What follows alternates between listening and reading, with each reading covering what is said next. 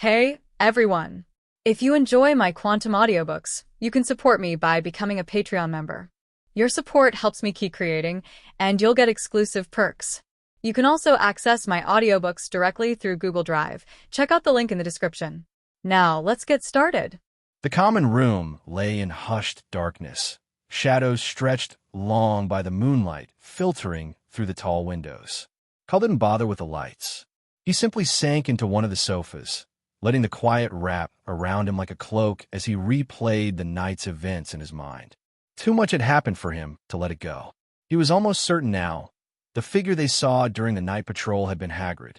No disguise could have fooled Fong, who had loyally padded beside him. Even Polyjuice Potion had its limits. It didn't work on animals.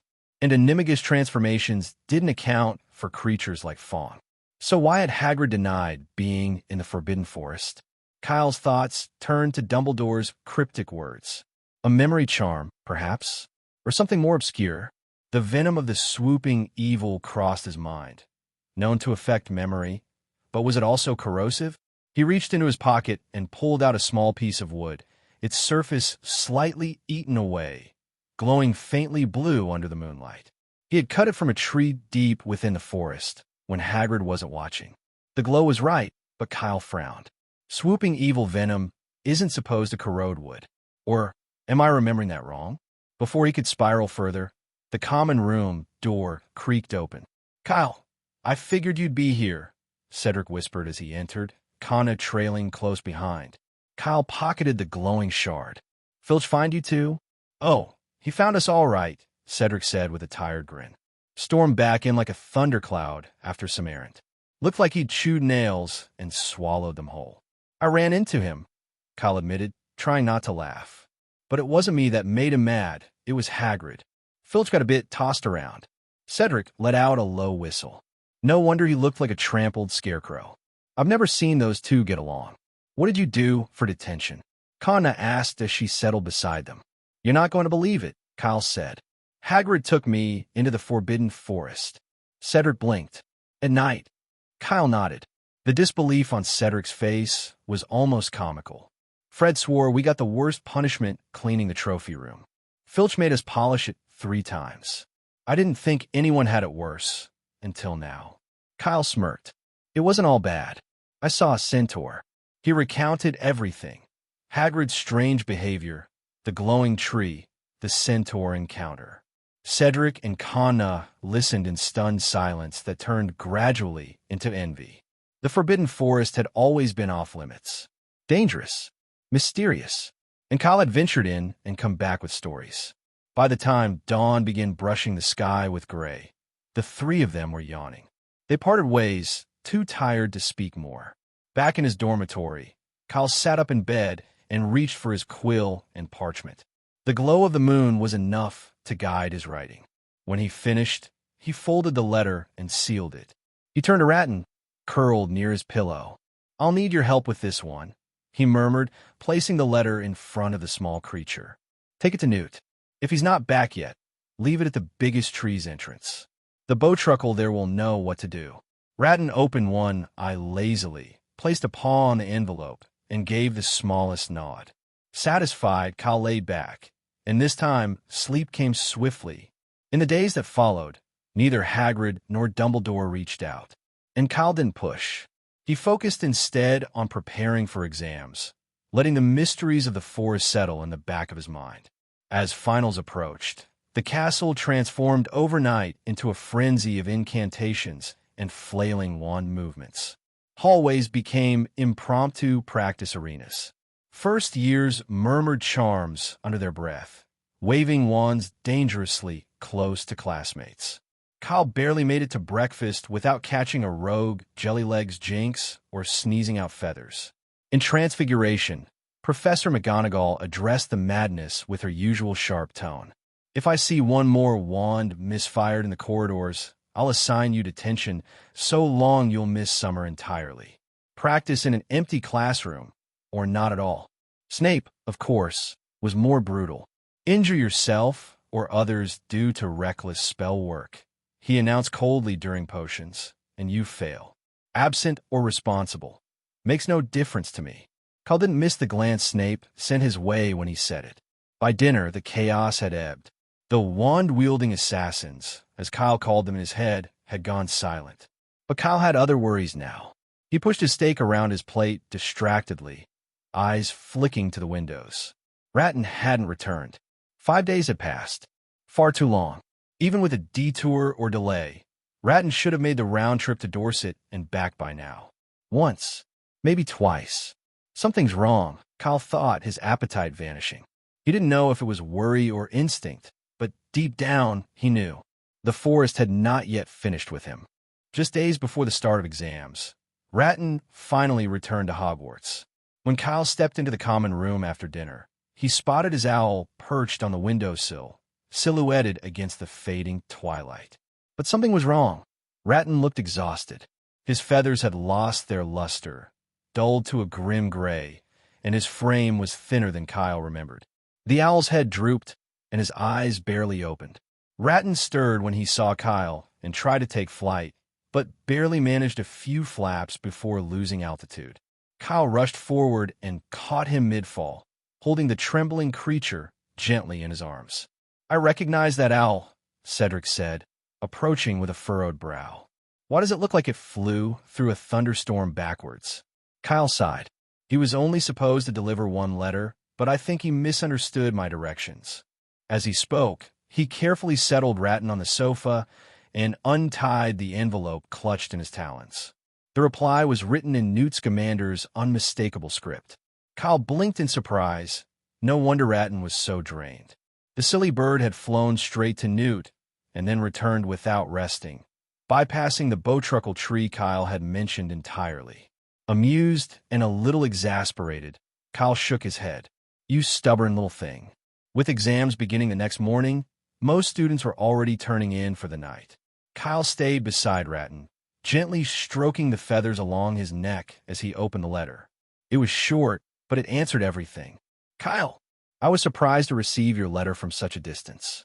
Regarding your question, swooping evil venom is not corrosive. It only affects the brain and memory centers. It shouldn't have any impact on plant life. However, the wood sample you sent me does contain traces of swooping evil venom. That, Kyle, is extremely unusual. Something is altering its properties. I'll come to Hogwarts as soon as I've wrapped up things on my end. Until then, stay out of trouble. P.S. Your father insists I remind you to let Dumbledore handle it. Newt Scamander." Kyle read the letter twice, then a third time. The final puzzle pieces clicked into place. Hagrid hadn't been drawn into the Forbidden Forest because he noticed Kyle and the others. He'd been lured there by someone waiting. There had been a struggle. The two uneven trails of footprints near the tree confirmed it. And whoever it was, they had a swooping evil. That venom, in a mutated form, must have erased Hagrid's memory of the encounter, which would explain why he never delivered the Christmas tree that year. He still believed it was autumn. It all fit now. The venom, the altered wood, Hagrid's missing memories. And if this swooping evil was unregistered, it might be the same creature the Ministry had been quietly searching for. But one mystery remained. Who had ambushed Hagrid? A hooded figure from the Hog's Head, perhaps? Or someone already inside the castle? Kyle exhaled slowly and let the thought fade. Some mysteries couldn't be solved with speculation. Newt was on his way. Dumbledore was already involved. That would have to be enough. He scooped up the sleeping Ratton and headed back to the dormitory, letting the burden slip off his shoulders at last. The next morning marked the start of exams. First up, Magical Theory, a written test. To prevent cheating, all students were required to use school-supplied quills and ink. Naturally, that didn't stop some ambitious young spellcasters from trying to outsmart the system. Katie Bell of Gryffindor entered the examination hall nervously, her hair pinned with a large red accessory. Barely seated, she was already under scrutiny. Professor McGonagall swept across the room like a storm cloud, eyes sharp. She reached down, plucked the accessory from Katie's head, and said icily, "Miss Bell, that is not how transfiguration works." The accessory squirmed in her hand before shifting into a tightly folded parchment covered in minuscule writing. Kyle, watching from a few seats away, couldn't help but flash Katie a discreet thumbs up. Bold, he thought. Foolish but bold. Very Gryffindor. It didn't end there. McGonagall, fueled by decades of experience, began patrolling the rows with hawk-like precision. Students with enchanted cuffs, ink-bleeding robes, or spell-triggered notes found themselves swiftly unmasked. Her ability to detect guilt had nothing to do with legitimacy. It was pure instinct, honed through years of trial by classroom. As she passed Kyle's desk, McGonagall muttered just loud enough to hear, "Really, Albus? First years? This is hardly a challenge." Kyle stifled a laugh. Veteran professors like McGonagall lived for the older years. Fifth years who brewed potions for alertness, seventh years who smuggled in enchanted contact lenses, or Ravenclaws who disguised answers as musical notes. There were even whispered rumors of students using polyjuice potions and charms to swap places with more capable classmates. Supervising the first years was child's play by comparison. After the written portion came the practical exams. Professor Flitwick's challenge? Enchant a pineapple to ride a broomstick-like rod for one lap around the room. Kyle not only completed the circuit effortlessly, but even made the pineapple perform a Ronsky feint mid-flight, earning an enthusiastic round of applause and a perfect score. Next came Transfiguration. McGonagall instructed each student to turn a rabbit into a brooch. The more detailed and flawless, the better the score.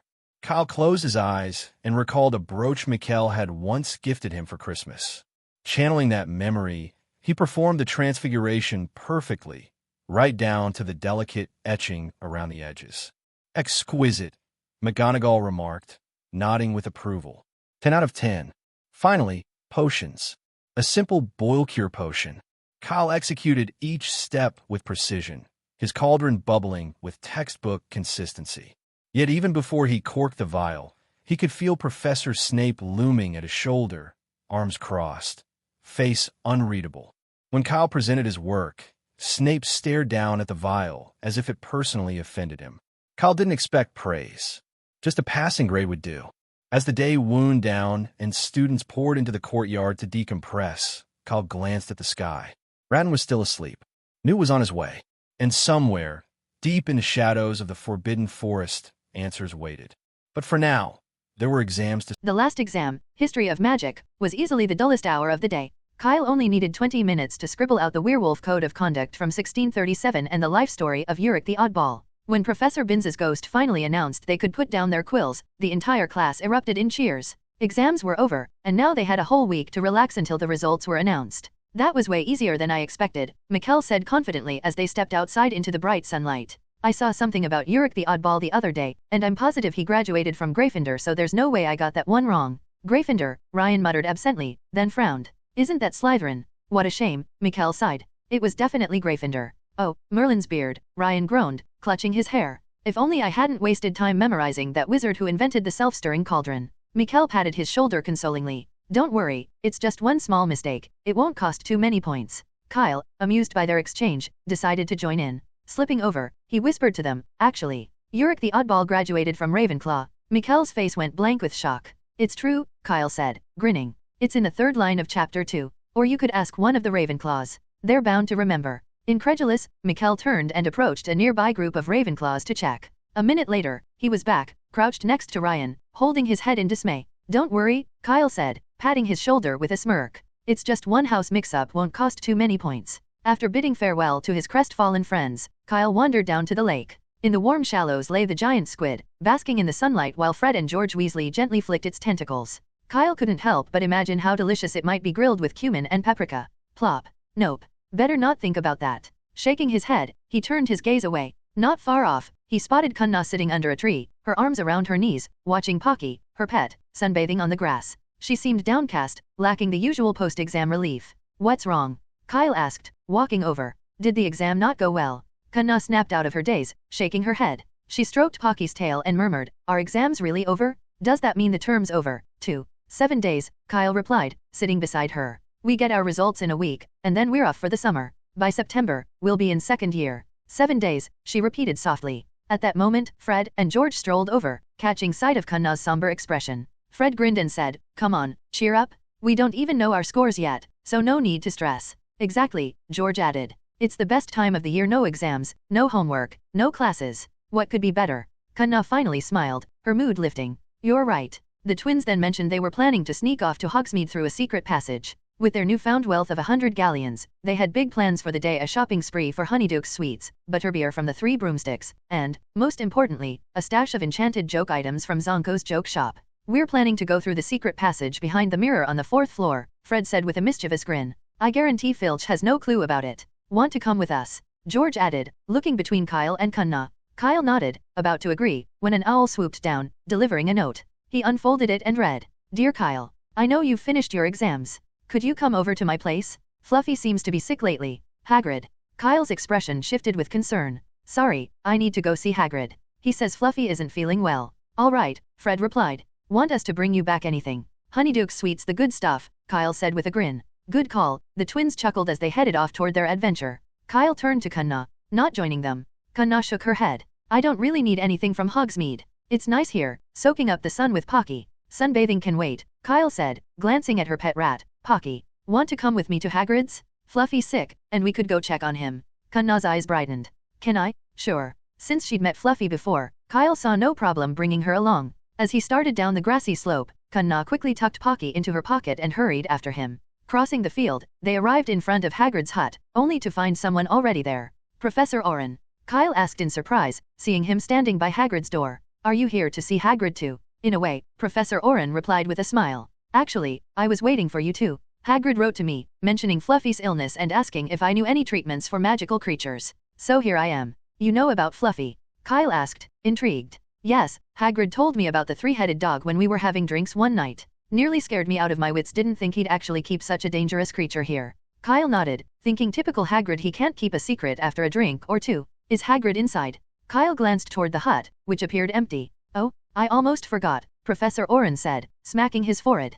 Hagrid was worried, so I suggested he go ahead to the Forbidden Forest to check on Fluffy while I waited here for you two. Come along, then. I'll take you to him now. I'm sorry, Professor Oren, Kyle said, standing his ground. First years aren't allowed in the Forbidden Forest. I think we'd better go back to the castle. It's good to follow the rules, Professor Oren replied with a calm smile, but sometimes, you don't need to be overly disciplined, Kyle. That can make you miss out on a lot of interesting things. That's not possible, Kyle insisted. If Professor McGonagall finds out, we'll be expelled. It's not as serious as that. Minerva was only trying to scare you. Besides, I'm right here, aren't I? Professor Oren said, placing one hand on his hip and gesturing toward the forest with the other. As the Hogwarts Professor of Defense against the Dark Arts, I'm allowing you to join me in the Forbidden Forest today. Think of it as an educational experience. Kyle's heart sank, but he tried to keep his face neutral. No need to guess anymore, he thought. Professor Oren must be the person with the swooping evil. It explained a lot. If Oren didn't have a hidden agenda, why else would he take up a teaching post at Hogwarts?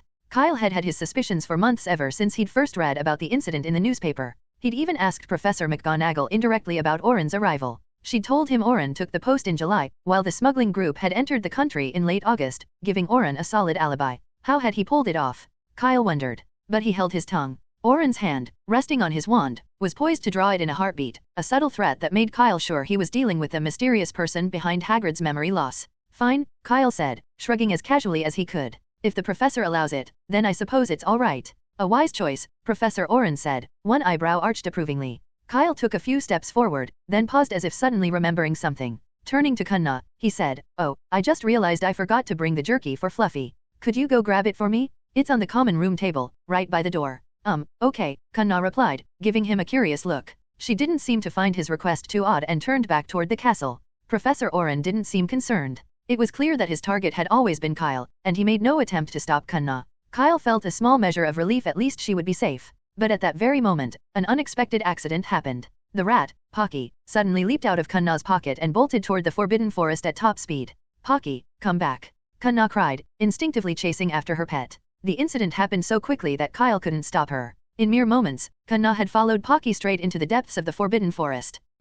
Kyle's eye twitched, but it was too late to argue now. Kanna was already deep in the Forbidden Forest, so he had no choice but to go after her to prevent any accidents. The forest was thick with trees, making it nearly impossible to track a small creature like a mouse. Soon, Pocky disappeared from sight, and Kyle caught up to Kanna, grabbing her to stop her from running further. Go back to the castle, he said urgently. But Pocky, there's no time to worry about him now. Just get back to the castle. Kyle began to pull her along, intending to leave, but then he noticed Professor Oren standing just behind them. I must say, Kyle, it's quite rude to handle a young witch so unkindly, Professor Oren remarked with a bland smile. Let's all help Miss Prince find her pet, shall we? Kyle tensed, and as he was about to protest, Professor Oren stepped closer, bending down and adding lightly, we shouldn't waste time. That's a magical mouse, after all losing it would be a shame. From Kyle's angle, he could see that Oren's wand was subtly trained on Kunna. He clenched his jaw, forcing himself to stay calm. You're right, he said, exhaling and managing a dry smile. We'll do as you say. Good boy, Professor Oren said with a faint smirk.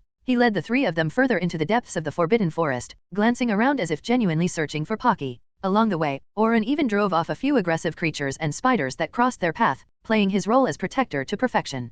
Kyle followed, increasingly certain that this was no ordinary stroll. After a long walk, Professor Oren broke the silence. Kyle, Minerva mentioned you're quite skilled in transfiguration. Have you considered becoming an animagus? No, Professor, Kyle replied, keeping his tone even. Animagus is an advanced form of transfiguration. It requires extensive knowledge, as well as precise magical control. I'm still a long way from that? Oh, Professor Oren said, removing a fallen tree from their path with a flick of his wand. You seem quite well informed about animagus. Professor McGonagall demonstrated it during our first lesson. I found it fascinating, so I looked it up in the library, Kyle explained. Yes, it's truly a remarkable magic, transforming oneself into an animal, Oren murmured, almost to himself. Many wizards who operate in the shadows dream of mastering it. Animagus can make things very convenient when certain tasks arise. After all, who would suspect a cat, an insect, or a mouse? That's why the ministry requires animagi to register under their real names. He paused, looking at Kyle with a knowing gleam. Of course, if you do pursue to become an animagus one day, I wouldn't suggest registering.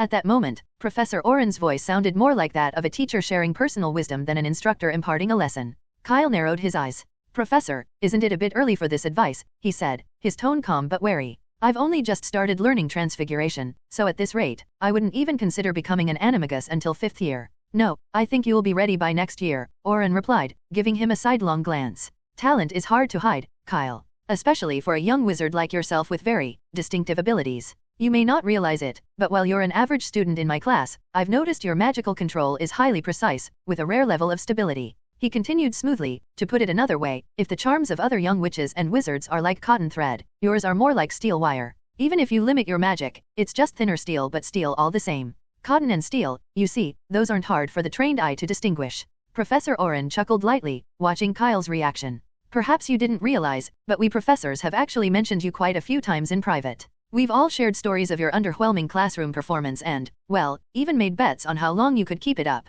Kyle felt as though he'd been struck by lightning. A powerful wave of embarrassment washed over him. So much for keeping a low profile. Everyone had their own predictions, Oren went on, smirking. Apart from Professor Aurora, who opted out, Minerva and Phileas thought you'd reveal yourself by 3rd year, Pomona placed her bets on 5th, and Severus, well, let's just say he left it open-ended, possibly even 7th year. Kyle felt his cheeks heat up in silent humiliation. He genuinely thought he'd hidden his abilities well. Modesty is good, and caution is wise, but those are skills for later in life. Right now, you could certainly afford to be a bit more daring, Professor Oren said with an air of amusement, as though continuing a lecture. At your age, no one would take an 11-year-old as a serious threat. Kyle kept walking, his expression blank. Unfazed, Professor Oren pressed on. Well, now it's your turn. Tell me, Kyle, when did you realize? Kyle blinked, feigning innocence. Realize what? I'm not sure what you mean, Professor. If that's your answer, Professor Oren stopped abruptly, his tone turning icy, then we have no reason to go any further. The air grew tense, and even Kunna, focused on finding Pocky, sensed something was wrong, moving instinctively closer to Kyle. As a defense against the dark arts professor, of course you'd be suspect, Kyle shrugged, keeping his voice steady. Everyone knows the position is cursed. Professors end up in St. Mungo's or Azkaban or worse. The ones who make it through a term unscathed have to resign for one reason or another. But here you are, near term's end, without so much as a scratch. If that doesn't look suspicious, what does? Well observed, Professor Oren sighed, as though disappointed in the curse himself. I enjoyed being a professor, but unfortunately, my true identity was uncovered. I just received word that the Ministry of Magic is on its way to Hogwarts. Fools, they never imagined I'd hide in plain sight here. Took them long enough to figure it out. Kyle's eyes widened. Wait, the Ministry isn't after the swooping evil, they're after you. Of course it's me. Oren scoffed. Do you think the Ministry would be interested in a mere magical creature? No, they're after something far more valuable, something I have. Kyle couldn't help but ask, what is it? Are you sure you want to know? Oren raised an eyebrow, smirking. I'd be happy to tell you. On second thought, no. Kyle quickly caught himself, forcing a dry laugh. I'm actually not that curious. Oren's smirk deepened. He glanced at Kunna, whose face now showed a mixture of confusion and horror as she finally grasped the situation. She drew her wand, her hand trembling. "Oh, no need to be anxious, Miss Prince," Professor Oren said calmly, not at all fazed by her wand. Instead, he looked off to the side, under a tree. "Oh, what have we here?" With a flick of his wand, the fallen leaves began writhing, forming coils that twisted around a grey mouse nestled in the roots. "Pocky," Kunna gasped, extending her wand shakily. "Let her go." Oren, ignoring her, continued in his cool, professorial tone, "Allow me to teach you something useful. If you want to determine whether the animal in front of you is an animagus, the animagus reversal spell is your best option." He pointed his wand at the mouse and muttered, "Reveal." A blue light shot from his wand, and the mouse froze midair, writhing in distress. With another flick, the leaves uncoiled, and the mouse fell to the ground. A bright flash of magic followed, and before their eyes, the mouse's form distorted and expanded as though sped up through time. In seconds, the mouse had become a hunchbacked, unsightly witch. The witch was hunched over, her sparse, stringy hair partially covering her sharp, hooked nose. Kunna stared at her in horror, stammering, "Pocky.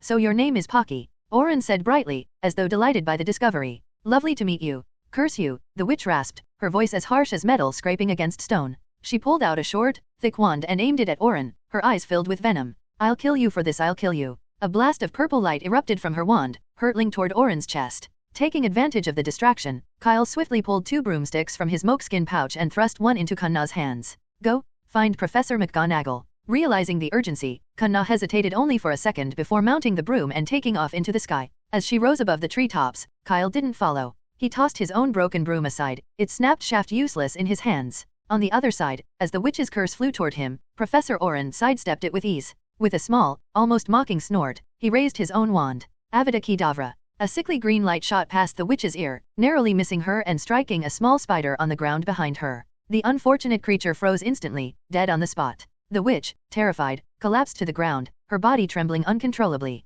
Oren, meanwhile, turned his gaze toward Kyle just in time to see him toss the broken broom aside. "You never cease to amaze me," Oren said, an amused smile flickering across his face. "You were the one who said it," Kyle replied with a grin. "Always have a broomstick handy, it might just save your life." 50 points to Hufflepuff, Oren laughed, his tone dripping with irony. "That's the highest mark I can give." He made no attempt to stop Kunna, letting her vanish into the sky without a second glance. "Kyle, you didn't seem surprised at all just now. Did you already know the rat was an animagus?" With Kunna safely gone, Kyle relaxed a little, rolling his stiff shoulders. "I'd had my suspicions." He explained how he'd become suspicious ever since Kunna mentioned that Pocky had been sick. Then, during a Quidditch match, he'd used the Marauder's map to take note of who was still in the Hufflepuff common room. Among the names, one didn't belong to any known Hufflepuff. But even with that clue, Kyle had hesitated. The idea of 2 rat animagi at Hogwarts seemed a bit too far-fetched. So he'd been quietly comparing rosters from the other houses, only missing Slytherin's list. "But I guess I don't need it anymore," Kyle finished. "If you knew, why didn't you report it?"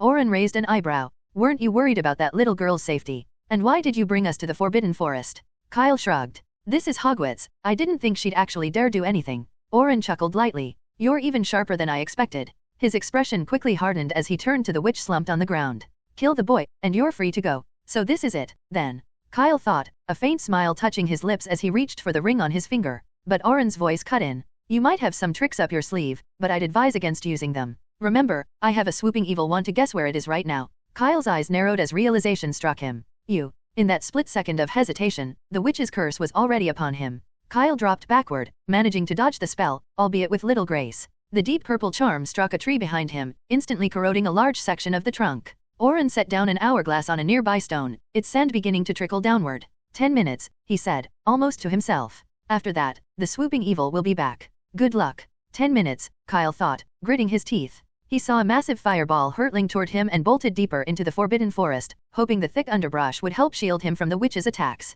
As he dodged through the trees, frustration boiled inside him. This isn't fair, he thought bitterly. Why did Harry Potter get villains like the forgetful Lockhart or bumbling Quirrell, while he had to face someone like Oren, whose mind was sharper than a bag of enchanted needles? Why? On the other side, the witch grew frantic as her spells continued to miss Kyle. Oren's ultimatum hung over her head. If Kyle was still standing in 10 minutes, her life would be forfeit. Petrificus totalis. Levi corpus. Corrosus. Her spells flew wildly as she chased after Kyle, who weaved through the forest with quick, unpredictable turns. Suddenly, her steps faltered, the ground beneath her feet felt soft and strange, like stepping into mud. She lost her balance and tumbled forward, landing with a painful thud. Kyle had stopped a short distance away, and he quickly turned, aiming his wand at a nearby tree. Spunkify, he incanted, and the towering tree beside the witch began to sway. Its trunk, softened by the spell, drooped under its own weight and toppled toward her like a thick rope of spaghetti. Though softened, the tree's mass hadn't changed, and its thick canopy, as wide as a millstone, plummeted straight for the witch. Her face blanched, and she scrambled to get out of the way.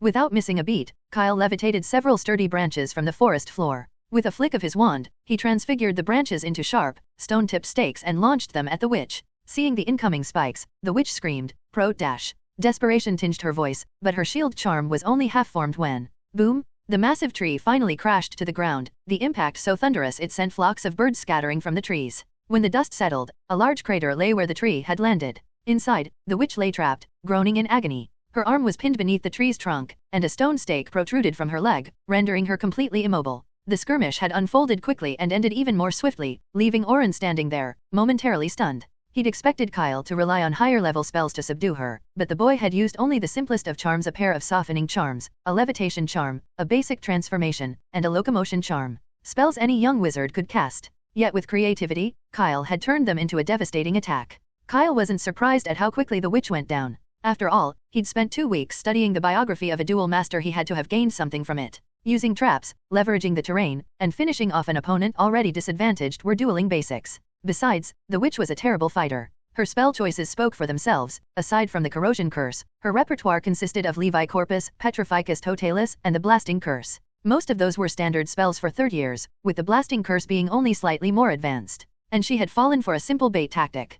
Kyle couldn't help but wonder if she'd somehow bought her animagus ability, if such a thing was even possible. Expelliarmus. Kyle walked up to the witch and confiscated her short wand, tucking it into his robe pocket. Well done, 50 points to Hufflepuff, Oren applauded, though his voice was laced with sarcasm as he pointed his own wand at Kyle. So, do I need to give you a head start? Kyle didn't budge. Professor Oren, he asked, genuinely puzzled, why are you targeting me? Even if I took one of your billywigs last month, it's hardly worth all this. I could give you 10 in return if you like. Oren's expression darkened, and his hand trembled slightly, grip tightening on his wand. This isn't about that, he replied through clenched teeth. You're Chris's son. If he hadn't interfered with my affairs all those years ago, I wouldn't be in this mess. His eyes narrowed suddenly, suspicion dawning. Wait, you're stalling for time, aren't you? You don't really expect those ministry fools to rescue you, do you? I am stalling, but not waiting for a rescue, Kyle said, holding Oren's gaze. I wanted Kunna to leave, but not just for her safety. Oh, so-called friendship, then. Oren scoffed. Partially, Kyle replied with a shrug, but mainly because there are things on me she shouldn't see.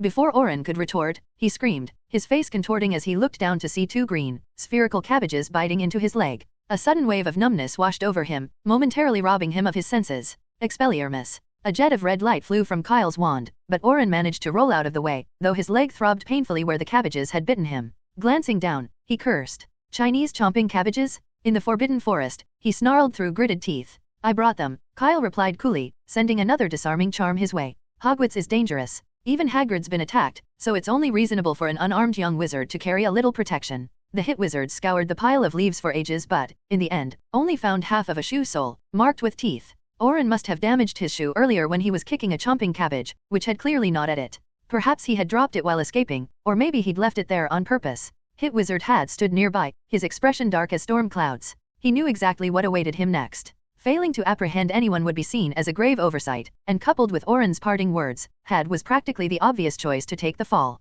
The ministry would surely blame him for letting Oren escape, especially that meddlesome pink toad. A demotion would likely be the least severe punishment to quell the anger back at the ministry. Furious, had bellowed orders, commanding the hit wizards to search the vicinity for any trace of Oren. The centaurs tried to stand in their way, but had brandished his wand, forcing them back. That's an important prisoner of the Ministry of Magic. If any of you dare obstruct this search, you'll all be considered accomplices. Under his threat, the centaurs kept silent. But none of this concerned Kyle anymore. Professor McGonagall had arrived. Her face was a sight Kyle had never seen, pale with tightly pressed lips, an anger that chilled to the bone. The idea that the defense against the dark arts professor would attempt to kill a student was beyond her worst fears. Had Dumbledore completely lost his senses when he hired Oren? Taking a quick glance around, Professor McGonagall hurried over to Kyle, her voice low but tight with worry. Are you all right, Kyle? Are you hurt? I'm fine, Professor, Kyle replied. Thanks to the centaurs and the hit wizards, Oren didn't get a chance to do anything before they drove him away. The nearby hit wizards looked momentarily stunned, but soon their relief was palpable, as if a great weight had lifted.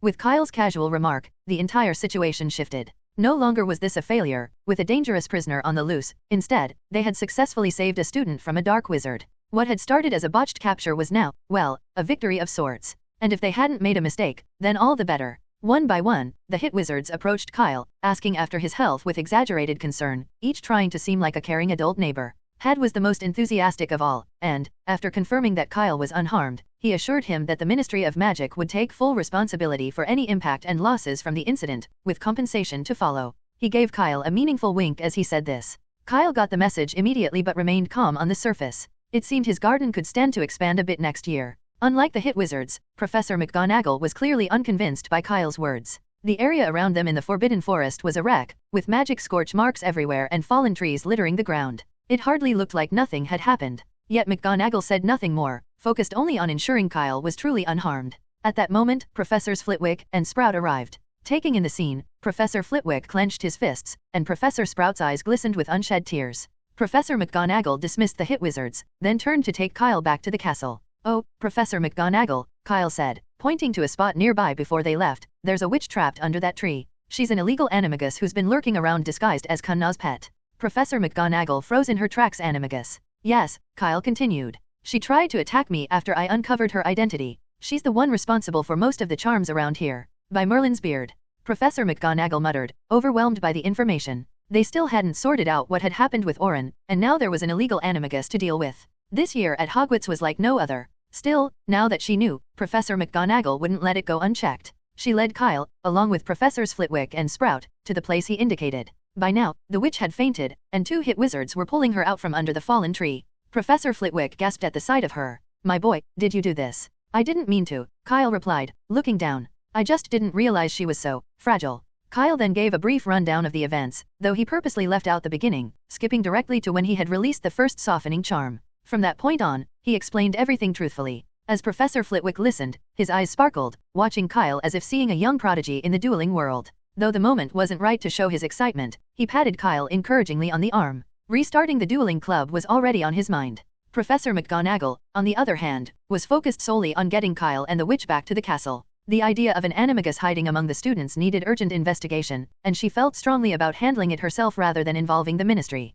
She approached Had and stated firmly, "This witch is connected to our student, and I'll be taking her with me." Had frowned, reluctant to let the witch go. She was, after all, the only catch they had, and if he let McGonagall take her, he'd be left with little more than half a shoe sole to hand in. But with all 3 Hogwarts professors present, he couldn't argue, especially considering what had just transpired. After a moment's hesitation, Had agreed. "Only until morning, Professor McGonagall," he said, adding, "We'll come to Hogwarts first thing to retrieve her." Professor McGonagall nodded, then took out her wand and levitated the witch, preparing to leave. Meanwhile, a large crowd had gathered at the edge of the Forbidden Forest, their eyes fixed anxiously on the trees, awaiting any sign of movement. "Look, Professor McGonagall is coming out," someone shouted. 2 figures, one tall and one shorter, emerged from the depths of the forest. Kunna broke away from the crowd and rushed toward Kyle, her eyes red and swollen from crying. Are you okay?" she asked, voice trembling. "Oh, I'm fine," Kyle replied with a playful grin. "Though, now that I'm a ghost, I feel quite at ease." "Huh."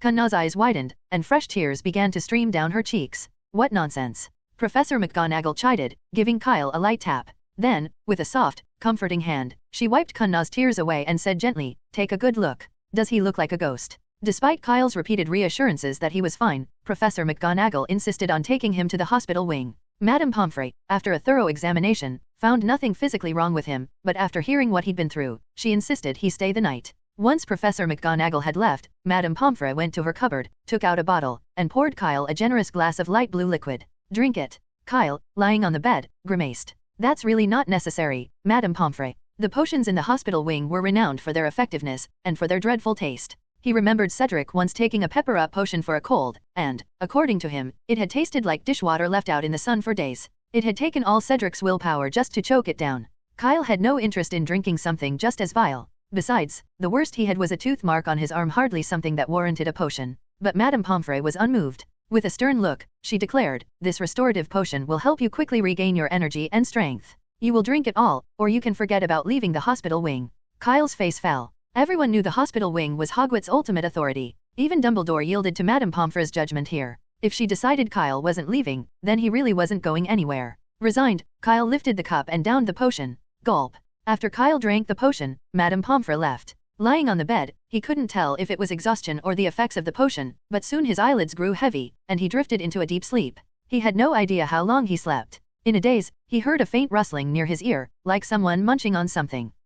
Eating? As the thought registered, a wave of hunger hit him, growing stronger by the second. With some effort, Kyle cracked his eyes open, squinting against the blinding sunlight. Slowly, he adjusted, taking in the familiar ceiling of the hospital wing and then the smiling face of Albus Dumbledore. "Good afternoon, Kyle," Dumbledore greeted him, his words slightly muffled as he chewed. An open box of Bertie Bott's every flavor beans sat beside him. Kyle blinked, now fully alert. The greatest wizard of all time, the headmaster of Hogwarts, was snacking on his treats. The table was simply overflowing, Dumbledore said, as if reading Kyle's thoughts. "And I would suggest you avoid this box. I've tried 3 beans, and each was dreadful. I suspect they've been jumbled together haphazardly. Headmaster, you could try the golden brown one," Kyle suggested, glancing toward the table, which was stacked high with snacks, a literal mountain of sweets. And there wasn't just one table. Someone had pulled over the table from the adjacent bed to help hold the stash. "All gifts from your friends," Dumbledore explained with a smile, popping the bean Kyle recommended into his mouth. "They may have cleaned out honeydukes just for you. Ah, champagne flavor, a rare find." "Headmaster, how long have I been asleep?" 3 hours shy of a full day, Dumbledore replied. Kyle sat up, stretching his stiff neck. He hadn't realized he'd slept so long. It was already the afternoon of the following day. No wonder he was hungry. Wait, the afternoon of the next day? "Headmaster, the Quidditch match." "Ah, yes," Dumbledore nodded. "You missed it, I'm afraid. But Hufflepuff took the victory. They wanted you to know that they played with extra spirit, hoping the win would speed your recovery." "Curse that Orin," Kyle muttered, pounding his pillow in frustration. He'd looked forward to that match all year. "Speaking of Orin," Dumbledore began thoughtfully, "Kyle, do you have any idea why he's targeting you?" "He said it's because of my dad," Kyle replied. "But as I understand it," Dumbledore's blue eyes twinkled, 12 years ago, if it weren't for Chris, Orin would have died at the hands of Death Eaters. It was your father who saved him." "That's impossible. If Dad saved him, then why did he do it repaying a favor?" Kyle said firmly. "He wanted to kill me. If the centaurs hadn't arrived in time, he'd have used the killing curse on me. This is indeed perplexing." "I'm afraid only Orin himself knows the reason," Dumbledore replied softly.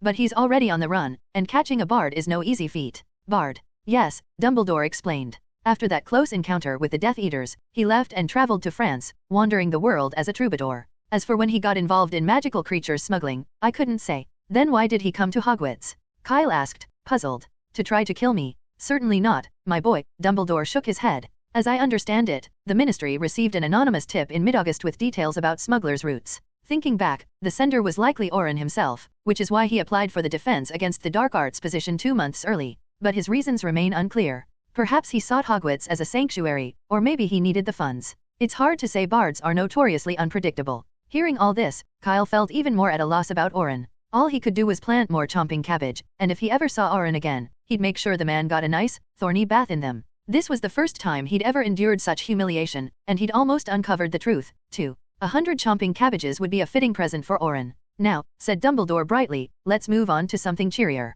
For keeping your head in a crisis, using a broomstick to get Prince out of the Forbidden Forest at a critical moment, and for your noble spirit in facing 2 dark wizards alone to buy her time, we have unanimously decided to give you a special award for services to the school." Kyle was genuinely taken aback by Dumbledore's words. Only students who have made notable contributions to Hogwarts are eligible for the special award for services to the school, the highest honor a young wizard can achieve during their school years. 50 years ago, the infamous snub-nosed wizard, the originator of the Defense Against the Dark Arts curse, none other than Tom Riddle, had received this award in his 5th year. Yet Kyle was only a first year, a whole 4 years behind him. In that regard, Kyle could almost imagine pointing at Tom's face, or, at least, his nose, and saying quite frankly, "You suck." What might happen afterward was another story. "Thank you for your kind words, Headmaster," Kyle said with a smile. He wasn't expressing gratitude for the award itself, but rather for what Dumbledore had just said. Especially the words noble spirit. Dumbledore was indeed a remarkable headmaster, able to perceive the inner qualities of a person at a glance. You couldn't argue with that.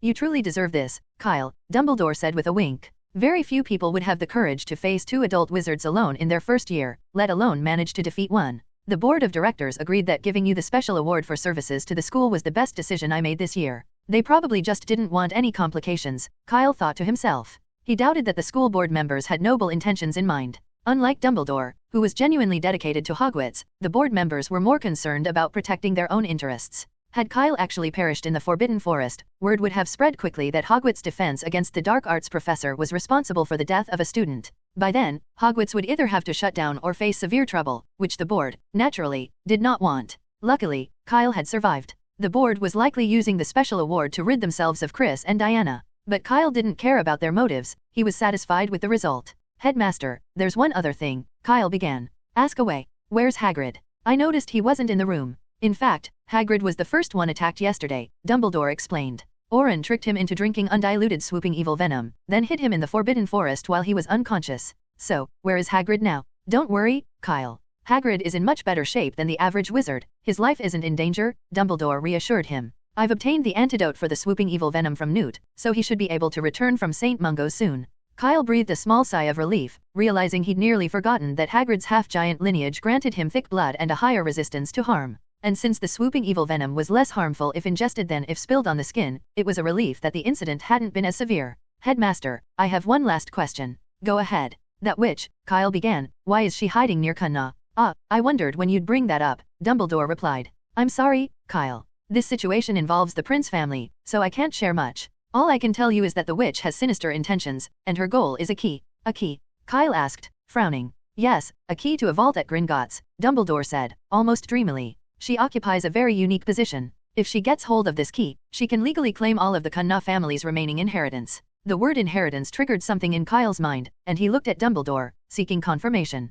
But Dumbledore offered no further response, as if he had no intention of continuing this discussion. Instead, he placed a box of Bertie Bott's every flavor beans on the bedside table and, with a smile, said, That's enough questions for now. I suggest you start enjoying these sweets. And look, there are mint-flavored cockroach clusters inside. These are a limited edition. If you like, I'd be happy to give them to you, Kyle offered sincerely. He wasn't kidding, he genuinely wanted to hand over those cockroach clusters. But Dumbledore politely declined. Rising from his seat, he said, Finally, I must ask for your forgiveness. Due to certain obligations, I wasn't at the castle yesterday, and I couldn't come to your aid when you were in the most danger. This was a failing on my part as headmaster. It's all right, you don't need to worry about it, Kyle replied reassuringly. Kyle didn't spend much time in the hospital wing. Shortly after Dumbledore left, Madame Pomfrey, somewhat reluctantly, agreed to his request to be discharged. As soon as he returned to the Hufflepuff common room, Kyle's usual popularity ensured he was surrounded by a crowd of concerned friends, each eager to check on him. He responded to their questions one by one, taking his time to reassure everyone. About an hour later, he found himself back in the familiar, empty classroom. Kyle, I heard you took down an adult wizard. Fred exclaimed the moment they met. Is it true? Don't even think about denying it, added George. Someone overheard the hit wizards talking as they left the Forbidden Forest. Apparently, the witch Professor McGonagall brought back was roughed up pretty badly by you. Kyle rubbed his forehead, exasperated. The hit wizard's sense of secrecy left a lot to be desired. Why hadn't they just sent Aurors for such a sensitive task? Well, I'm lucky, he said, deciding he didn't mind confirming it. Honestly, she was just weak. I doubt she even went to Hogwarts. Oh, come on, that was a full-fledged witch using dark magic. Don't downplay it, Cedric teased. You're making the rest of us look useless. All right, then, Kyle conceded with a grin. Let's say I barely survived a life-or-death duel with a dark wizard, clinging to life by a thread until help finally arrived. George nodded, deadpan. Much more comforting. But I didn't expect it at all. Professor Oren a dark wizard. Cedric shook his head, almost in disbelief. And his class was actually really good, way better than last year's. Watch it, Cedric, Fred reminded him. Oren isn't a professor anymore. He almost killed Kyle. Sorry, just a force of habit, Cedric said quickly, looking sheepish. No one would have guessed, Cho Chang chimed in from the side. Even Davies couldn't believe it. He thought someone else had used a polyjuice potion to impersonate Oren. Right, Davies the one who tried to file that complaint about Oren. He almost got into a fight with you Gryffindors over it, Kyle added. I remember him, Fred sighed. Turns out, he was right. We all misjudged Oren. The mention of Oren brought a somber tone to the group. Even Fred and George, usually the life of the party, went quiet. They had liked Oren at first, hoping he might break the curse on the position and stay on as their defense against the dark arts professor. But now, everything had changed. Oren was a dark wizard. They'd likely never meet another defense against the dark arts professor as entertaining and lenient with homework. For a moment, silence filled the room, each of them lost in thought. There were only 5 of them here this time. The missing person was Kunna. The recent events involving Pocky, or rather, the witch had affected her deeply. She'd been staying in her dorm room the past few days, coming out only briefly when Kyle returned from the hospital wing and appeared in the common room.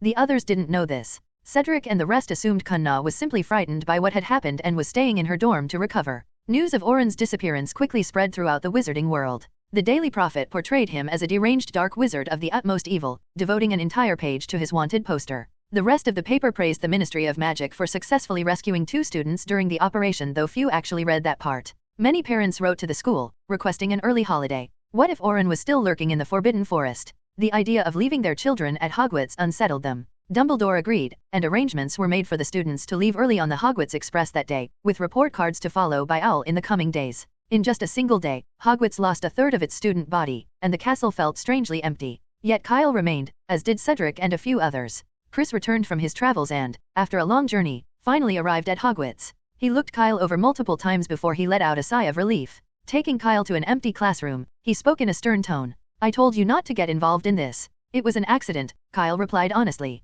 "I'll be more careful next time." Chris, clearly unsatisfied, lectured him at length. Kyle, however, didn't argue. He simply nodded, accepting his mistake with a calm demeanor. As they left the classroom, they happened to see Newt coming out of Dumbledore's office. Chris asked Kyle if he wanted to return together, but Kyle declined, saying he wanted to take the train back with his friends. Chris considered this for a moment, then agreed. The next day, Kyle didn't expect Diana to show up as well. Unlike Chris, Diana went first to the Forbidden Forest, then directly to the headmaster's office on the 8th floor. No one knows what transpired after that, but soon after, students noticed unfamiliar faces in some of the portraits along the castle corridors, figures who claimed to be former heads of Hogwarts. And most notably, the gargoyle on the 8th floor was gone. Kyle didn't know when Diana had left. That night, he and Cedric attended the end-of-year banquet together. The Great Hall was divided into two sections. The left side was adorned in green and silver for Slytherin, while the right side gleamed in yellow and black for Hufflepuff. Remarkably, the extra points Oren had given in the Forbidden Forest still counted, and together with the Quidditch championship,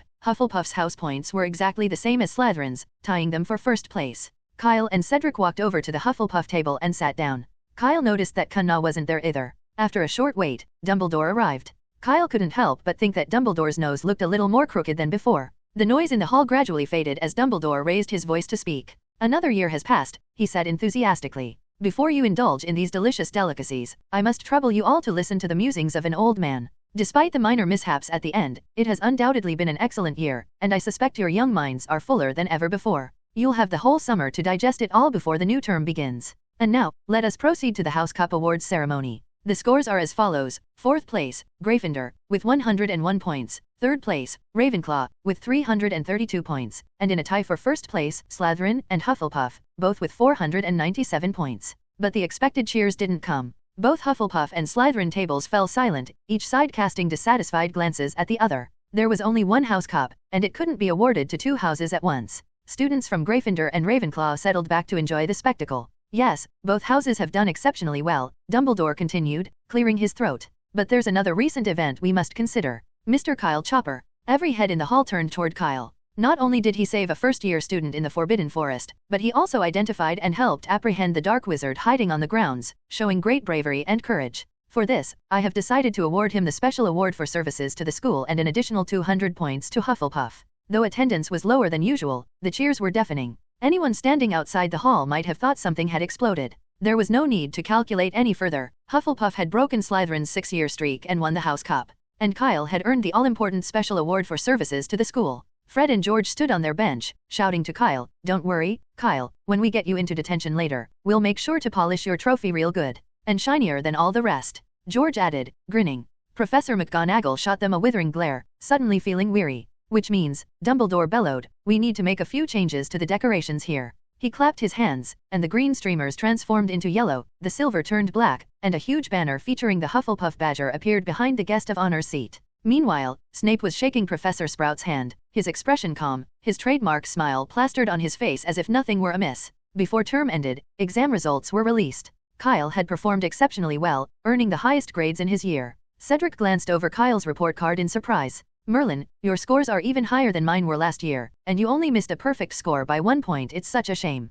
Kyle felt a twinge of regret himself. He'd been writing so fluently during the exam that he didn't notice he'd listed 13 uses for dragon's blood instead of 12, which had cost him that single point. Apparently, the professors didn't agree that dragon's blood could be used in cooking. Aside from this small oversight, he'd received perfect scores in all his other subjects, including potions. Snape had even awarded him full marks for his Boil Cure potion, a rare honor, even among Slytherin students. Cunna had come in second in their year, and with Cedric leading his own year as well, Hufflepuff had clearly excelled. Professor Sprout, delighted, hardly went to the greenhouse anymore, instead spending her time proudly lingering around the other professors whenever she had a free moment. In what felt like an instant, the students' wardrobes were emptied, and the dormitories fell silent, no longer filled with the chatter and laughter of young wizards. Yet, unlike at the beginning of the school year, the walls now displayed photos the students had chosen to leave behind. The Quidditch players in these pictures continued their routines, repeatedly throwing the ball, celebrating, and cheering, as though they knew their owners would be back soon. Each student received a notice warning them not to use magic over the holidays.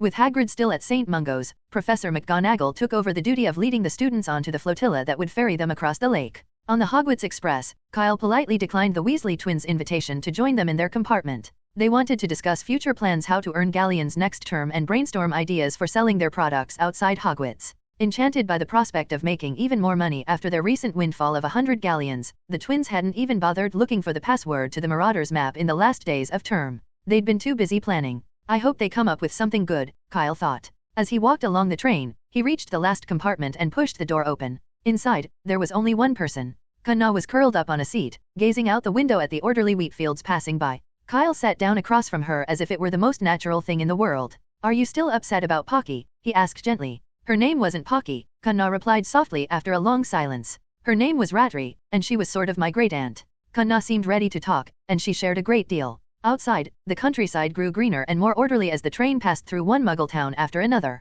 Gradually, Kyle pieced together what had happened. It was, in essence, a story he'd heard versions of before. 11 years ago, Kanna's father had carelessly uttered Voldemort's name while drunk, and Death Eaters had arrived in response, killing him. Fortunately, Kanna and her mother hadn't been home at the time and had escaped. However, shortly before the school year began last year, Kanna's mother had died in an accident, leaving Kanna as the last member of the Prince family. Although the Prince family wasn't as prominent as the Sacred 28, it was still a distinguished pure-blood family, and this turn of events drew considerable attention. That was when Ratry, or Pocky as Kanna had known her, appeared. After arriving, Ratry quickly discovered that the Prince family's estate had long since been divided among other pure-blood families. So, she turned her attention to the family's Gringotts vault, aiming to steal the key by using her animagus form. She planned to find a way to eliminate Kanna afterward and claim the vault's contents as a distant relative of the Prince family. Ratry did manage to locate the key. However, like many pure-blood families, the princes had hidden treasures that were heavily protected, and the box containing the vault key could only be opened by a direct descendant. To complicate matters further, Ratry didn't know the Imperious Curse, nor did she dare seek a partner for fear of betrayal. Just as she was struggling to figure out a solution, Kanna, lonely and grieving, grew attached to the rat that had always been around, taking it to Hogwarts as her pet. Seeing this as an opportunity, Ratry manipulated Kanna, subtly encouraging her to withdraw money from the vault and attempting to make her leave Hogwarts at the first opportunity. The plan might have succeeded. If nothing had interfered, Kanna would have gone home over Christmas to access the vault. But Kyle's intervention had saved her life. According to Kanna, after Ratry was given Veritaserum, she had spent the entire interrogation muttering curses about the meddling boy. Kyle stroked his chin thoughtfully. So, I saved your life. That's right, Kanna nodded, feeling noticeably lighter after getting it all off her chest. Then you really should thank me, Kyle said with a grin. And now that you don't have a pet mouse, I've lost a big tonic order, you know. I'll just buy more, Kanna replied, reaching into her moleskin pouch and placing it on the table. Same deal as before, 1 bottle a month until it's used up. The pouch was filled with galleons. In addition to the original 100, it contained the stolen ones that had been recovered, totaling around 150. And the mouse. I can just go to Diagon Alley and buy another one. Are you sure you still want a mouse? Kyle asked, giving her a doubtful look. What does it matter to you? Kanna's face darkened slightly, clearly reminded of what had happened in the Forbidden Forest. Are you taking the deal or not? Otherwise, I'm not buying it. Who turned down galleons if they're offered?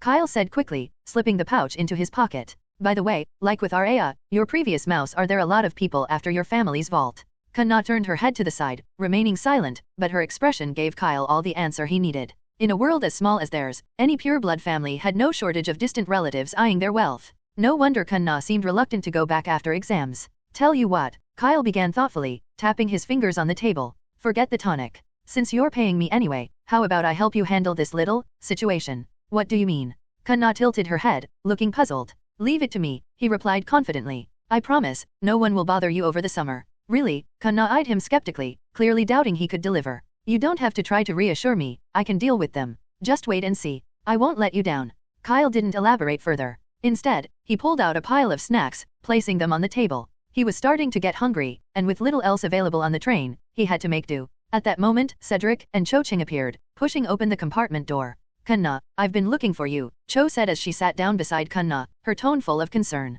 Are you alright? Feeling any better? Much better, Kanna replied with a small smile. Actually, Cedric and Cho had been by earlier but hadn't come in. Kyle, what are your plans for the summer? Cedric asked, opening a bag of chocolate frogs. My dad's taking me to France. You should come along. France? Kyle considered the idea. It was a tempting thought. He'd always been curious about Beauxbatons Academy. but it was quite far. After a moment, Kyle shook his head. Maybe next time, Cedric. I've got other plans this summer. Shame, Cedric said, sounding disappointed. I'll bring you back a present. A little while later, Fred and George arrived, making the compartment feel quite cramped. Why can't Hogwarts get bigger compartments for the train? Fred complained. I heard the prefect's compartment is bigger and more comfortable, George added with a grin. Unfortunately, none of us are prefects. Speaking of prefects, Percy will be a head boy next year, won't he? Kyle noted. Fred pulled a face as though Kyle had just announced that Quidditch was cancelled for next season. As much as I hate to admit it, that's probably true, George sighed. And I bet he'll be wearing that prefect badge the entire holiday.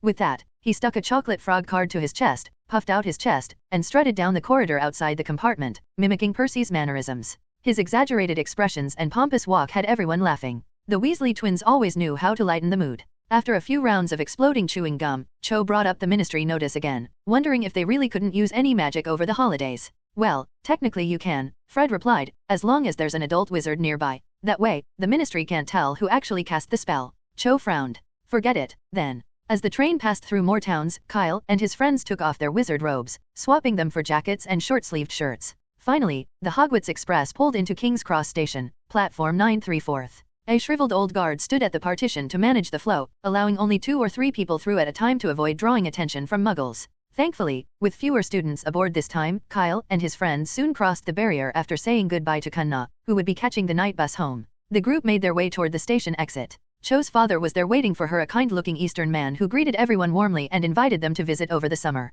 Kyle, however, caught a trace of apprehension in his gaze, especially when directed toward him and Cedric. Kyle, run, a familiar voice called out. Ginny Weasley, the youngest Weasley, dashed over, her expression urgent. Did you get into trouble at school? Mum was furious on the way here. You'd better run while you can. Thanks for the heads up, Ginny, Kyle replied, ruffling her hair with a smile. But I'm afraid it's too late now. As Ginny had warned, Mrs. Weasley approached in a fury. Good luck, mate, Ginny whispered as she stepped aside. We'll remember you fondly, Fred and George chimed in with mock solemnity, their grins betraying their delight at the unfolding scene. You actually went into the Forbidden Forest with a dark wizard, no less, Mrs. Weasley said, her voice sharp with anger. Do you have any idea how dangerous that was? Behind her, Diana stood with a stern expression. Kyle didn't hesitate, nodding and saying, You're right, I was wrong. I promise I won't do it again. As he spoke, he swiftly pulled out his report card. No matter what you pull out, this time you won't. Mrs. Weasley's words trailed off as she glanced at his grades. Full marks, nearly every subject was full marks, with only a single deduction in one. It was a report card to rival Bill's in his best years. Oh, Merlin, Mrs. Weasley murmured, wiping her hands on her skirt as she accepted the report card with great care. Kyle, you're destined to be head boy one day, she said proudly, her relief evident. She turned to Fred and George. And where are your report cards? Let's have a look. The twins' faces froze in forced smiles, clearly wishing they could say they'd lost them. They knew better, though. Mrs. Weasley would simply write to Hogwarts if they didn't hand them over. But if they presented them now, they might not make it out of King's Cross in one piece. Seeing their hesitation, Mrs. Weasley's gaze turned steely. Our report cards are in the suitcase, Mum, Fred blurted. It's not convenient here. We'll show you at home. Yeah, plus there are newspapers in there too. What if a muggle accidentally sees? George added quickly. Mrs. Weasley looked around at the muggle crowd and, after a moment's thought, nodded. All right, then. We'll head home. At that point, Kyle walked over to Diana. Though her expression was stern, she didn't scold him outright. Instead, she glanced at his hand. How many times have you used it? She asked, indicating the ring on his finger. Kyle knew she was asking about his apparition ring, so he held up one finger. Only once? Originally adorned with a crescent moon design, the ring now showed one missing piece. Diana's face softened. If it had only been used once, it meant the situation hadn't been too dire. Kyle asked tentatively, can it be fixed? He recalled Diana mentioning in a letter that he could use the ring for direct travel if he didn't feel like taking the train. If it could be used as a regular means of transport, then it must be reparable. Just as he'd hoped, Diana nodded. Yes, but it's a bit of a hassle and will take about a week. Kyle sighed with relief. A week, a month either was fine. He didn't need it anytime soon. Just as when they'd arrived, Mr. Weasley drove them all back to Ottery St. Catchpole Village in the magically extended car. During the drive, Fred and George's grins had vanished. They looked as if they were heading not home, but straight to the gallows. Once they returned to the burrow, Percy proudly presented his report card. Unsurprisingly, he'd earned the top marks in his 4th year. Mrs. Weasley gave him an enthusiastic hug, though her joy was a touch tempered by the memory of Kyle's near-perfect grades. Then her gaze shifted to Fred and George.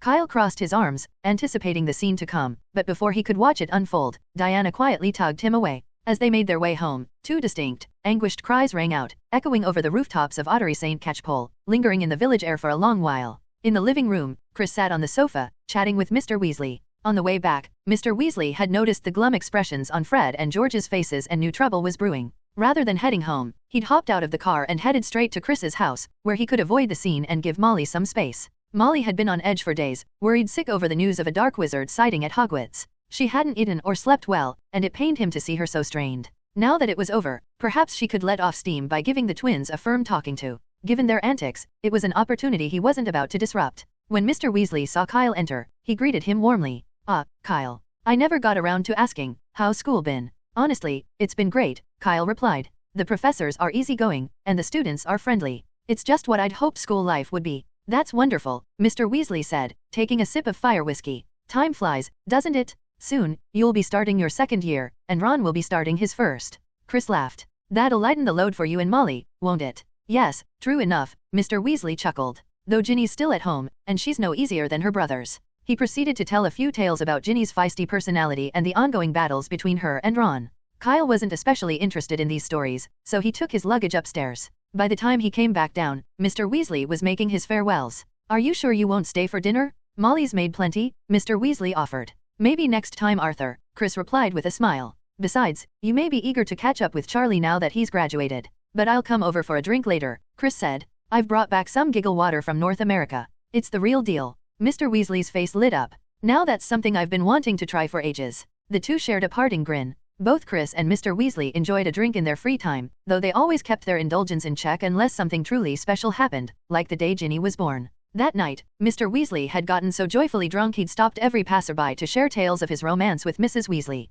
It remained his most embarrassing memory, one he'd tried to erase from everyone's mind. Not long after Mr. Weasley left, the sounds of dinner preparation filled the kitchen. Drumsticks lined up to be coated in egg and breadcrumbs, while a knife floated in the air, shredding cabbage into precise, even strips. The pasta shells, already stuffed, scooted into the oven, greasing themselves with oil as they went. Diana never liked using magic for directly cooking food, feeling it lacked a certain something. Soon enough, though, a delicious meal was ready. Coincidentally, she and Chris had both completed their work just in time to celebrate Kyle's return from his first school year. The three of them gathered at the table, eating and chatting, with Kyle doing most of the storytelling about his school adventures, which Chris and Diana were most eager to hear. Kyle picked some of the more amusing highlights: his quirky roommate, who seemed to be an expert on forbidden spells, the thrills of the Quidditch season, and the fun he and his friends had selling maps and small trinkets. However, he wisely left out certain stories, like his ventures into the Room of Requirement or sneaking into the restricted section after hours. He had no intention of joining the Weasley twins in the chorus of anguished yells that had just echoed through the village.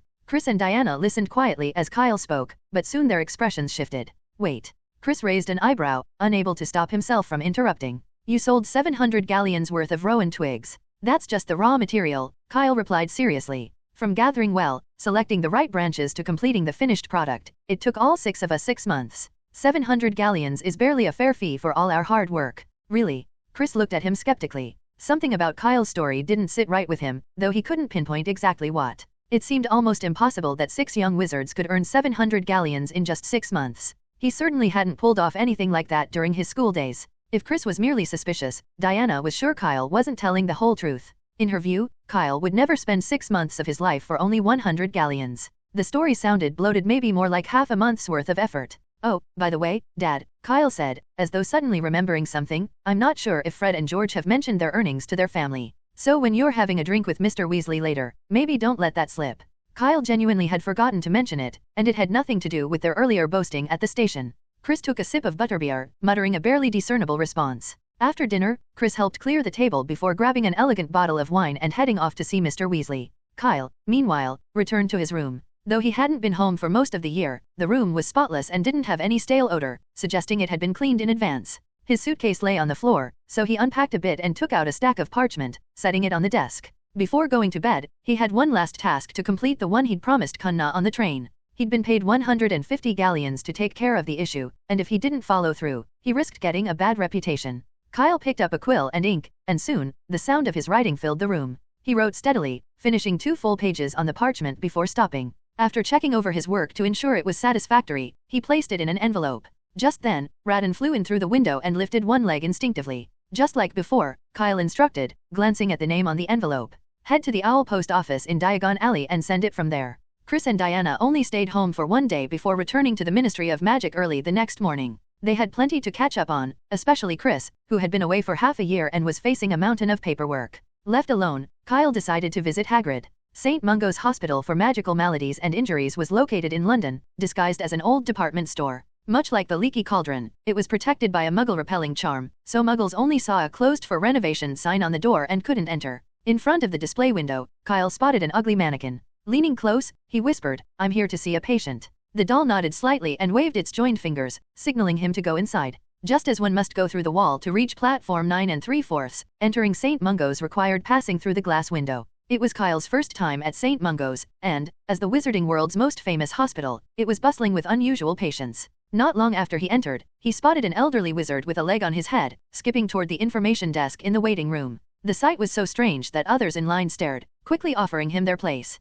"No, please, you go first," said the elderly wizard politely. "I just feel a bit dizzy. If someone could hold my head steady, that would be great." But no one dared to help, not out of distrust, but because the leg on his head was kicking wildly in every direction, making it impossible to approach. Eventually, a heavy-set blonde witch from the information desk came out and escorted him away. As they left, his head leg swung aggressively, seemingly trying to kick her. Kyle was directed to the second floor's creature-induced injuries ward, where a curly-haired healer told him where to find Hagrid. "The big fellow? He's in Janice Thickey's ward, opposite the specimen room." "Actually, I'll just show you." The healer led Kyle to a door painted a deep red. "This is it," he said, pushing the door open. "Rubius Hagrid, you have a visitor."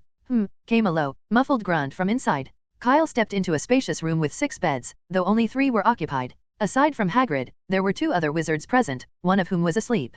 The other, to Kyle's surprise, was someone he recognized. "Professor Ketleben, why are you here?" "Huh." A bald wizard with a white beard looked up at Kyle, squinting in confusion. "Are you a student from Hogwarts?" "Yes, Professor," Kyle replied. "I'm in my 2nd year." "Ah, that explains it," Professor Ketleben said, suddenly understanding. Second years didn't yet take care of magical creatures, so naturally, he hadn't met Kyle before. Why are you here?"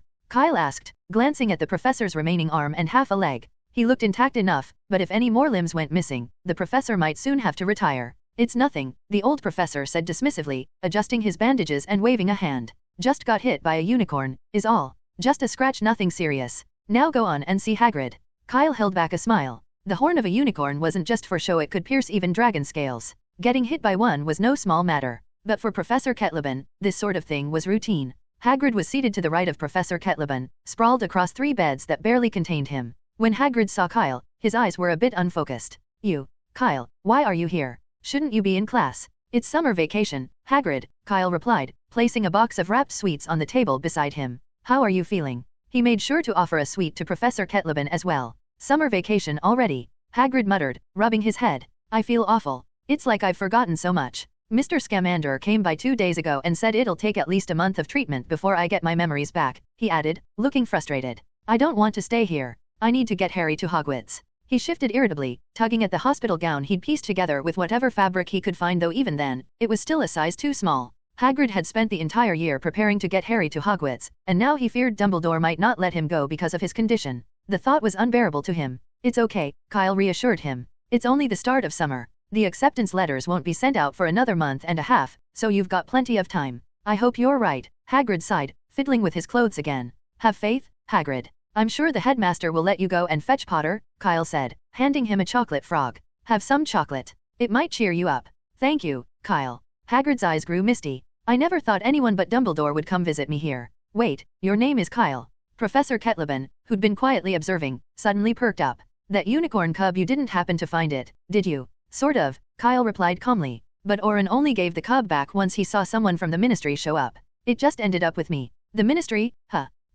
Professor Ketleben scoffed. "Didn't expect those clowns to be of any help." He made no effort to hide his disdain for the Ministry of Magic. Turning to Kyle with interest, he asked, "You're a 2nd year, right? Would you be interested in taking the Care of Magical Creatures course next year?" "It's the course I'm looking forward to the most, Professor," Kyle answered with a smile. From the neighboring ward, an argument could be heard. The voices were loud, and there was shouting, but Kyle couldn't make out what they were saying over the sound of a nearby patient snoring. After saying his goodbyes to Hagrid and Professor Ketleben, Kyle stepped out into the corridor. The argument was louder here, accompanied by the sounds of objects breaking, as if a patient inside was resisting treatment and struggling violently. Unperturbed, Kyle closed the door and turned toward the stairs. Suddenly, boom! Before he could take a step, a fist burst through the door of the neighboring room, stopping right in front of Kyle. The arm was covered in coarse gray hair, and its claws were long, black, and curved. Before Kyle could process what was happening, a tall figure crashed through the door and dashed out into the corridor. The figure landed on its back legs, bearing a long, wolfish snout that opened and closed with a snarl.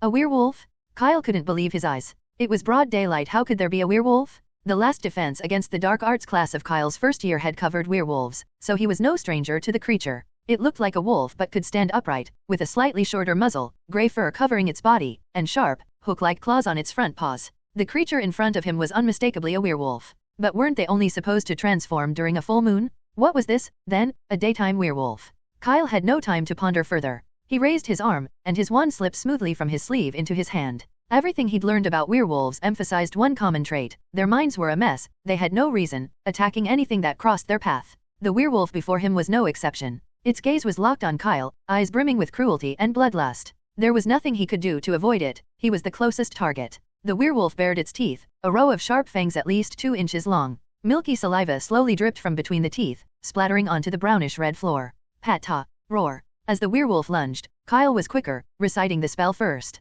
Spungify. With a dull thud, the werewolf lost its footing, tumbling sideways uncontrollably. Thanks to Professor Oren, who had thoroughly explained werewolf behavior in their last class, Kyle knew what to do. According to Oren, werewolves typically attacked by pouncing, a behavior that made them vulnerable if they lost traction. A softened floor worked perfectly to trip them up. Although the werewolf quickly scrambled to its feet, that brief pause was all Kyle needed. He couldn't risk retreating into Hagrid's room, there wasn't enough time, and turning his back to open the door would expose him to attack. Without hesitation, Kyle took 2 quick steps back to create more distance, keeping his wand at the ready. The floor in front of him began to rise, forming a row of stone cones, each only a few inches high but sharp and solid. Even the werewolf's thick hide would feel the sting if it stepped on them. The creature tried to leap over the barrier. Pop.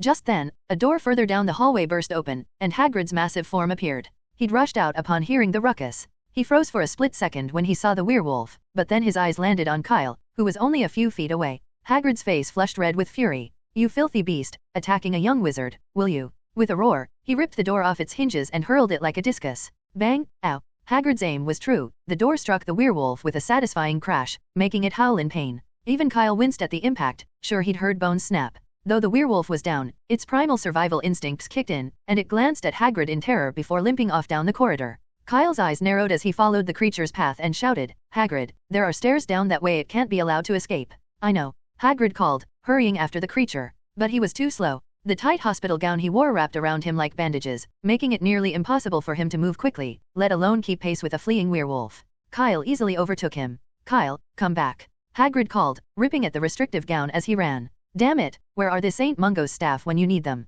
Meanwhile, as Kyle pursued the werewolf down the hallway, a gnawing unease crept over him. This was a werewolf, after all, and if it managed to bite him, he could pretty much say goodbye to Hogwarts forever. Unlike Lupin's situation, where secrecy was carefully maintained, here at St. Mungo's, there were too many people around. If he got infected, hiding it would be impossible. But he couldn't just stand by and watch the creature reach the ground floor, where it could attack the unsuspecting. "At least Hagrid's right behind me," Kyle reassured himself, feeling a bit steadier as he heard Hagrid's heavy footsteps trailing close behind. The werewolf, now nearing the end of the corridor, started to slow down.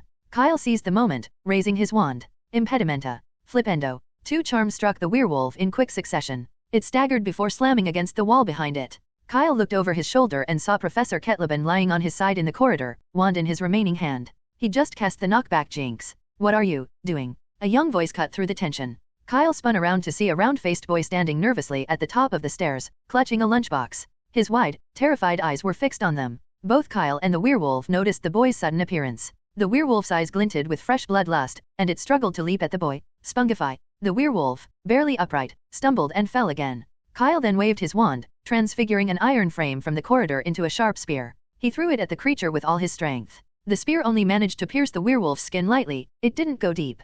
Kyle had anticipated this, though, and without missing a beat, he cast another spell. Flipendo. As if driving in a nail, the spear, now powered by the knockback jinx, plunged deeper into the werewolf's chest, pinning it to the floor. "Kyle, you need to get out of here." Ugh.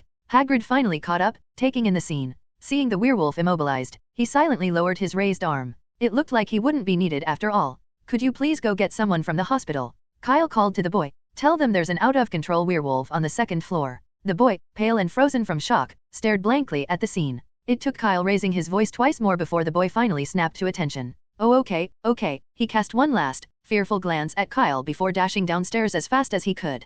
Poor kid, he's probably scared stiff, Hagrid muttered beside him. Nothing we can do about it, Kyle replied with a shrug. Better he's scared than bitten and turned into a werewolf. By now, Professor Ketleben had managed to strap on his prosthetic leg and limped over to join them. I'm sorry, boy. I was careless, he said regretfully. I should have put up an extra charm. It's not your fault, Professor, Kyle replied, shaking his head. The werewolf had been weak already. It was the sudden appearance of the boy that triggered its final, desperate attack. And from where Professor Ketleben had been lying, he wouldn't have seen the boy coming around the corner. The team from St. Mungo's arrived swiftly. Several witches in healer robes, wands at the ready, rushed in alarm to the second floor. Merlin's beard, a werewolf? What on earth is happening here? Exclaimed an older witch, clutching her chest in disbelief. That's what we'd like to know, said Professor Ketleben, stepping forward with a stern expression. It nearly attacked 2 young wizards, right here at St. Mungo's. Ha, this has to be the biggest scandal in the wizarding world. Sir, a middle-aged wizard wiped the sweat from his forehead, looking anxious. There must be some misunderstanding here.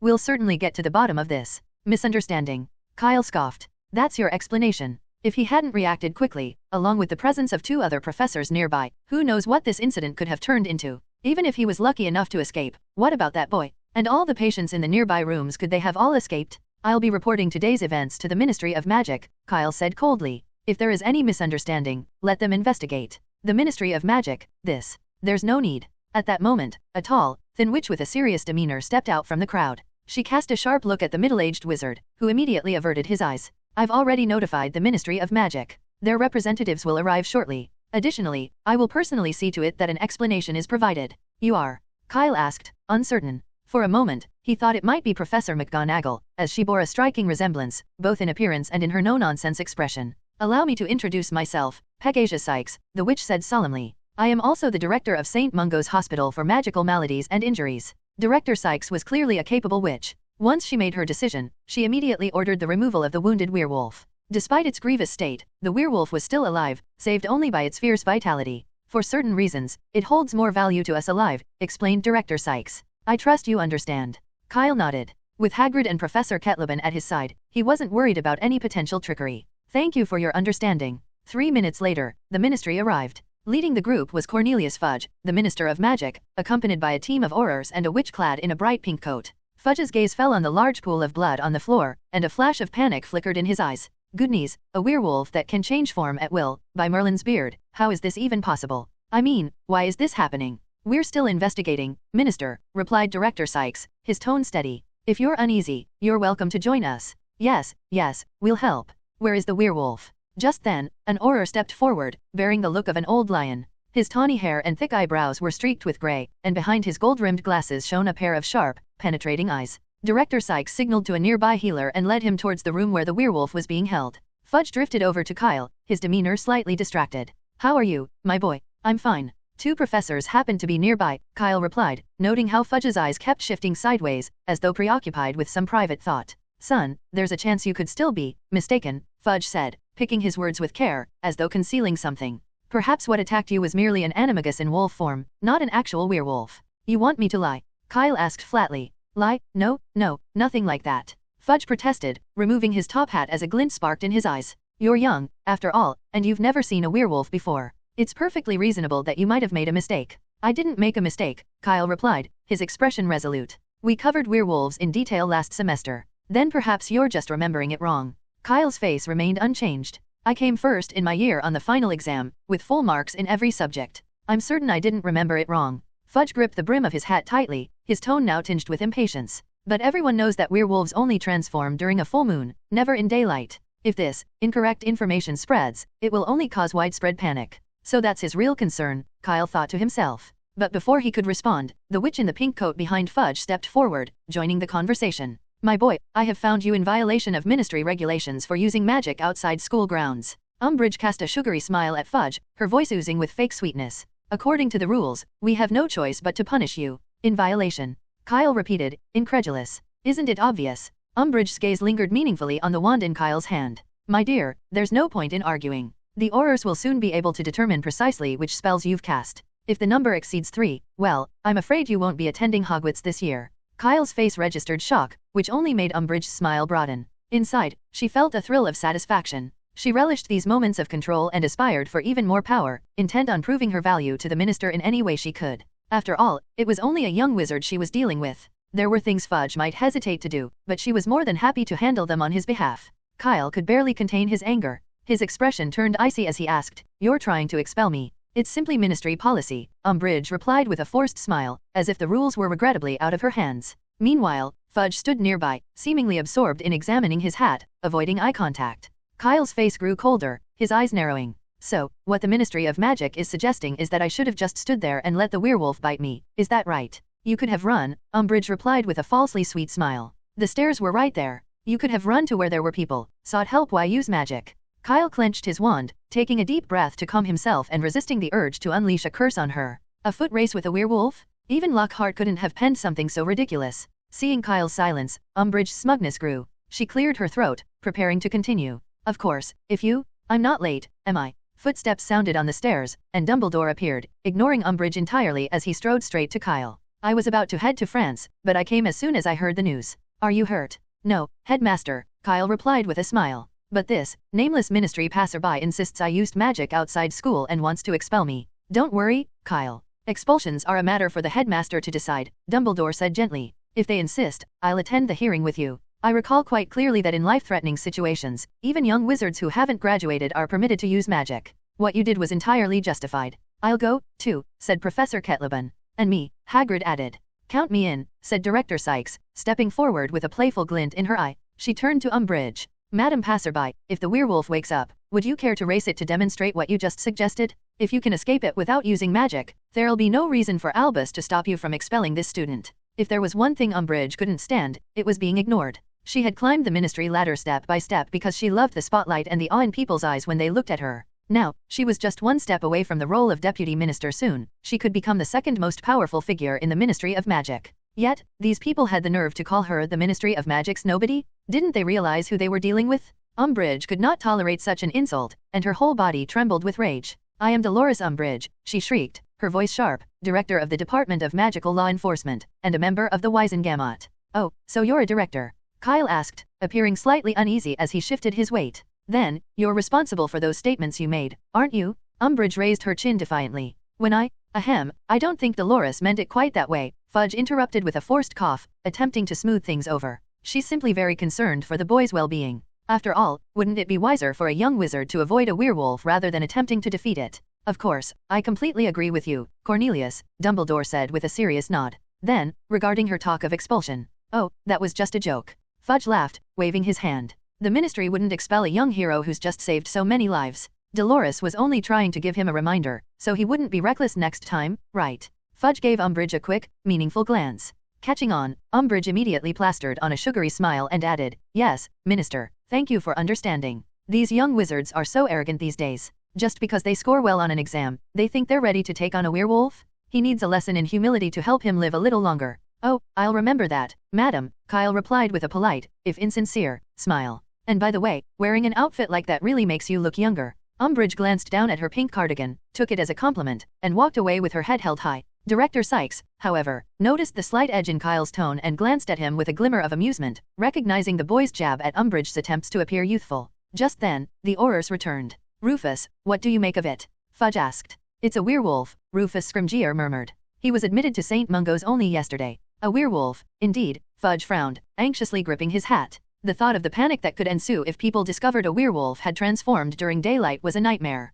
The backlash would certainly fall on him, the Minister of Magic. This must not get out. Fudge's expression shifted as an idea formed in his mind. "Minister, I'll take the boy to rest now," Director Sykes interjected, stepping forward. She gestured to a young healer beside her, adding, "Any Aurors with questions can consult Healer Helbert here, and he will assist them however necessary." Fudge glanced between her and Dumbledore, then nodded. "Yes, of course. Go on ahead." "Thank you, then excuse us. The 6th floor of St. Mungo's is home to the tea room and shop." Director Sykes led Kyle and Dumbledore to a booth and ordered each of them a cup of black tea. Dumbledore took a sip and said, surprised, "This is my favorite blend. I thought you might have forgotten. 5 sugar cubes." "I never forget," Director Sykes replied with a hint of lightness. "If everything goes as planned, the minister will likely take the werewolf with him." Dumbledore set down his cup.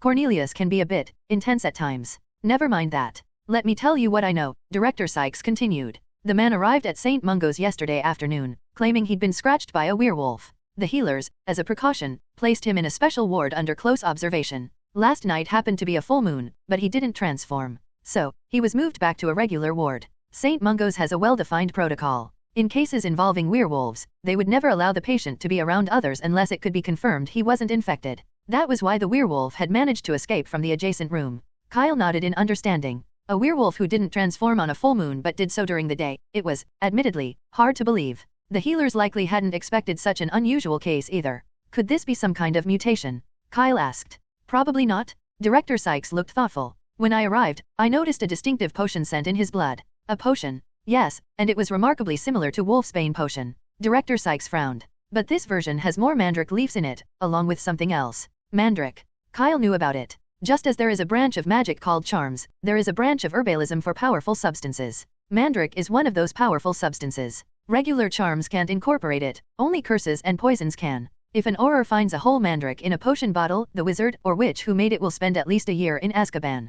Kyle looked at Director Sykes in amazement. You can tell what potions he's been taking just by smelling it. Wolfsbane potion and mandrakes are rather unique, explained Sykes. They seep into the soul, leaving a lingering trace. Kyle, you might not know, but Pegasia is one of the greatest Potiwanners of the last 200 years. At this, Dumbledore leaned over to Kyle and whispered, I've always wanted her to teach potions at Hogwarts, but she feels she's needed here at St. Mungo's. Though Dumbledore spoke quietly, in the close quarters of the booth, it was impossible for his words to go unheard. Albus, must you say that? Director Sykes said with a hint of exasperation. Slughorn is also one of the greats, and that young man Snape, his talent isn't far behind mine. It's different, Pegasia, Dumbledore replied, taking another sip of his black tea. You can never have too many good professors. Director Sykes was silent for a moment and didn't continue with the topic. Let's get down to business, she said, looking at Dumbledore. I suspect someone is making a potion that can influence the transformation of werewolves. The one we encountered today was most likely deliberately released into St. Mungo's. I don't know the reason for these actions. It could be a test of the potion's effectiveness, or maybe it's simply to incite panic.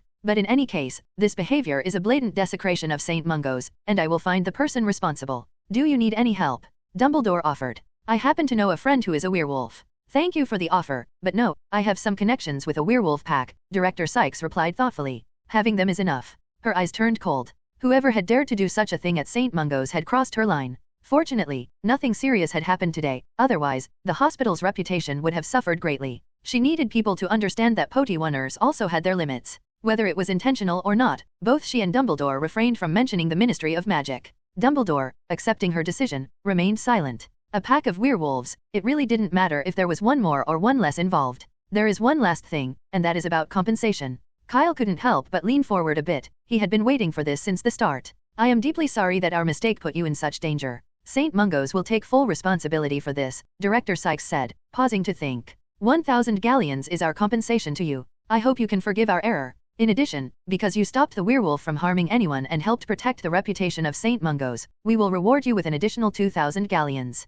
3,000 galleons in total? Kyle raised an eyebrow. To be honest, it was a little less than he'd expected. Those few seconds facing the werewolf had been even more dangerous than his encounter with Orin in the Forbidden Forest. From drawing his wand to casting the first softening charm, it had taken only a split second, and one small mistake could have led to him being bitten. When it came to matters of life and death, 3,000 galleons didn't feel like much. But since she was clearly connected to Dumbledore and had vouched for him, 3,000 galleons it was. Dumbledore's standing must be preserved. Besides, Kyle wasn't one to haggle, he had a bit of a thin skin for it. When someone had gone to such lengths to make amends, he really didn't want to speak up and ask for the remaining 997,000 galleons. Kyle was just about to agree when he heard Director Sykes continue. And the Order of Merlin. What? Kyle was momentarily at a loss, certain he'd misheard. The Order of Merlin, Director Sykes repeated, smiling. I will personally nominate you, though I can't guarantee whether it will be second or third class. This was her real compensation, or rather, her heartfelt thank you. In her eyes, the lives of those patients were more important than St. Mungo's reputation. Nearly 50 patients were lying in beds across the entire second floor, and if a werewolf had broken into their rooms, they would have been utterly defenseless. Kyle had indirectly saved the lives of 50 wizards, an act fully deserving of an Order of Merlin medal. It was just his age. Director Sykes frowned. Kyle was too young, not even 12 yet. If he were just a little older, even of age, there would be no issue with awarding him a second-class medal. For now, though, she would make the best of it. Director Sykes looked at Kyle and asked, So, are you satisfied? Of course I am, Kyle replied with a smile. But, could I exchange the galleons for something else? Oh, what would you like to exchange them for? An equivalent amount of potions, Kyle said impulsively. If possible, I'd love them to be made by you. Any type would be fine. This answer caught Director Sykes off guard. She raised an eyebrow and asked, Why would you want potions instead of galleons? Because I really enjoy potions class, Kyle answered without hesitation. Having a bottle crafted by a master like you would remind me of how much I still have to learn. Pfft. Nearby, Dumbledore, who had been sipping his tea, suddenly choked, nearly dropping his cup. He hurriedly dabbed at his beard and murmured, "My apologies, the tea is a bit hot."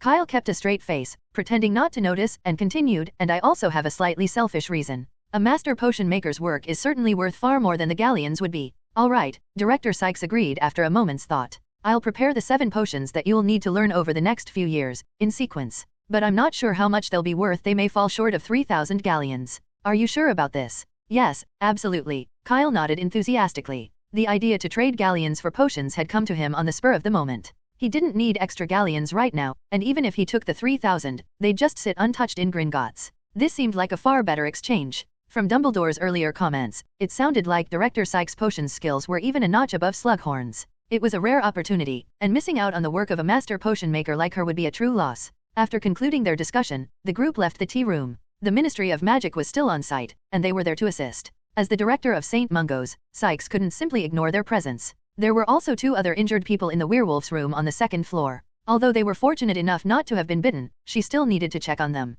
As they walked down the stairs to the 5th floor, Kyle spotted the round-faced boy again. He was still standing at the corner of the stairs, clutching his lunchbox. This time, though, an older woman stood behind him, who Kyle guessed to be his grandmother. She was dressed in a long skirt, carried a large red handbag, and wore a hat adorned with a stuffed vulture. A round-faced boy at St. Mungo's, and a lady wearing a vulture hat. Kyle was beginning to guess who they were. "Speak up, Neville." Mrs. Augusta gave the boy an encouraging nudge from behind when she noticed Kyle and his companions approaching. The boy set his lunchbox down, walked over to Kyle, and, visibly nervous, said, Thank you for saving me. I was so scared earlier. I'm sorry." "It's all right, I understand." Kyle looked at him kindly and asked, "What's your name?" "Neville Longbottom." Mrs. Longbottom and Neville had waited there on purpose. 10 minutes earlier, Neville had misunderstood Kyle's instructions. Instead of going to find a healer, he had rushed downstairs, shouting about a werewolf and trying to rally others to help on the 2nd floor. But no one believed him, despite the commotion they had just heard above. After all, werewolves don't typically appear during the day, a fact so basic it's common knowledge in the wizarding world.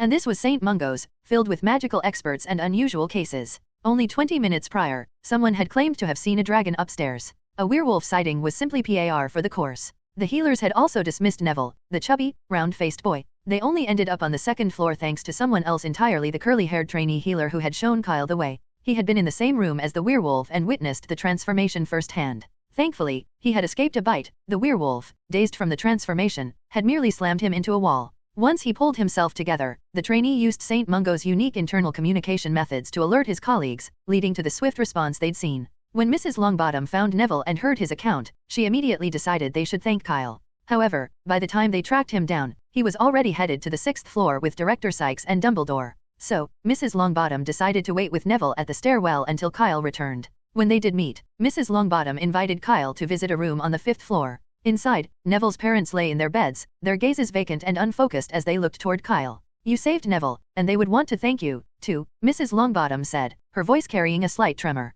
She turned to the beds and spoke gently, "Frank, Alice, the boy is here." But Frank and Alice showed no sign of understanding. Their eyes remained blank, unresponsive to her words. "Please don't mind them, my dear," Mrs. Longbottom explained softly. "I can feel that they would thank you if they could, but they simply can't find the words." While she spoke, Neville stood nearby with his head down, staring at his shoes as though he found them fascinating. His posture, however, clearly irritated his grandmother. "Look up, Neville," she scolded firmly. "There's no shame in what happened to your parents. You should be proud." "I'm not ashamed," Neville mumbled in a small but steady voice. Mrs. Longbottom then turned to Kyle, her posture straight and her voice filled with pride. "They were tortured by the Cruciatus curse at the hands of Death Eaters. Those wretched cowards thought they could force Frank and Alice to betray their allies, but they couldn't have been more wrong. The Longbottoms would never yield to the Dark Lord." "That's truly admirable," Kyle said, his voice filled with respect. "You're admirable too, young man," Mrs. Longbottom replied. "There are few at your age who could face down a werewolf. I hope Neville will show the same courage one day and, after he graduates, become an Auror to restore the Longbottom family's honor." She glanced over at Neville, who was still slouching, and frowned. "Stand up straight, Neville. How many times have I told you keep your back straight?" As Kyle left the ward, he could still hear Mrs. Longbottom's voice echoing down the hallway, sternly instructing Neville to hold himself tall. Kyle looked over at Director Sykes and asked, "Is there truly no cure for the damage caused by the Cruciatus curse?" "It's difficult," she replied. "Anything that affects the soul is incredibly hard to heal, whether it's the Cruciatus curse or lycanthropy. She paused thoughtfully before adding, the cruciatus curse doesn't just inflict physical harm, it inflicts a pain that tears at the soul. Wizards' bodies are fragile, like trying to fix a broken mirror on a balloon that's tightly inflated. If you're not careful, the balloon will burst. Right now, all we can do is patch together a faint outline of that mirror and wait for a more effective solution, one that doesn't risk bursting the balloon. Like the Wolfsbane potion. Kyle wondered aloud. Precisely, Director Sykes replied with a slight laugh. We're waiting for the Wolfsbane potion that will someday cure the damage caused by the cruciatus curse. Many of us have been working tirelessly toward that goal. Kyle fell silent, deep in thought as they walked. Mentioning fractured souls had sparked a memory of something dark and twisted, Horcruxes. Yes, Horcrux is the most malevolent magical creation, devised by the sinister Herpo the Foul. Kyle recalled that to create a Horcrux, a wizard must first tear their soul by committing murder, then seal that fragment within an object. But what if a soul was already shattered?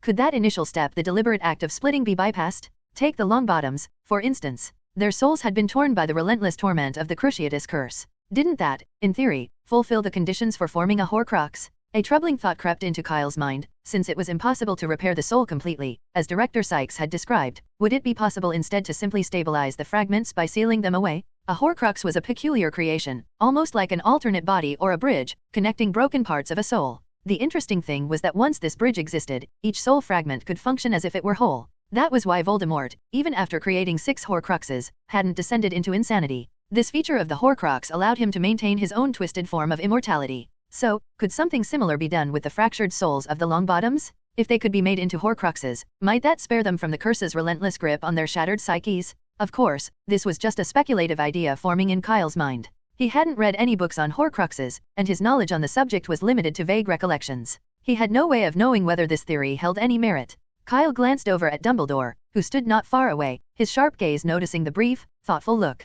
Dumbledore's eyes met his with a hint of curiosity. Quickly, Kyle averted his gaze. Ask Dumbledore? No, that would be a disaster. As soon as he so much as mentioned the word Horcrux, he was sure Dumbledore's wand would come out and pin him to the nearest wall, and extracting himself from that situation would be beyond embarrassing. If he couldn't ask, he'd simply have to research it himself. Once the school year began, he planned to visit the restricted section in the Hogwarts library. If he couldn't find the information there, he'd wait. After all, the diary would resurface next year. As for the Ravenclaw's diadem in the room of requirement, Kyle shuddered. He had no desire to go near it unless absolutely necessary. That Horcrux was dangerous, far beyond anything he could gain from it at this stage. Unsurprisingly, once the werewolf was no longer at risk of dying, the Ministry of Magic came to take him away. Director Sykes didn't attempt to stop them, and after they left, she returned to speak with Healer Helbert. In the director's office, she asked calmly, "How did it go?" "Very well," Helbert replied. "I managed to keep them occupied during treatment for about 5 minutes. How much Veritaserum did you use?" 3 drops. "With a werewolf's enhanced recovery abilities, the Ministry won't be able to detect it," Helbert replied. "I also asked all the questions you instructed. The werewolf was following Fenrir Greyback until about a month ago, when he moved to Nocturne Alley." While Director Sykes was debriefing Helbert, Dumbledore was just returning Kyle to his home. "That's enough for now, Kyle," Dumbledore said. "I have to head to France to meet a friend. I only hope he forgives me for breaking our appointment." Kyle barely had time to recover from the discomfort of apparition before Dumbledore disappeared. He realized he'd been dropped near the burrow. "Is the headmaster directionally challenged?" Kyle muttered, scratching his head. "I've never heard of that before." Not long after he returned home, his parents, Chris and Diana, hurried in. "We received a letter from Dumbledore." Chris, visibly anxious, pulled Kyle close to examine him. "You encountered a werewolf at St. Mungo's." "Yes," Kyle replied smoothly, having already crafted an alibi. "But Hagrid and Professor Kettleben were right there with me, and they handled it quickly." "But Dumbledore mentioned in his letter that you were the one who dealt with the werewolf," Diana said, drawing out her words. "Was he lying?" "Well, I didn't think just standing there was a good idea, so I offered a little help," Kyle replied, holding up his hand with his fingers pinched to show just how little he'd done. "Really, just a tiny bit of help?" Diana raised an eyebrow. "And this little bit of help is why Sykes applied for the Order of Merlin, 2nd class, on your behalf." "Maybe Hagrid and Professor Kettleben didn't need it, so they passed it to me instead," Kyle replied, though he could see she wasn't buying it. Diana narrowed her eyes. "First, you were taken into the Forbidden Forest by Oren, who was posing as a defense against the dark arts professor. Now, just days later, you encounter a werewolf at St. Mungo's? Perhaps Hogwarts isn't the right school for you. How about transferring to Beauxbatons? I happen to know Madame Maxime, she'd take good care of you. Ilvermorny is also an option," Chris added at this point. "Scamander and his wife are both professors there, and I remember they were quite fond of you when you were young." I don't think I'd like to transfer," Kyle said, suddenly uneasy. "It sounds like a lot of trouble." "It's not that much trouble," Diana countered. "And at least you'd be safe from these constant dangers." "These are just accidents, really," Kyle mumbled. And what happened at St. Mungo's had nothing to do with Hogwarts, right? Diana replied briskly. How is that unrelated to Hogwarts? Hagrid is the gamekeeper, and Ketlaban teaches care of magical creatures. Kyle struggled to respond, but then inspiration struck. His eyes brightened as he said, maybe it's because of Hagrid? Both times, the incidents were connected to him. He's probably just unlucky and dragged me down with him. I'll keep my distance from him once term starts, and I'm sure I'll be fine. This excuse seemed to work, and Chris and Diana didn't bring up transferring again. However, they insisted that Kyle not go anywhere alone, not even to Diagon Alley unless an adult was with him. Since Kyle didn't have plans to go out much anyway, he readily agreed. For the next few days, to reassure his parents, Kyle stayed home, focusing on his schoolwork. Perhaps because the exams had just ended, the Hogwarts professors hadn't assigned much summer homework, about the same amount as they had for the Easter holidays. Kyle finished his assignments in just a week, though this speed was in part thanks to frequent interruptions from Fred and George. The twins had turned Kyle's attic into their unofficial headquarters. They showed up almost daily while Kyle tried to work, experimenting with bizarre sweets they'd concocted. By now, they'd nearly exhausted the stock of candy they'd bought in Hogsmeade before the break. When Kyle entered the attic after finishing his last assignment on History of Magic, he heard voices inside. Fred, diluting the swelling solution just thickens the tongue a bit, definitely not the effect we're going for. Oh, yes, this is the closest we've come to success. If we don't dilute it, even a tiny amount will make the whole mouth swell up. Kyle pushed open the door and stepped in. As soon as he saw them, he couldn't help but burst out laughing. Pfft. George looked fine, with no visible changes. But Fred looked entirely different. His face was swollen and round, as if he had a pineapple jammed into his mouth. Anyone who didn't know him would think he'd been stung by a wasp. Trying his best not to stare at Fred's face, Kyle suppressed his laughter and asked, "What on earth are you two up to?" "Something that'll help young wizards stay out of class," George said with a wink and a grin. "We're calling it the skiving snack box." Fred, ooh. Kyle tried to understand, but he really couldn't make out what Fred was saying, so he looked to George for a translation. Fred said this line is going to be a huge hit, George interpreted, then continued to explain, "We're aiming to make a candy that'll only swell your tongue. The trouble is, we can't quite control the swelling solution to affect just the tongue. While making someone's entire head or mouth swell could also help with skipping class, it lacked the subtle touch of fun they wanted. That wasn't the Weasley brothers' style. Have you tried Shrivelfig?" Kyle asked after thinking it over. "I remember it can counteract the effects of swelling solution. It should work better than diluting it." "Yes, how could I forget about that?" George slapped his thigh, causing Fred to wince in pain. "Sorry, Fred, didn't realize it was your leg," George said, jumping up. "I'll head to Diagon Alley back in a jiffy." George left in a rush. Since Kyle's family wasn't connected to the FLU network, he needed to return to the burrow first, and then travel to Diagon Alley via their fireplace at home. Fred initially wanted to go with him, but as they passed a mirror, he reconsidered and headed back to the attic instead. Although usually easygoing, Fred wasn't completely indifferent to his appearance. Going to a crowded Diagon Alley with his face like this? He'd definitely end up as the first joke of the new school year. Back in the attic, Kyle began examining the results of the twins' recent work. A large box held more than a dozen types of candies, all popular varieties on the market: fizzing whizbees, cream fudge, toffees, and chocolates. Kyle picked up a piece of cream fudge. As he brought it closer, he caught a faint bitter smell, oddly out of place with the candy's sweetness. "Oh, this one's a flop. We found that only toffee can really cover the smell of swelling solution," Fred explained. Kyle nodded, lifting a piece of toffee to his nose. The bitterness was much milder. You wouldn't notice it unless you were really paying attention. However, their method of infusing the solution seemed crude, just poking a hole in the candy and stuffing the swelling solution inside. With a bit more care, they could probably conceal the scent entirely. Then again, maybe they hadn't bothered. After all, until they perfected the dosage, it wasn't even halfway complete. Fred handed Kyle a notebook containing all their previous experiment records, with detailed notes on each failure and its adverse effects. The journal spanned nearly 10 pages, surprisingly thorough. As Kyle flipped through it, George returned, holding a paper bag full of shrivelfigs. "No need to buy so many, George," Kyle remarked, holding out his hand. "Shrivelfigs are only meant to be supplementary, 1 or 2 would have been enough." "Better safe than sorry," George replied, handing over the bag with a grin. "So, you joining us?" Kyle shrugged. "After a week of non-stop homework, I need a little fun." "Speaking of that," George sighed, "I can't believe you're spending your whole break on homework." "Percy's the same way. When I came back, he was complaining that I'd disturbed him just because I opened the door.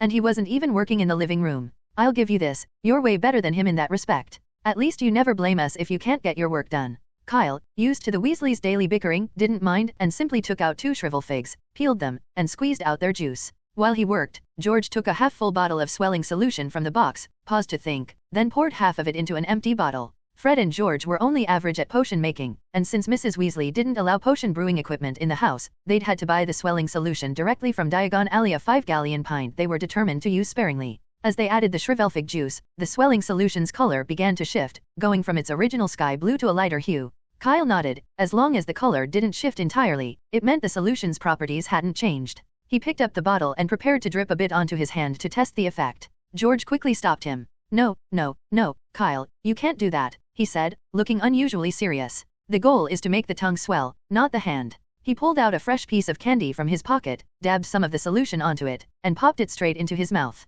I really shouldn't talk with my mouth full, George muttered, wrinkling his nose. This tastes, oh. Slowly, his cheeks began to puff out, and his words turned into muffled groans as his tongue expanded, thickening visibly. Beside him, Fred was practically jumping with excitement, his own tongue-tied whimpers sounding almost celebratory. George's tongue continued to swell rapidly, soon protruding from his mouth like an enormous, slimy python. Looks like it worked, Kyle observed, examining George's appearance. The shrivelfic had successfully neutralized part of the swelling solution, slowing down its potency so that only the tongue which had come into direct contact with the most solution was affected. Now, all they needed was a way to mask the potion's distinct flavor, so young wizards wouldn't detect it. Then the skiving snack box would be ready for launch. Fred and George were thrilled. Well done, Kyle. Haha, shrivelfic to the rescue, Fred said, laughing. Once the swelling subsided, George, looking relieved, said, You have no idea we were actually on the verge of giving up. Swelling solution is so expensive, Fred added with a shrug. We'd already gone through an entire bottle before this. 5 galleons worth, George said, still looking pained. We really should have waited for you, Kyle. The thought of those wasted galleons made him wince. If they had spent it on dung bombs instead, they'd have enough for a small war with Slytherin. But aren't you guys loaded? Kyle asked, grinning. 100 galleons each, you can't have spent it all already. Being rich and being wasteful aren't the same thing, Fred sighed. And we only have 30 galleons left, that's all we managed to keep. On the first day of the holidays, Mrs. Weasley had caught them hiding their hefty wallets and accidentally knocked them over while scolding Fred and George. Golden galleons scattered all over the floor, nearly causing her to faint from shock. She'd thought the twins had robbed some poor Slytherin at school. Though Fred and George quickly explained the source of the galleons, Mrs. Weasley didn't believe them at first. It wasn't until Chris vouched for them that she finally accepted their story. Still, she confiscated their galleons, fearing they might be up to some grand mischief. Now, the 30 galleons Fred and George still had were what they'd managed to hide in their trunk, a modest sum, enough for their immediate needs, but not much more. In the following days, Fred and George continued to come over occasionally, focused on perfecting the first product in their skiving snack box line, the fat-tongued toffee. Kyle, however, found the process unbearably tedious and opted not to join them, choosing instead to stay in his room and read. Fred and George were speechless, they couldn't help but see a budding Percy in Kyle. But they couldn't say much. Kyle was, after all, their landlord and a valuable partner. It was also the only place where they could experiment freely and openly with their inventions.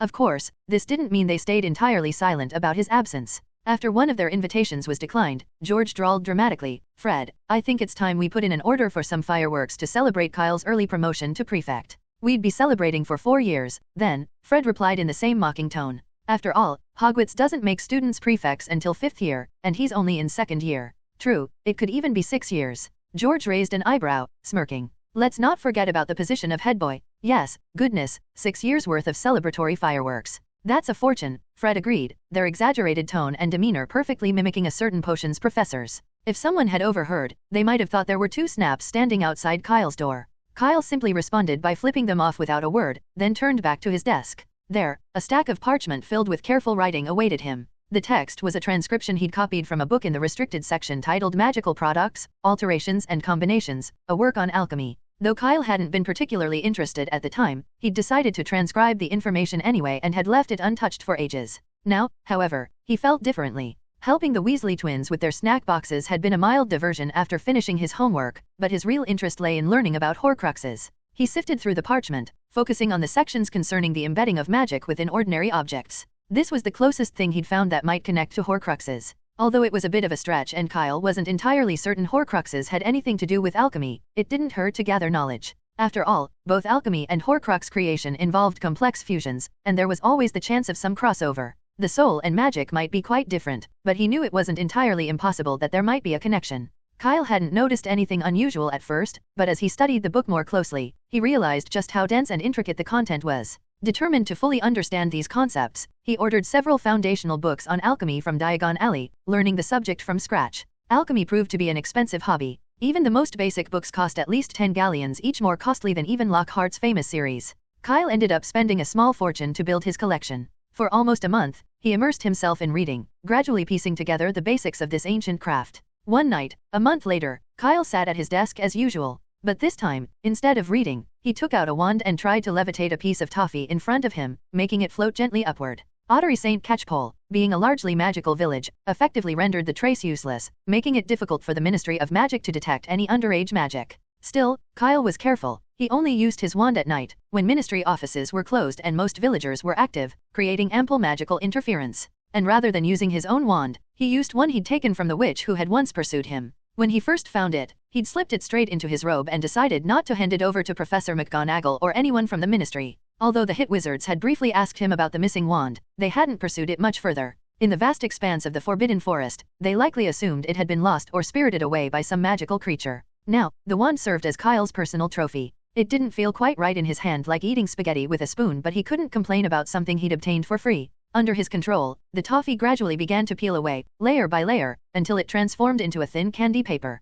The wrappers were extremely thin, and on closer inspection, each layer bore a unique pattern. Next, Kyle took a small vial of light blue swelling solution and, with another wave of his wand, guided 2 drops of the potion into the air. The drops divided and stretched, forming countless thin, nearly invisible lines that perfectly aligned with the patterns on the candy paper. As he completed this process, the wrapper reformed, pulling together into a seemingly ordinary piece of toffee. This accomplishment marked Kyle's progress over the past month, mastering how to change matter's form and then fuse it together. It reminded him of the enchanting process in games, but with a significant difference. Instead of embedding magical gems into items, his alchemy method involved grinding down the gems and recasting them directly into the object. This complexity was exponentially higher, which likely explained why such content was restricted to the banned section. Kyle held the toffee up to the light. It looked identical to any ordinary piece of candy, indistinguishable even if it were broken open. Should I find someone to test it out? Kyle muttered to himself. This was his first attempt at something like this, and he wasn't entirely certain of the outcome. The only way to confirm its success would be to try it on someone. He mentally reviewed potential test subjects. Fred and George were ideal candidates, and he was sure they'd be enthusiastic about trying it. But he quickly ruled them out. He wasn't doing this to refine their product, and if they discovered he could fuse toffee and swelling solution perfectly, they'd never let him focus on anything else for the rest of the summer. Ron seemed like a promising option, obedient, trusting, and usually willing to go along with things. He was also convenient when it came to taking the blame. There was also Potter, Hogwarts' new star student and savior, who rarely left his comfort zone. He had no idea how devious people in the wizarding world could be, and this could be an excellent opportunity to give him a valuable lesson. Kyle had good intentions, after all. Both were decent candidates, but who should he choose? Kyle weighed his options, feeling a bit torn. At the end of July, St. Catchpole Village received a special guest. Hagrid, finally discharged from St. Mungo's, had pieced together everything that had happened with the help of Newt and a healer. From the professors, he'd learned about the events in the Forbidden Forest at the end of the semester. It shocked him to hear that Kyle had been in mortal danger twice, both incidents indirectly caused by him. It's all my fault. I'm such a stupid idiot. In Kyle's living room, Hagrid covered his face with his hands and sobbed. I almost got you killed in the Forbidden Forest, and then, because of me, you met a werewolf in St. Mungo's. I shouldn't be allowed to stay at Hogwarts. I should spend the rest of my life as a muggle. Hagrid's grief and remorse shook him visibly, the nearly 4-meter-tall giant weeping like a scolded child. Thick, heavy tears disappeared into his beard. Hagrid, calm down. Kyle handed him a tablecloth. Here, dry your face. Don't forget, you were a victim in the whole Orin mess too. And I'm positive you didn't write that note, right? Kyle shot a glance at his poor sofa. Supporting Hagrid was a struggle on its own, but each shudder and shake from Hagrid made the sofa groan ominously, the wood creaking as if about to give way. But you could have died. Hagrid sniffled, wiping his face. I told Orin about Fluffy, only then he could trick you into going. He'd have found a way anyway, Hagrid.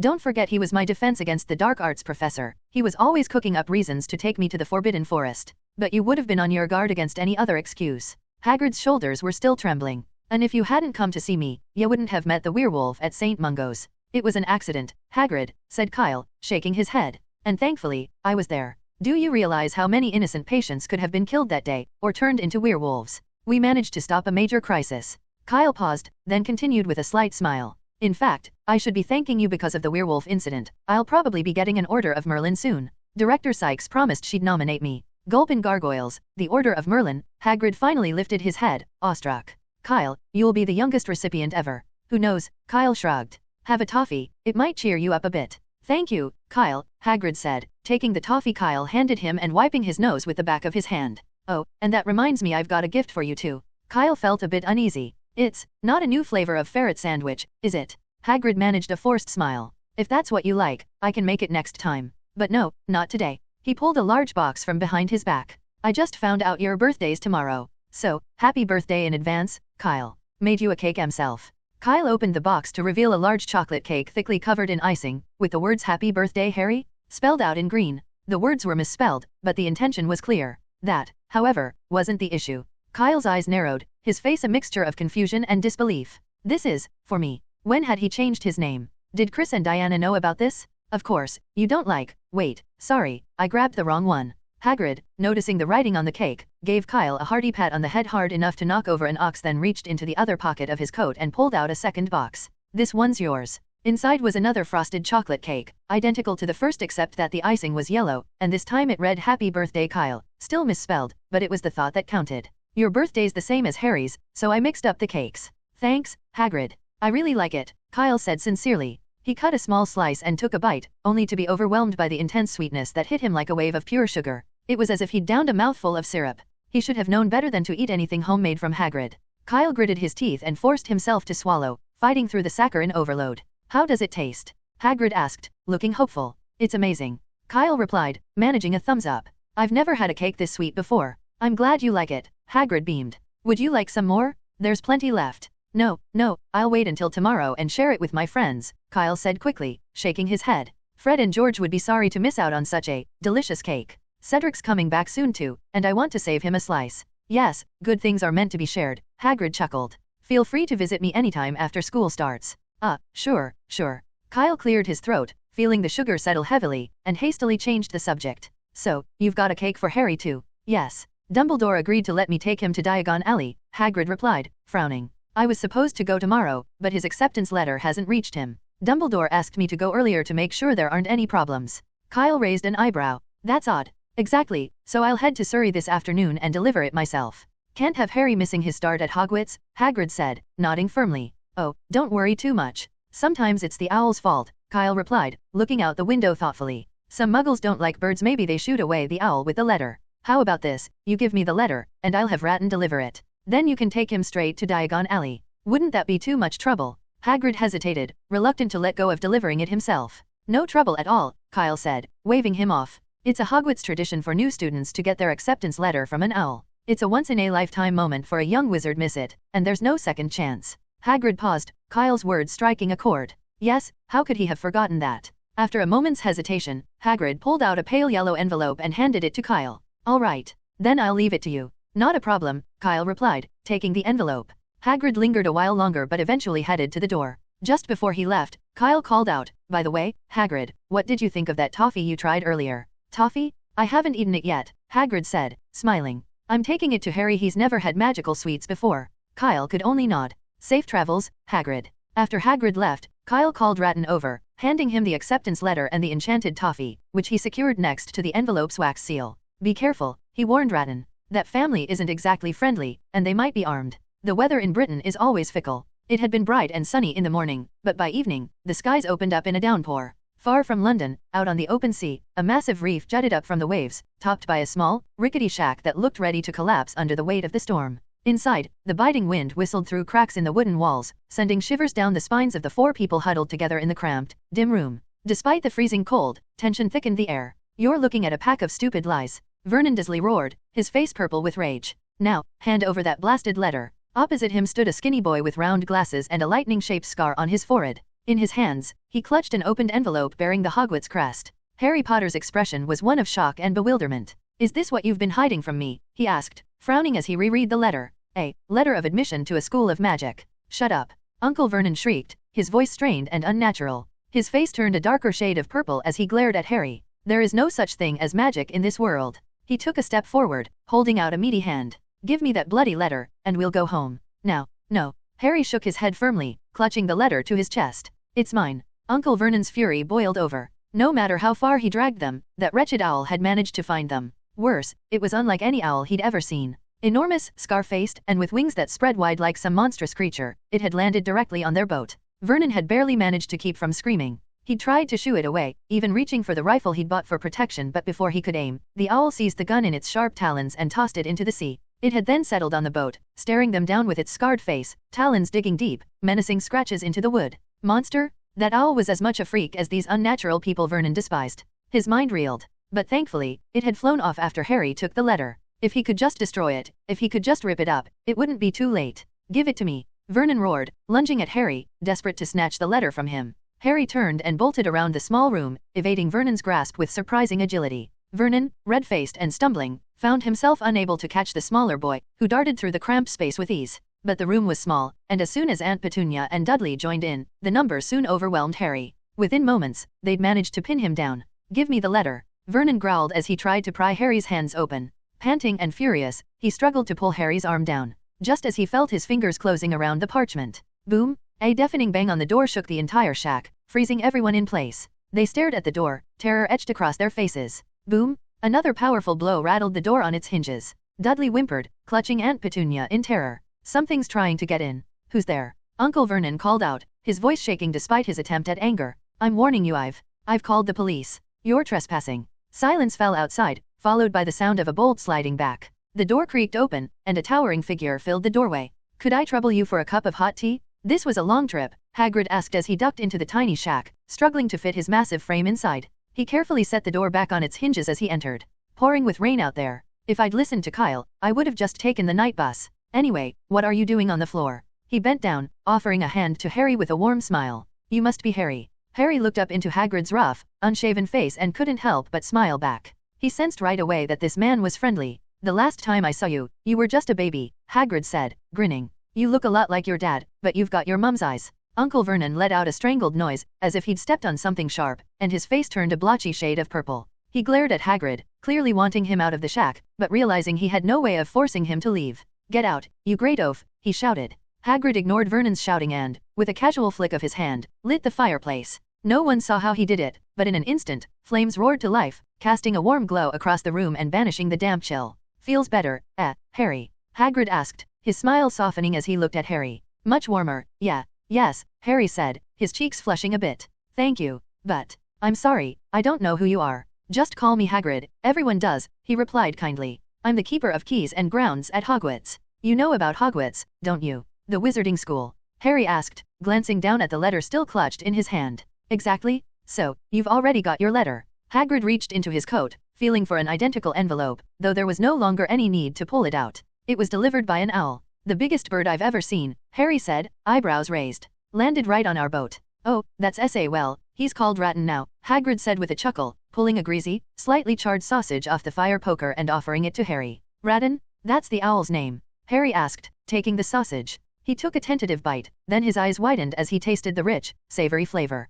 He couldn't remember anything ever tasting so good. Yes, he's quite fond of it, Hagrid said, his expression briefly tinged with a hint of sadness. But just as quickly, he snapped back to his usual cheer, so that no one, not even Harry, noticed the momentary lapse. Oh, nearly forgot. Happy birthday, Harry. Hagrid reached into his coat and pulled out a slightly squashed brown paper box. I'm afraid it might be a bit flattened, but it still tastes delicious. For me? Harry asked, astonished. Was he actually receiving a birthday gift? He carefully opened the box to reveal a large slice of buttercream cake. The cake was a bit flattened, the green icing on top smudged against the box, but he could still make out happy birthday and his name in faint letters. Go on, give it a try, Hagrid encouraged, watching him closely. Harry took a small bite of the cream and treacle filling, and a burst of sugary sweetness exploded on his tongue. It was overwhelmingly sweet, sweeter than anything he'd tasted before, almost like a jar of sugar condensed into a single bite. And here, Hagrid added, placing a toffee beside the cake, a little something extra. Candy. Harry's eyes brightened, though he set it aside for later, having already been hit with enough sweetness. Dudley, who was sitting close by, stared at the cake with longing, his stomach audibly growling. Don't you dare let him eat anything, Dudley, barked Uncle Vernon, his eyes narrowing suspiciously at Hagrid. Listen here, I'm not spending good money to send him off to learn card tricks and juggling.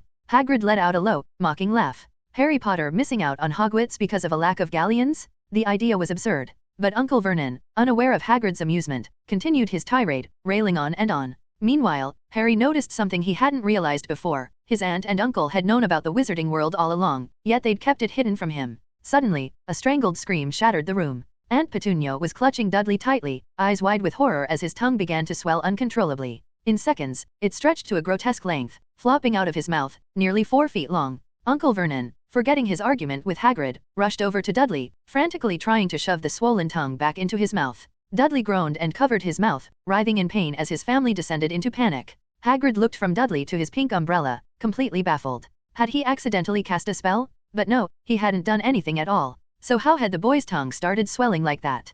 Could it be that the broken wand inside his umbrella had somehow backfired? That had never happened before. Meanwhile, Harry watched the scene in utter amazement. There was no denying it now, magic was real. He hadn't even seen what Hagrid had done, yet here was Dudley, transformed and helpless. Magic was incredible, and in that moment, Harry was sure of it. And this towering, kind man who was keeper of keys at Hogwarts? He had to be a truly powerful wizard? In that shabby little house on the sea, Harry had experienced the most magical night of his life. The next morning, he lay in bed as long as he could, reluctant to open his eyes, almost afraid that it had all been a dream. In that dream, a massive owl had delivered his acceptance letter to Hogwarts School of Witchcraft and Wizardry. Then a giant named Hagrid arrived, told him he was a wizard, and even used magic to punish Dudley, his bully of a cousin. He worried that if he woke up, he'd find himself back in the tiny cupboard under the stairs at home. If he could, he'd stay in this dream forever. But then Hagrid's voice broke through. Up and at 'em, Harry. Now's not the time for sleeping in. Harry rubbed his eyes, watching as Hagrid opened the window and released an owl that had just delivered a newspaper, which Hagrid bought for 5 newts. What's that? Harry asked curiously. The Daily Prophet, our wizarding newspaper, Hagrid explained as he stretched. Wizards read it to stay informed. He added, we'd better get going, Harry. We've got a full day ahead. Off to London to get your school supplies and pick out 2 birthday presents. Birthday presents? Harry asked, surprised. One for you and one for Kyle. Hagrid grinned. Strange coincidence, his birthday's today too. A birthday present? Harry's heart leapt with excitement. But then he remembered the name Hagrid had mentioned and asked, who's Kyle? He's another young wizard at Hogwarts 1 year ahead of you, Hagrid replied, already pulling on his boots. A good kid. Kind-hearted, friendly to everyone, and the professors and students all like him. Hagrid continued as they left the hut, making their way to the outer reef. He's sharp too. The only student in 300 years to get a special award for services to the school in his first year. If all goes well, he'll likely be the youngest recipient of the Order of Merlin. Harry blinked, taking in all these impressive-sounding titles. Though he didn't recognize any of them, he could tell from Hagrid's tone that they meant Kyle had accomplished some incredible things. If you ever need help or run into trouble at Hogwarts, you can go to him, Hagrid added. He'll look out for you. As they walked, Harry muttered the name to himself, Kyle, imagining what this other young wizard might be like. Not knowing any wizards, he naturally envisioned something from TV and mashed it together with Hagrid's appearance. In his mind's eye, Kyle was a serious-looking boy wearing a tall, pointed hat and a deep black, or maybe blue or red, cloak, clutching a thick wooden staff with a jeweled tip. And maybe he even had a dead ferret looped around his waist as some strange magical token. Achoo. Kyle, seated at breakfast in St. Catchpole Village, sneezed suddenly. Dear, are you getting a cold? Chris asked, looking concerned. No, I just felt an itch in my nose, Kyle replied, rubbing his nose. He figured it must have been from all the owls he'd come into contact with recently. He had no idea who'd spread the word about his birthday, but as soon as daylight broke, a steady stream of owls began flying into his room, each carrying beautifully wrapped gifts. The deliveries nearly filled half his room with brightly colored boxes and ribbons. Just as Kyle was mulling this over, another owl swooped in through the open window, placing a large box on the table beside him. It seems you're quite popular at school, Diana said with a smile.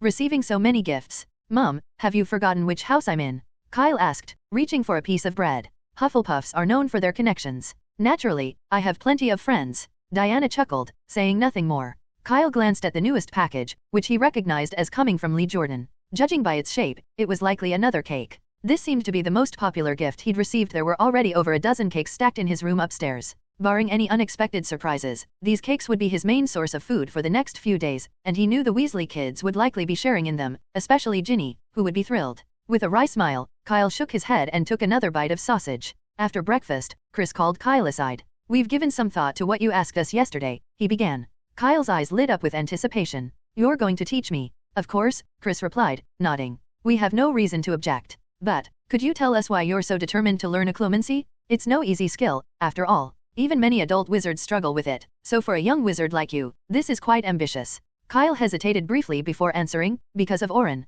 Back in the Forbidden Forest, I had the feeling he could read my thoughts. It felt invasive, and I don't want to experience that again. Though Orin was a convenient excuse, Kyle's reasons went far beyond him. Occlumency was the only known magic that could guard against external mental infiltration, an essential skill if he wanted to delve into the mystery of Horcruxes. He knew he would inevitably need to interact with enchanted objects like the diary and the diadem, both of which could pose serious risks without occlumency to shield his mind. With Voldemort's proficiency in soul magic, Kyle knew he would be dangerously exposed if he handled those Horcruxes unprotected.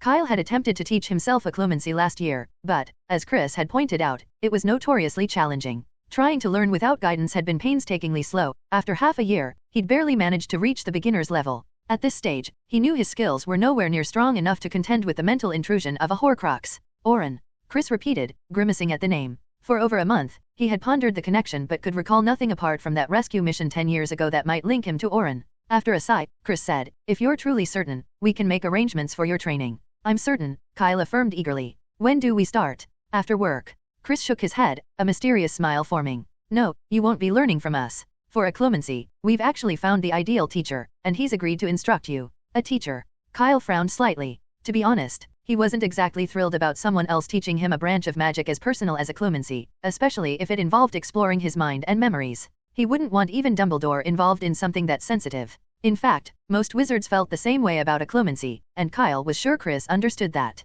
But Chris's expression suggested he had great faith in this teacher. Kyle hesitated, not wanting to refuse outright. He decided he'd go see for himself first. If he didn't feel comfortable, he could always think of an excuse to bow out. After some discussion, Chris had initially suggested they wait until Kyle's birthday celebration, but Kyle felt otherwise. Birthdays came every year, and he was far more curious about the identity of this occlumency teacher. He wanted to confirm if this arrangement would work for him as soon as possible. Since Kyle was so eager, Chris agreed without hesitation. They headed to an open area outside the house, where Chris extended his arm. "We'll disapparate there. Just grab my arm." Taking a deep breath, Kyle clutched his father's outstretched arm. "Let's go." With a loud crack, they both vanished, reappearing moments later in front of a charming wooden cabin with a red roof. The cozy little house, impeccably neat and surrounded by a low fence, looked warm and inviting. Outside stood an elderly couple, smiling in greeting. "Grandpa Newt? Grandma Tina?" Kyle's eyes widened in surprise. He hadn't expected Chris's teacher to be Newt and Tina Scamander. But if it was them, he could hardly ask for better. "Kyle, aren't you here to learn occlumency?" Tina Scamander said with a laugh, pinching his cheek gently. "What are you waiting for?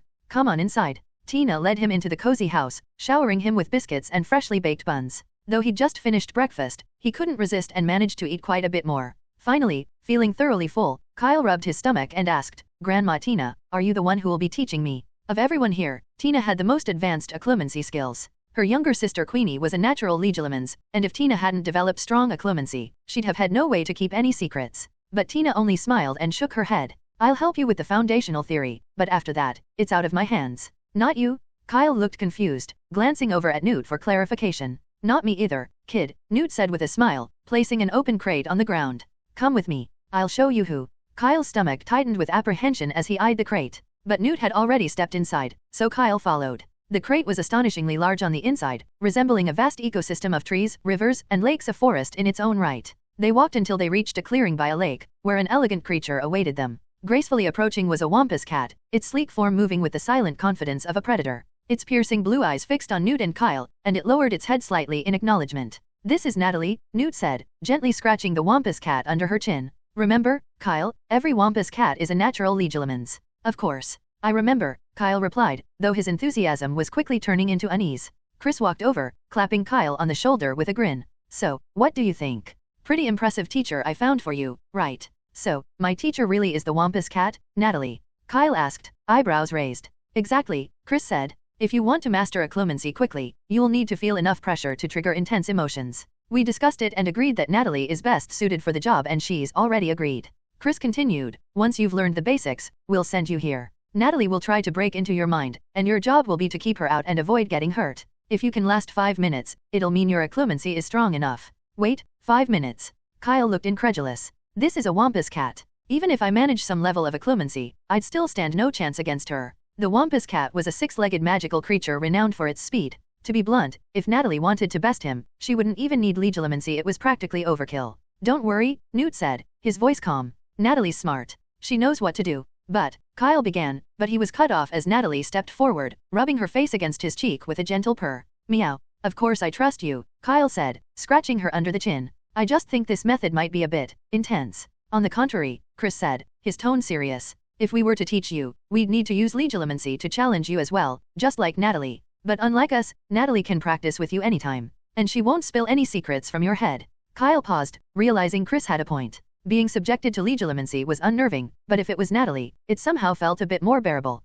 "Okay, I agree," Kyle said, nodding. Natalie purred approvingly, then lifted her front paw and gave him a swift, surprisingly firm kick right on the backside. Whoosh. Without a moment to react, Kyle was launched into the air, spinning as he went, before splashing down into the lake nearby. Chris and Newt, momentarily taken aback, quickly exchanged a knowing look. "Looks like she's already set on starting his training," Newt chuckled. "I'll be heading over to check on Anne. She recently had a litter of nifflers and could use some help recovering. And I'll go with you, Chris replied, shaking his head in amusement. I'm off today anyway. Newt nodded, and they began walking toward another section of the sanctuary. But after a few steps, Chris turned back and shouted, "Remember, no charms allowed." A single hand rose from the lake, waving in reluctant acknowledgement. No one knew better than Kyle what it was like to face an adult wampus cat without a wand or any other form of magic. He had been in Dorset for a week now, and apart from eating and sleeping, he spent nearly every moment getting thoroughly pummeled by Natalie. The wampus cat's piercing blue eyes could see directly into Kyle's thoughts. No matter how he tried to hide, her paw would appear right in front of him softly if he managed to block her legilimency, or with enough force to send him flying if he failed.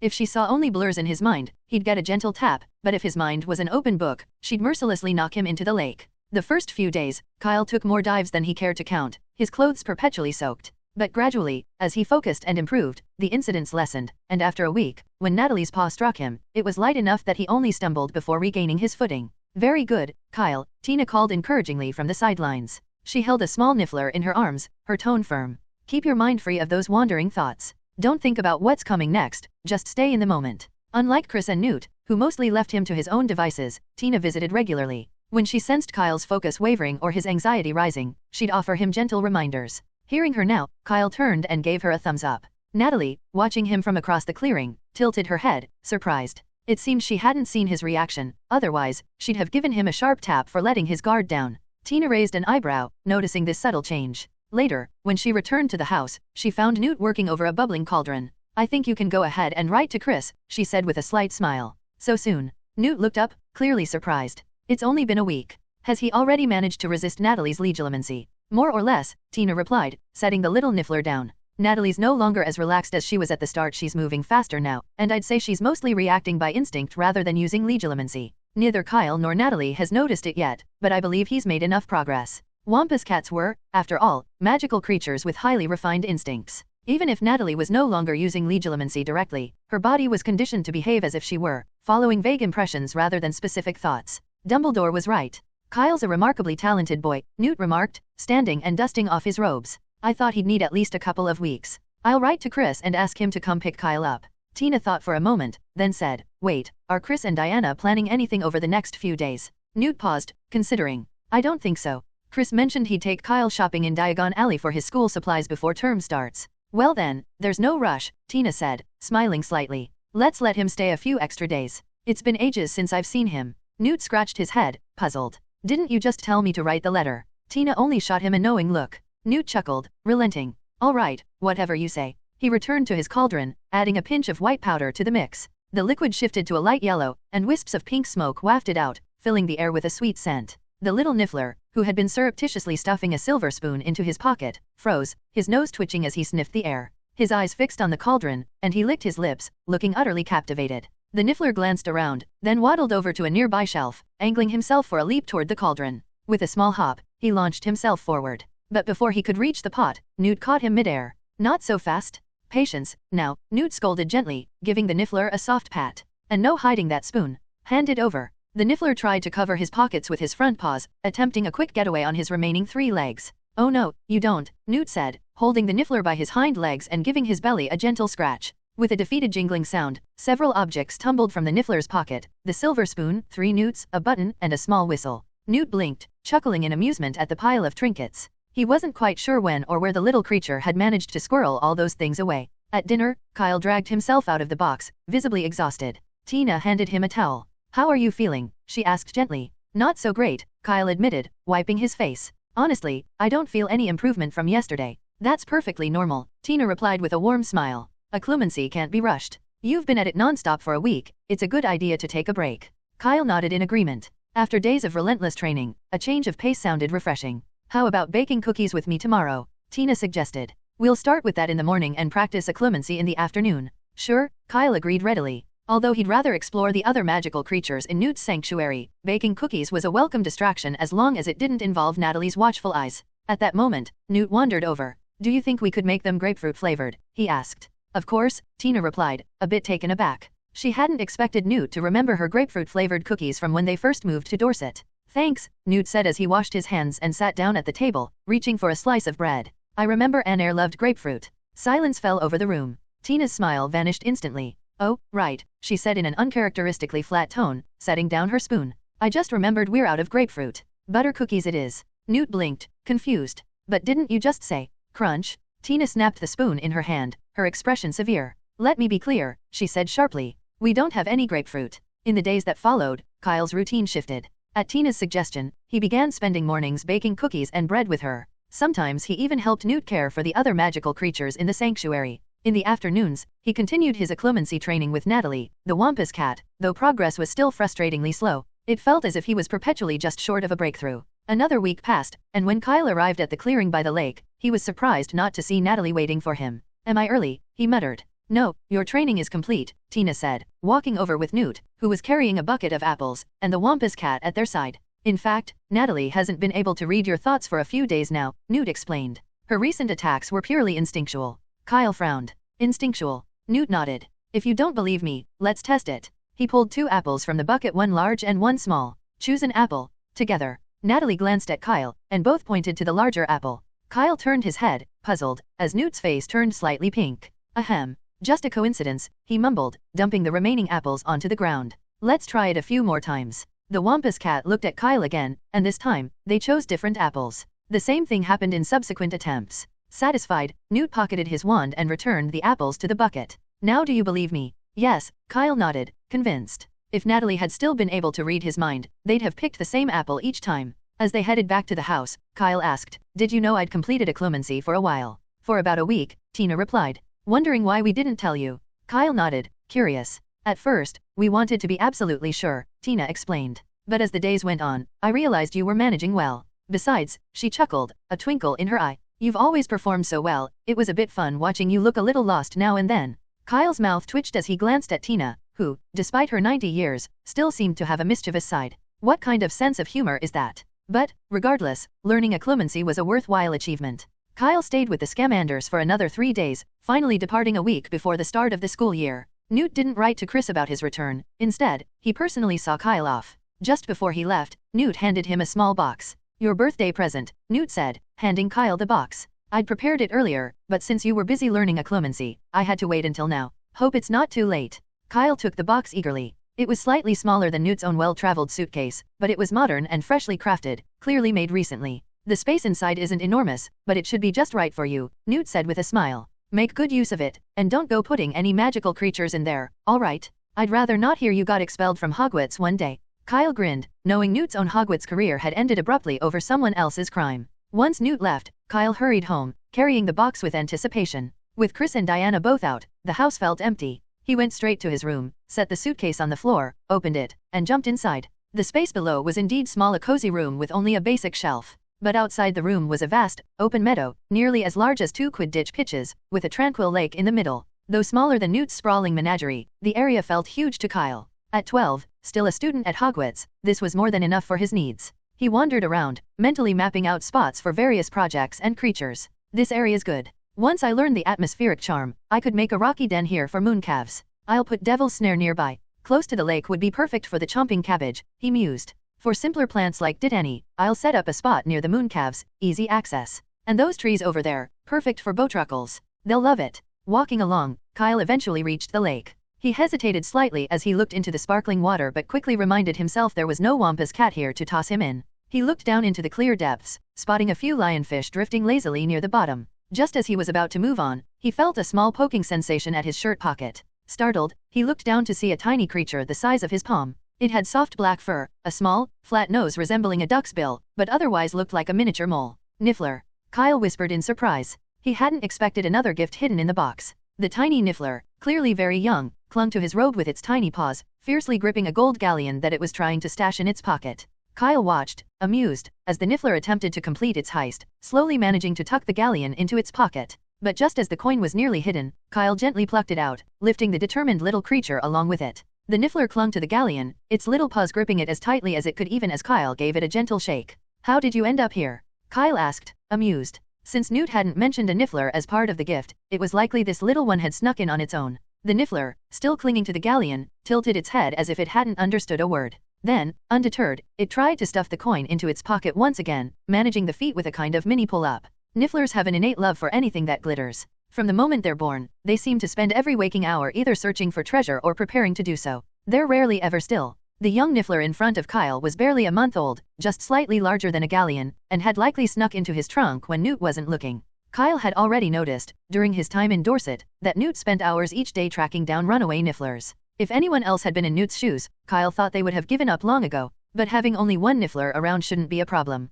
To ease Newt's worry, Kyle quickly wrote a note explaining the stowaway, handed it to Rattan, and watched as the owl flew out of the window with the letter. This communication system is so inconvenient, Kyle muttered, scratching his chin thoughtfully. While the wizarding world had its charms, communication methods felt downright primitive. A single letter, even with an owl, took at least half a day for round-trip delivery, nothing like the instant convenience of a phone call. He knew Newt wouldn't have minded using Muggle devices, but the Scamanders lived too remotely, nearly in the mountains and surrounded by Muggle-repelling charms. Installing a phone or answering machine there was unlikely. After seeing Rattan off, Kyle placed the Niffler back in his trunk, then took a quick shower and changed into fresh clothes. It was worth noting that the clothes Chris had sent him in Dorset were from last year. Kyle had grown so much this year that he could barely fit into them, so Tina had made a few adjustments to make them wearable, at least for now. Not long afterward, the Weasley twins arrived. As soon as Kyle opened the door, Fred and George barreled in like bandits. "We saw your owl flying off and figured you'd finally returned," Fred announced, draping an arm around Kyle's shoulders with a mock-serious expression.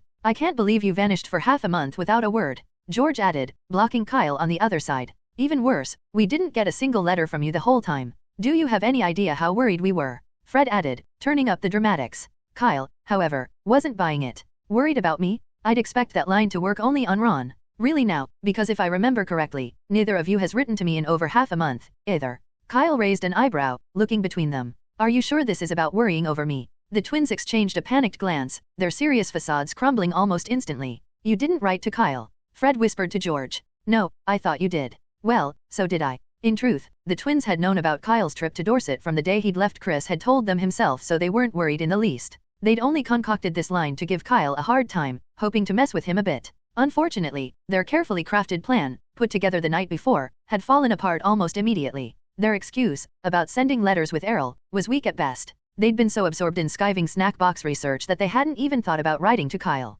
"Ahem. Of course we were worried about you," Fred stammered, sounding anything but convincing. "But you know, Errol's getting pretty old, and we just couldn't bear to make him fly that far with a letter." "Fly that far?" Kyle raised an eyebrow. "Sounds like you knew exactly where I was." The twins' faces grew even more awkward. "Just a guess." "You know, an educated guess," Fred said, trying to salvage the moment. "But now that we see you're fine, we're quite relieved." "Is that so?" Kyle drawled with a skeptical look. "You're quite the fortune tellers, then. Maybe you two should sign up for divination this semester. You'd be the stars of the class." With his narrowed eyes and slow drawl, he looked just one greasy lock of hair away from a certain potions professor. We'll think about it," George said sheepishly, eager to change the subject. "By the way, we've got good news. Over the past couple of weeks, we not only wrapped up the fat-tongued toffee but also developed a second product for the skiving snack box." He pulled a small, orange fruit jelly from his pocket. It was translucent, looking almost like a shiny pea. Fred winked at Kyle. "Care to guess what it does?" Kyle took the jelly and inspected it. Unlike the fat-tongued toffee, this piece had no detectable potion smell, suggesting that the twins had perfected its creation. "Taking a wild guess," he said, "does it make people's noses bleed?" Fred and George's faces lit up simultaneously. "Nosebleeds?" Fred exclaimed, eyes wide with excitement. "Kyle, that's brilliant. Why didn't we think of that?" George slapped himself on the forehead in a dramatic show of frustration. "A nosebleed? What a perfect excuse to skip out of class. Kyle, you're a genius." Kyle grinned. "Thanks. It's nice to know my brilliance is appreciated. Too bad school's starting soon," Fred sighed, looking deflated. "We won't get a chance to test it out this year. Maybe over Christmas break," George suggested wistfully. "Or next summer." Watching them lament as if they'd just lost 100 galleons, Kyle chuckled, holding up the gummy. "All right, so what does this one actually do?" "It's a puking pastille," George explained, shrugging. "Makes you throw up. Handy, right? But this one's still a prototype," Fred added. "We're working on a quick antidote. Vomiting nonstop doesn't quite do the trick." "Do you need any help?" Kyle asked. "Not this time," Fred replied, shaking his head. "The main ingredient in the puking pastille is diluted sneezewort juice. Combine it with rue and daisy root, and you have a perfect counter, and we're close to nailing it." Kyle nodded in understanding. Sneezewort and rue were a classic pairing ideal for antidote making. Chris and Diana had been called to the ministry unexpectedly, so Kyle ended up having lunch at the Weasley residence. Mrs. Weasley, who hadn't seen him for over 2 weeks, was delighted to have him over and insisted on piling his plate high with 7 or 8 sausages and filling his bowl 3 times with rice. By the end of the meal, Kyle was too full to move. "Fancy helping us denome the garden?" Fred asked enthusiastically. We're official Quidditch beaters now, so we can definitely beat you at it. Maybe next time, Kyle replied, shaking his head as he pulled a yellow envelope from his pocket. I've got to head to Diagon Alley to pick up supplies for the new semester. Oh, that's right, you haven't gotten your school things yet, Mrs. Weasley exclaimed, bustling over from the kitchen. Just a moment, dear. We'll come along with you? No need, Mrs. Weasley, Kyle said with a smile. Most of the second-year supplies are the same as the first year's. I only need a few things like parchment and ink, so I'll be back quickly. Mrs. Weasley hesitated, glancing at him with slight concern. It's fine, Mum, Fred reassured her. We'll go with him. Yes, Mum, George added. We'll make sure he's all set. All right, then, Mrs. Weasley relented. But she shot the twins a warning look. Come straight back once you're done, and don't go wandering into any shady places with Kyle. Fred gasped, feigning shock. Shady places? Mum, you know nothing about us. To be honest, it's as if you hardly know us at all, George chimed in, putting on a look of injured innocence. While the twins were talking to Mrs. Weasley, Kyle suddenly noticed Ron sitting nearby, and the wand he kept holding in his hand. He had seen this wand last semester at Charlie's, and it was very worn, with even the unicorn hair exposed. Kyle suddenly remembered something and looked up, saying, Mrs. Weasley, you've misunderstood Fred and George. The twins nodded vigorously at Kyle's words, giving a silent thumbs up behind their backs. But Kyle, acting as if he hadn't seen their gesture, continued, they followed me to Diagon Alley because they actually wanted to buy Ron a new wand. Fred and George nodded halfway through, then suddenly froze, turning to look at Kyle in disbelief. Ron, who was sitting nearby, was also stunned. Merlin, Fred, and George want to buy me a new wand. Ron thought, hardly able to believe what he was hearing. But then, a wave of elation washed over him. He wanted a new wand so badly that he had even been dreaming of shopping for one at Ollivander's over the past few days. Unfortunately, despite the family's recent increase in wealth, Mrs. Weasley had refused to let him buy a new wand, insisting that the galleons belonged to the twins and she was merely holding them for safekeeping. Unexpectedly, Ron looked at his two brothers with red-rimmed eyes, his face brimming with emotion, as if he might burst into tears at any moment. Fred and George, meanwhile, looked utterly dazed. When had they ever said they'd buy Ron a new wand? Wasn't this a pure waste of galleons? Ron was only in his first year, surely he could make do with Charlie's old wand. However, out of trust in Kyle, the twins hesitated and refrained from contradicting him. Yes, Mum, said Fred, gritting his teeth. We did want to get Ron a new wand. George took a deep breath and forced a dry smile. We just didn't say anything because we were afraid you'd object. My dear, why would I object? Mrs. Weasley's eyes grew a bit misty as she stepped forward and hugged Fred and George warmly. I'm so glad you feel that way. George is right, I don't know you nearly as well as I should. I'm Fred, Mum, George corrected, blushing slightly. You've got us wrong again. I'm sorry, Fred, dear, said Mrs. Weasley, releasing him and smiling. By the way, would you wait a moment? With that, she went upstairs. The twins immediately turned to Kyle, their expressions full of confusion. Kyle shook his head imperceptibly, signaling for patience. Soon, Mrs. Weasley returned, holding a small bag. Here are your galleons, she said, handing it to George, who was closest to her. I was worried you were still too young and might spend all your galleons in a hurry, but now it seems you've really grown up. Take it, you can't buy a wand without it. George couldn't resist opening the bag and found nearly 30 golden galleons inside. A flicker of disappointment crossed the twins' faces. They had expected all the galleons, not just 30. Mrs. Weasley immediately caught on to George's expression and said sternly, What, not enough? Forget it, then. She made as if to take the bag back. George stepped back quickly, shaking his head. Of course not, Mum, how could we possibly say that's not enough? As if afraid she might change her mind, George walked straight up to the fireplace, clutching the bag with one hand and a handful of flu powder with the other. We're running out of time, we have to go. With that, he threw the flu powder into the fireplace and stepped in. Diagon Alley, he announced, vanishing in a whirl of green flames. In a flash, Fred and Kyle followed right behind him. When Kyle opened his eyes again, he found himself standing in front of the fireplace in the leaky cauldron. Fred and George flanked him on either side, both speaking in hurried, indignant whispers. When did we say we were going to buy Ron a wand? Fred hissed. We need an explanation, Kyle, George added, his face pinched with disbelief. 7 galleons for a wand, that's enough to buy 100 fat-lipped toffees.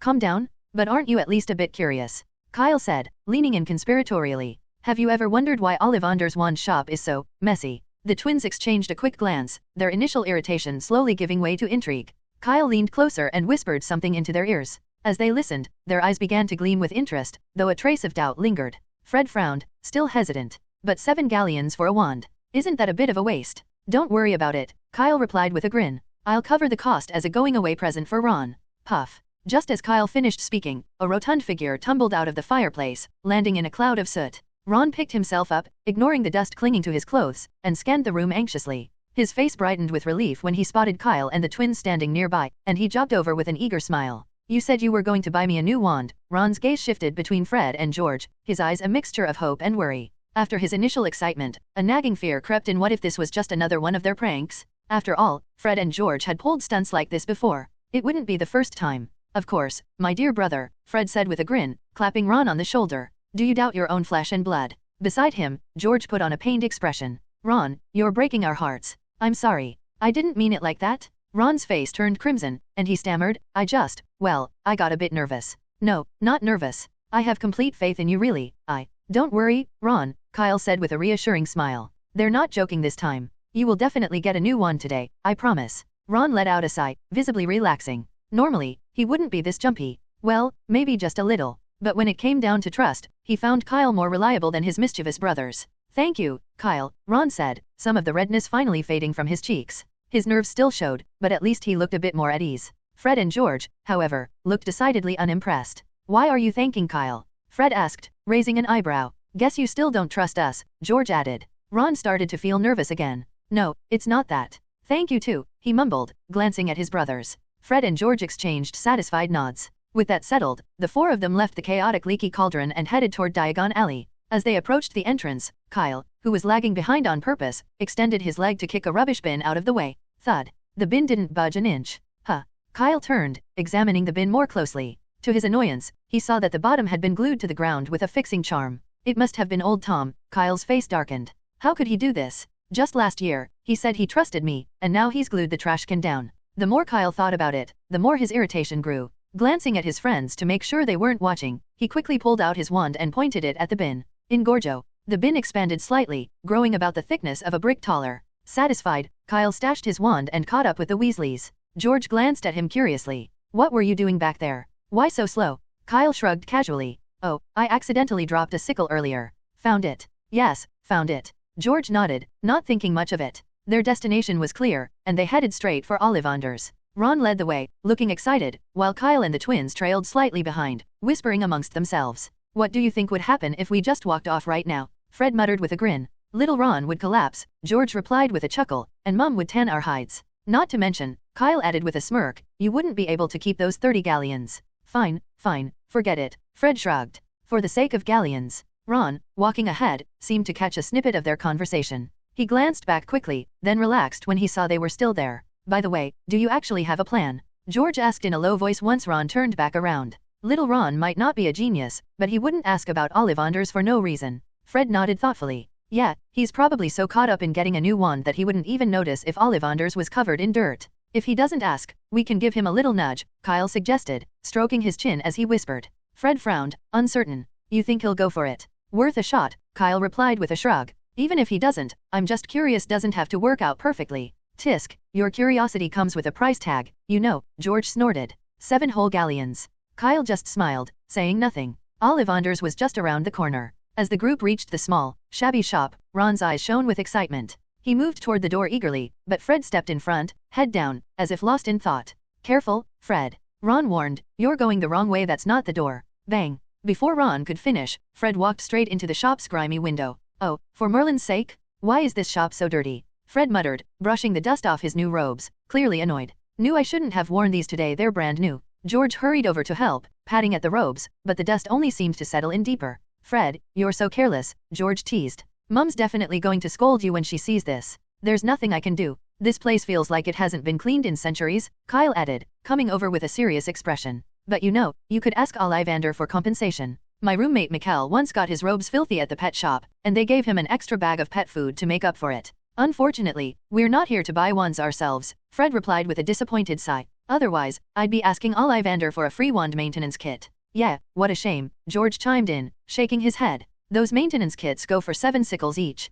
Nothing to be done about it, I suppose, Fred sighed. Anyway, let's just get Ron inside. Right. George nodded, pulling open the door to Ollivanders and stepping in. Come on, Ron. Ron, who seemed lost in thought, snapped back at George's call and hurried over. Kyle noticed that as he walked through the doorway, Ron rubbed his robes deliberately against the frame, as if hoping to pick up some dust. Once they'd gone inside, Fred turned to Kyle eagerly. So, do you think he fell for it? Kyle grinned. Looks like it. He pulled out his wand and pointed it at Fred's robe. Scour Jiffy. With a swift flick of his wand, the dust vanished instantly from Fred's robes. Ah, a cleaning charm, Fred muttered, eyeing his freshly cleaned robe with a resigned sigh. Mum has to use it almost 3 times a day. How come Ron can't remember it? Kyle shrugged. Who knows? Kyle's plan had been cobbled together on the spot and was riddled with potential pitfalls. The biggest issue was the cleaning charm itself, which Fred and George believed was precisely why Ron wouldn't fall for the scheme. In a wizarding household, this spell was among the most commonly used, and they couldn't imagine Ron being unaware of it. Kyle had thought the same thing. In fact, when he'd noticed Ron's suspicious glances back at the leaky cauldron, he'd already started considering letting him off the hook.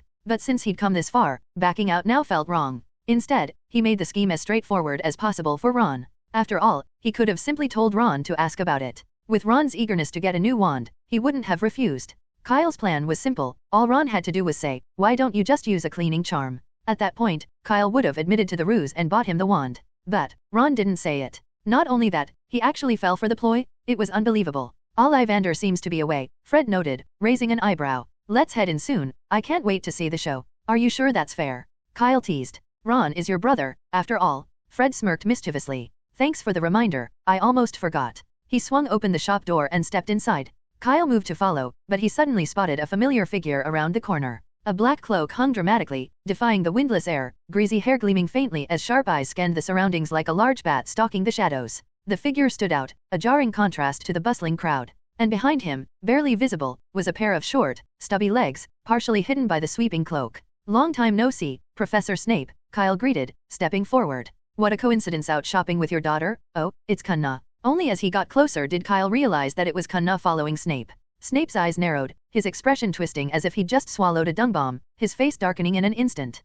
"Don't be ridiculous, Kyle," Kanna said, poking her head out from behind Snape. "Uncle Snape hasn't." "Silence, Kanna," Snape snapped, cutting her off. Kyle's gaze flickered with curiosity at the change in Kanna's address to Snape. But before he could dwell on it, Snape spoke up, a hint of sarcasm in his voice. "What brings you here to Ollivanders? Did your wand break?" "No, Professor. I take very good care of my wand." Kyle's expression remained calm as he replied. "I'm here with Fred and George to help their younger brother buy a new wand. Ron Weasley, he's starting at Hogwarts this year." Snape's face fell slightly, showing mild disappointment. "And I thought I'd pick up a few potion ingredients too," Kyle added with a polite smile. "I can't wait to attend your potions class." Snape let out a short, derisive noise. His expression soured even further, as though he'd swallowed another dung bomb, but he merely shot Kyle a contemplative look and held back any further remarks.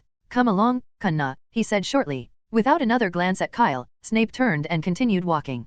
Kanna hesitated, clearly wanting to linger. So much had happened around her that summer, more excitement packed into 2 months than in her past 2 years combined. She longed to share it all with Kyle. But Snape had other ideas. He shot Kyle a look of deep distaste, grabbed Kanna firmly by the collar, and marched her away, despite her gesturing protests. "Don't associate with Kyle in the future," he muttered, making no effort to hide his words. "He's a bad influence." Kyle watched as they disappeared into the crucible shop. He then turned and entered Ollivander's wand shop, thinking he might have missed the best part of the show thanks to Snape's interruption. However, as soon as he stepped inside, he heard Ollivander's voice, sounding rather exasperated. "We don't include wand maintenance kits with the wands, young man. You have to purchase those separately. And I'd have thought a Weasley would know the cleaning charm by now." By this point, the dust that Ron had purposely smeared on his arm had disappeared. He stood there, his face flushed red, staring down at the floor as if he were searching for a crack to crawl into. "As for why I don't clean the shop," Ollivander paused, his face growing stern. "It's for the ash balance. Dust can insulate the magic, protecting the wands from external disturbances. It's a delicate art, understood only by us wand makers. You wouldn't comprehend it even if I tried to explain." "So, which hand do you use to hold your wand?" Ollivander prompted. Ron extended his right hand, trembling slightly. A tape measure promptly floated over the counter and began to measure him in quick, sharp movements. Fred and George, standing nearby, had both lowered their heads, hands pressed to their stomachs, shaking with barely restrained laughter. If Ollivander weren't present, they likely would have burst out. Once the measuring was complete, Ron moved on to trying out different wands, but the process did not go smoothly. By the time he reached the 7th or perhaps it was the 8th wand, it rejected him so forcefully that the moment he picked it up, a jet of water shot from its tip, drenching him from head to toe. Now thoroughly soaked and shivering in the cool air, Ron stood there, looking more miserable than ever. An hour later, the stack of boxes on the counter had grown into a small mountain. George and Kyle were slumped nearby, playing a lackluster game of wizard chess, while Fred watched and occasionally threw in his opinions, though neither of them paid him any mind. "An excellent choice," came Ollivander's voice at last. 14 inches, willow, with a unicorn hair core.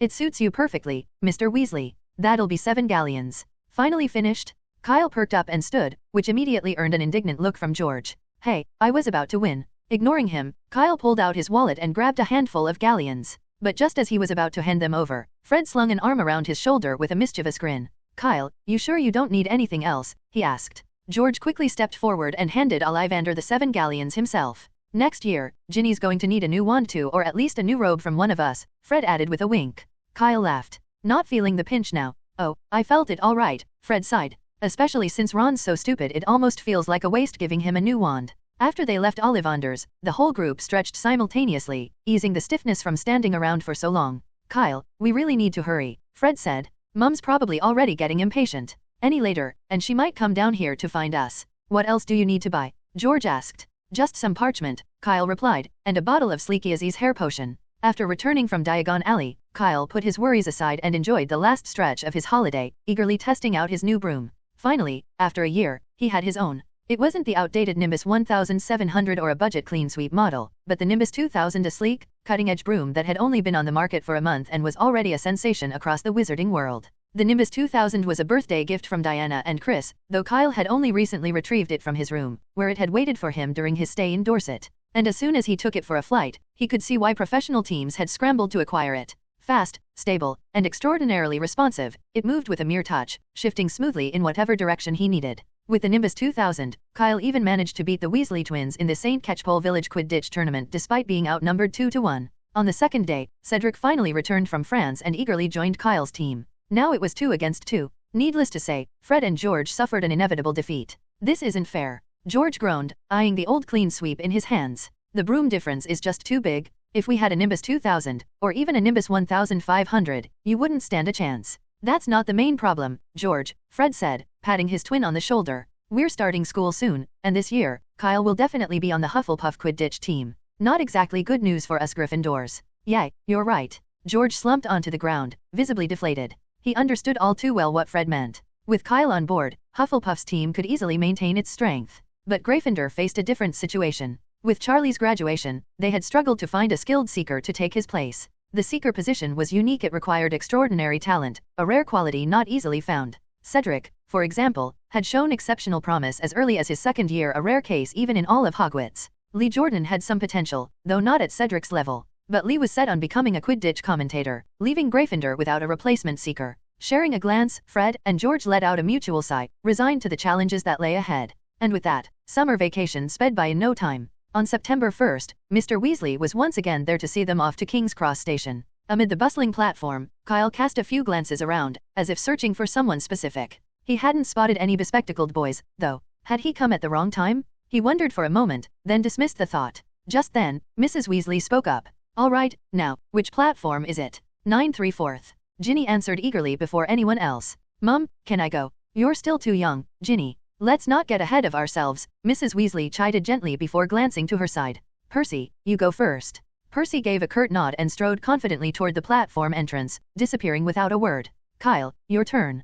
Kyle nodded and followed them onto the platform, which was already bustling with people. Groups of friends had gathered, chatting in clusters about their summer adventures. Sorry, Kyle, Percy, who was leading the way, turned back to him. I need to head to the prefect's compartment right away. Prefects are responsible for maintaining order on the train, and there's plenty of preparation to do. As he spoke, he adjusted the gold and red badge pinned to his chest with a touch of pride. Percy had achieved his ambition of becoming a Gryffindor prefect, and he'd been talking about it nonstop for weeks. Of course, go ahead, Kyle replied. I'll wait here for Fred and George. See you at school, Percy said, giving his badge one last polish before heading off toward the train with his luggage in tow. Kyle waited, glancing around the platform. For some reason, Fred and George were taking longer than expected. When they finally appeared, Fred had a broad grin on his face. We got delayed by a young witch who was completely lost, he explained. Right after you and Percy went through, Mum spotted her asking a muggle where platform 9 3/4 was. George added, she was absolutely insistent. Kept saying there had to be a platform with a 9 on it. The muggle was livid, Fred chuckled. When we came through, he was muttering about people wasting his time. A young girl asking for platform 9 3/4? Kyle's mind paused, wondering if Harry Potter could be here too. But just then, 2 more people entered the platform, one after the other. The first was a man who looked about the same age as Chris. He wore a well-tailored dark suit, his hair meticulously styled, and he surveyed the platform with curiosity, finally settling his gaze on the gleaming red Hogwarts Express. A girl followed him, dragging a large suitcase behind her. She had a mane of thick, slightly untidy brown hair. The moment he saw her, the man held out his hand. Here, dear, let me take your case. No, Dad, I'm fine, she replied, shaking her head. I cast a spell on it before we left. It's not as heavy as it looks. I mean, I did pack all my textbooks in here. Yes, Hermione, but, the man glanced at the suitcase, clearly unconvinced. After all, he'd carried it down the stairs at King's Cross, and from the weight of it, it didn't seem her spell had lightened it much. Just a sec, Dad. At that, the girl noticed Kyle and the twins nearby. She walked over and smiled at Fred and George. Thanks for helping me find the platform. You're welcome, Fred replied with a grin. No problem at all, George added, shrugging as if it were nothing. No, really, if you hadn't helped, I'd probably still be wandering around, the girl insisted, shaking her head. I've memorized all my textbooks, but there's no mention anywhere about how to find the platform. Anyway, I'm Hermione Granger. What are your names? Fred Weasley. And George Weasley. The new student, Hermione, soon left with her father. As soon as she was gone, Fred pulled a strange face. She finished all her textbooks. Yes, Fred, you heard right, George said with a smirk. We've just met another Percy. Percy had also completed all his textbooks before starting school, which earned him a reward from Mrs. Weasley, a brand new set of robes. What house do you think she'll be sorted into? George wondered aloud. Fred raised an eyebrow. Isn't it obvious? Ravenclaw, of course. I think so too. No, I think it'll be Gryffindor. Kyle, who had been quiet until then, spoke up. Don't forget, Percy's in Gryffindor. That's different, Kyle. Fred shook his head. Our whole family's in Gryffindor. George added, in fact, we think Percy would prefer to be in Ravenclaw, but the Sorting Hat placed him in Gryffindor.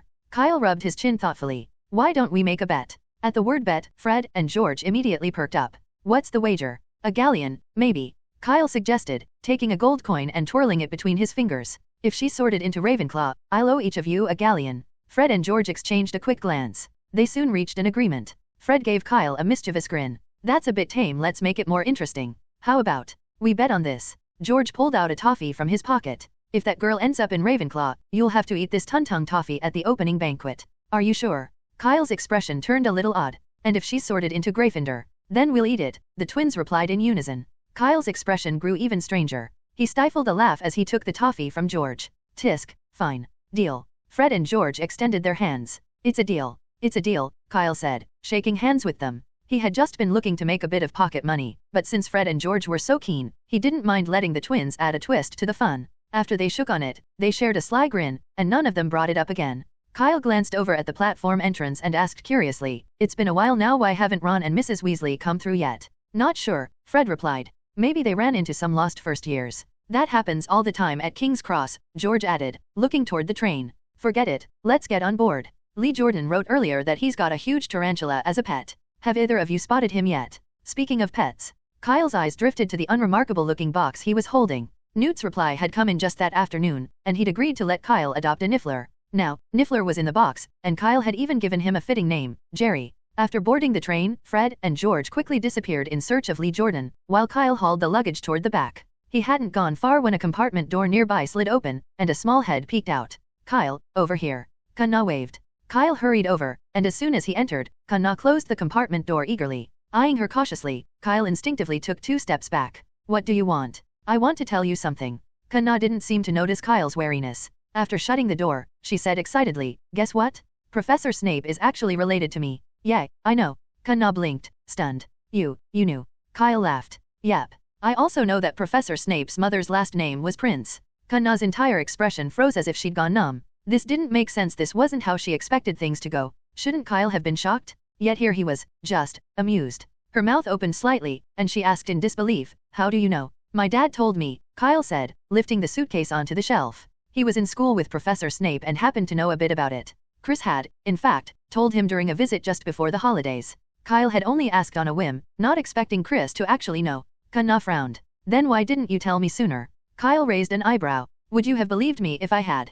Kanna hesitated, feeling a pang of frustration. Before what happened over the summer, she probably wouldn't have believed something so far-fetched. Oh, right. Suddenly recalling something, Kanna asked suspiciously, did Professor Snape come to see me because of you? Kyle didn't deny it. You were paid to help me, so what was the deal? Were the problems solved? Kyle had written to Snape on the first day of the holiday, detailing Kanna's situation. Though he'd added a few dramatic touches, the account was mostly accurate. Yes, it was taken care of, Kanna said, giving Kyle a pointed look. The day after the holiday started, Professor Snape came to my house, introduced himself, and took me to Gringotts. Kyle, in the middle of digging through his snacks, paused. What did he take you to Gringotts for? He asked the goblins to repossess our old vault and transfer its contents to his vault. Wait, are you saying Snape took everything from your vault and moved it to his? The more Kyle listened, the stranger it sounded. What was Snape up to? Afraid someone else might take it, so he took it all himself? Picking up on Kyle's thoughts, Kanna hurried to explain. He didn't take it for himself, he's just holding it for me. Kyle rolled his eyes. Yeah, I've heard that one before. Who'd actually believe it? It's true, Kanna insisted seriously. There wasn't much left in our vault anyway. The only thing valuable was probably the deed to our land. And Professor Snape has loads of galleons, he doesn't need to lie to me. I hope so, Kyle sighed. Besides that, did he do anything else? He bought the house next to ours and stayed there all summer. Kanna couldn't help but smile at the memory. For 2 months, he chased off anyone who tried to visit. Snape bought the place next door. Kyle's mouth twitched. Okay, he admitted to himself, maybe his initial suspicions were a little off. Before long, Cedric and Cho arrived one after the other, and the compartment became lively. Everyone was thrilled to see each other again after 2 months. Kyle couldn't be sure, but Cho seemed taller than before. As soon as she entered, she set a large package on the table filled with snacks she'd brought from the Muggle world. She thought Kyle, Cedric, and Kanna, who all came from pure wizarding families, might not be familiar with Muggle snacks, so she had carefully picked out what she thought were the tastiest options for them to try. Everyone was quite interested in what she'd brought. Cedric took a liking to a black fizz drink, though a bit odd at first. He quickly found that its unique texture was even better than pumpkin juice, giving him a strange sense of delight. If he didn't know it was a Muggle drink, he'd have thought it had an elixir to induce euphoria mixed in. Kanna was particularly fond of the triangular corn chips and the berry-filled cookies. Midway through the snacking, Fred, George, and Lee Jordan popped by, immediately taking a liking to a kind of candy that popped and fizzed in their mouths. I just had a fantastic idea, Fred said thoughtfully, licking the candy wrapper. What if we created an exploding candy ourselves? And put it on Slytherin's table, George suggested with a grin. That might keep Marcus Flint quiet for a bit. Found out he's Slytherin's Quidditch captain this year. That might be tricky, Cedric said, shaking his head as he opened another bottle of Fizz-Cola. Slytherins probably won't eat sweets from a suspicious source. What if we put them in the kitchen? Lee Jordan pondered. If they appear with the regular food, they wouldn't be suspect. I wouldn't recommend it, Cedric said, frowning. The house elves would never agree, and if anything went wrong, they'd be the ones in trouble. Then let's forget that idea, Lee shrugged. Or you could try something different, Kyle suggested. Maybe candy that just pops in your mouth, and only explodes when you spit it out. Fred and George's eyes lit up at the same moment. In unison, they exclaimed, Kyle, has anyone ever told you? You're a genius. Kyle raised an eyebrow. Of course, plenty of people say that. Silence fell over the compartment as everyone looked at Kyle with expressions of mild disgust. Unbothered, Kyle continued eating a piece of chocolate. Through the train window, he spotted Neville, who was scanning the platform as if looking for something, while his grandmother stood beside him, sternly chastising him. Further off, he also saw Mrs. Weasley walking toward the train with 3 children in tow, Ron, Ginny, and a thin boy with round glasses, messy hair, and bangs cut unevenly to hide his forehead. Mrs. Weasley. Kyle leaned out the window and waved. Oh, dear, there you are. Mrs. Weasley hurried over. Have you seen Fred and George? We're here, Mom, the twins called as they made their way to the car. After they'd left, Cho picked up a chocolate frog and looked at Kyle. So, what were you up to over the summer holidays? I wrote you in August, but it took more than half a month for you to reply. Kyle gave an apologetic smile. Well, something came up, and I had to take a long trip. In truth, he'd received her letter the day after arriving in Dorset, but between all the activities mostly involving getting roughed up he'd completely forgotten to write back. By the time he remembered, he was already back home. Cho didn't seem suspicious, she just assumed Kyle had been traveling, like Cedric. I'm really envious, she said with a hint of wistfulness, nibbling on her chocolate frog. I've always wanted to travel abroad, too. By the way, how was Paris? She directed the question to Cedric. It was wonderful, Cedric said after a moment's thought. We went to the opera and even met an old wizard who immediately recognized us and shared stories about interesting places. If you're planning a trip there, I can draw you a map later. That would be amazing. Cho said, surprised and delighted. I've always wanted to go to Paris. Did you visit Beauxbatons Academy of Magic, by any chance? Yes, we did, Cedric nodded. But Beauxbatons isn't in Paris, it's down in the Pyrenees, as the old wizard told us. How was it? Cho asked, her curiosity piqued. We didn't go inside, just saw it from the outside, Cedric replied. It's a bit smaller than Hogwarts, but the buildings are more delicate and very beautiful. Cho's eyes sparkled with excitement. She had a weakness for beautiful architecture, especially if it was from a renowned magical school like Beauxbatons. As Cho and Cedric continued chatting, Kyle glanced out the window again. Mrs. Weasley was dabbing a handkerchief to clear some soot off Ron's nose. Meanwhile, the boy with glasses had vanished, and Percy was now standing beside her. George noticed Percy and suddenly frowned. Percy, why does your robe look different from ours? He gestured toward Percy's chest. They're all new robes, but why do I see a round badge there? Did Madame Malkin give you special treatment? That's a prefect badge, dear, Mrs. Weasley explained with a proud smile. So that's why you've been wearing it all summer, Fred said with exaggerated surprise. Good thing you didn't get the special award for services to the school. I think that one's a trophy, George added, grinning. You couldn't exactly pin it to your chest, but you could wear it on your head, like a shiny gold hat. Fred and George shared a mischievous look, and, as if on cue, pulled out a small trophy from their robes and set it atop their heads, bowing to each other in an exaggerated imitation of Percy. Stop it. Percy turned red, looking furious. Mrs. Weasley gave Fred and George a firm but gentle twist on their ears. If you two ever manage to win the special award for services to the school, you will be carrying that trophy down Diagon Alley yourselves. Then she turned to Percy with a softer expression. All right, dear, I hope you have a good term. When you arrive, please send an owl with a letter for me. She kissed Percy on the cheek, and he walked off, his face faintly pink. Now it's your turn. Mrs. Weasley gave the twins a pointed look. I expect you two to behave this year, and don't even think about corrupting Kyle. Corrupt Kyle. Fred's voice rose in protest. Mum, are you joking? Not at all, Mrs. Weasley replied firmly. A whistle sounded as the train slowly began to move. Hurry now, get on board and make sure you take care of Ron. Don't worry, Mum. Ron's perfectly safe with us, Fred assured her before he, George, and Ron scrambled onto the train. Kyle leaned out the window, waving. Bye, Mrs. Weasley. Goodbye, dear, Mrs. Weasley called back. And if they get into any trouble, write to me right away. With a rumble, the train picked up speed. Ginny ran alongside it, waving until they were out of sight, disappearing as the houses whizzed by. Kyle turned back to the compartment, settling into a game of wizard chess with Cedric, while Kunna and Cho huddled over a magazine, whispering conspiratorially. After one match, Cedric leaned over to see what they were reading, only to be playfully shooed away by Cho. With a good-natured sigh, he refocused on the chessboard for another couple of games. Then the compartment door slid open, and Fred and George burst in, visibly excited. Guess who we just ran into on the train? Cedric barely glanced up.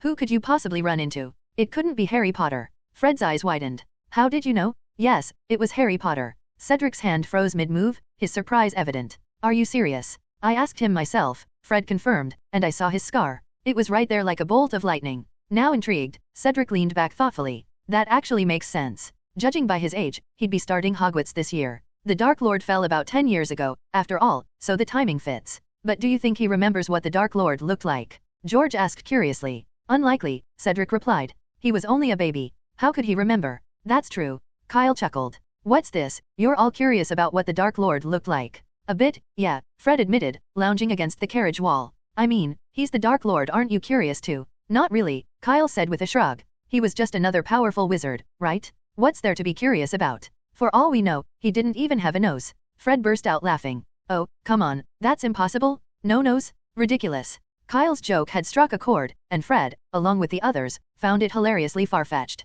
None of them believed in such absurdities. After a while of laughing, Cedric wiped his eyes and asked, We'll be arriving at Hogwarts soon. Are we still selling maps this year? Absolutely, Fred replied, nodding enthusiastically. This is serious business worth more than 10 galleons? And we only get one chance each year, so there's no way we're missing it. That's right, George agreed with a grin, casting a sly look at Kyle. As older students, we simply can't stand by and let those innocent first years get lost. Kyle raised an eyebrow. That was clearly his line, and George had swiped it. What's everyone's plan for now? Cedric suggested. If you're free, why not make the maps here? The train ride to Hogwarts would still take hours, giving them plenty of time to produce a batch of maps. Cho and Kunna agreed without hesitation. They had nothing else to do, weren't keen on wizard chess, and liked the idea of doing something useful. Fred and George considered it and agreed too. Although they'd told Lee Jordan they'd join him in the Slytherin compartment to prank with his spider, they figured that compared to earning a stash of galleons, that could wait. All eyes turned to Kyle. No objections here, Kyle shrugged. Since we're all in, let's clear the table.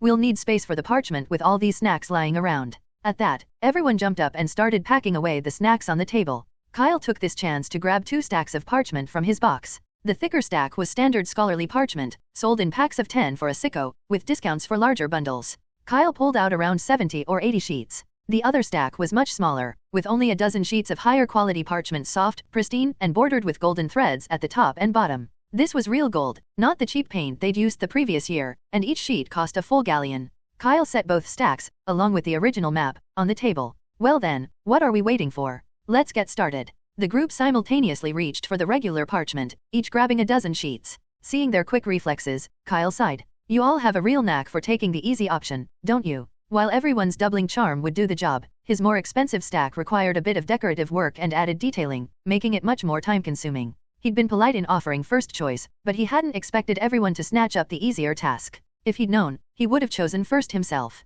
Kyle sighed again, thinking how, thanks to the Weasley twins, even Cedric and Kunna had picked up some sly habits. Those 2 brothers were a bad influence, no doubt. With a resigned sigh, Kyle pulled out his wand and tapped it on the parchment. Geminio. The map lines gradually appeared on the blank parchment. This time, Kyle estimated he could stretch the doubling charm to last through the entire semester. Soon, the compartment was bustling with activity. Blank sheets turned into maps one by one, with each of them focused on duplicating as quickly as possible. Bang! Suddenly, a loud knock echoed from outside, right against their compartment door. Bang! The compartment door shook violently as it was struck from the outside, causing the door frame to creak with a teeth-grating noise. Kyle, focused on maintaining the doubling charm, was startled and accidentally jerked his wrist upward. SSSHH. A long tear appeared on the map he'd just finished duplicating.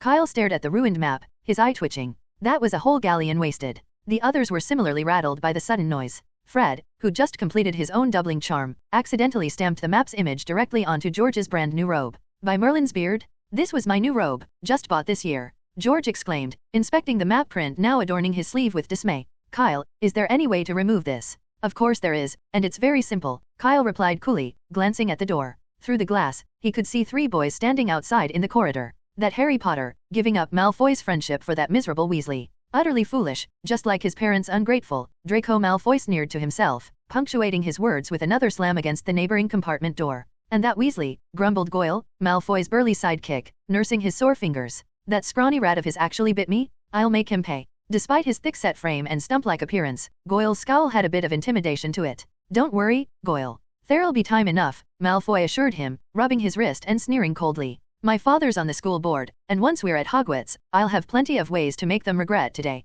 Straightening his slightly tousled hair, Malfoy turned to leave with Crabbe and Goyle, intending to join the other Slytherins. But before he could take a step, the adjacent compartment door swung open. Hold it right there, gentlemen, Kyle said, stepping into the doorway, his face expressionless as he looked over the 3 boys. His gaze settled on the pale-faced boy at the center. After a brief pause, Kyle asked, You were the one who slammed the door just now, weren't you? Yes, that was me. Malfoy, caught off guard, quickly recovered his composure. My name is Draco Malfoy, and I apologize if I disturbed you. Though his words and posture were polite, the arrogant glint in Malfoy's eyes was unmistakable, particularly when he introduced himself. Kyle, unfazed by Malfoy's smugness, replied evenly, Your apology is noted. Here's the thing, if you compensate us for the damage you caused, we'll call it even. Damage. Malfoy's face briefly registered surprise before he spotted Fred and George standing just behind Kyle. Instantly, his polite facade evaporated, replaced by a sneer. Red hair. It's the Weasleys again, with their band of freak friends, he muttered in disdain. Without a word, he reached into his pocket, tossed a galleon at Kyle, and said with a smirk, Keep the change. Oh, and just in case you didn't know what it looks like, it's a galleon. As Malfoy moved to leave, Kyle's hand reached out, blocking his path. Wait, Kyle said calmly, shaking the galleon in his hand lightly. This isn't enough. Malfoy paused, clenched his teeth, and angrily tossed another galleon in Kyle's direction, his throw forceful, as if he wished the coin itself could drive Kyle away. But Kyle caught it with ease and shook his head. Sorry, still not enough. Don't push it. Malfoy's face flushed with anger. If you keep harassing me, I'll tell my father you're extorting me. He's on the Hogwarts Board of Governors. He has the power to get you expelled. Kyle raised an eyebrow. I think you might be mistaken. I'm a well-behaved student who's earned the special award for services to the school. I would never stoop to blackmail. I'm simply requesting fair compensation for the damage caused. Even the Board of Governors or the Minister of Magic couldn't object to that. Special award for services to the school. Malfoy scoffed, then paused as something clicked. Wait, are you that new student, Kyle? He recalled that his father had mentioned a first year who'd won the special award for services to the school, a rare achievement, though he hadn't given much thought to it before now. To be precise, you're the first year. I'm a second year, Kyle corrected him smoothly. Now, back to the compensation. Malfoy scowled, calculating his options. He didn't know the specifics of Kyle's demands, but given that Kyle was associating with the Weasleys, he assumed they were far from wealthy. In his mind, 2 galleons was already more than generous. But he felt a growing sense of intimidation as he looked at the group of 6 standing in the compartment, all second years or older, while he only had Crabbe and Goyle beside him, both fresh-faced first years like himself. They didn't stand a chance in a scuffle. How much do you want? Malfoy muttered through gritted teeth, resigned to paying his way out. Kyle thought for a moment, then replied, Not much. 200 galleons. Including what you've already paid, that leaves 198 galleons due. 200 galleons. Malfoy's face turned pale as he yelled, That's outrageous. Not happening. Relax, I can break down the math for you, Kyle began. I don't want to hear it. Malfoy's face had gone crimson with fury. He yanked out his wand and pointed it straight at Kyle. This is extortion? You're blackmailing me, plain and simple. 200 galleons was an absurd amount, more than most Ministry of Magic employees earned in a month. To Malfoy, it didn't matter how many times he'd banged on their door, he wouldn't even owe that much if he'd barged in and hexed the lot of them. He might have wealth, but he wasn't foolish enough to part with 200 galleons over something so trivial. Malfoy glared at Kyle with fury, his wand raised. Without another word, he cast Locomotor Mortis. Aiming the leglocker curse at Kyle, Malfoy hoped to immobilize him just long enough to make a quick escape and find the protection of his fellow Slytherins. But Kyle reacted just as quickly. Protego, he called, a transparent shield appearing before him, deflecting Malfoy's spell right back. The next moment, Malfoy, who had turned to flee, was struck by his own spell. Plop, he toppled forward, landing on the floor with his legs locked together, groaning in frustration. Crabbe and Goyle finally grasped what was happening. Seeing Malfoy down, they lunged at Kyle, fists clenched. Fred and George moved to intercept them, but Kyle swiftly tossed a few licorice candies their way. Mid-air, the candies transformed into slender ropes, wrapping tightly around Crabbe and Goyle, leaving them unable to move. Stop, came a furious shout from down the corridor, where a group of older Slytherin students were approaching, scowling.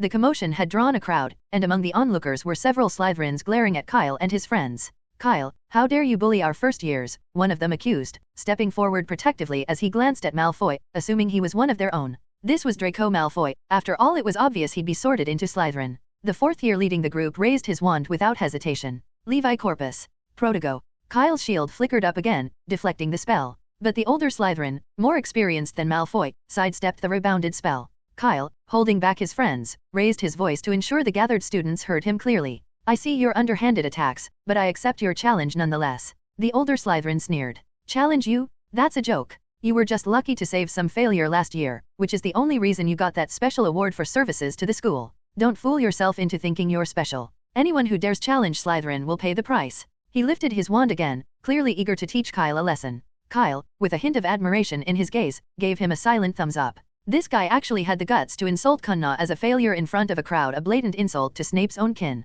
With courage like this, it was almost a shame he wasn't in Gryffindor. But despite his grudging respect, Kyle wasn't about to just stand by. Raising his wand, he cast two quick spells. Spungify, followed by Levi Corpus. The older Slytherin tried to raise a shield charm to deflect, but as his feet unexpectedly softened and slipped beneath him, he stumbled. The half-formed shield charm fizzled, and Kyle's Levi Corpus hit him squarely. In an instant, he was yanked off his feet, suspended upside down from the train's ceiling. To his horror, a long, sharp needle-like object hovered just inches from his eyes, seemingly appearing out of nowhere. I advise you not to move, Kyle said calmly, or you will be spending your first day of school in the hospital wing. The Slytherin hanging from the ceiling remained completely still, his eyes fixed in terror on the sharp needle in front of him, not daring to even breathe.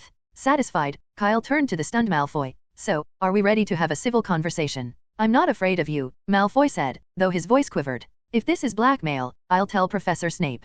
I already explained, it's a fair claim, Kyle replied, setting a stack of damaged maps on the floor. There were 10 in total, all made from high-quality parchment threaded with gold. Picking one up, he pointed to a long, visible tear running across it. Because you banged on the door, it disrupted my charm, ruining the maps I just completed. I'm requesting compensation, nothing unreasonable. They're not worth 200 galleons. Malfoy protested angrily. They're just a few pieces of parchment? The 2 galleons I gave you already should cover it 10 times over. No, Kyle said, holding a map up to Malfoy's face. Look closely. This parchment alone costs 1 galleon. The intricate design at the top? That's woven from unicorn hair. And those gems lining the border? Fire crab shell fragments. Each of these maps is worth quite a lot, so the 200 galleons is practically wholesale price. Behind Kyle, Cedric and the others fought to keep straight faces, all biting their lips to suppress their grins. Malfoy, meanwhile, looked taken aback. He reached out to touch the map, recognizing the unicorn hair pattern by its distinctive feel. His family owned a tapestry made from unicorn tail hair, and this felt identical. Kyle wasn't lying, the materials were genuinely valuable. Malfoy's confidence faltered. Then, why not just use a mending charm, he stammered. A simple spell will fix it. If you don't know how, I can. Mending charm? Are you serious? Kyle interrupted, his tone suddenly indignant. Malfoy recoiled at the unexpected outburst. Yes? Why, is that a problem? Kyle fixed him with a stern gaze. Do you understand what it means to sell a high-end product? It means not a single flaw is acceptable, not even the slightest crease, let alone a long tear like this. Seeing Malfoy's bewildered expression, Kyle continued, and in our line of work, integrity is everything. Selling repaired goods as new? That's unthinkable. Our shop stands by its reputation. We'd never sell a product that's been patched up, no matter how perfect the repair. It's a principle of an honest business, and it's a responsibility to every customer who trusts us. Kyle spoke with righteous indignation, and Malfoy, sitting there bewildered, somehow found himself swayed. Even the Slytherins around them, who had been watching with hostility, listened in a daze. Gradually, some of their animosity toward Kyle faded, and instead, they glanced at Malfoy with a mix of curiosity and judgment. After a moment of silence, with everyone's eyes on him, Malfoy finally looked up and said, 200 galleons, right? That's correct, Kyle replied with a nod. Without another word, Malfoy removed a badge from his collar and handed it to Kyle along with his wallet. I only brought 150 galleons this trip, so I'll send the rest in a few days. This 100 galleon Quidditch Championship commemorative badge can serve as collateral. Malfoy hadn't wanted to seem as if he was giving in to blackmail, but now that the misunderstanding was cleared up, he felt justified. 200 galleons was a hefty amount, but nothing his family wouldn't provide with a quick letter home. Kyle took Malfoy's wallet but, after a brief look at the badge, handed it back with a neutral expression. Keep the collateral, he said evenly. I trust the Malfoy family wouldn't dishonor themselves by failing to keep their word. Malfoy puffed out his chest, his expression softening. His opinion of Kyle had improved. No wonder this student had received the special award for services to the school in his first year. Clearly, he had an eye for quality. After pocketing the money, Kyle lifted the leglocker curse from Malfoy and untied Crabbe and Goyle, who stumbled back to their places behind Malfoy, trembling. Their faces looked like rippling puddles, clearly rattled, yet staying put out of loyalty to Malfoy. Malfoy, frowning with some disappointment at his lackey's poor display, lifted his head and addressed Kyle in a lofty tone. Once again, I apologize, Kyle. See you at school. His dignified tone and composed expression suggested well-bred confidence, though it was somewhat undercut by the dust and grime covering his robes. His earlier struggles had inadvertently polished the train compartment floor with his robe, even picking up a piece of Drubal's best blowing gum on the hem. Kyle, noting the gum with mild amusement, chose to ignore it.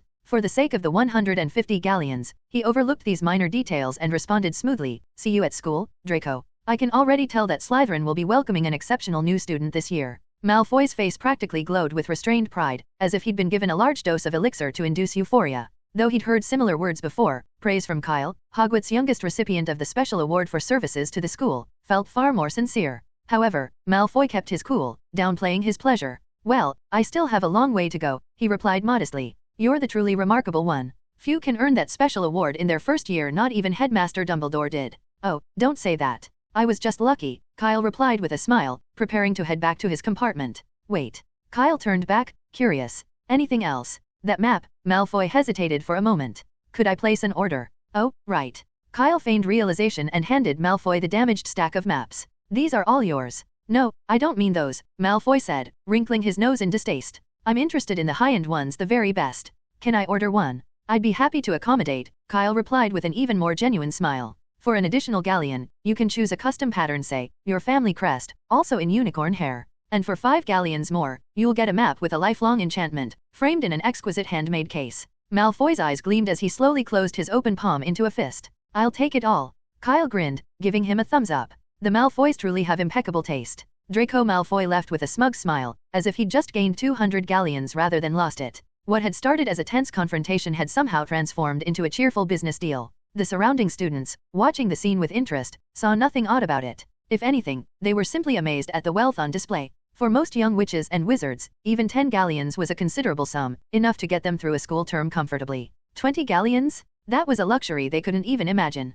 By Merlin's beard, Ron muttered, poking his head out of a nearby compartment, his eyes wide with astonishment. No wonder Fred and George are suddenly so flush with galleons. A map going for 20 galleons? That's practically highway robbery. Beside him, Harry stretched his neck to get a better view, though his curiosity lay elsewhere. Who is that? Harry asked, intrigued. Who? Ron looked confused. The one talking to Malfoy. Oh, that's Kyle, Ron replied eagerly. He started last year and was top of his class. He even won the special award for services to the school, which is pretty amazing. That's better than Percy's prefect badge. My mum always says I should try to be like him, but honestly, it's impossible. I doubt even Bill and Charlie could match him. Kyle, really? Harry's voice grew louder in surprise. You know him too? Ron asked, surprised. Harry quickly shook his head. No, not exactly. But Hagrid mentioned him. When he picked me up in Diagon Alley, he said that Kyle might end up as the youngest recipient of the Order of Merlin. Oh my god, the Order of Merlin. Ron's eyes bulged in disbelief. That's, wow. I mean, I've never even heard of that happening.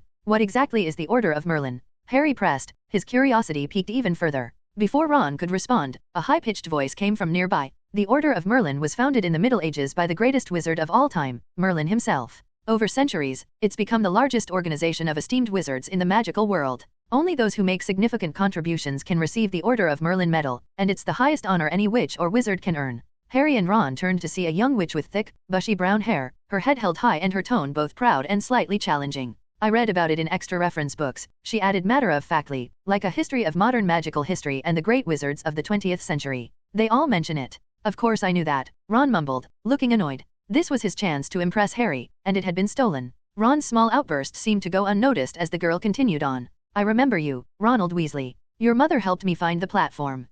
Yes, but most people just call me Ron, he muttered. Okay, Ron. I'm Hermione Granger, she said, giving him a brisk nod before turning her attention to the other boy. And you are? Harry Potter, Harry replied. At the name, Hermione's eyes widened, and she quickly rattled off a list of reference books, proving she knew quite a bit about him. This left Harry feeling a bit dazed, considering he didn't know much about his own story himself and he certainly hadn't read any of the books she mentioned. You really don't know? Hermione said with surprise. If it were me, I'd have found every book that mentions me. Then, looking back at Ron, she asked, oh, and did you say that Kyle is first in his year? Yes, Ron nodded reluctantly. No wonder he was recognized by the Order of Merlin, Hermione said, sounding impressed. I hope I'm not too far behind him. I've already memorized all our textbooks, so that should help. Ron's expression soured further. This girl was starting to remind him too much of Percy, with her eager tone and relentless talk of studying. But Hermione, oblivious, continued. By the way, do you know which house Kyle's in? Is it Gryffindor? I've been asking around, and everyone says that's the best. But if he's that smart, he might be in Ravenclaw. Neither, Ron replied, a hint of satisfaction in his voice. Kyle's a Hufflepuff. Hufflepuff. Hermione's brow furrowed. But I heard that Hufflepuff's full of, well, students who aren't exactly the best at academics. That's not true, Ron replied, enjoying her surprise. Besides Kyle, there's also Cedric Diggory, who's top of his year and he's a Hufflepuff too. Hermione looked slightly offended, as if she'd been misled. How could the top students from 2 different years be in Hufflepuff, of all places? If they were the dull ones, what did that say about everyone else? Next to her, Harry was feeling a bit down. When he'd first talked to Ron about the houses, he'd considered Hufflepuff a fallback choice. But if Hufflepuff was home to the top students, well, it seemed less like an easy house after all. Being first in the year? He could hardly imagine himself achieving that. Hermione seemed lost in thought as well, so Ron took the chance to ask, so, is there anything else you wanted to ask us? If not, we'd like to get back to our compartment. Yes, actually, Hermione said, snapping back to attention. I wanted to ask if you'd seen a toad. Neville's lost his. A toad. Ron sighed. We already told him we haven't seen it. Neville had just been by earlier, nearly in tears over the lost toad, and it had left an impression on Ron. Harry chimed in, maybe Kyle could help find it. That's a good idea, Hermione agreed, casting them a final, assessing look. But you two should hurry and change into your robes. We'll probably be arriving soon. With that, she turned and left. I really hope we don't end up in the same house as her, Ron muttered, shutting the compartment door behind him with a scowl. Gryffindor's got enough Percys already. Harry gave a distracted nod, still processing the whirlwind of information he'd absorbed in the last few minutes. Meanwhile, Hermione made her way to Kyle's compartment. Through the glass, she saw him gesturing with his wand over a piece of parchment. Her hand, raised to knock, froze. She remembered how Malfoy's abrupt knock had disrupted Kyle's work, leading to that entire confrontation. She certainly didn't have the money to pay for ruined maps. 200 galleons was unfathomable, let alone 20. Reluctantly, she decided to check another carriage. Inside the compartment, Kyle lowered his wand once Hermione had gone. Malfoy's family crest is ridiculously intricate, Kyle said, rubbing his eyes. Snakes, dragons, why couldn't they just settle for a simple M? Hey, patience with our esteemed guest, Fred joked. Nothing easier than tweaking a design to pocket an extra galleon, right? You're not wrong, Kyle agreed, sliding the half-completed parchment over to Cedric to finish the map manually. Since it was a permanent commission, he couldn't rely on the doubling charm. Then Kyle pulled out the bag Malfoy had handed over. 150 galleons. So, do we split this now or wait until he sends the rest? The others exchanged glances and shook their heads in unison. Look, Kyle, George said seriously, you earned this through, well, your remarkable talents. It doesn't involve us, so no need to split it. Remarkable talents. Kyle shrugged. I'm no Ravenclaw. Besides, this is money from selling the map, so we split it equally. This was hardly the usual sale, though, Cedric pointed out. From Malfoy's door smashing to the entire negotiation, you handled all of it on your own. We didn't lift a finger. Cedric's words echoed the others' thoughts, they each declined to touch the bag. Finally, after Kyle's insistent urging, they agreed to take just 10 galleons apiece. George ended up with 15, the extra 5 compensating him for his defaced robe which he accepted with no complaint. By the way, Cedric said, gesturing toward the damaged maps on the table, should we use the mending charm to fix these up? Huh? Why would we do that? Kyle asked, raising an eyebrow. Cedric blinked, looking puzzled. I mean, they're made from pricey galleon parchment. We can't just throw them out. Kyle narrowed his eyes, his tone skeptical. You're not planning on restoring them and selling them again, are you? Not exactly, Cedric replied, though he looked sheepish. Kyle sighed, eyeing him with mock disdain. Keep that up, and you'll end up in Azkaban for cunning business practices, mark my words. As soon as Kyle finished speaking, everyone in the compartment turned to Cedric with amused, suspicious expressions. Fred, sitting beside him, slid away theatrically and said in an exaggerated tone, well, Cedric, I didn't expect it you, of all people, with those bushy eyebrows and big, innocent eyes, actually thinking like this. Fred, who had been entertaining the same idea as Cedric, couldn't resist the chance to add fuel to the fire. After all, long train rides called for some fun, and it was always better when the laughs came at someone else's expense. Oh, stop that, it's not like that, Cedric protested, squirming uncomfortably as the others stared at him. I was just saying what you all were probably thinking too. Kyle's tone took on a teasing drawl. Fred, George, were you two thinking that? Absolutely not, Fred replied, with feigned indignation. George nodded, looking mock serious. I'm an upstanding businessman, I'd never dream of doing such a thing. Kanna, what about you? Kyle asked, turning to her. No way, Kanna said, shaking her head emphatically, her hair accessory nearly coming loose. And you, Cho? Kyle asked, keeping up the act. Cho quickly shook her head. No, I would never. See? No one else, Kyle said, raising an eyebrow. It's just you, Cedric, our unscrupulous merchant. Cedric's face turned red as he stared at his friends, feeling utterly betrayed. That's not true. That's not what happened, he thought, dismayed, as if his world had suddenly shifted. Give it up, you greedy merchant, Kyle teased, then handed the stack of damaged maps to Fred. When we arrive, you'll dispose of them in front of everyone. Fred took the stack solemnly, adopting the serious expression of someone accepting a high office, as though he'd just been appointed Minister of Magic. Make sure you do it before Hagrid arrives, Kyle reminded him. That way, the first years can witness it too. Fred, initially agreeing out of habit, suddenly sensed something amiss. Kyle's expression hadn't changed, he looked entirely serious. Wait a second, Fred hesitated, licking his lips nervously. Kyle, we were just kidding around with Cedric. Look, he's embarrassed enough. Kyle shook his head. No, I'm not joking. They have to be destroyed, every last one. Seeing the serious expression on Kyle's face, the laughter evaporated, and the others fell silent. George muttered, but, these are worth galleons. I know, Kyle replied, shrugging. But I've already committed, and if we don't want any trouble, we need to see it through. He continued, besides, the actual cost is minimal. Unicorn hair is easy enough to come by, and the fire crab fragments were just leftovers from a fight.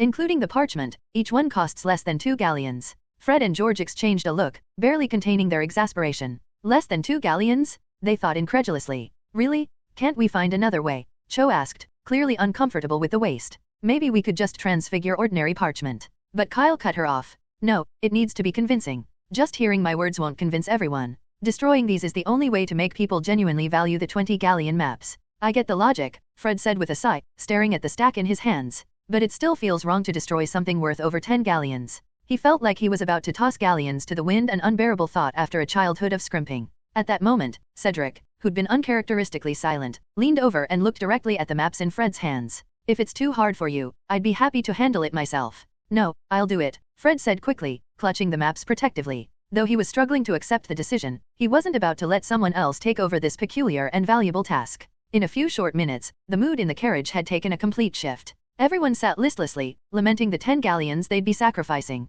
Only Cedric seemed immune, grinning as if he'd downed a bottle of elixir to induce euphoria. As evening settled in, the passing villages and fields gave way to mountains and forests. They were nearing their destination. After changing into their robes, Fred seemed to grow more and more anxious, rummaging through his suitcase as if searching for something to steady his nerves. At that moment, 2 new students knocked on their compartment door. It was Hermione, whom they'd met earlier, accompanied by a nervous-looking Neville. After listening to their request, Kyle asked, "So, you're asking me to help find your toad?" "Yes," Hermione replied earnestly. "We've searched the whole train, and it's nowhere to be found. Do you have any ideas?" "Not too difficult," Kyle said thoughtfully. "If you haven't left it on the platform, all it needs is a simple spell." With that, he raised his wand. "Oxio Trevor." A croak sounded from a luggage rack down the hall, and in a flash, a toad soared into the compartment. "Trevor," Neville exclaimed in relief, reaching out to catch his lost pet. "Neville, I'd suggest learning the summoning charm yourself," Kyle said with a smile. "That way, you won't have to worry about misplacing keys, books, or toads." Neville nodded, sniffling slightly.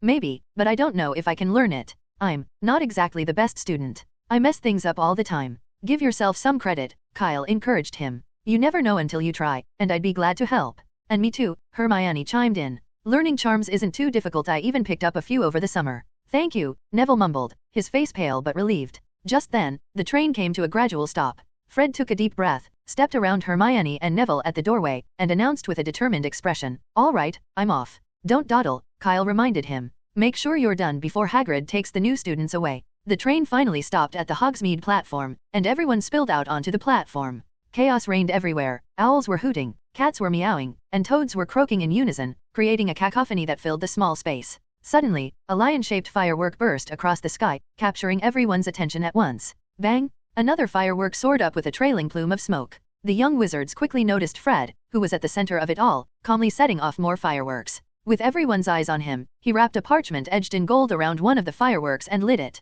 Bang! Bang! Bang! Fireworks exploded one after another, forming lions, badgers, and dragons that leaped and swirled across the sky, holding their shapes for a surprisingly long time before fading. "Is this Hogwarts' welcome ceremony?" one of the first years asked, clearly excited. Unaware of the actual reason behind the display, they assumed Hogwarts was putting on a grand show just to welcome them. And truthfully, the fireworks were mesmerizing. Watching the animal shapes sparkle overhead, many of them felt their nervousness begin to fade. But others had different reactions. "See, Zabinai," Malfoy said with a smug smile to the other first years. "I told you Kyle would destroy the maps. You didn't believe me, huh?" He let out a mocking laugh, clearly pleased with himself. Next to him, a freckled boy stuck out his neck defiantly. "Who knows if that's true? Maybe it's just a transfiguration spell." "Absolutely not," Malfoy scoffed. "I trust Kyle. He won the special award for services to the school. He's definitely not that kind of person." "Who knows?" the freckled boy retorted, smirking. "Don't forget, all those students were second years. It'd be easy for them to pull something like this."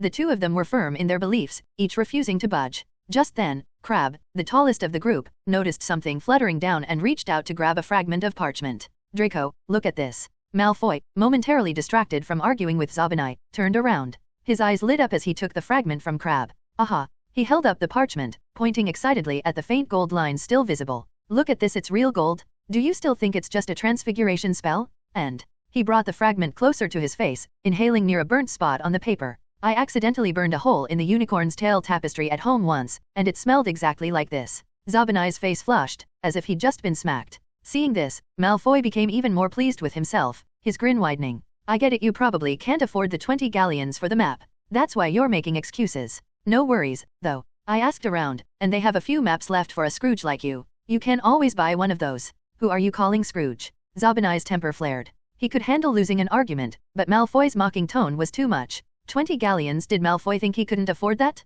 Just who did Malfoy think he was? "Just you wait. I'll buy the most expensive map they have," Zabinai declared, sticking his neck out defiantly. "It'll be better than yours." "Tut tut, that's impossible," Malfoy replied with a smug look. "I'm buying the most expensive one, and Kyle promised my number would be at the front. So even if you get the same map, you'll still be behind me. You, Zabinai fumed, glaring at Malfoy before turning on his heel and stomping off. Malfoy watched him go with a triumphant air, clearly relishing his victory. Just then, a light appeared above their heads. "First-year students? First years, come this way. Harry, are you all right?" Hagrid's towering figure emerged on the platform, calling out to the new students, just as he had the previous year. Meanwhile, Kyle and the other second years began walking in the opposite direction, heading toward the carriages that would take them up to Hogwarts. On the rough, muddy path, over 100 empty carriages stood waiting, each pulled by thestrals, though only those who had seen death could see them. Kyle couldn't see them. He'd once come close. There'd been an incident with a werewolf at St. Mungo's, but the werewolf had been too resilient and had ultimately been saved by the healers. Half-death wasn't enough to see the thestrals. Kyle approached a carriage, reaching out and feeling the bony, invisible head with his hands. The thestral nudged him gently in return. Once they were seated, the thestral pulled the carriage toward Hogwarts Castle. The interior had a faint musty scent, mingled with the dry smell of straw, reminiscent of an unused broom cupboard. The carriages rolled forward, passing through two grand wrought iron gates flanked by stone pillars, each topped with a winged warthog. The warthog wasn't a magical creature itself, but it was inspired by a dream of Rowena Ravenclaw, who had envisioned a flying warthog leading her to a clearing by the Black Lake where she then saw Hogwarts Castle. Beyond the gates, the carriage picked up speed as it rolled along the road leading up to the castle. Through the windows, they could see the tall towers and turrets growing closer with each moment. At last, the carriage came to a slightly bumpy stop. The young wizards climbed out, still chatting excitedly about their journey, and made their way up the stone steps toward the castle's great oak doors. Torches flickered in the vast, dim foyer. To the right, the doors to the great hall stood open, waiting for the students to enter before the first years arrived. Kyle followed the flow of students into the hall. After 2 months away, he'd missed this place, and he cast a fond look at the enchanted ceiling, which mirrored the clear night sky, dotted with shining stars. Just as he was reaching the Hufflepuff table and about to sit down, he heard a voice call out, "Kyle, could you come here a minute?" Surprised, Kyle looked up to see Professor Sprout, the head of Hufflepuff, waving at him from the VIP section. "I'm coming, Professor," he replied quickly, weaving his way through the bustling crowd toward her. "What can I do for you, Professor?" he asked when he reached her. "The Ministry sent something here a while ago. They said it was compensation for the incident in the Forbidden Forest 2 months ago," Professor Sprout said with a warm smile. "I have a feeling it's meant for you." Kyle and Professor Sprout walked through the foyer, up the marble staircase, and down a winding corridor. Professor Sprout's office was modest in size, filled with the earthy, sweet scent of soil. A warm fire crackled in the fireplace, and lush vines adorned the walls, giving the space a cozy, greenhouse-like atmosphere. Magical plants were scattered all around, making the room feel like a miniature version of the greenhouse outside. Near the window sat a small desk, and on it was a brown box. Professor Sprout pointed to it. I received this package 2 days before the start of the school year. It came from the Department of Magical Law Enforcement, along with a letter saying it was compensation for the damage done to the Forbidden Forest, she explained. Her expression grew a little strange. But as far as I know, Minerva didn't request any such compensation, so I believe it's meant for you. Ahem, yes, Professor, Kyle replied, a bit sheepishly. I did write a letter to the Ministry of Magic, but only because the hit wizards asked me to. They knew I'd used some rare magical items in the Forbidden Forest, and that's how I managed to survive Orin. So, they generously decided to send some compensation. Did they? Now, Professor Sprout remarked with a smile. But the letter also said they'd soon be sending someone to construct a new greenhouse for Hogwarts. Did you request that as well? No, Kyle answered after a brief pause. I only mentioned that the excessive use of dark magic in the Forbidden Forest had destroyed many rare magical plants and trees that were centuries old. I guess that's their way of compensating the school. Professor Sprout's expression grew even more peculiar. She flushed slightly and looked out the window, knowing well what plants were actually in the Forbidden Forest. Most of the rare and precious ones had been moved to the greenhouse ages ago. What remained were mostly common species like dittany and puffapods. And as for the so-called ancient trees, after the hit wizards left, it had only taken her and Phileas 5 minutes to restore the forest to its former state with a simple general counterspell. Clearing her throat, Professor Sprout spoke with feigned outrage. Yes, it's a shame about those plants. It's rare for the ministry to consider these things and offer to build a new greenhouse for their protection. Looking quite pleased, she added briskly, so, why don't you stay here and inventory their compensation to see if anything's missing? But don't take too long, I believe the sorting ceremony will start soon. With that, Professor Sprout left the office, closing the door behind her. Kyle approached the table and opened the box. Inside, he found a small collection of items, starting with a neat stack of 50 galleons labeled broom. He remembered throwing a broom into the Forbidden Forest during the encounter, but it had been destroyed when a tree fell on it during the battle. Unable to replace such an old model, the ministry had likely decided to compensate him with a monetary equivalent. Setting the galleons aside, they technically belonged to the school. After all, he turned his attention to the remaining items, the true focus of his interest. After removing the galleons, he uncovered 5 tightly sealed glass bottles. Each one held seeds of a different magical plant, with their names labeled on the bottles. Chomping cabbage, mandrake, lovage, venomous tentacula, fanged geranium. Kyle picked up the bottles and carefully placed them into his moleskin pouch, feeling a sense of satisfaction. To make the compensation more plausible, he had listed these plants as lost items in his letter to the ministry. This was why they had sent him such dangerous species. Nearly all of them were classified as highly hazardous, especially the chomping cabbage and venomous tentacula, which were banned from private cultivation and trade. Kyle hadn't been sure how this would play out, but he had taken a gamble that the professor who received the package wouldn't look too closely at its contents. If she had, the seeds would likely have ended up in the new greenhouse instead of his pouch. Fortunately, luck had been on his side. Professor Sprout's primary concern was for the plants she already tended in the greenhouse. After gathering up the bottles, Kyle let out a long, relieved sigh. He couldn't help but feel grateful that the ministry had packaged everything so securely. Managing to get the seeds past a master botanist had certainly been an adventure. After leaving Professor Sprout's office, Kyle headed down the stairs and back into the Great Hall. The new students had already arrived, filling the hall with a sea of black hats and pointed ears. Every long table was packed with students, buzzing with excitement and anticipation. Up near the VIP section, the worn and tattered sorting hat sat prominently on its stool. This year, though, it sported some new accessories, a red and blue cloth wrapped around its brim, which might have been a tea towel or a bandana, and a pair of tiny sunglasses perched jauntily on top. Kyle entered the hall just in time to hear the sorting hat's song. The hat seemed more animated than ever, wriggling on its triangular stool as it sang in a lively, non-traditional tune. Hogwarts is truly a school, where all taught magic is wonderful. Gryffindor has courage in their hearts, and the bravery to face danger's arts. Hufflepuff is honest and hard-working. Their students are tough and ever-learning. Ravenclaw is clever and wise, seeking secrets where knowledge lies. And maybe you'll end up in Slytherin. Calm, meticulous, they strive to win. Come on, take me with you. Don't be afraid. And last but not least, my name's the Sorting Hat, where you'll be sorted. Don't you dare. The Sorting Hat finished with a flourish, and the hall instantly burst into applause, the cheers so thunderous it seemed they might lift the ceiling. Kyle smiled, then made his way over to the Hufflepuff table. Cedric had saved him a spot right between him and Mikkel. Kyle, if only you'd arrived a bit earlier, Cedric said with a touch of regret. The Sorting Hat's song was completely different from previous years. Well, I managed to catch a bit of it, Kyle replied with a grin. It seemed the Sorting Hat had received the Christmas present he'd sent it last year. He just hadn't expected Hogwarts to still be playing those tapes. Once Kyle had settled into his seat, Professor McGonagall walked over to the triangular stool, and the cheers in the Great Hall gradually quieted down. She held up the sorting hat. "When I call your name, you will put on the hat and sit on the stool to be sorted into your house," she announced. Hannah Abbott, a young girl with rosy cheeks and 2 golden braids, stepped out of the line, stumbling a bit as she approached the stool. She put on the hat, and after a moment's pause, Hufflepuff. The Hufflepuff table erupted in applause, welcoming Hannah enthusiastically. Susan Bones, who had just been sorted into Hufflepuff as well, hurried over to sit beside her amid the cheers. The sorting continued in an orderly fashion. Hermione and Neville were both placed in Gryffindor, Malfoy was sorted into Slytherin just as he'd hoped, and Harry and Ron, unsurprisingly, joined Gryffindor as well. Kyle noticed Dumbledore seated at the head table, looking particularly pleased. Dumbledore clapped energetically and even picked up a cup, giving it a celebratory wave in Harry's direction. "This old bee," Kyle muttered to himself, feeling a mixture of amusement and irritation. He'd long suspected that Dumbledore would do whatever it took to support Harry, but such a blatant display was a bit much, wasn't it?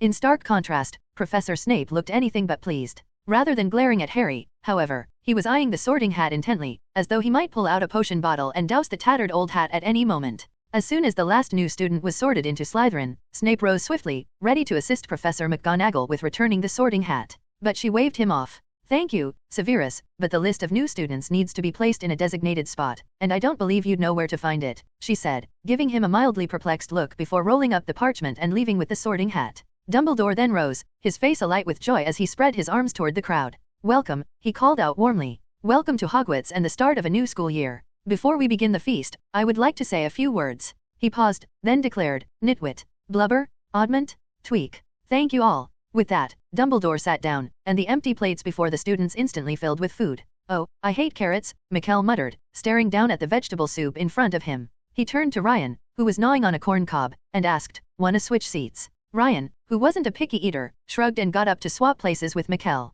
"Kyle, do you have any idea what the headmaster meant just now?" Cedric asked, frowning slightly. Dumbledore's words had sounded odd, almost as though he were an eccentric old wizard on the brink of losing his mind.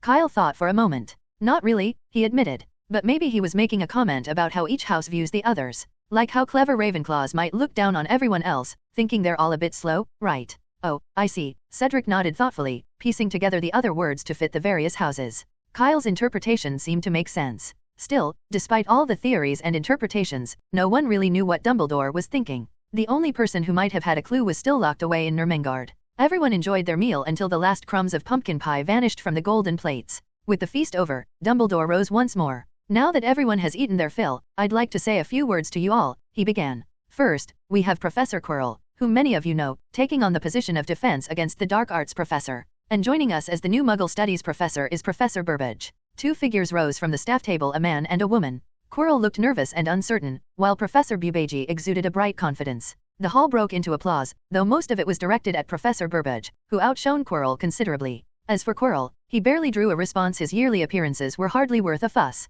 Nearby, an upperclassman muttered in disbelief, volunteering to be defense against the dark arts professor. "I never knew Professor Quirrell was so brave." As the applause settled, Dumbledore continued, "First years, please remember that the forest on the school grounds is off limits to all students. This rule is very important, and if anyone suggests going there even if it's a professor you know well, do not agree." Kyle felt several pairs of eyes fall on him, making him wince. "Really? Am I getting a public shaming here?" Thankfully, Dumbledore didn't linger on this point for long. "Also, the caretaker, Mr. Filch, has asked me to remind everyone not to practice magic in the corridors between classes. And please do not bring any magical plants from the greenhouse back to the castle, especially the dangerous ones." Dumbledore's twinkling gaze settled on Kyle, whose mouth twitched slightly before he quickly composed himself. "All right, fine, headmaster," he thought, "no plants this semester. The Quidditch player review will be held in the second week of term. Anyone interested in joining a house team should contact Madam Hooch." Finally, Dumbledore's expression turned serious. "Lastly, I must tell you all that anyone who wishes to avoid a painful death should stay clear of the corridor on the right side of the 4th floor."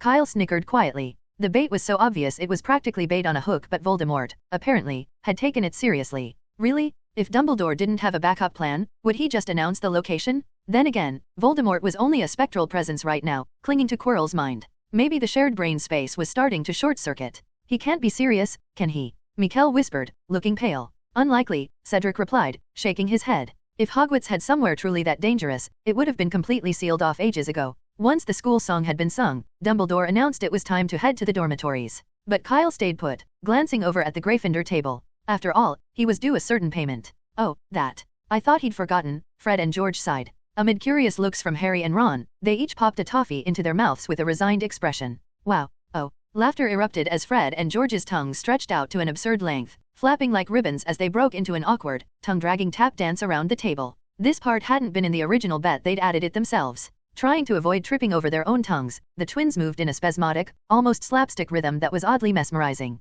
Oh. The hall broke into another round of applause and laughter, with even Dumbledore watching them with delighted interest. Only Professor McGonagall looked less than amused, her lips pursed so tightly they almost formed a straight line. Not again, she seemed to be thinking. Wasn't 1 year enough? On the first day of the new school year, Fred and George were the undeniable center of attention. Even back in the Hufflepuff common room, students couldn't stop talking about their antics. Do you really think the Weasley twins can actually sell that candy? Cedric asked doubtfully, sinking into the sofa. Professor McGonagall won't approve. They probably won't make a big fuss, Kyle replied thoughtfully. As long as they're careful not to get caught, they'll be fine. Technically, the rules do forbid dung bombs and fireworks in the castle, but we still see those all the time. The professors have too much on their plates to worry about every little thing. That's different, Cedric argued, frowning. He remembered Fred and George mentioning that those sweets could help students skip class. Could the professors really overlook that? Kyle shrugged, not entirely certain. But he was pretty sure the twins already had a plan up their sleeves. As long as they didn't get caught in the act, the professors would likely just assume the sweets were from Zonko's or another joke shop.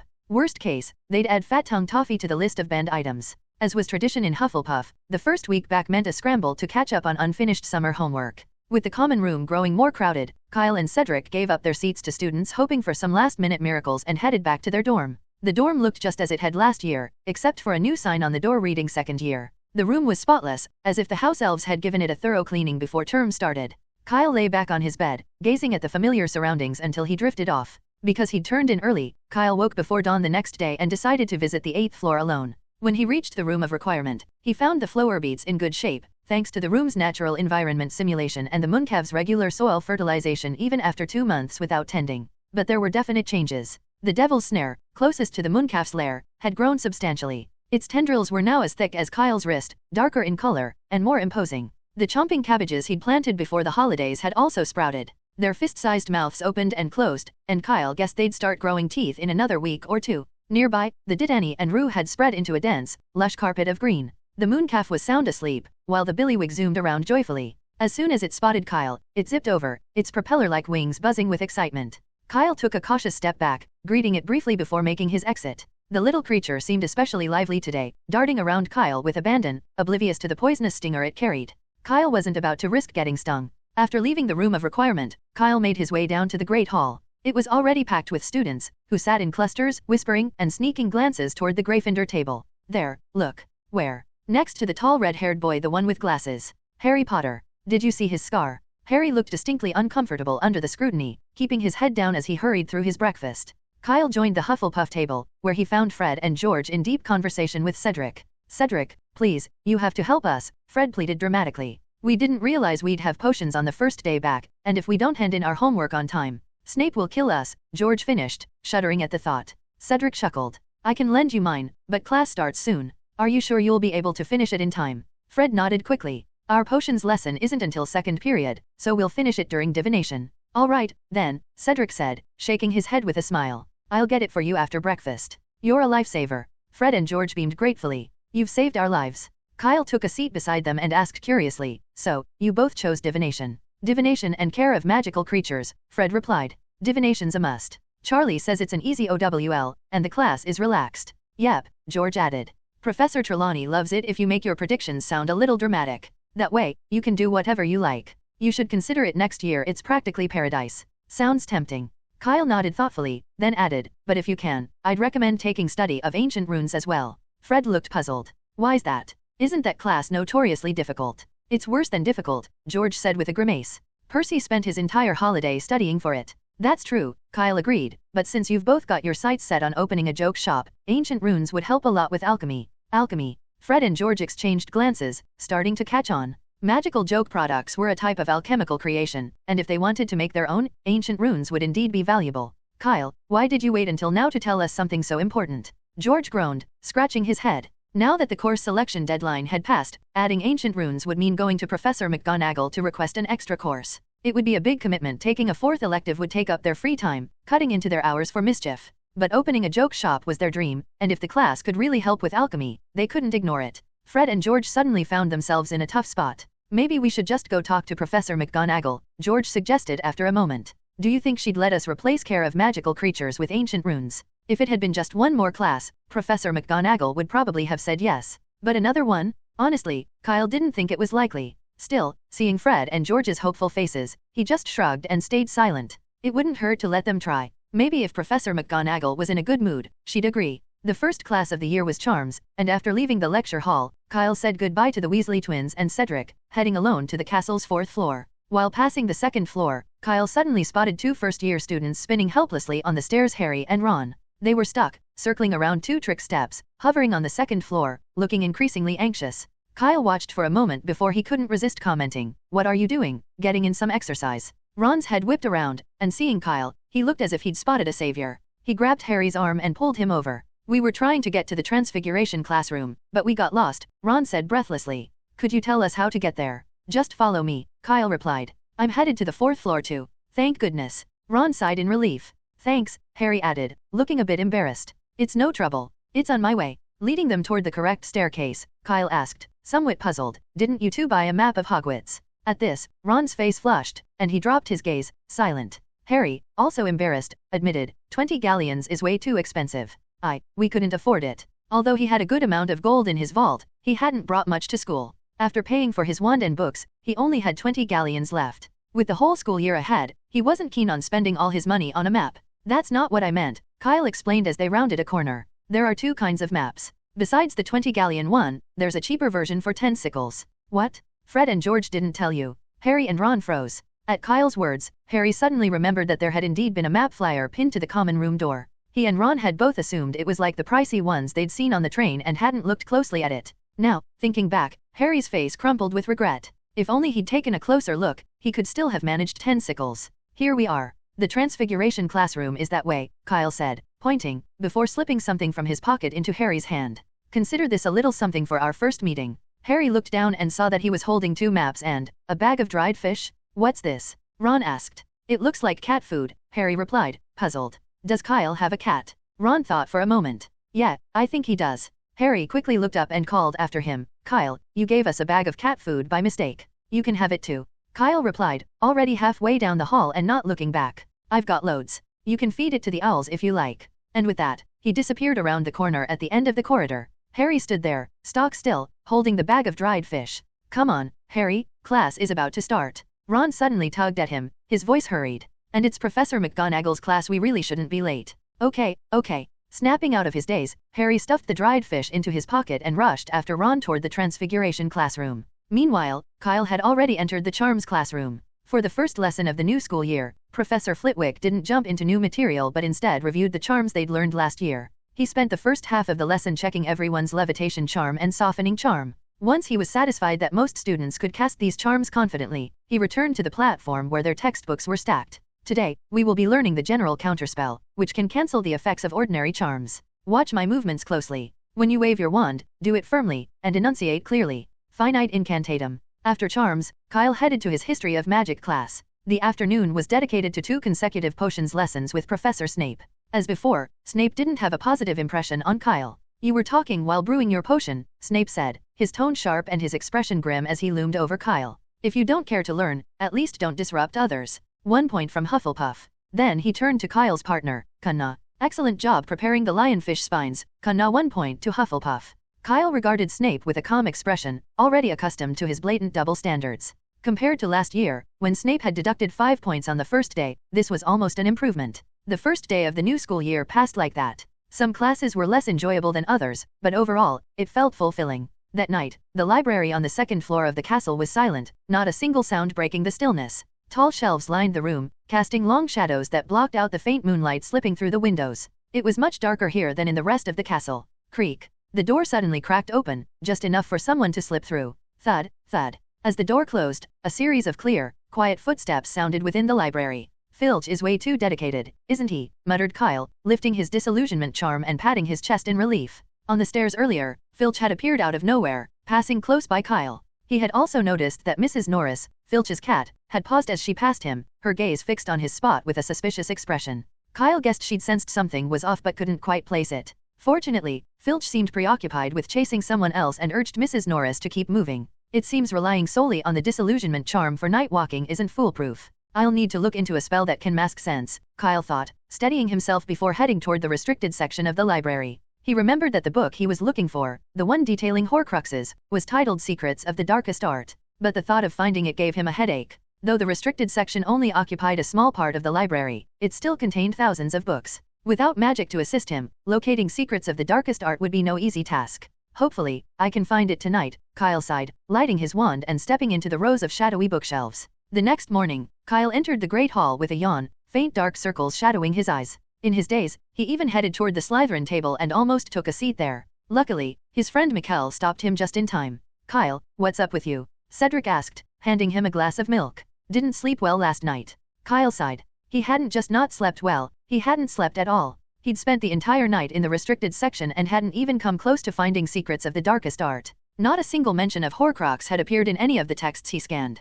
The closest he'd come was a vague line in a book titled Stir the Soul's Depths. Find a vessel that carries your soul, and you will grasp the key to immortality. Other than that, it was a dead end. Some restricted section, he thought with annoyance. False advertising? Though he hadn't had enough time to search the entire section in one night, Kyle was already discouraged. It was clear that Dumbledore must have removed anything too telling about Horcruxes, leaving only scraps too vague to be of any use. Looking up, he saw the concern on his friends' faces. Forcing a smile, he shook his head. It's nothing. I just had some weird dreams last night. Guess I'm just not used to them yet. Weird dreams. Cedric's brow furrowed. Hufflepuff has divination today, doesn't it? Want me to ask Professor Trelawney? Cedric had also opted to take divination, thanks to some nudging from Fred and George. No, Kyle said with another yawn. I was just reading all night in my dream. I think it's just the start of term excitement. I'll probably be fine tomorrow. The others glanced at each other before awkwardly turning away. Reading all night, even in his dreams? This was a level of dedication they couldn't quite relate to. Even Cedric couldn't help a slight twitch at the corner of his mouth but chose not to say anything further. Hey, let me tell you something interesting, Mikkel chimed in, leaning closer with a mischievous glint in his eye. Last night, I heard from some first years that Harry Potter and Ron Weasley from Gryffindor actually tried to feed Professor McGonagall dried fish during Transfiguration class. Feed Professor McGonagall? Cedric repeated, intrigued and clearly amused. Seriously. He knew that Professor McGonagall liked to demonstrate her animagus form in the first class of the year, but he never imagined someone would be bold enough to provoke her. In Cedric's mind, it had to be deliberate. After all, who would just bring dried fish to class for no reason? They must have known in advance about her transformation into a cat. Yes, really, Mikkel said, trying to keep a straight face. It's all over the school by now. That first year, Justin Finch-Fletchley said they were practically chucking dried fish across the room like they were feeding strays. Professor McGonagall's face went green, and she made them stand and listen to the whole lecture as punishment. Mikkel finally lost control, bursting into laughter until he was nearly doubled over, clutching his stomach. Cedric also couldn't resist laughing, though not quite as uproariously as Mikkel. Kyle, curious, glanced over at the Gryffindor table. There, Harry and Ron sat huddled in the corner, looking embarrassed, while Fred and George stood beside them, laughing heartily and clapping them on the shoulders. They seemed to view the incident as a legendary prank, one worthy of admiration. These new first years sure have some nerve, Kyle remarked, turning back to his breakfast. He picked up a piece of toast, layered it with fried egg and ham, and took a bite. When he'd finished eating, he tapped his fingers on the table and said softly, "Could I have a cup of black tea?" As he finished speaking, a steaming cup of black tea appeared in front of him, accompanied by a small jar of sugar. Kyle lifted the cup, tested its temperature, and found it just right before taking a long drink. "Please, another cup." After downing 2 cups of black tea in a row, Kyle finally started to shake off his drowsiness. Just to be safe, though, he ordered a 3rd cup. Today was the first Transfiguration class of the term, and he knew that if he dozed off, his fate might be even worse than Harry's. After leaving the Great Hall, the group bid farewell to Cedric and made their way to the Transfiguration classroom on the 4th floor. Kyle couldn't help but notice that Professor McGonagall seemed even stricter than usual, maybe because of what happened yesterday.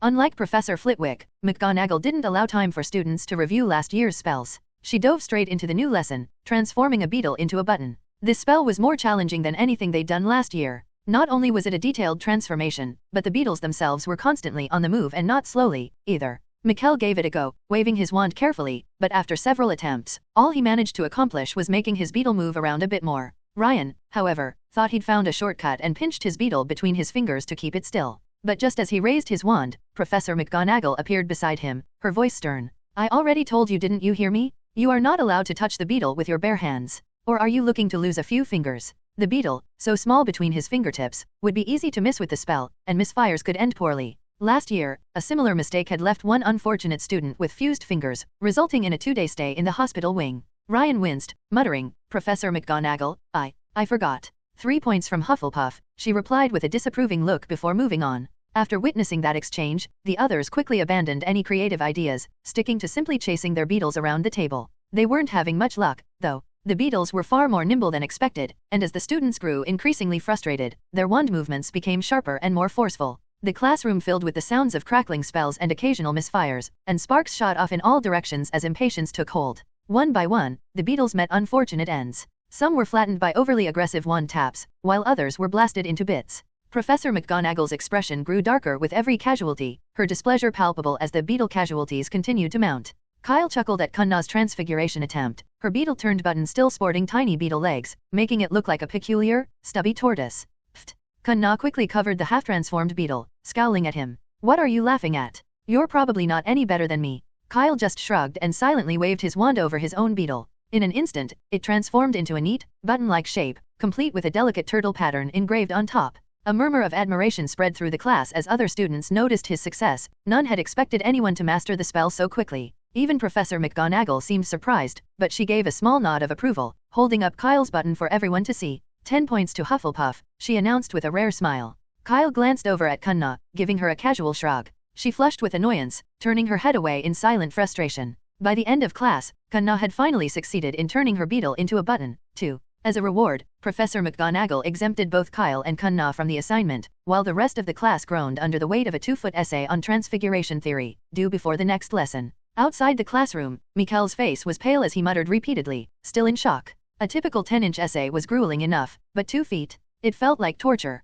Mikkel turned to Kyle, eyes pleading. "Help me, please, just this once. Let me copy your assignment." "Sorry," Kyle replied, patting his shoulder sympathetically. "You forgot I don't have to write it." The hope in Mikkel's eyes vanished instantly. After transfiguration, everyone eagerly anticipated their defense against the dark arts class. Oren was a dark wizard, but his practical lessons had captivated the students, sparking a genuine interest in the subject within just 1 school year. Professor Quirrell's classroom was on the 3rd floor. It was a cramped, dimly lit room, far smaller than last year's, with only one small window that barely let in any daylight, making the space feel even gloomier. As they entered, a strange unease settled over the students, deepened by Professor Quirrell's arrival. Who could make a room smell so strongly of garlic? The stench was overwhelming, almost as if the garlic were somehow alive. Several students instinctively covered their noses and attempted to open the window, but Professor Quirrell stopped them. "And no, we can't open the window," he stammered.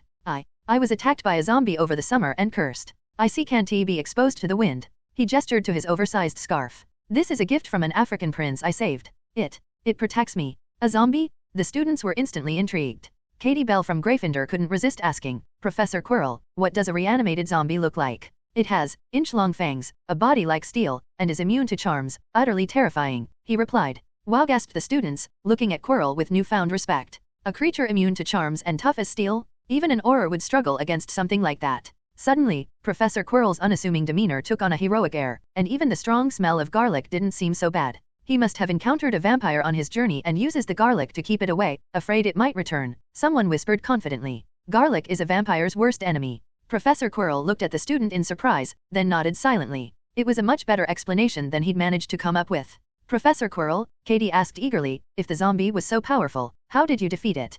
Can you tell us?" "Well, Quirrell's face reddened as he stammered, "It was, like this, and then, like that. It involved very advanced magic, so even if I told you, you wouldn't understand." Seeing him struggle to explain, the students exchanged doubtful glances. His stammering only made him seem less believable. Katie was relentless, pressing further. "It's all right, Professor. Even if we don't understand, we can look up any advanced charms in the library." The others chimed in eagerly. "Yes, Professor. Just tell us, please. A few words will do." Professor Quirrell's face flushed even redder. After an awkward silence, he avoided their questions entirely, glancing out the window instead. "I don't like the weather in England," he mumbled. "Too much rain. Romania is very nice." This confirmed everyone's suspicions. Clearly, Professor Quirrell had made up the story he hadn't encountered any zombies. Disappointment washed over the students. While they had worried that this year's defense against the dark arts professor might be less than competent, they hadn't expected he'd turn out to be a liar. And a liar who reeked of garlic, no less. This was even worse than Oren. Interest in the lesson vanished. The students began amusing themselves with quiet distractions. Some were writing letters, others catching up on homework, while a few entertained themselves by playing with toads. Professor Quirrell noticed but said nothing. Instead, he merely opened Dark Forces, a self-defense guide, and began to read aloud in a monotonous drone. Anyone observing would have thought Professor Binns had possessed him. Kyle struggled to keep his eyes open, the drowsiness almost overwhelming. For a moment, he found himself actually missing Oren. Both had been dark wizards, but how could there be such a difference between them? Forcing himself to stay alert, Kyle finally made it to the end of class. That was awful, Kanna complained over lunch. I really don't understand why the headmaster would let him teach defense against the dark arts. Maybe they really couldn't find anyone else, Cedric suggested after a thoughtful pause. As you know, it's always been hard to find professors willing to take that position. But that doesn't mean they should just read from the textbook, Kanna protested. If that's all they're going to do, they might as well hire a ghost like Professor Binns. At least then they wouldn't have to worry about the curse. Cedric opened his mouth to respond, but paused, considering her point. For once, it actually seemed to make a lot of sense. The incident with Professor Quirrell didn't keep them distracted for long. Cedric recounted that the previous defense against the dark arts professor, the one before Oren, was actually even worse than Quirrell. Back then, Cedric had just started at Hogwarts, a first-year student brimming with dreams and endless expectations. Unfortunately, that excitement faded in less than 2 days. In their first defense against the dark arts class, the professor cast a series of vicious jinxes on the students under the guise of teaching. There was the vomiting jinx, the horn-growing hex, the hair-thickening jinx, the jelly legs jinx, and the swelling head jinx. Cedric had experienced them all. While the professor always managed to reverse the effects in time, ensuring no lasting harm, the experience of being jinxed was extremely unpleasant. The swelling head jinx, in particular, left him with a dizzying discomfort he remembers all too vividly. To make matters worse, the professor pitted classmates against each other, dividing them into 2 groups from different houses and forcing them to duel with jinxes. For Cedric, each defense against the dark arts class felt like torture, leaving him needing days to recover afterward. Thankfully, these ordeals didn't last long. Cedric explained that on Halloween, a large group of heavily armed people stormed into Hogwarts and took the professor away.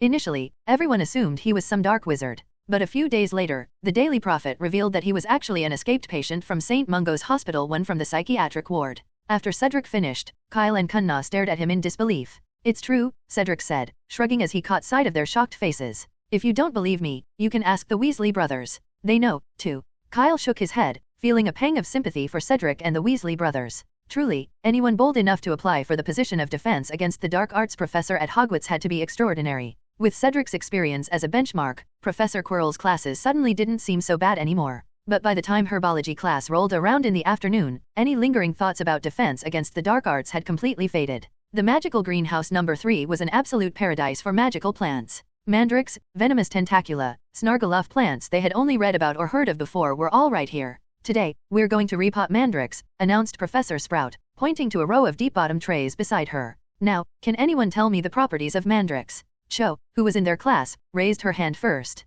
Mandrake is a powerful restorative, she answered confidently. It's used to return deformed people or those under a charm to their original state. Very good. 10 points to Ravenclaw, said Professor Sprout, nodding in approval. Mandrake is indeed essential in many antidotes. But it's also quite dangerous. Can anyone tell me why? The cry of a mandrake root can kill a person, blurted out a boy in the middle of the class. Exactly right. Ravenclaw, another 10 points, said Professor Sprout. At that moment, she glanced at Kyle with a hint of regret. This child is just too polite, she thought. In the classroom, just raising your hand isn't enough. Sometimes it's best to just speak up, like that Ravenclaw boy. What a missed opportunity for a few extra points. Just as she was thinking this, Professor Sprout noticed that Kyle's hand was still raised. Oh, Kyle, did you have something to add? She asked. Yes, Professor, Kyle replied. In addition to its cry, dried mandrake leaves are also dangerous for animagi. Yes, you're correct, Professor Sprout said, though she quickly shook her head slightly. But not as dangerous as you might think. In fact, the effects of dried mandrake leaves on animagi are quite weak and only cause irreversible harm if taken consistently in animal form over a long period, about 3 years, at least. And if the wizard reverts to human form during that time, the negative effects disappear instantly. Furthermore, there aren't many animagi in the wizarding world. Only 7 are registered with the Ministry of Magic. As far as I know, none of them spend extended periods in animal form, much less consume mandrake leaves. So, although mandrake leaves do affect animagi, the likelihood is extremely slim. In fact, aside from 100 years ago, there's no other recorded case. Oh, I see, Kyle nodded thoughtfully. I guess I was just being paranoid. No, I'd say you've just been reading a lot, Professor Sprout remarked with a smile. I remember only one rather obscure herbalism book that mentions that incident. What was it called? A Selection of Medieval Herbs, Kyle answered. I read it at Mr. Scamander's. Yes, that's the one, Professor Sprout chuckled. Everyone knows Mr. Scamander as a brilliant magi zoologist, but few realize he was also a master of herbology. 10 points to Hufflepuff, Professor Sprout added with a clap of her hands. This is just a bit of extra information for you all. Don't worry about memorizing it. She then pointed again to the row of deep trays and began explaining the precautions for repotting mandrakes. 4 to a tray. And remember, you must wear earmuffs, Professor Sprout reminded them. While the mandrakes here are still young and their cries aren't fatal, they can make you faint for several hours. I don't think any of you want to miss the first day of classes, so make sure to wear your earmuffs while working. When it's time to pack up, I'll find a way to get your attention. With their earmuffs on, repotting the mandrakes wasn't difficult as long as they were careful to keep fingers and hands away from the plants' mouths. Though the mandrakes lacked teeth, their mouths were lined with hard keratin, making bites painful. Kyle grabbed a bunch of leaves and expertly yanked the mandrake out of its pot. The little creature immediately let out a loud wail, wriggling its light green body in resistance. It seemed much louder than the others, and it was clearly not happy with Kyle. You're such a fuss, it's barely worth it to pull a few leaves off, Kyle muttered as he took a large flower pot from under the table and stuffed the mandrake into it. Kyle arrived early to the Great Hall on Saturday. He hadn't gone exploring the night before but had gone straight to bed after dinner and slept through until dawn. Breakfast that morning included sausages, corn soup, and a big plate of baked potatoes. Kyle was halfway through eating when the others joined him.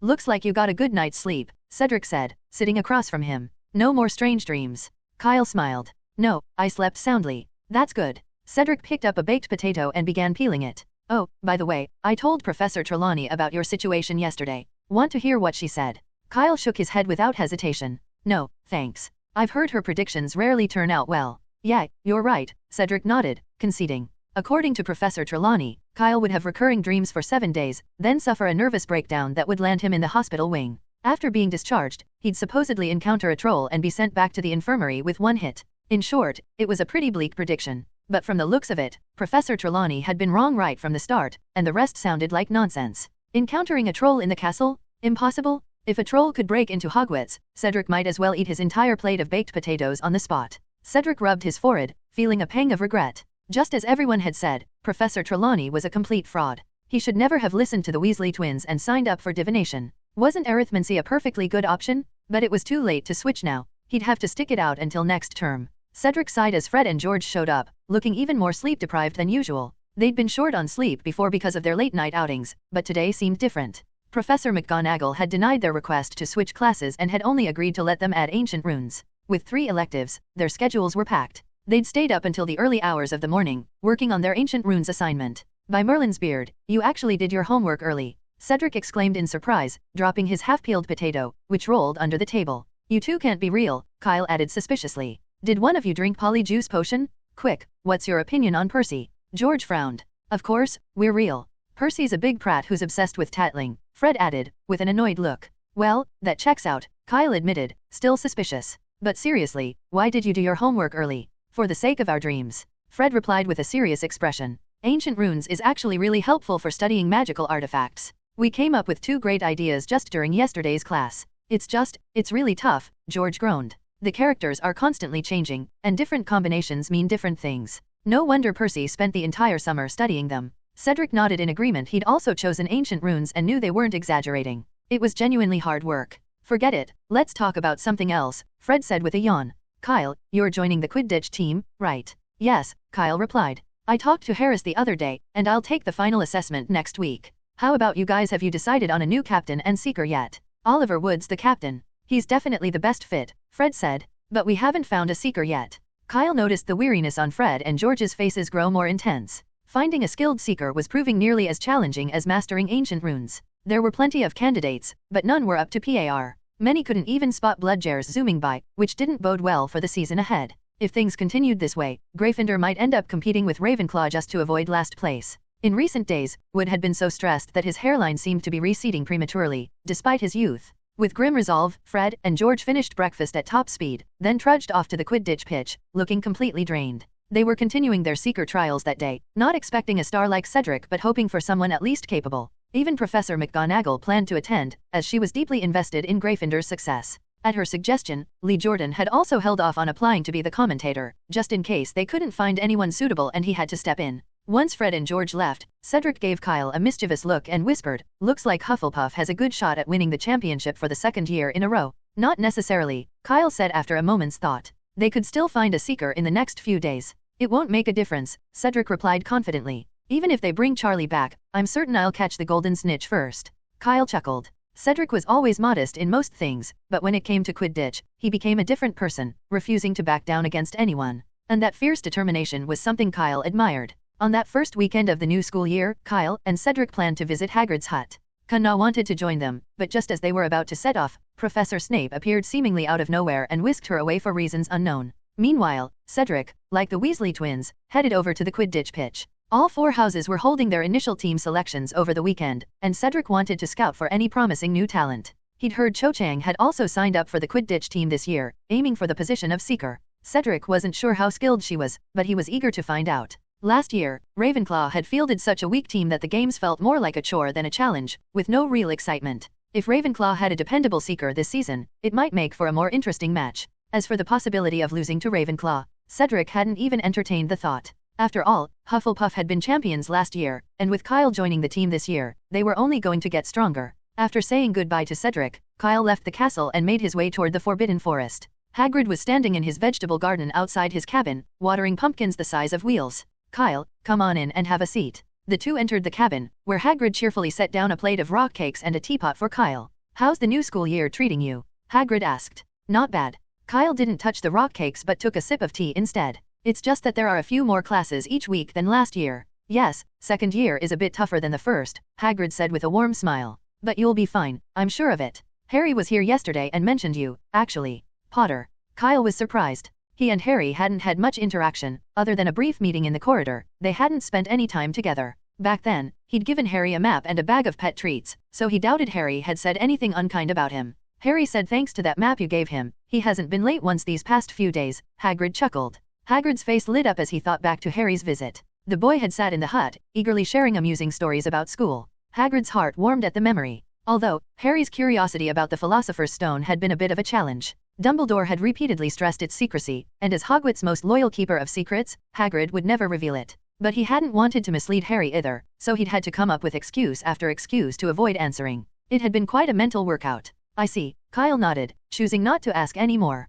He figured Harry had probably mentioned it casually, as one would talk about the weather, with no particular significance. Had he come a few days later, Hagrid might have already forgotten. Seeing Kyle's silence, Hagrid picked up the brass pot beside him and poured him another cup of tea. As he did, he couldn't help but think to himself, this is what chatting should be: relaxed, enjoyable, and best of all, no brain strain required. "Try this," Hagrid said, smiling as he pushed the plate of rock cakes closer. "Baked 'em yesterday, they're still nice and crisp. By the way, where are your friends? Why didn't they come along?" "Oh, sorry, I just had breakfast and really can't eat anything more," Kyle replied politely, declining the rock cake that might very well leave his teeth sore. "The others are all at the pitch. Cedric and the rest are holding tryouts for new Quidditch players." "Ah, Quidditch," Hagrid sighed. "Time does fly, doesn't it? I can't believe it's time for tryouts again. I remember you like Quidditch too, right?" "Yeah," Kyle nodded. "I've already signed up, but I can't try out until next week." "You'll pass, I'm sure of it." "I think so too," Kyle smiled. "And maybe Potter will make the team this year as well."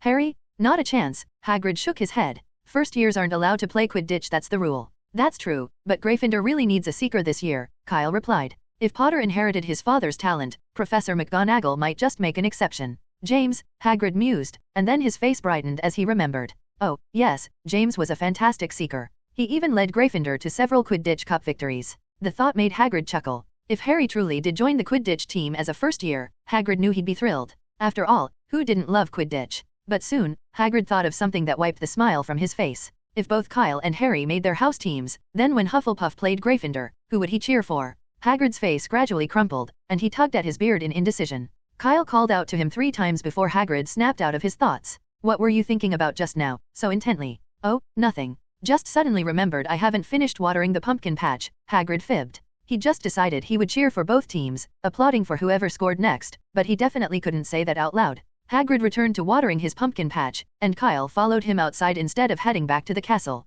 None of his friends, including Mikkel and Ryan, were at the Quidditch pitch, so there was no reason to go there. Looking around, Kyle found a flat spot and began digging through his bag. Out came a portable stove, a cauldron, various herbs. Soon a small pile was assembled. "Kyle, what are you doing?" Hagrid asked curiously. "Brewing some potions actually, a pet tonic," Kyle replied. With a flick of his wand, Kyle lit the stove and placed the cauldron on it. Hagrid was initially quite interested when he heard Kyle was making remedies for pets, but after watching for a few minutes, he turned back to his pumpkins. "I just can't follow it," he thought. Hagrid couldn't understand why Kyle had to add the powdered ingredients in 3 separate doses at varying intervals instead of just pouring them all in at once. He'd started jotting down notes to remember the steps, but the intervals alone made his head spin, and the notes he'd just taken seemed to vanish from memory instantly. Deciding it was pointless to try learning anything useful from this, Hagrid returned to watering his pumpkins. Meanwhile, Kyle was fully absorbed in his work, not noticing Hagrid's retreat. He carefully held his wand and stirred the potion in the cauldron at regular intervals. Potion making required precision, even a simple task could go wrong with a single misstep, and he didn't want to start over. Time crept by slowly. When Hagrid finished watering all his pumpkins, Kyle was nearly done as well. He added a final scoop of dark green powder and stirred the mixture counterclockwise. The orange-yellow liquid in the cauldron gradually turned a beautiful red, clear as crystal, like melted rubies. Kyle turned off the stove and, after the cauldron had cooled, carefully poured the potion into a small bottle he'd prepared. It was precisely 1 bottle's worth. "Is this the pet tonic?" Hagrid asked, eyeing the bottle with interest. "Yes," Kyle replied, handing it over with a smile. "Though, more precisely, it's a special tonic for rats." Hagrid held the bottle up to eye level, squinting at the ruby-like liquid with mild skepticism. "Special rat tonic," he muttered, still wrapping his head around the idea. He'd only just learned today that there was such a thing as a tonic specifically for pet rats, and apparently, it was special. He glanced again at the bottle. Hagrid didn't doubt Kyle's skills. It had taken nearly half an hour to brew this single bottle, which spoke to its quality. He just couldn't help wondering why anyone would go to the trouble. After all, rats were the cheapest and most common pets around. In Diagon Alley, they cost less than half as much as a toad, and not even as much as a decent bag of owl treats. Plus, pet rats didn't live very long, only about 7 years, which happened to match the time a young wizard spent at Hogwarts. Other pets, like toads and cats, could live for decades, and owls even longer. Because of this, very few wizards valued their pet rats enough to invest in special remedies. "Yes," Kyle said, packing away the stove and cauldron. "This tonic's for the Weasley's pet rat. It's been with them a while now, and each year, before the start of term, Percy Weasley comes by to get some. But since the rat's now Ron's pet, I think Percy forgot to let him know about it." The Weasley rat.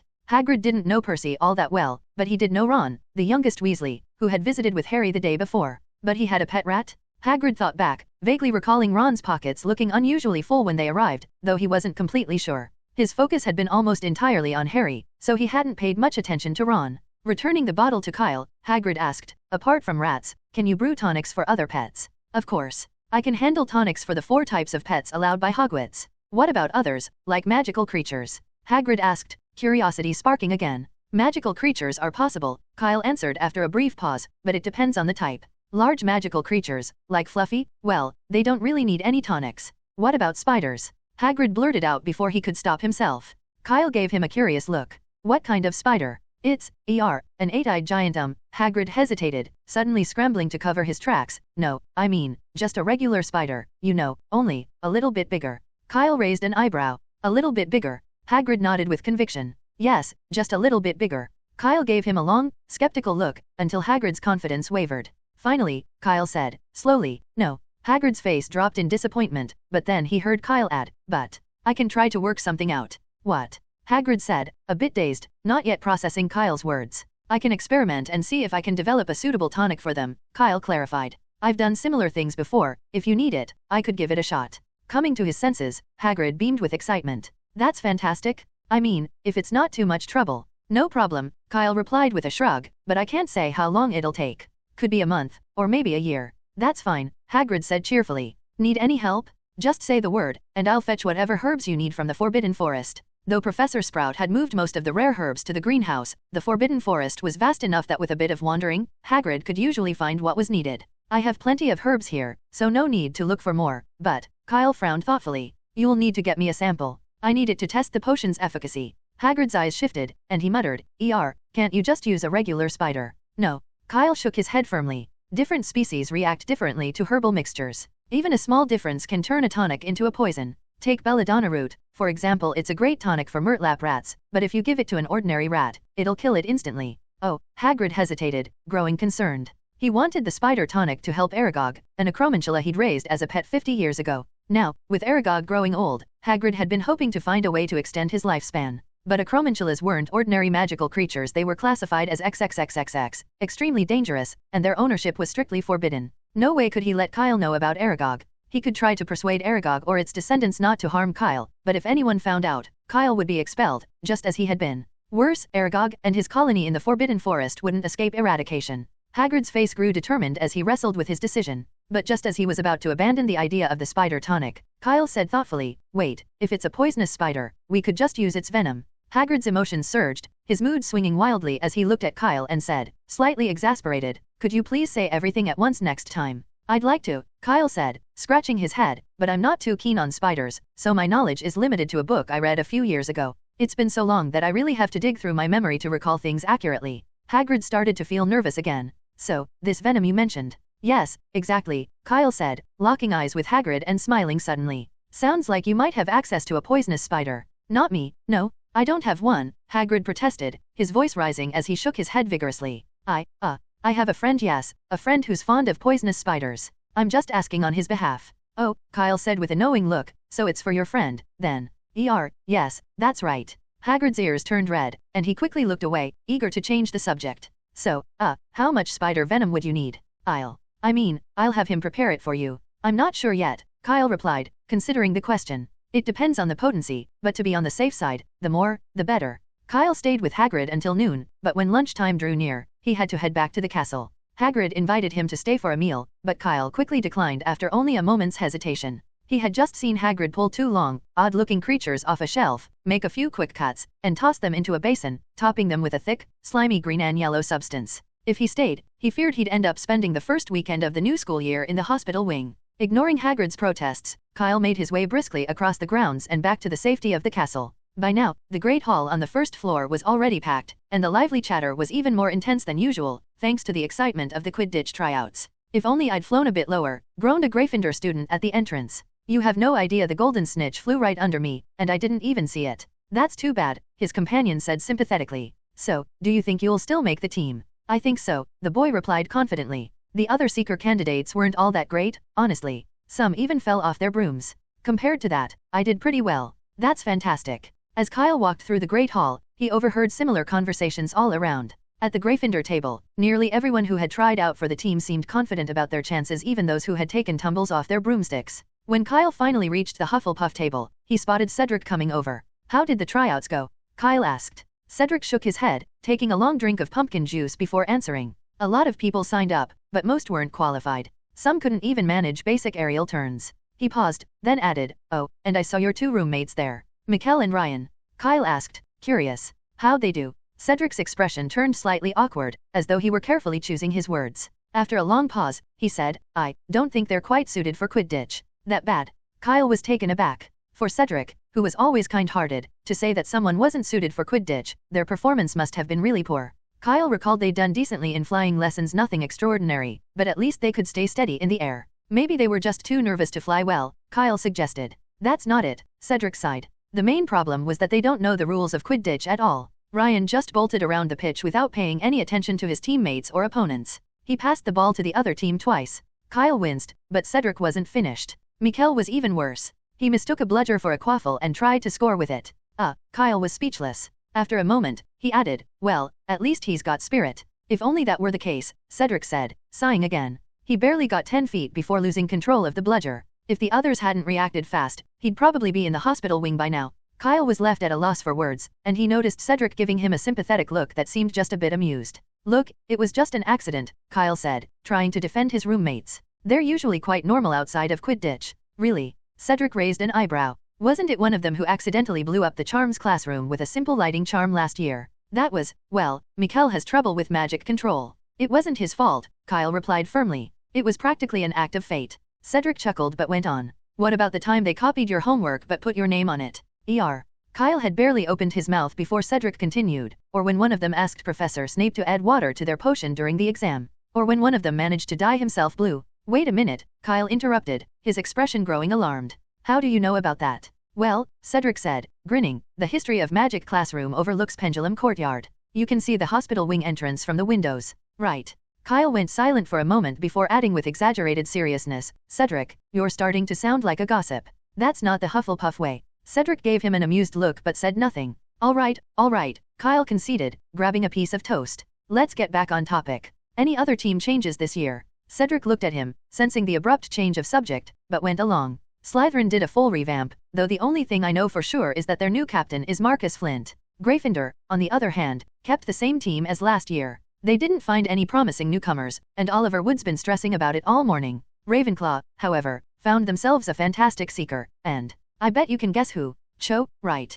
Kyle guessed. She told me last year she wanted to try out for seeker. Exactly, Cedric replied, grinning. She was the first one to catch the golden snitch during tryouts. The Ravenclaw captain was so pleased, he'd probably have made her the team seeker on the spot if it weren't so early in the season. Kyle chuckled as Cedric added, you should have seen it. Wood was so envious his eyes nearly turned green. He ran straight to Professor McGonagall to ask if first years could join the team but got a good scolding instead. Hey, sounds like someone's talking about our esteemed captain, a voice said behind them. Wood's that popular now, added another voice. Kyle turned to see Fred and George Weasley strolling over. They took seats on either side of him and asked, what are you all chatting about? The Quidditch trials, Cedric answered, smiling. So, did Professor McGonagall agree to let you recruit from the first years? At this, the grins on Fred and George's faces faded. Fred covered his face dramatically and groaned, forget it, let's try to stay friends. Wood must have loaned his brain to a troll, George muttered, shaking his head. He actually believes our little brother Ron inherited Charlie's Quidditch skills and wants to make him seeker. Merlin help us Ron as seeker, Fred shuddered as if envisioning a disaster. If that happened, we might as well forfeit every game just to spare ourselves the humiliation. Luckily, Professor McGonagall shot that idea down, George said with relief. Even Harry Potter's a better option. Kyle gave them a curious look. Did these two actually have a knack for predicting the future? Anyway, Fred said, picking up a drumstick and chewing on it between words, we're planning an expedition to the 4th floor. You want to come? Cedric raised his eyebrows. You don't mean the room at the end of the 4th floor corridor, do you? Fred gave him a conspiratorial wink. Is there any other part of the 4th floor worth exploring? But, Cedric hesitated. Didn't Headmaster Dumbledore say we're forbidden from going there? Don't be silly, George replied, wagging a finger with an air of knowing authority. It's only the forbidden places that are worth exploring. No one's sneaking out at night just to visit the Transfiguration classroom. The potions classroom could be interesting, Fred added. We tried that in our first year, George said, and tossed a couple of dung bombs in there for good measure. Sadly, the smell was gone by the next day, Fred finished. Kyle's eyes lit up with interest. Night walking to the potions classroom, not a bad idea. No, Kyle, Fred said, shaking his head. We already scoped it out. There's nothing worthwhile in there. The 4th floor's the real prize, George said, grinning. Dumbledore's a legend, setting up something like this right at the start of term. So, are you in or not? Fred asked again, leaning in. But, Cedric still looked hesitant. It's dangerous there. Aren't you worried? That's because you don't know Dumbledore well enough, Fred replied, putting on a serious expression. If it was truly dangerous, he'd never have mentioned it. Well, sensing Cedric's uncertainty, Fred and George exchanged glances before pressing on. Actually, we took a quick look before term started, Fred whispered. There's just one door, no portraits, nothing. It's got to be some kind of test, George said, his voice persuasive. Pass it, and our house could earn 100 points. Or even better, a special award for services to the school. Fred added with a gleam in his eye. Cedric looked intrigued. The Weasley twins had a point. Hagrid guarded the Forbidden Forest to keep students out, but no one seemed to be watching the supposedly dangerous 4th floor. That was certainly odd. All right, I'm in. Cedric finally agreed, though he added, but I'm keeping an eye on you two to make sure you don't get into too much trouble. I see. Then we'll be counting on Mr. Diggory's supervision, Fred said with mock seriousness, bowing slightly. Then they turned to Kyle expectantly. Kyle blinked, neither agreeing nor disagreeing, and instead asked directly, when are you planning on going? Anytime is fine, but we need to solve 2 issues first, Fred began. We've tried, and the unlocking charm doesn't work on that door. Kyle, didn't you say you have a master key? Kyle nodded. The master key had arrived with his invisibility cloak, though he hadn't had much use for it until now. Then that's covered, George said. But we still need to figure out how to distract Filch. He's been lurking around the 4th floor every night, so we'll need to draw him off somehow. What if we just dropped a few dung bombs somewhere else right before we head to the 4th floor? Cedric suggested. That was our first thought too, but no, Fred said, shaking his head. The dung bombs would only get us inside the room, not out again. If Filch sticks around near the door and there's no other exit, we'll be trapped. Filch can't stay there all night, Cedric replied, doubtful. He can and he will, Fred and George said together, shaking their heads. They had been keeping an eye on Filch's movements with the Marauders map for the past few nights, and every time they checked, Filch was stationed on the 4th floor. Maybe we could ask someone to help, Cedric suggested. Agree on a time, say an hour or 2 in, and have them set off a distraction to pull Filch away. Are you sure they'll be awake and able to do it exactly on time? Fred asked, sounding uncertain. Cedric hesitated, realizing he couldn't guarantee perfect timing. If Filch wasn't properly distracted or they didn't get out quickly enough, their plan would fail. Let's check Zonko's, Kyle suggested suddenly. They should have something that'll let us distract Filch whenever we want. Haha, you're on the same page as us, Fred and George said, grinning as they quickly finished dinner. They took Kyle and Cedric through a secret passage to Hogsmeade and returned with a familiar-looking book in their hands. Dark Forces, a guide to self-protection. Cedric asked, puzzled. Why would you buy that? "This isn't your average book," Fred said mysteriously as he led the group out of sight of the castle. He took out a quill and held it up. "Watch this." With a quick snap, Fred broke the quill in half. Instantly, the book began to shake violently, its pages scattering as a series of loud, crackling explosions rang out. "It's Zonko's latest prank item," Fred explained with a grin. "Perfect for young wizards looking for an excuse to skip class. It's kind of like an early version of our skiving snack box but with a bit more impact. With this, we can pull Filch away anytime we like," George said, pulling 2 more identical books from his pocket. "What's the range?" Kyle asked, examining the fake book. "Not too far," Fred replied, "but it's more than enough to lure Filch to another floor." The group managed to complete all their preparations in just half a day. They set the exploding books on the 5th and 6th floors, perfectly positioned to lure Filch away from the 4th floor corridor whenever they needed. With everything ready, they planned to head out together that night for a collective night tour of the Forbidden Corridor. But things took an unexpected turn. Some older Gryffindors, too impatient to wait for curfew, sneaked up to the 4th floor during the evening meal. Unlike Fred, George, and the others, these students had no plan, no props, and no Marauder's map, just pure impulse. Predictably, they didn't even manage to get the door open before Filch, lying in wait, caught them red-handed and promptly marched them to Professor McGonagall's office. Gryffindor's hourglass soon lost 50 points. But that was just the beginning. Soon afterward, students from Ravenclaw, Slytherin, and Hufflepuff started slipping out of their common rooms, each hoping to get a look at the mysterious 4th floor corridor. Fred and George, who were monitoring the Marauder's map, were stunned as they watched a steady stream of names appear in the once quiet corridor. The situation quickly spiraled out of control. With so many students trying to sneak onto the 4th floor, the professors took action. After a brief discussion, several of them took shifts patrolling near the 4th floor, ready to catch any late-night explorers. Those caught faced the strictest punishment, detention. The professors turned out to be far more troublesome than Filch. George attempted to create a distraction by setting off enchanted fireworks on the 1st floor, fireworks that would bloom when they came into contact with water. Filch, predictably, went storming downstairs at the noise, and Professor McGonagall soon followed, looking severe. However, as Fred observed the Marauder's map from the shadows near the 2nd floor staircase, he sighed. Professor McGonagall is really going too far. On the map, McGonagall's name remained stationed on the 4th floor, even though they'd just seen her head downstairs with Filch. Realization dawned, the McGonagall they'd spotted was an illusion or a clever bit of transfiguration. With such high-level magic being used against them, the group knew their chances of exploring the 4th floor were slim.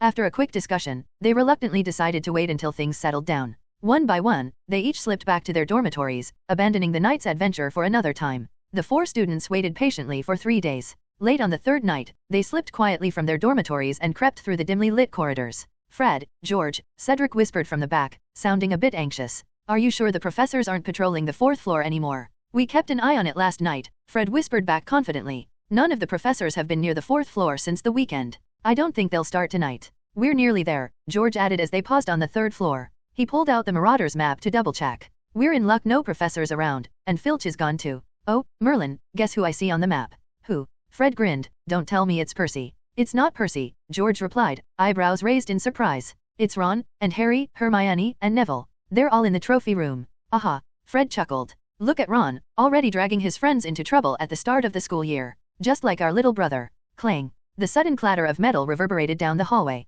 Someone had knocked over a suit of armor, and the echoing clang of metal in the quiet night was as loud as a firecracker. "Oh, Merlin, they've been caught," George whispered. "2 pieces of news. The good news is that Filch is now focused on Ron and his friends, so this is our best chance to check the 4th floor. The bad news is that the noise could attract a professor any second." "Then we'd better hurry," Fred said, glancing at the map and picking up the pace toward the 4th floor. On the map, Harry, Ron, and the others were indeed heading in their direction, with Filch in hot pursuit. If they didn't move quickly, Filch would be led right to them. They rushed down the corridor, finally reaching the mysterious door at the end of the 4th floor corridor. Following the map's directions, students out of bed, came a sudden, screeching cry. It was Peeves, his voice gleefully echoing from a nearby corridor. "Students not sleeping, in the charms corridor." "I take back everything. I think Ron is an idiot," George muttered, putting down the Marauder's map.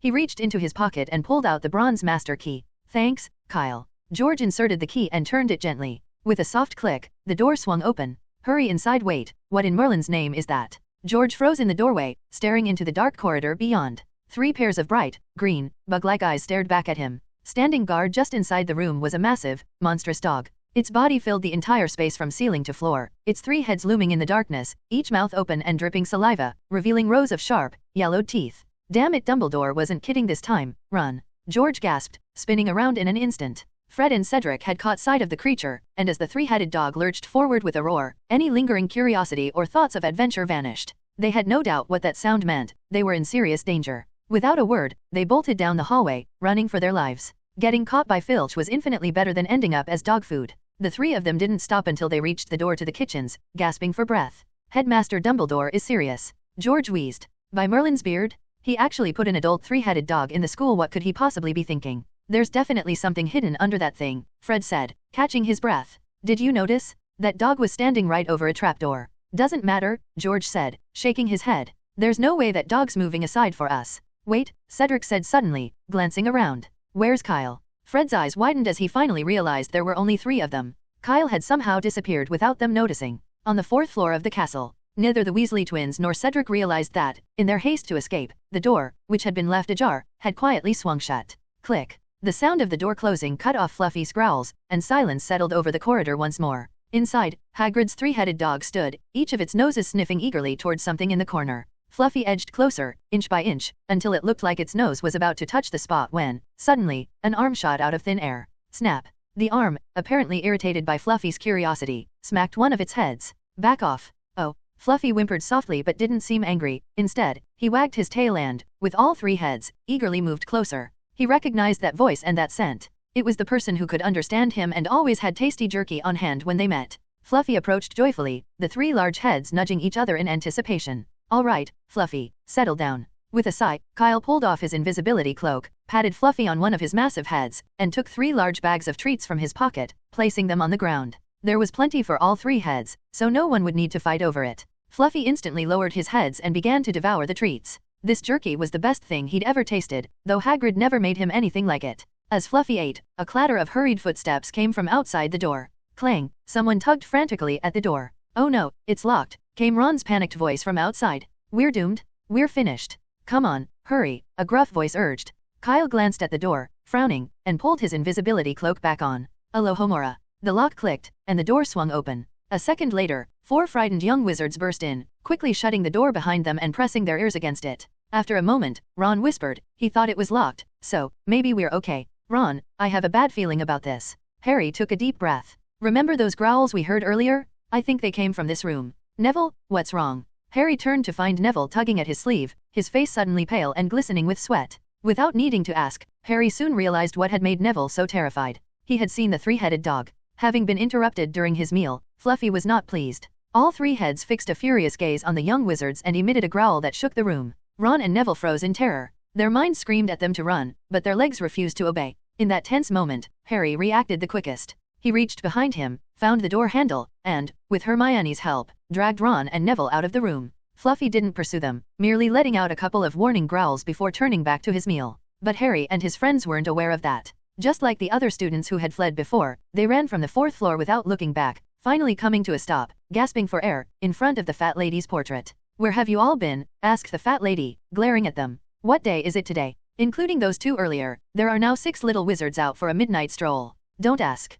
Pig snout, pig snout. Pig snout was the password. The fat lady didn't ask anything else and swung forward, allowing them to stumble into the common room. They collapsed shakily into the armchairs. For a long time, no one spoke, especially not Neville, who looked as though he might never speak again. That was strange. Hermione, who had calmed down first, finally broke the silence. Did you all notice that the dog was eating? Yeah, it almost ate us, Ron replied, still shaken. It was probably figuring out how to eat all of us in one gulp. What are you even looking at? Hermione snapped. I mean, it was already eating before we went in, and it was eating 3 meals in packaging. What does that prove? Harry asked. Does no one here think? Hermione said, exasperated. Remember the growling we heard on the way in? That means someone else had been in that room before us, and they gave the 3-headed dog food to keep it calm. Whoever it was must have had a reason for doing it. You're overthinking it. We should be grateful to him, Ron said, patting his chest. If he hadn't brought that food for the 3-headed dog, we'd all be. Didn't you notice where the 3-headed dog was standing? Hermione interrupted. On the floor.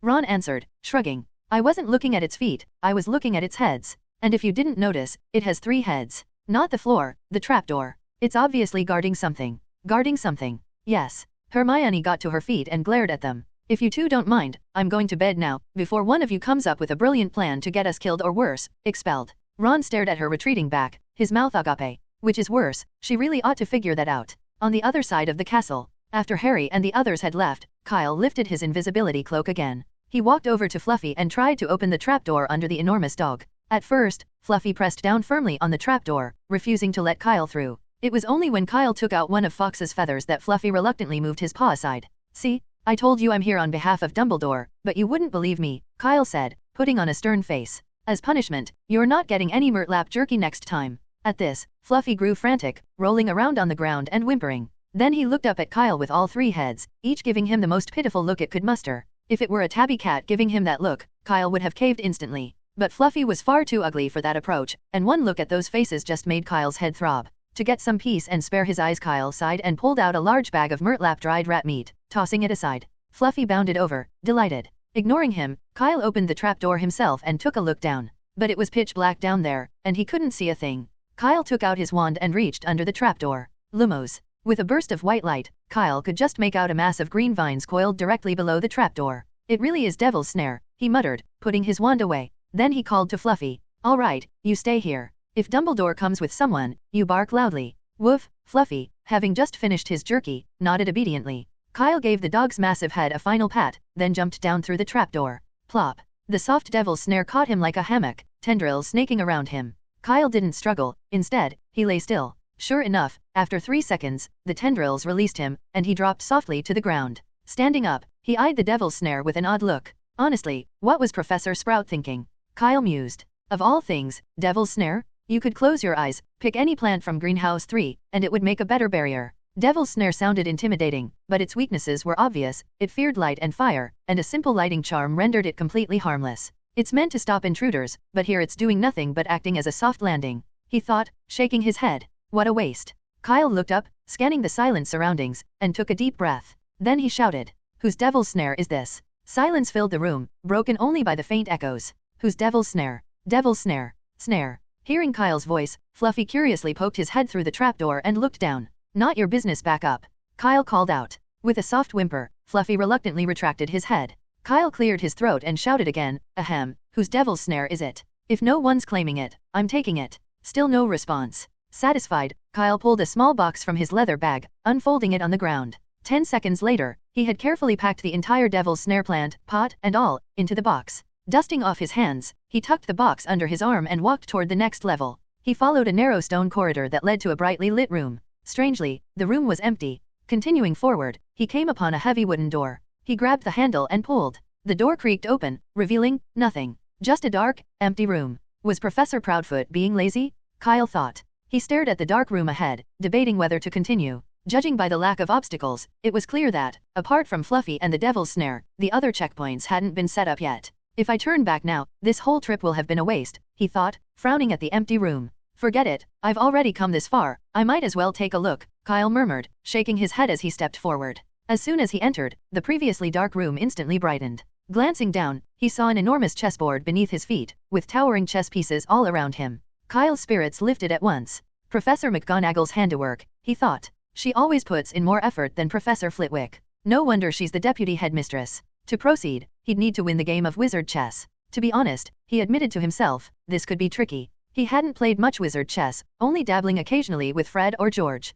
It was enough for a bit of fun, but he'd never gone up against a real opponent. Still, Kyle wasn't one to back down easily. He casually walked over to a black rook and reached out to touch its stone surface, ready to take its place. Might as well give it a go. Worst case, I head back the way I came. He waited 5 minutes, but the piece remained still. Confused, he walked to the knight, no response. The bishop, the pawn, even the king, none of them moved. Kyle strolled all the way to the exit, but the pieces were completely unresponsive. It dawned on him that these were simply mock pieces. Professor McGonagall hadn't yet finished setting up her challenge. The next few rooms were similarly empty, void of any obstacles. Disappointed, Kyle turned back the way he came. Seems I came too early, he thought, a bit deflated. Perhaps Dumbledore and the professors felt that one Fluffy was enough to deter any intruders for the time being. After leaving the 4th floor, Kyle made a quick detour to the underground classrooms before returning to the Hufflepuff common room. Thank goodness, you're finally back. Cedric had been waiting in the common room. His curiosity piqued the moment he saw Kyle enter. Where were you? On the 4th floor, Kyle replied. Didn't we just come from there together? I mean, after we ran back from the 4th floor. I didn't run, Kyle said, after thinking for a moment. Actually, I first met Fluffy last year when Hagrid introduced us. Oh, and Fluffy is the name of the 3-headed dog we saw tonight. Kyle settled into a chair and placed a jug of pumpkin juice and a plate of biscuits on the table in front of him, snacks he'd brought from the kitchen. Although it was late, the kitchen had been bustling with house elves, as active as they were during the day. They had even offered to prepare a full meal, but Kyle had declined, only wanting a quick snack. Cedric blinked, processing this new information. Wait, did you just say you know the three-headed dog? Yep, I've known him for about a year now, Kyle said casually. He's still a puppy, not even 2 years old. But, why didn't you say anything earlier? I did, Kyle shrugged. But you all ran off so fast, and the next thing I knew, you were gone. Cedric's face flushed a little. Seeing the three-headed dog had been a shock, and his first instinct was to flee, leaving little room for listening to what anyone else was saying. Kyle nudged the plate of cookies toward him. Want a cookie? They're cheese-flavored, not bad. Yeah, thanks. Cedric, feeling a bit hungry, took one and popped it into his mouth. So, you were on the 4th floor the whole time? Yes, Kyle confirmed with a nod. Cedric picked up another cookie, still curious. Did you happen to notice the trapdoor under the three-headed dog? I did, but unfortunately, Kyle sighed. I guess we came too early. The professors haven't set everything up yet. For now, it's just a few empty rooms. What did you say? An empty room is located beneath the trapdoor. The next morning, when Fred and George heard this from Kyle, their faces mirrored Cedric's from the night before: shock, doubt, and disbelief. Because of the trapdoor, neither of them had slept well. Every time they closed their eyes, the terrifying image of the three-headed dog loomed in their minds. They had spent half the night speculating about what treasure was valuable enough to warrant the dog's protection. The final exam papers, maybe, or even the Gryffindor sword. They guessed endlessly, finally dozing off just before dawn. And now Kyle was telling them that the rooms beneath the trapdoor were empty. Fred and George were struggling to accept it. Where was the adventure, the thrill of discovery? Had Dumbledore simply designated an empty corner of the castle to keep his oversized guard dog? This was too simple, even disappointing. Those rooms probably haven't been there for long, Kyle said, giving Fred a reassuring pat on the shoulder. It's just that, with the start of the school year, the professors are busy. They likely haven't had time to set up the challenges yet. We can always check back later, around Halloween or the Christmas holidays. You're right, Fred sighed. It looks like we'll have to hold off. But that might give us more time to search for the last clue for the password. Cedric, who had been sipping his pumpkin juice, set down his cup. I really think you should forget about it. Hogwarts is so big, you'll never find it even if you stay until graduation. No, George countered, shaking his head. The creators of the Marauders map wouldn't have hidden the clues in random places that didn't make sense. Yeah, the first clue we found was on the door to Filch's office somewhere only someone in detention would go, Fred added. Then on the wall of the trophy room, the 4 house common rooms, and the tallest tower in the castle. In short, they're all places that are significant or unusual in some way, George mused, thoughtfully stroking his chin. And it feels like we're so close to the final answer, like there's just a thin layer of parchment between us and the solution. Really? Cedric shrugged, looking doubtful. He thought that this last clue for the password might not even exist, or that it was likely just a prank. Fred and George, however, weren't swayed. They refused to believe it was all for nothing. Just then, the morning's mail arrived. A large group of owls swooped into the hall, drawing everyone's attention to 6 long-eared owls carrying an elongated package. They flew directly over the tables to deliver it to a Slytherin student, who eagerly unwrapped it right there. Inside was a brand new Nimbus 2000. Yes, a new broom Nimbus 2000, the same model the professional Quidditch teams use. He announced this with unmistakable pride, clearly enjoying the envious looks from the other students. My father sent it as a gift to celebrate my joining the Slytherin team this year. Not that I need it, because even without the best broom in the wizarding world, I'd still beat everyone else hands down. He spoke loudly enough that half the hall could hear. Kyle glanced over at him. Who is this guy? Hey, look at Marcus Flint, Fred whispered. Kyle noticed that Marcus's face looked rather grim, as did the faces of the entire Slytherin Quidditch team. The mention of the Nimbus 2000 seemed to bring up some bad memories, and every Slytherin player had stopped eating to glare at the boy with the broom. There was a stir at the Gryffindor table as well. Neville had just received a Remembrall, a rare alchemical item. The problem was that it was notoriously frustrating. All it did was remind you that you'd forgotten something, but never what. To make matters worse, Remembralls weren't cheap, costing over 100 galleons, enough to dissuade most people from buying one. Just then, Kyle received his own package. It was a small, hand-sized box wrapped in brown paper. After the owl delivered it, it also dropped a letter. As promised, I've sent what you need. I hope it's not too late. Wishing you all success with your potions. Your Order of Merlin medal has been reviewed, but you'll have to wait a bit longer. Pegasia Sykes. Kyle's eyes lit up. The director of St. Mungo's had sent him potions? What's that? Fred asked, noticing Kyle's expression. Did you buy something? No, it's a potion someone sent me. A potion? Fred sounded curious. Yes. Kyle hesitated briefly before explaining. I ran into some trouble at St. Mungo's. These potions are compensation from the director. Because of the ministry's intervention, the Daily Prophet had avoided mentioning any details about a werewolf, reporting only that there had been a disturbance at St. Mungo's. As a result, neither Cedric, the Weasley twins, nor Cunna knew about Kyle's encounter with a werewolf over the summer. Not wanting to worry them, he had decided to keep that part quiet. I see. Fred quickly lost interest in the potions and returned to his copy of the Daily Prophet. Cedric and Cunna, however, were intrigued and came over for a closer look. By now, Kyle had unwrapped the brown paper, revealing a wooden box. It was charmed with an undetectable extension charm for easy transport, making it appear no larger than the palm of his hand from the outside. But once opened, it revealed a spacious interior filled with potions. Large and small bottles, nearly 50 or 60 in total, were neatly arranged inside. One side of the box was set aside for potion ingredients. These are Ashwinder eggshells and stag horns. Kanna whispered in amazement. She recognized these from Professor Snape's office, where they were stored on the top shelf. Such rare ingredients could easily sell for hundreds of galleons in Diagon Alley. Kyle glanced briefly at the ingredients before focusing back on the potions themselves. As he surveyed them, he noticed something odd. There were far more than he had expected. In addition to those that had been agreed upon, Director Sykes had included some extras. To his surprise, he even spotted a small vial of Veritaserum tucked away in the corner of the box. What is this? Cedric looked on curiously as Kyle stood there, staring blankly at a thumb-sized bottle in his hand. Strange, there's no label on it. Cedric frowned, wondering aloud. Could it be that someone from St. Mungo's misplaced it by accident? With eyesight like yours, it's a wonder why you're a seeker, Kyle teased, holding up his hand and pointing at the bottle. Look closely, the label is right here.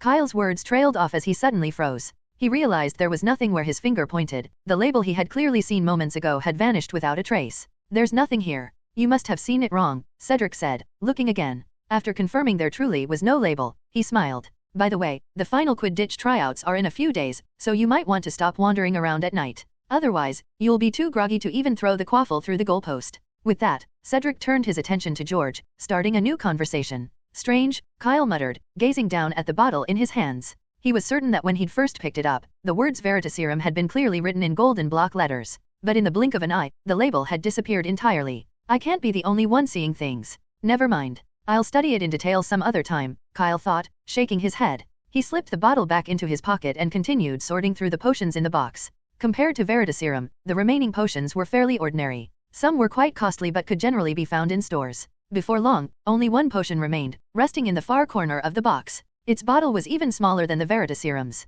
When Kyle carefully took it out, there was an audible intake of breath around him. No way, Cedric's eyes widened in disbelief. This is Felix Felicis. The golden liquid in the bottle swayed gently with Kyle's movement, and Cedric's eyes tracked its shimmering motion. What? Felix Felicis. Fred and George crowded closer, eyes widening with curiosity. Is this the legendary luck potion? It can't be wrong, Cedric replied, nodding seriously. I've never seen a real Felix Felicis before, but I've read about it. This looks exactly as described. And look, there's a label, right here. Cedric pointed to a tiny label on the bottle, no bigger than a grain of rice. It really is Felix Felicis, Fred said, smacking his lips in amazement. Like Cedric, he'd never seen a real Felix Felicis before. Until now, it had felt more like the old, enchanted wands from storybook stuff of legend. The three of them stared, entranced by the Felix Felicis in Kyle's hand, unable to look away. They only tore themselves away reluctantly when there were 5 minutes left until class. Kanna also took a curious look, though the longer she stared at the little bottle, the more familiar it seemed. Still can't remember? You've probably already forgotten. On their way to Charm's class, Kyle took out the Felix Felicis bottle again and waved it in front of Kanna's eyes. Just a hint, it was a Christmas gift last year. Christmas, yes, I remember. Kanna paused, looking slightly dazed. I remember Professor Snape gave me a bottle of this potion back then. So this really is Felix Felicis. Not cold medicine anymore. Kyle's tone drew out, clearly teasing her. Realizing what Kyle meant, Kanna's face flashed. She turned her head away, speaking softly in embarrassed explanation. At the time, she hadn't known about Professor Snape's connection to the Prince family, so it was natural she hadn't believed it. After all, what professor would gift a student Felix Felicis? It sounded utterly ridiculous, no matter how you thought about it. Now you believe me, right? Kyle asked with a smile. Kanna was about to nod, but something seemed to occur to her. She looked up at him with a slightly annoyed expression. Wait, back then you didn't know Professor Snape knew me, did you? Have you been laughing at me this whole time? You're overthinking it. That's not it at all, Kyle replied, shaking his head. I didn't find out until a few days before the holidays. Kanna wrinkled her nose. Then how were you so sure the potion he gave me was actually Felix Felicis? Kyle shrugged casually. Because that's what Felix Felicis looks like. It's that simple. Of course, Kyle chuckled. But it also has to do with the professor's personality. Professor Snape would never play a joke like that. Hogwarts professors each had their quirks. If the gift had come from Professor Flitwick, for example, it might actually have turned out to be cold medicine. He'd done something similar before. Trelawney had once mentioned that Professor Flitwick gave all the students staying at school for Christmas a Ravenclaw's diadem, but the students soon discovered it was actually chocolate magically shaped to look like a diadem. I see, Kanna nodded thoughtfully. The more she considered it, the clearer it became. Professor Snape really wouldn't bother with a meaningless prank. Oh, by the way, I'm returning this to you? As they neared the Charms classroom, Kyle pulled a small bottle from his pocket and held it out. It was the Felix Felicis Snape had given to Kanna. He hadn't dared leave it unattended and had kept it on him the entire time. Kanna glanced at him but made no move to take it. Are you seriously giving it to me? She asked, raising an eyebrow. What do you mean? It's yours? Kyle chuckled. He'd only held on to it because Kanna used to lose things all the time. It hadn't felt safe to leave Felix Felicis in her care back then. Now, with the rat that used to swipe her things out of the picture, he figured it was finally safe to give it back. Still, Kanna didn't reach for it. What are you waiting for? Take it, Kyle urged. Class is about to start. No, what? Kyle blinked, thinking he'd misheard. This was Felix Felicis. I said, I don't want it. Kanna suddenly grinned. Standing in the doorway of the charms classroom, she crossed her arms. Since I'm giving it to you, it's yours now. I don't want to turn into a crop. The Kylites stood frozen, watching in stunned silence as Kanna turned and walked into the charms classroom. They hadn't expected her to actually follow through on what she'd said earlier. This is Felix Felicis. If it had been the Weasley twins in her place, they probably wouldn't have cared if they really turned into crops, much less thought twice about joking around with it. Kyle opened his mouth, about to say something, but Kanna was already seated in class, chatting with her roommate. Seeing this, he had no choice but to pocket the bottle of Felix Felicis for now and follow her inside. Today's lesson was on the engorgement charm, a handy household spell that Hagrid frequently used. The massive pumpkins in his garden? All thanks to the engorgement charm. The most amazing thing about this spell was that while magic couldn't conjure food out of thin air, it could increase the size of existing food without altering its taste. Oddly enough, though, no one ever actually ate anything charmed this way. Hagrid's pumpkins, for instance, were mostly used as Halloween decorations. Now, gesture is crucial, Professor Flitwick said earnestly from the front of the class. Remember what I just explained.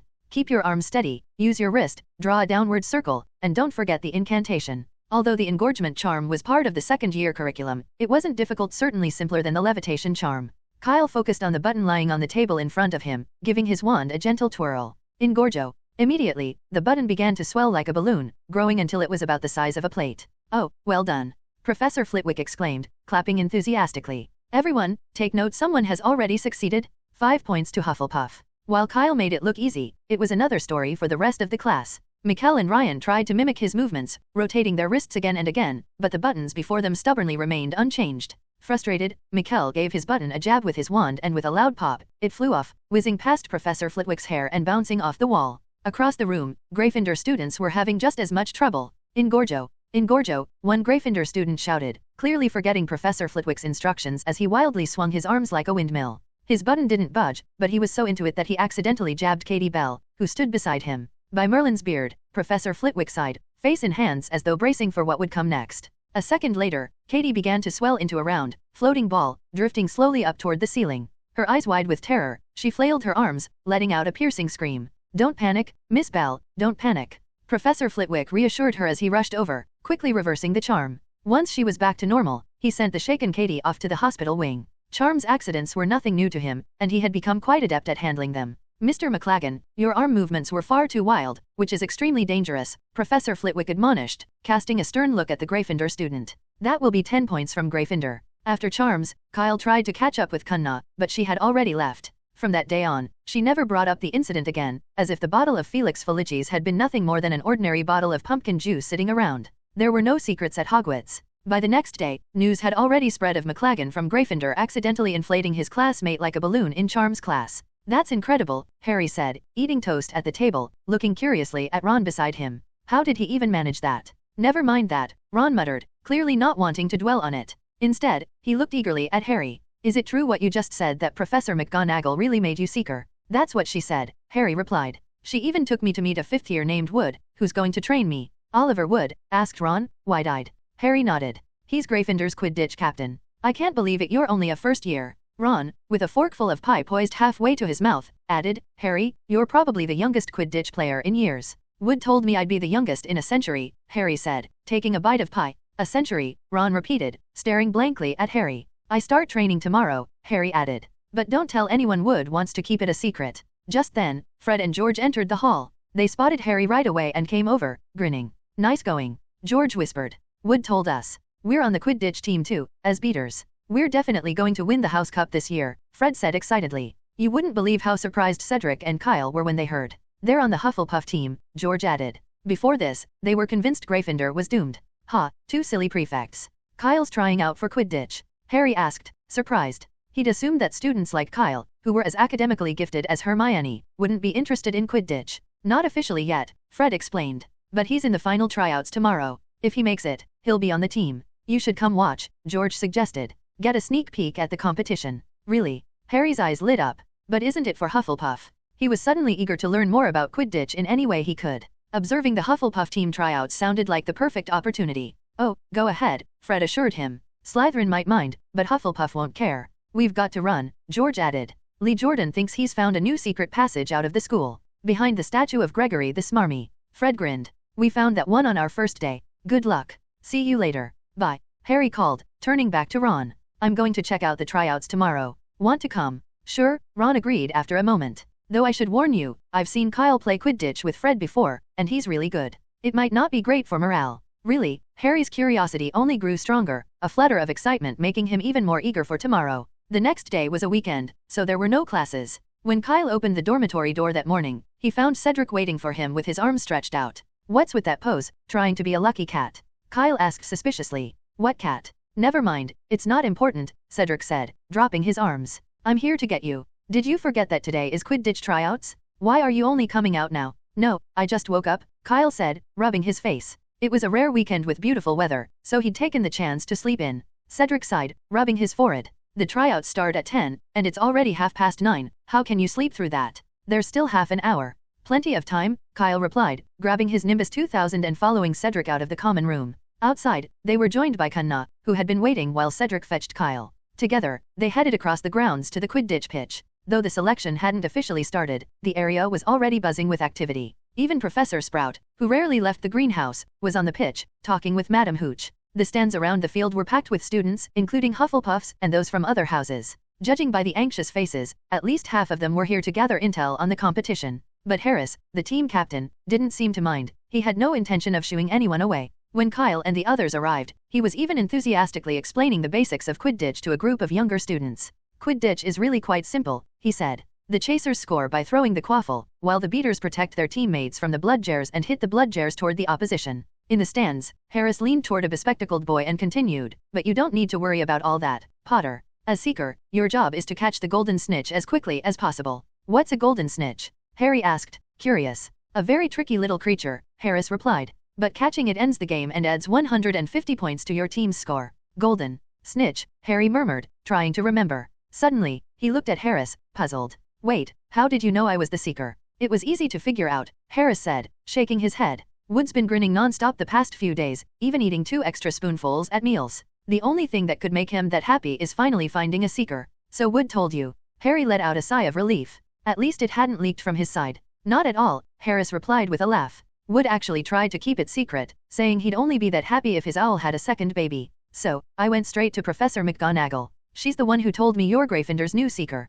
Professor McGonagall. Harry sat in stunned silence, feeling a pang of sympathy for Wood. He'd planned to keep his position a secret weapon to surprise the other teams, but in less than a day, the information had come straight from McGonagall herself. This was hardly a secret. You'll do great, Harry. I'm looking forward to the day we play against you, Harris said, patting him on the shoulder before heading toward the field. He greeted Kyle and the others as he passed by. Looks like it's about to start, Kyle said, taking his Nimbus 2000 and settling into a seat at the front of the bleachers. Kanna glanced up at the field and asked, how many players are we picking this time? 2 a beater and a chaser, Cedric replied. Kyle's trying out for the chaser spot. Kyle nodded beside him. He much preferred the thrill of scoring goals to the constant dodge and counterattack of the beaters or the endless search for small, elusive snitches. Sure, each goal was worth only 10 points, but with enough goals, a chaser could easily add up to 150 points or even more. Right at 10 o'clock, the tryouts began. The beater selection was first, with 3 candidates competing. Under Harris's direction, the 3 of them mounted their broomsticks and took their positions at the center of the pitch. For beaters, accuracy and swing strength were key, and Harris had brought the box containing the bludgers out in advance. All they had to do was stay on their brooms as long as possible, with the last one remaining being awarded the team spot. As Harris opened the box, the 2 bludgers shot out like cannonballs, immediately wreaking havoc in the air. The 3 candidates took turns using their bats to deflect the bludgers aimed at them. Having passed initial tryouts, they were no pushovers, and it would take more than a stray bludger to knock any of them off their brooms. The crowd watched in silence, fully absorbed in the contest. About 5 minutes in, the first elimination happened. It was the youngest player, a second year. He'd grown impatient after no one had faltered and tried aiming a bludger at the other 2 to throw them off balance.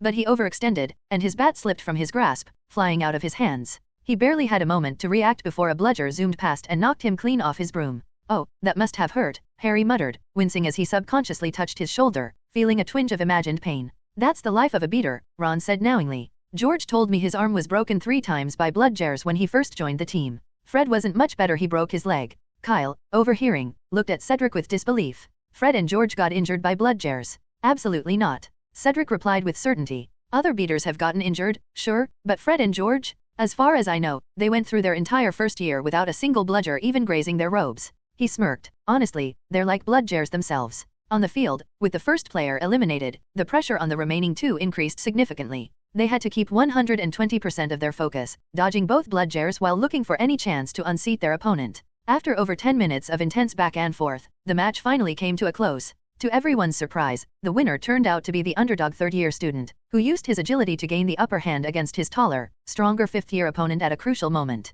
The crowd burst into applause and cheers. Harris walked over, smiling as he extended his hand. Willard, welcome to the team. It's an honor, Captain, the third-year replied, shaking Harris's hand, and another round of applause filled the stands. Next up was the selection of the chasers. Kyle got to his feet, grabbed his broom, and made his way onto the field. Go, Kyle! Cedric shouted from the stands, setting off a firework. It exploded overhead, forming a massive banner of a running badger with the words Go Kyle emblazoned across it in shimmering letters. Where did he even get that? Kyle wondered as he arrived at the center of the pitch, trying not to look too embarrassed by the dramatic display. He would be competing against 2 fifth-years for the chaser position. As a chaser, accuracy is key, Harris explained, holding the quaffle. I'll be playing keeper, and you'll be responsible for scoring. The one who scores the most points within the time limit makes the team. So, who wants to go first? I'll go, Kyle volunteered, stepping forward. Going first would mean facing Harris's goalkeeping style with no prior knowledge, but Kyle figured his Nimbus 2000 would help balance the odds. Great. Don't overthink it, just play as you usually would, Harris encouraged him as he headed to the goalpost.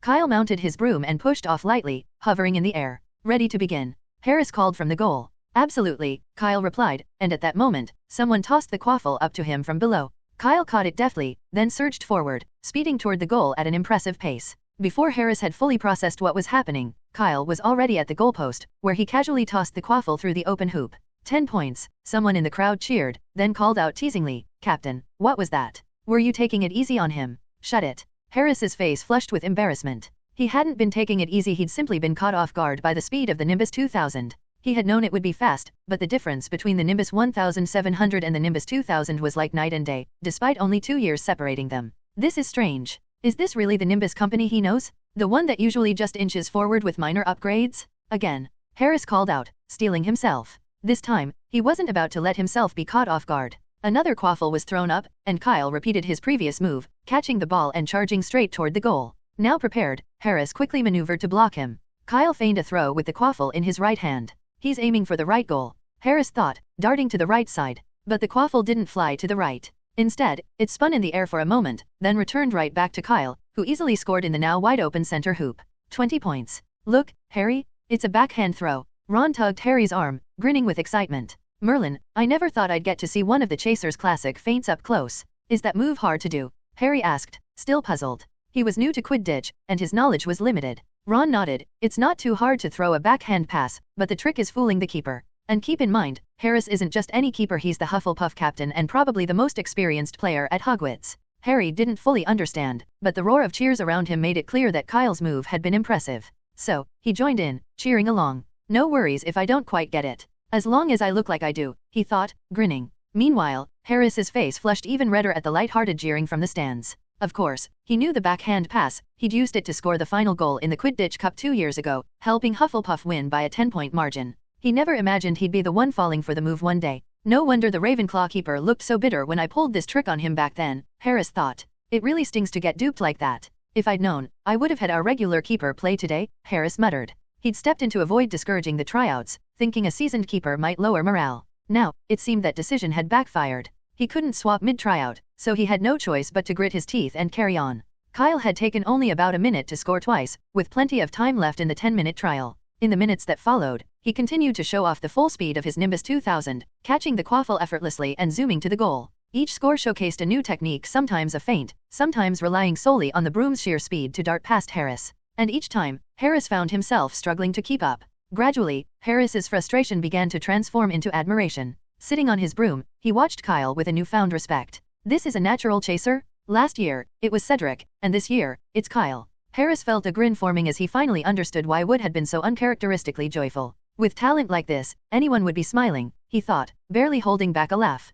10 minutes had flown by in a flash. As the final whistle blew, Kyle raised his arm high and, with his last ounce of energy, flung the quaffle through the air. But it was too far. Harris intercepted it, breaking his own 0 streak in the process. On the sidelines, the scoreboard froze at 210 points, meaning Kyle had scored a total of 21 goals in those 10 minutes. Scoring 2 goals a minute, even while racing across the pitch to retrieve the quaffle each time, was nothing short of incredible. The 3 quaffles they'd used hadn't been enough to keep up with his speed. By the end, Professor McGonagall, observing from the edge of the field, had conjured 2 more with her transfiguration charm just to keep the match running smoothly to the end. By Merlin's beard, I never want to be keeper again. Back on the ground, Harris let out a deep sigh of relief. Those 10 minutes had been a whirlwind of joy and frustration for him. The joy? Hufflepuff had found a gifted chaser. If all went well, this second year named Kyle would be the key to winning the Quidditch Cup. Harris himself was one of the best chasers at Hogwarts, responsible for most of Hufflepuff's points each game. But the issue was, his fellow chasers fell short, and they struggled to work well as a team. Harris often ended up scoring alone, which placed a heavy demand on his stamina. This was why Hufflepuff wasn't known for lasting in prolonged matches. The other concern was that if he were heavily guarded or injured, Hufflepuff's chances would plummet. Fortunately, Cedric, a talented seeker, had joined last year. With Cedric on the hunt for the Golden Snitch, it was hard for other teams to draw games out for too long. And now, with Kyle's arrival, Hufflepuff's main vulnerability had been instantly strengthened. Harris could almost see the Quidditch Cup within reach, and that filled him with exhilaration. The frustration? Well, that was simple. Anyone would feel humiliated after being turned into a laughingstock for 10 straight minutes. Captain, good thing you didn't sign up to be keeper, one teammate joked. Otherwise, we might never see the Quidditch Cup. Shut it, Feral. Harris shot him a glare. Actually, I've noticed your skills slipping lately. Special training tomorrow at 8. 8. Feral's grin vanished. With a long face, he protested, I'm fine with special training, but could we make it 10, or maybe 9? Hufflepuffs weren't as studious as Ravenclaws or as hyperactive as Gryffindors. On weekends, they tended to sleep in.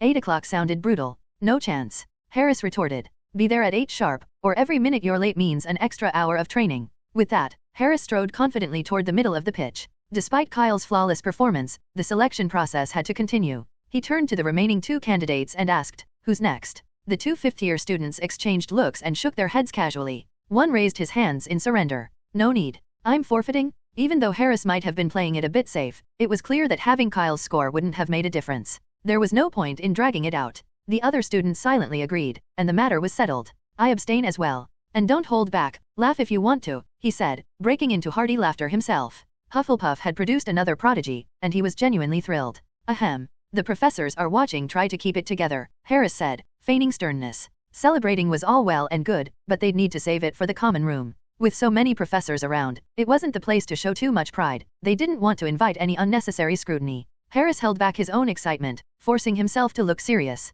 Since you've both decided to abstain, then. He stepped up to Kyle and extended his hand. Congratulations, Kyle. You're officially the team's new chaser. My pleasure, Captain, Kyle replied, shaking his hand firmly. From the stands, Professor Sprout watched them, her face beaming like a blooming chomping cabbage. Beside her, however, Professor McGonagall looked anything but pleased. She clutched her guide to advanced transfiguration so tightly her hands were trembling. It hurts so much, she thought. Why is a talent like this in Hufflepuff? McGonagall was certain that with Kyle and Harry Potter on the same team, Gryffindor would be unstoppable. But alas, Kyle was a Hufflepuff. Blast that sorting hat. On the 8th floor in the headmaster's office, the sorting hat, busy composing a new tune, suddenly sneezed. How curious, Dumbledore remarked, glancing at it. Do you catch colds too? I don't think so, replied the sorting hat, perplexed. After all, I am just a hat. It tried to rub its non-existent head with its brim but ended up merely wiping its mouth.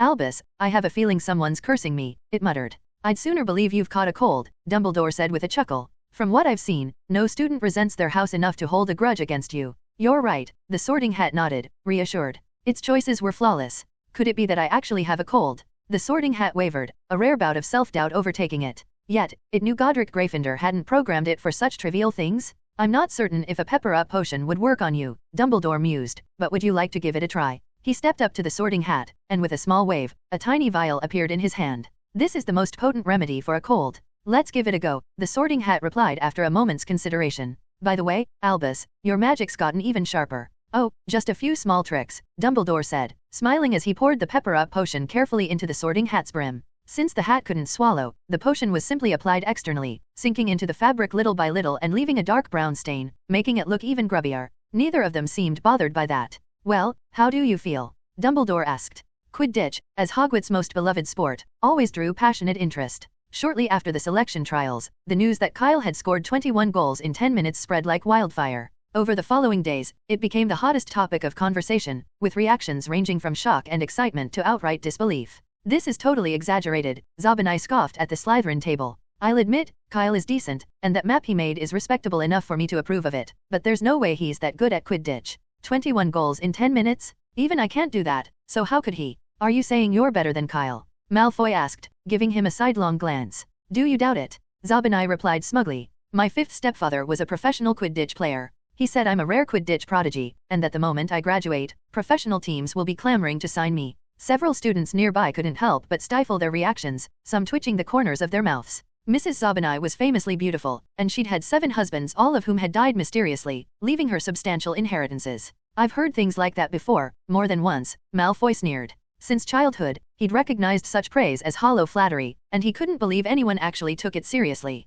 "It's true, he wouldn't lie to me," Zabinai protested, his chin jutting out defensively. "In that case," Malfoy replied, eyeing him with a hint of challenge, "why don't you try out for the school team?" "What are you talking about, Draco? I'm only a first year, I'm not even allowed to play." But Pot Malfoy started, then clamped his mouth shut. He knew perfectly well that Harry Potter had joined the team, and every time he thought about it, it irritated him to no end. Even worse, he was the one who had inadvertently set it in motion. Just thinking about Potter and Weasley's smug faces this morning made him feel queasy, like he'd eaten a spoiled cockroach cluster. If he'd known things would turn out this way, he would never have grabbed that oath's remembrall. Zabinai, unaware of Malfoy's discomfort, thought Malfoy was conceding his point. His confidence swelled, and he announced, "Just wait. Next year, I'll definitely join the team, and I'll show Kyle what real Quidditch looks like. But, Draco, you definitely won't make the team." Suddenly, he looked at Malfoy with a sneer. "I saw you on a broom once. How can I put it? You're not even as fast as my grandmother." Malfoy's face flushed red. As far as he was concerned, he was a Quidditch genius.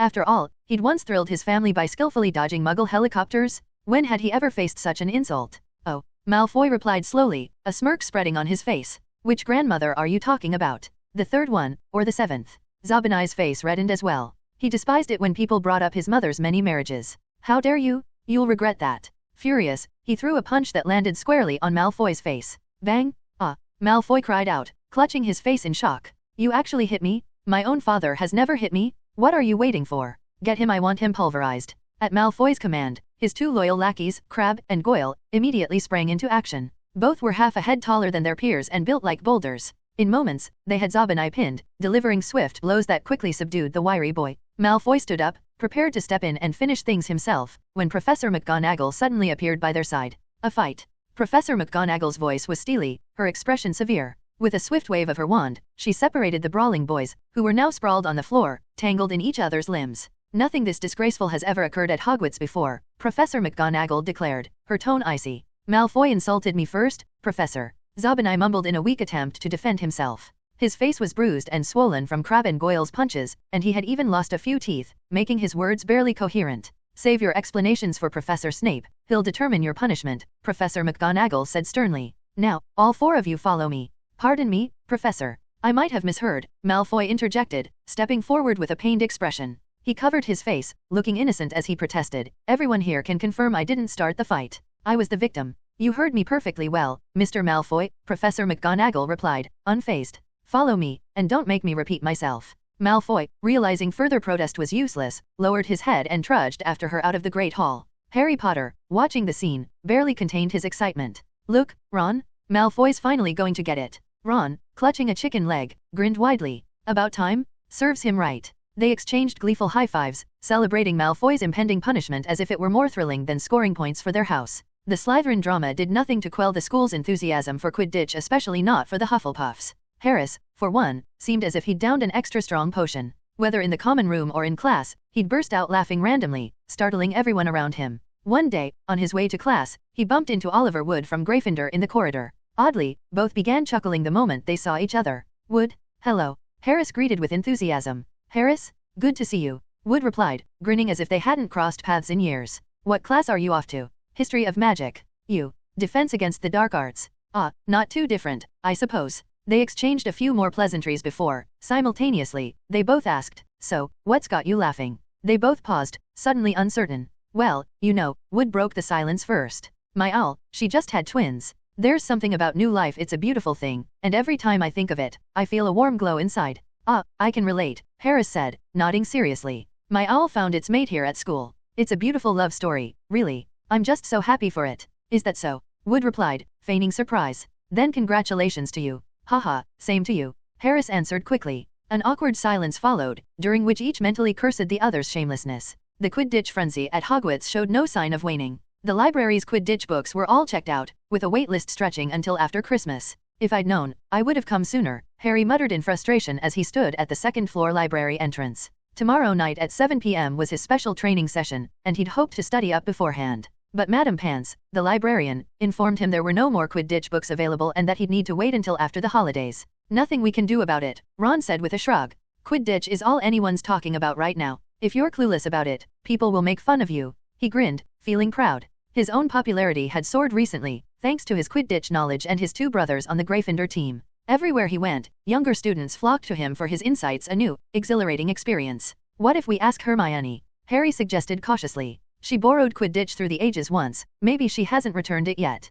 At the mention of Hermione, Ron's grin instantly faded. His face fell, and he frowned. I don't think so, Harry. She hasn't said a word to us since that day we came back from the 4th floor. And everyone knows Hermione never keeps a library book for more than 3 days. Harry remembered now Hermione was indeed that way. Since the start of term, she always carried 2 books, her class textbook and one borrowed from the library. She wasn't one to just lug books around, she read them too. She rarely socialized in the common room, often sitting alone in a corner with her nose in a book. Somehow, it had become common knowledge in Gryffindor that she exchanged her library books every 3 days. Seamus Finnegan had even bet the two of them that she wouldn't keep it up for a month. Judging by things now, though, he was likely to lose that bet. If she borrowed another book tomorrow, Seamus would owe everyone in the dorm a box of Bertie Bott's every flavor beans. Harry didn't mind the sweets, but he couldn't quite grasp how Hermione managed to finish a book in only 2 or 3 days. For him, even finishing one in 2 weeks felt like a struggle. Forget it, Harry sighed. He didn't really want to face Hermione, either. The quiet authority of her academic reputation always made him uneasy. Why not ask Kyle? Ron suggested suddenly. I heard Fred and George mention he has a collection of Quidditch books, more than one, even. Harry was intrigued but hesitant. But I don't know Kyle. Do you think he'd actually lend me a book? Don't worry, I'll handle it, Ron assured him, clapping a hand on his shoulder. Taking Harry's arm, he started down the stairs. You won't know unless you try. Come on, let's go find him. The two of them searched every corner of the castle, from the underground classrooms to the astronomy tower, but Kyle was nowhere to be found. Even the twins and Cedric seemed to have vanished. Finally, while scanning the astronomy tower, Harry glanced out the window and spotted the group down by the Black Lake, fishing. So, you're looking to borrow a Quidditch book? Kyle asked, glancing at the panting pair who'd just arrived by the Black Lake. Isn't there one in the library? Their collection's way more extensive than mine. You could just borrow it there. It's already been borrowed, Harry replied, catching his breath and feeling a bit nervous. Madame Pans said nothing would be available until after Christmas. On the way over, Ron had offered to do the asking, but Harry thought it best to make the request himself. After all, he was the one who needed the book, not Ron. Quidditch books are that popular these days, Kyle said, noting Harry's anxious expression. Without another word, he took out his wand and cast Audiobook of Quidditch Origins. In moments, a hefty book flew through the air, landing lightly in Kyle's hand. Here, you can start with this one, Kyle said, holding out the book. It has some flying instructions included better suited for someone new, like you. Thanks, Harry said gratefully, taking the book. I'll bring it back as soon as I can. Kyle waved him off. No rush. I don't need it at the moment, so take your time. After thanking Kyle again, Harry and Ron headed back to the castle. As they walked away, Kyle turned to Fred and George, who were sitting beside him, looking unusually subdued. What's up with you two? When Ron greeted them earlier, the twins hadn't even turned around, something uncharacteristic for them. Although they loved teasing Ron, they'd never outright ignored him. At the very least, they'd usually give him some kind of response. It's nothing. We just don't feel like talking to him, Fred replied with a sigh. We always thought Ron was a bit dense, but we didn't think he was this dense, George added, shaking his head. What do you mean? Kyle raised an eyebrow, sensing there might be a story behind this. Remember the last time we ran into them on the 4th floor? George asked. Kyle nodded. He did remember. He'd even seen them there himself. Well, we asked around, Fred said. Turns out they went there because they'd agreed to a wizard's duel with Malfoy. A wizard's duel? Cedric, who'd been listening, looked surprised. Slytherins don't throw those around lightly. Sounds like a trap. Exactly. George sighed. Curfew time, on the 4th floor where they're bound to be spotted a wizard's duel? Add it all up, and even a garden gnome would see it's a setup. But Ron actually fell for it. Fred shook his head. Merlin, is he even a real Weasley? Cedric opened his mouth, as though to say something in Ron's defense, but no words came out. With Charlie, Percy, and the twins all being clever in their own ways, Ron did look rather dim by comparison. He takes the bait like it's nothing, Fred said, waving his hand dismissively. Honestly, he's not even as sharp as the fish in the Black Lake. Fred and George didn't truly dislike Ron, they were just exasperated. If they genuinely didn't care, they wouldn't have gone on about him like this. You can't put it that way, Kyle said thoughtfully. At least Ron is honest. That's a virtue. But why'd they end up dueling Malfoy in the first place? It was apparently over that first year, Neville, Fred explained. Malfoy hid Neville's remembrall and mocked him for having a terrible memory. Ron and Harry stood up for him, which led to the challenge, a 3-on-3 wizard duel. Who comes up with that? Having a sense of justice and loyalty, those are 2 more points in his favor. Kyle nodded, genuinely. So, Ron isn't as bad as you're making him out to be. At least he's got more to him than the fish in the Black Lake. We're not criticizing his intentions. Fred shook his head, smiling a bit ruefully. If he'd acted out of cowardice or shame, we wouldn't care. We're just questioning his common sense. I mean, even complaining to Professor McGonagall would have been smarter than sneaking to the 4th floor after hours. George sighed. And after all that, he just slept it off and let it go. Kyle raised an eyebrow, seeming to pick up on their underlying frustration. After all, the rivalry between Gryffindor and Slytherin ran deep, and if Slytherins pulled a dirty trick, you didn't just drop it, you at least returned the favor. Now, if it had been me, George went on, I'd have 5 ways to make Malfoy regret it. Like arranging for an owl to deliver a dung bomb at breakfast that'd explode the moment he opened it, Fred suggested. Or slipping the contents of a failed potion into his shoes, George added, eyes glinting. That might be tricky, Kyle observed, rubbing his chin. Snape usually disposes of the failed potions himself. But if you're willing to risk losing points and detention, you could try causing an accident in potions. Fred and George looked at Kyle in surprise. Cause an accident in Snape's class? Even if it looked accidental, Snape would dock at least 100 points, and that was on a good day. Kyle must have been mad to think they'd go that far. Gryffindor might come last in the House Cup every year at this rate, which was a humiliation they weren't eager to live down. Rolling their eyes, Fred and George decided to ignore Kyle's suggestion. We've come up with something better, George said, exchanging a mischievous glance with Fred. To increase Ron's sense of caution, and ensure he doesn't fall for such a flimsy trap again, we've decided to put him through some special training. Special training? Cedric asked, looking puzzled. But this isn't Quidditch, how do you train for something like this? We call it the darkest hour at Hogwarts, Fred replied with a wicked grin. We stayed up all night perfecting it. But it's all for Ron's own good, he's still our favorite little brother, George added. Of course, it might cause him a little pain, Fred said, feigning innocence. But he'll be better for it in the end. At the very least, we know our limits and won't do any real damage, George assured. In the future, he'll definitely thank us, Fred concluded. Kyle wasn't sure if future Ron would thank Fred and George, but he knew that Ron's days were about to get a lot rougher. The darkest hour at Hogwarts, the name alone sounded ominous. Though Kyle had no idea what the plan entailed, he knew it wouldn't be pleasant. Poor Ron, 2 unpredictable brothers were more than enough to handle. Need any help with it? Kyle asked, a little intrigued. Not yet, Fred replied, shaking his head. The plan's perfect already, we'll start tomorrow. Kyle nodded, slightly disappointed. All right, but let me know if anything comes up. Don't worry, we'll go all out when the time comes, George assured him. Just then, Kyle felt a sudden, powerful tug on his fishing rod, so strong it nearly yanked him into the Black Lake. Crack. The rod snapped in half with a sharp sound. Kyle forgot all about the Weasley twins and immediately gripped the remaining half of his fishing rod, pulling back with all his might. Quick, Cedric, reinforce it. The fishing rod they'd been using was makeshift, cobbled together from rowan branches and spider silk, so this kind of breakage was inevitable if they hooked a particularly big catch. I'm coming, just hang on, Cedric shouted, tossing aside his own rod to help. But before he could draw his wand, Kyle stumbled back as his rod jerked sharply, flinging a silvery white fish onto the grass nearby. Ignoring the grass and leaves stuck to him, Kyle jumped up and ran over. The fish was about a foot long, weighing roughly 2 pounds, a wideback catfish, typical of the Black Lake. Kyle frowned. The wideback catfish in the lake were usually smaller, so 2 pounds was considered sizable. Yet the tug he'd felt was far too strong for a fish this size to cause. Rowan wood wasn't especially strong, but even so, a 2-pound fish shouldn't have snapped it clean in two. That's odd. Nearby, Cedric, who'd crouched to inspect the fish, pointed at its belly. Kyle, look at this. Kyle leaned over and froze. The fish didn't have a hook in its mouth, instead, it was tied up. The thin, spidery fishing line had wrapped around it twice, tied neatly in a bow.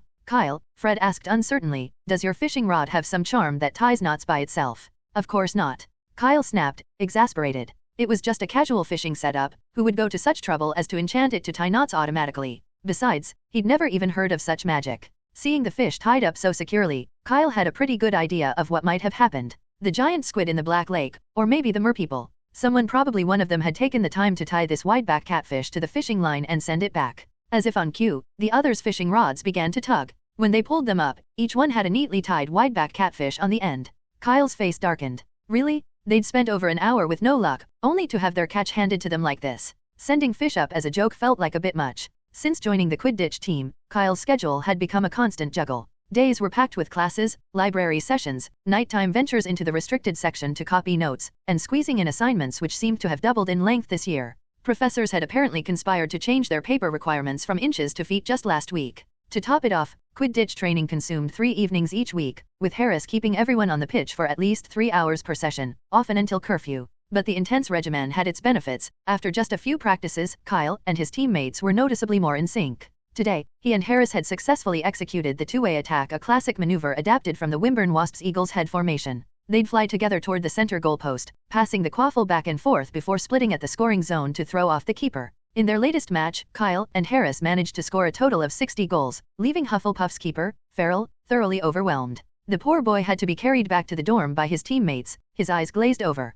"Cheer up, Farrell," Harris encouraged, hauling Farrell's right leg, his face flushed with enthusiasm. "You're one of the best keepers in school. If you're struggling, no one else has a chance either. We're going to have our name on the Quidditch Cup again this year, I'm telling you. Why do I already want the tournament to start, and it's not even November yet?" He laughed as they trooped back into the castle, with Kyle bringing up the rear on his broomstick. Just as they passed the Great Hall, they crossed paths with Fred and George, who were descending the stairs with pockets suspiciously full. When Harris and the rest had gone, Cedric raised an eyebrow, grinning as he asked, "Almost curfew, is this a little nighttime stroll, or?" "Nope, just back from Hogsmeade and heading to the kitchens for a midnight snack," George said, patting his stuffed pockets with a sly grin. Zonko's latest grabbed them just before closing. "All for our dear little brother," Fred added with a wink, tossing a leather pouch to Kyle. "Here's what you asked for." "Thanks," Kyle said, taking the bag. Fred's eyes lit up with curiosity as he looked at Kyle. "Any fresh money-making schemes in the works? If so, don't hold back." "What?" Kyle blinked, caught off guard. He'd barely had a minute to think about anything beyond Quidditch and homework lately, let alone concoct new business ideas.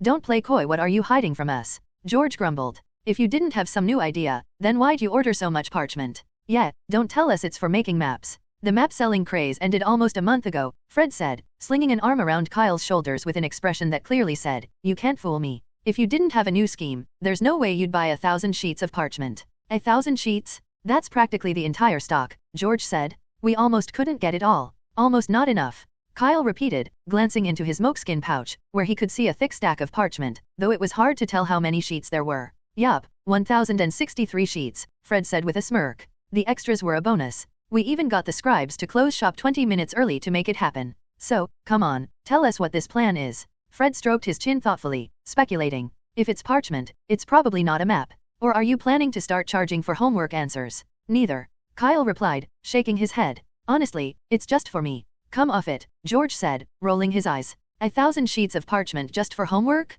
Cedric, could you even use that much in a whole semester?" Cedric shook his head. To be honest, 1,000 sheets would probably last him through all 7 years at Hogwarts. "I know it sounds ridiculous, but it's true," Kyle insisted. "I've just been copying a lot lately and need the extra parchment, that's all." Seeing the sincerity in Kyle's expression, Fred and George's persistence began to wane. "Are you absolutely sure?" George asked, still skeptical. "Absolutely," Kyle shrugged. "And if I'm lying, Cedric here will start losing his hair from this year on." "Hey, what's that got to do with me?" Cedric protested, scowling at Kyle. "Oh, don't be petty," Kyle said with a smirk. "Don't you trust me?" "That's not the point," Cedric muttered, looking uncomfortable. His father had always struggled with hair loss, and he certainly didn't want to share that fate. At that, Fred and George finally let go of their suspicions. They exchanged glances, a bit deflated. With a sense of disappointment hanging over them, they turned and headed back toward Gryffindor Tower. All along the way, they'd been hyped, imagining all sorts of grand plans Kyle might be cooking up, only to discover there was none. The letdown stung. "Oi, you're going the wrong way," Cedric called after them. "The kitchens are downstairs." "Thanks," Fred said glumly, but suddenly, "We're not that hungry anymore. And we don't feel like eating," George added with a sigh. After the twins left, Cedric ran a hand through his hair, frowning. "What's gotten into them?" Kyle shrugged. "Who knows, maybe it's puberty." "What?" "Nothing," Kyle replied quickly. "Anyway, curfew's coming up, let's head back." "Right." Late that night, once his roommates were fast asleep, Kyle quietly got out of bed, slipped out of the dormitory, and made his way to the library for his usual late-night visit. Navigating straight to the third bookcase in the restricted section, he opened his leather bag, pulled out a quill and a fresh stack of parchment, and laid them on the nearest table. "Lumos," he whispered, lighting the tip of his wand. Then, after selecting a book with careful precision, he took a.s. This hectic pace continued until the eve of Halloween. That morning, Kyle woke up to the sweet, mouth-watering aroma of roasted pumpkin wafting through the hallways. Even better, Harris announced in the common room that there would be no Quidditch practice for the following week. He admitted the recent training sessions had been a bit intense, and with Kyle and the other new players' impressive performances, he decided to give the team a breather before the official matches began. Kyle was thrilled with this unexpected break, grateful for the chance to relax a bit. To his delight, in honor of Halloween, the school seemed filled with extra pumpkins. Several new ones were scattered across the classrooms. During Transfiguration class that morning, Professor McGonagall used pumpkins as teaching props, instructing the students to transfigure them into anything they liked, as long as the end result was no longer a pumpkin. Kyle was, as usual, the first to complete the task, transforming his pumpkin into a miniature replica of the stone statue guarding the castle entrance. The tiny statue took 2 steps across his desk and then swung its oversized sword in a wide arc, unintentionally smashing Kunna's pumpkin nearby, scattering pumpkin seeds all over her desk and her face. Kunna, clearly unamused, wiped the seeds off her face and shot Kyle a furious glare, her teeth clenched in frustration as if she might pounce and take a chunk out of him. Oops, that was an accident. Kyle hurriedly apologized, realizing he'd forgotten the sword was merely a conjured illusion. Professor McGonagall, whose rare smile hinted at mild amusement, said, "Hufflepuff loses 1 point for your ungentlemanly behavior. A bit of recklessness there, and it could have been dangerous." "Understood, Professor," Kyle muttered sheepishly. She nodded approvingly at his lifelike stone statue. "Very well, Hufflepuff 11 points for excellent transfiguration." Since there were no specific requirements for the transfiguration, the exercise was simpler than usual, and most students completed it successfully. By the end of class, the transfiguration room had turned into a bizarre storage area, filled with everything from stakes and buckets to pillows and lamps. Among those who partially succeeded, some students' transformations still showed hints of their pumpkin origins. Ryan, for instance, had reshaped his pumpkin into a quaffle, but the quaffle remained bright yellow, with the unmistakable texture of pumpkin skin. Despite this, Professor McGonagall considered him to have met the requirements. However, for the students who'd lazily carved a few holes in their pumpkins and claimed they'd made jack-o'-lanterns, she wasn't as lenient, assigning them an extended 3-foot essay instead of the standard 1-foot assignment. And those who hadn't managed to meet even the basic requirement didn't escape her displeasure, each faced a similarly stern punishment. That afternoon, herbology class brought an unusual surprise. Professor Sprout set a pot of unfamiliar plants, ones not usually kept in the greenhouse, on the front bench. "Fortified pumpkins," Professor Sprout announced with a smile. "Can anyone tell me what they are?" When no one raised their hand, Professor Sprout's gaze shifted directly to Kyle. "Fortified pumpkins, also known as the iron pumpkins, is extremely hard and often used in alchemy," Kyle explained. "The vines can also be combined with gillyweed to make a potion that lets people breathe underwater." "Very good, 1 point to Hufflepuff," Professor Sprout said happily. Fortified pumpkins are indeed rare, and because of their hardness, they grow in a very unique way. They shed their skin each time they grow. She pointed to the pot on her desk, where the group noticed a shed pumpkin shell resembling a gauntlet lying beside the plant. "Now, does anyone know what this shell is used for?" Kyle raised his hand again. "People often place these shells on delicate plants to protect them from gnomes and other pests. That's actually where the name fortified pumpkins comes from." "Precisely right, 10 points to Hufflepuff." Professor Sprout beamed. "The shell of the fortified pumpkins provides exceptional protection for fragile plants. In fact, even an adult dragon would have a hard time breaking through it." A hush fell over the greenhouse as the students stared in awe at the unassuming pumpkin shell. Dragons were known as some of the fiercest magical creatures, so learning that even they couldn't bite through this shell underscored just how tough it was. "Now, let's get started," Professor Sprout said, clapping her hands to refocus everyone's attention. "Additionally, I've decided to award the pumpkin shell as a prize to the student who performs best in today's lesson." Everyone glanced toward Kyle. Judging by his impressive answers so far, it seemed nearly impossible for anyone else to outperform him. But Professor Sprout, reading their thoughts, added with a smile, "Remember, class hasn't officially started yet. What I said was just an introduction and doesn't count toward your performance." With that, she led them over to a nearby row of stakes. "Last week, we learned how to fertilize leaping toadstools. Today, we'll be learning how to collect their spores. Remember, leaping toadstools are very sensitive to noise, so you'll need to stay as quiet as possible." The students nodded, silently crouching down beside the stakes and reaching out with paintbrushes to gently collect the spores, each one careful to avoid making a sound. By the end of class, Professor Sprout was visibly pleased. She'd never had such an easy time. No one prodded the plants, no one messed with the venomous tentacula, and everyone seemed serious and focused, eager to win the prize. "Today may be the best Halloween yet," she declared, awarding each house 2 extra points. As promised, she handed the shell of the fortified pumpkin to Kyle, who had finished half a class early by using a carefully controlled mini-cyclone to collect his spores. As the students left the greenhouse, Kyle lingered at the door, glancing back one last time at the fortified pumpkin in the corner. He thought it would make a perfect companion for the chomping cabbage, and if possible, he'd love to take some back to add to his collection. But unfortunately, with only one pot and Professor Sprout keeping a close eye on it, he hadn't found a suitable opportunity during class.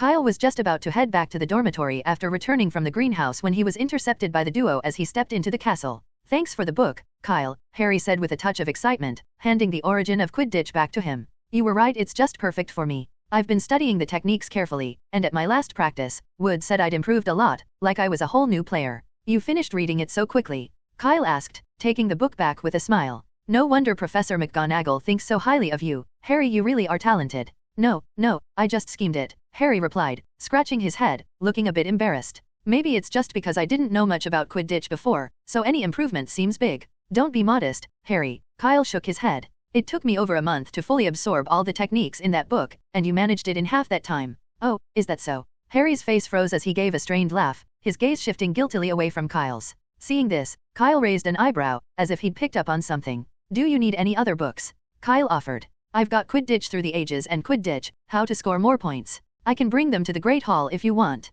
No, that's all right. Harry blurted out, then quickly added, I mean, with homework and training, I'm just too busy right now, not much time for reading. All right, just let me know if you change your mind. Kyle nodded, likely guessing what was really going on. If he was right, Harry probably hadn't even finished the Origin of Quidditch, likely only making it halfway through at best. But that was perfectly normal. Picturing Harry Potter actually sitting down and reading a book in full was almost funny. Still, seeing the thoughtful look on Kyle's face only made Harry feel guiltier. In truth, Kyle didn't understand Harry as well as he thought. Harry hadn't even made it halfway through the book. When he first started reading, Harry was genuinely interested. The first night, he'd even stayed up until the early hours, falling asleep on the table with the book still open in front of him. But that enthusiasm only lasted a day. Once the initial excitement faded, the long paragraphs and complex vocabulary started to wear on his patience. Around that time, Wood had praised him for his noticeable improvement, saying he was almost on par with Charlie. Figuring he'd done enough, Harry read only about a third of the book before he couldn't bear to continue. Kyle chatted with them a little longer before taking his leave.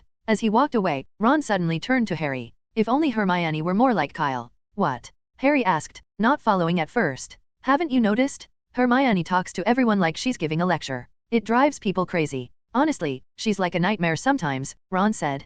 Kyle's nothing like that. He's top of the year, won that special award for services to the school, and yet, he's always patient with us, whether he's showing us around before term started or lending you a Quidditch book. He doesn't lecture us. Don't say that, Ron, Harry whispered. Hermione can be nice sometimes. Oh really? When? Ron asked, dubious. Harry hesitated, then murmured, well, the other day when Filch was chasing us, she was the one who opened that door at the end of the corridor so we could escape. Yes, and led us straight to the three-headed dog for dinner, Ron replied with a shudder, the memory sending chills down his spine. I'd have rather faced Filch any day. Harry fell silent, privately agreeing. While Filch was terrifying, at least he wasn't likely to eat them like snacks. The Halloween feast is about to start, so let's head to the Great Hall, Harry said, eager to change the subject. I heard it's supposed to be as good as the opening feast. Is that true? Even better, Ron replied with a grin. George told me that last Halloween, Dumbledore had the Headless Hunt perform. I wonder who he's invited this year. Maybe it'll be the Weird Sisters, they're super popular. Harry perked up at this. He'd never heard of the Weird Sisters, but he understood what a band was. Growing up with the Dursleys, he'd never been to a concert, or even watched one on TV. Dudley didn't like music much. The two made their way downstairs to the Great Hall, eager for the feast. Meanwhile, Kyle passed through the barrels in the kitchen corridor and entered the Hufflepuff common room. Only a few students were still there, heading out to the hall as he arrived. One of them noticed him. Kyle, you coming to the feast? I'd like to, but I've got to grab something from the dormitory first, Kyle replied. You go on ahead, I'll be there in a minute. All right, but you'd better hurry, said an older student. The Halloween feast is about to start. Don't worry, I've been looking forward to the food all day. But despite his words, Kyle had no intention of going to the feast tonight. He had something more pressing to attend to. Once the common room was empty, he settled on a sofa and pulled out a large piece of parchment. It was the Marauders map, borrowed from Fred and George before herbology that day. I solemnly swear I am up to no good, Kyle recited, and lines of ink spread across the parchment, forming the layout of the castle. As he studied it, he noted that almost everyone was either in the Great Hall or headed there. Only a handful remained scattered around. He scanned the map carefully but didn't see Quirrell's name. A few minutes later, the feast had officially begun. Aside from himself, the only people who hadn't gone to the Great Hall were Hermione, who was still on the first floor, and Filch, who was on the 8th. Still no sign. Kyle frowned, puzzled. Could it be that Quirrell wasn't planning anything tonight? No, that didn't seem right. Kyle quickly dismissed the thought. The feast had only just begun, perhaps it was still too early to see any suspicious movements. Kyle remained in the Hufflepuff common room, closely watching the Marauders map. About 10 minutes later, Quirrell's name finally appeared, and Kyle's eyes lit up. He stood up, left the common room, and began following Quirrell's path. On the map, he could see that Quirrell hadn't gone to the Great Hall but was making his way around the castle in a large loop.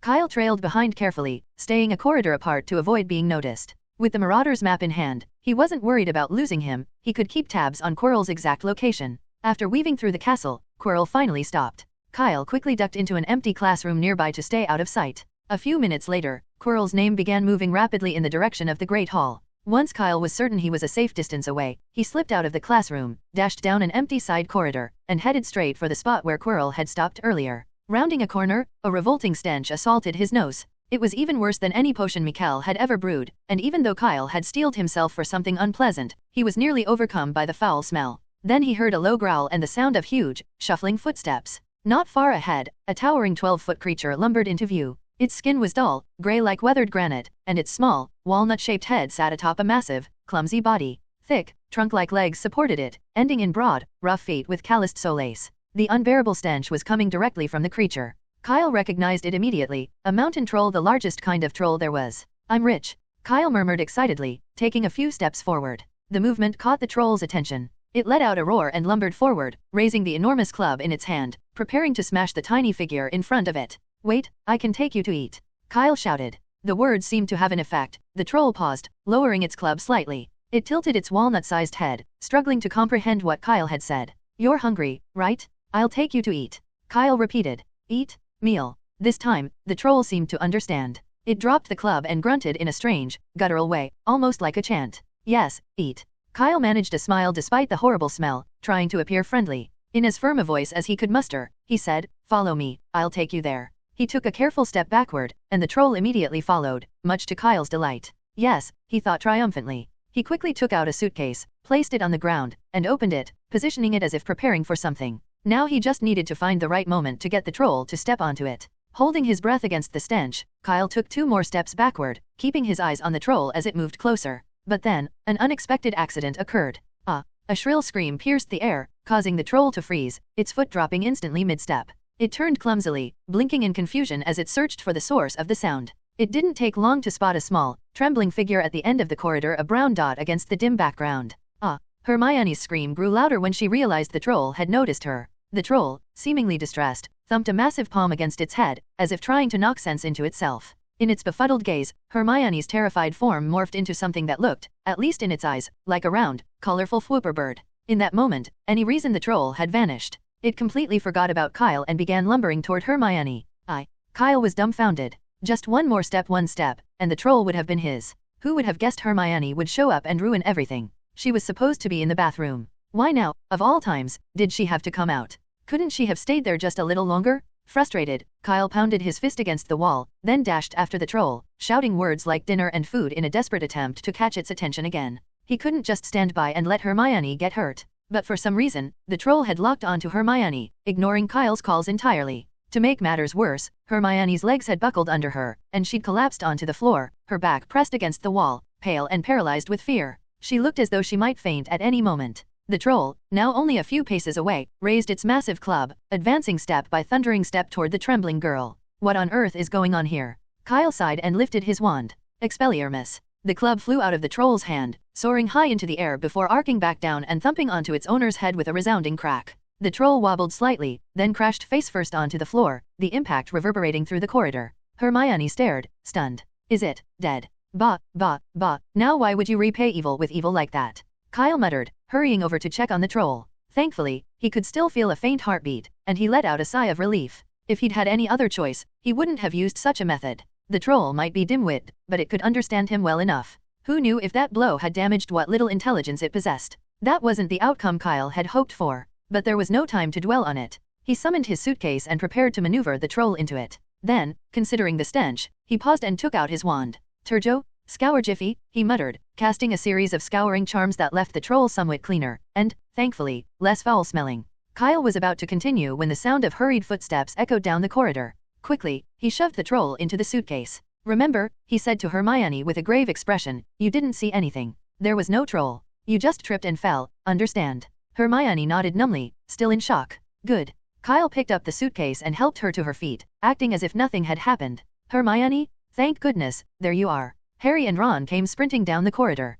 "There's a troll in the dungeons," Harry panted. "Headmaster Dumbledore told everyone to go back to their dormitories." And you wait, Kyle, you're here too. Yes, I was on my way to the Great Hall and just happened to run into Miss Granger here. Kyle smiled innocently. Did you say there's a troll in the dungeons? How could that happen? Why would there be a troll at Hogwarts? It's true, I swear, Ron interjected quickly. Professor Quirrell burst into the Halloween feast and told us. He fainted right after he announced it. Really? That sounds dangerous, Kyle replied, feigning concern. Trolls are not something we can handle ourselves. I'll be off now, you three should get back to your dormitory quickly. Hermione stayed silent, staring at Kyle in stunned disbelief. His calm expression, his even tone, if she hadn't just witnessed everything herself, she would have believed every word he said. How was he so skilled? Was this guy really just the top student in their year? When Hermione finally came to her senses, Kyle was already gone, leaving Harry and Ron standing there, looking at her with worried expressions. Are you alright, Hermione? Harry asked. Did you see the troll just now? What? I mean, of course not, Hermione replied, shaking her head.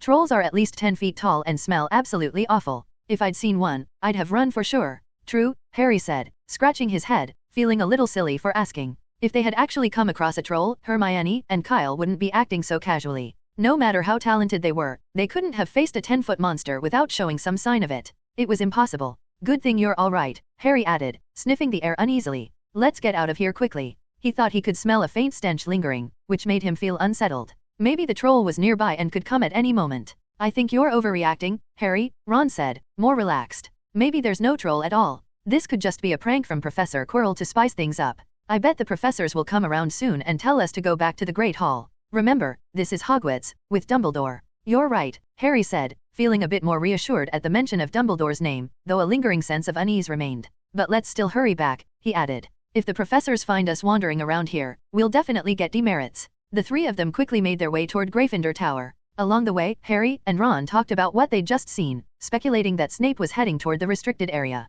Hermione, however, stayed silent, following behind, seemingly deep in thought. As they approached the corridor leading to the common room, she suddenly asked, "Did you two come looking for me on purpose?" "Yeah," Harry said. "Parvati Patil told us you were locked in the bathroom. You weren't at the feast, so you hadn't heard about the troll. We just wanted to let you know, but it seems like it was a false alarm," Ron added with a shrug. Hermione nodded slightly, and after a moment's hesitation, she whispered, "Thank you. It's nothing, that's what friends do," Harry said. "Just try not to lecture us next time," Ron teased, giving her a light nudge. "Hey, Ron," Harry said, shooting him a look. "All right, I'll stop." The three continued toward the stairs, but as they rounded a corner, voices drifted toward them. "I didn't see any trolls, Professor," said Kyle, who was now standing among a group of professors, his expression the picture of innocence. "And I had a good reason for missing the party." "Then enlighten us," Snape drawled, his voice laced with skepticism. "What was so pressing that it made you forget the Halloween feast?" Harry froze at the sound of Snape's voice, which felt like a nightmare come to life. He instinctively wanted to turn and run, but there was no escape. "You three, come here." Professor McGonagall called out sternly. The headmaster's instructions were perfectly clear. "Why aren't you in your dormitories?" Snape's piercing gaze flicked over to Harry, who immediately lost the excuse he'd been working up, his mind going blank. At this rate, he'd be lucky to escape without a pile of demerits or detention. Just then, Hermione stepped forward and murmured, "Please don't be too harsh, Professor McGonagall. They were looking for me, Miss Granger." Professor McGonagall's brow furrowed as she eyed her. Hermione took a step closer, head lowered. I came out to see the troll. I'd only read about them in books, and I was curious what one looked like." Ron's eyes nearly popped out of his head. Hermione Granger, the girl who never broke a rule, was lying to a professor? "They came looking for me because they were worried about my safety," she added. Harry and Ron did their best to look as if this was, indeed, exactly what had happened. "If that's true," Professor McGonagall surveyed them thoughtfully. "Miss Granger, you foolish girl. Trolls are far more dangerous than you realize. You're fortunate you didn't find it." "Yes, you're right," Hermione mumbled, her head hung low.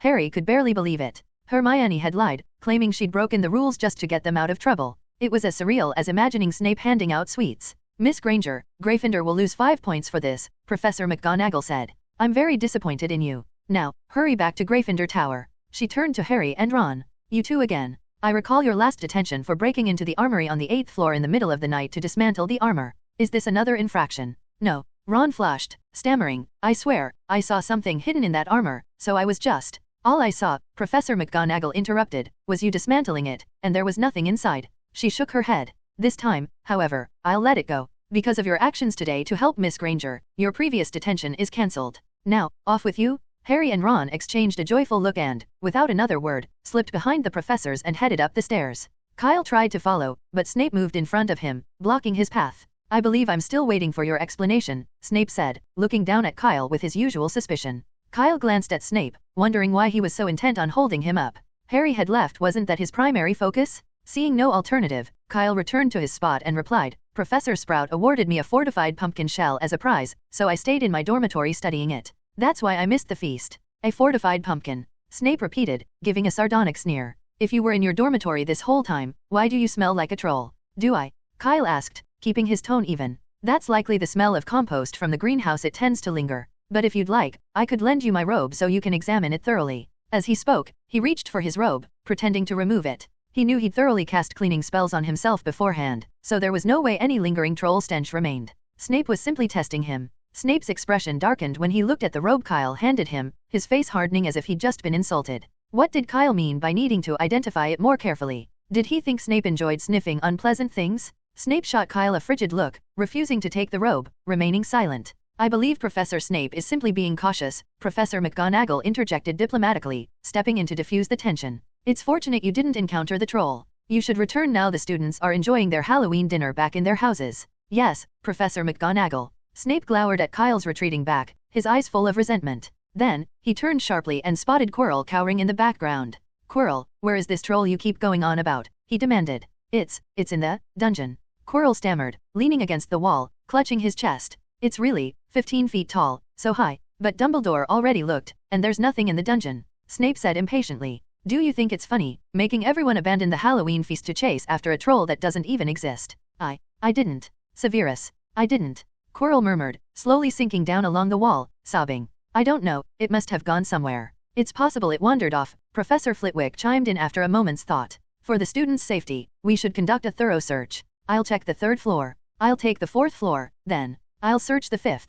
The professors quickly decided on their respective floors and dispersed to continue the search. If I find out you're lying or pulling some kind of stunt, you know what I'll do. Snape gave Quirrell a frosty glare. I'll be seeing you. With that, he limped away. Quirrell said nothing, remaining seated on the floor, his sobs continuing, as if paralyzed by fear. In truth, Quirrell was utterly disoriented and didn't even register Snape's threat. Where was his troll? His big, lumbering troll? How had it disappeared in an instant? He even began to question whether he'd actually released the troll at all. After leaving the professors, Kyle headed straight back to the Hufflepuff common room. The moment he stepped inside, a crowd of students gathered around him. Thank Merlin, we were just about to go look for you, Cedric exclaimed. Brown said you'd been in the common room earlier, but when we got back, you were already gone. Why didn't you go to the feast today? Thank goodness you're safe. You don't know there was a troll in one of the dungeon classrooms? My goodness, the books say they're over 10 feet tall. Everyone spoke at once, each one worried about Kyle's safety. Thanks, everyone, don't worry, I'm fine, Kyle replied with a reassuring smile. I ran into the professors, and they escorted me back.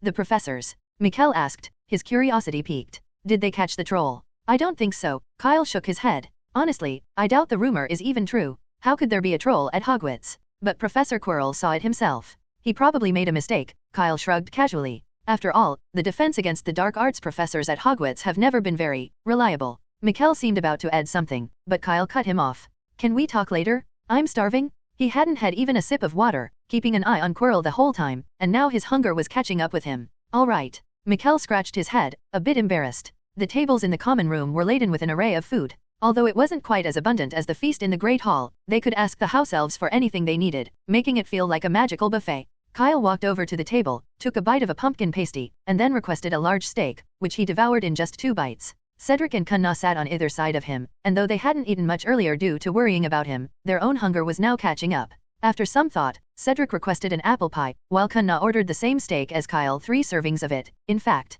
after dinner, no one felt like going to bed just yet. Professor Quirrell's collapse and the troll incident made for lively conversation, and the young wizards stayed in the common room chatting over dessert, not heading to their dormitories until quite late. Late that night, Kyle slipped out of the dormitory as usual, but tonight, instead of heading to the library, he made his way to the room of requirement on the 8th floor. It had been a while since he last visited. First, Kyle inspected the plants he'd been cultivating, confirming that everything was growing normally. Satisfied, he took out a small box from his moleskin pouch and opened it, stepping inside. The box had changed quite a bit. The small room below the entrance now held a wooden bed, a table, and a large wooden bookshelf. Kyle had crafted these himself, so they looked somewhat plain, even a bit abstract. But he didn't mind. Looks and luxury didn't matter here, as long as they were functional. The bed and table were empty, but the bookshelf was filled with parchment-bound volumes, all except for the last row. I didn't realize I'd accumulated so much, Kyle murmured to himself, a bit surprised. Next time he went to the library, he'd have to look for a book on the undetectable extension charm. Although he could just place a moleskin pouch here, it would be a little inconvenient. After leaving the room, Kyle quickly found the troll, lying on the ground and snoring. It still showed no signs of waking up.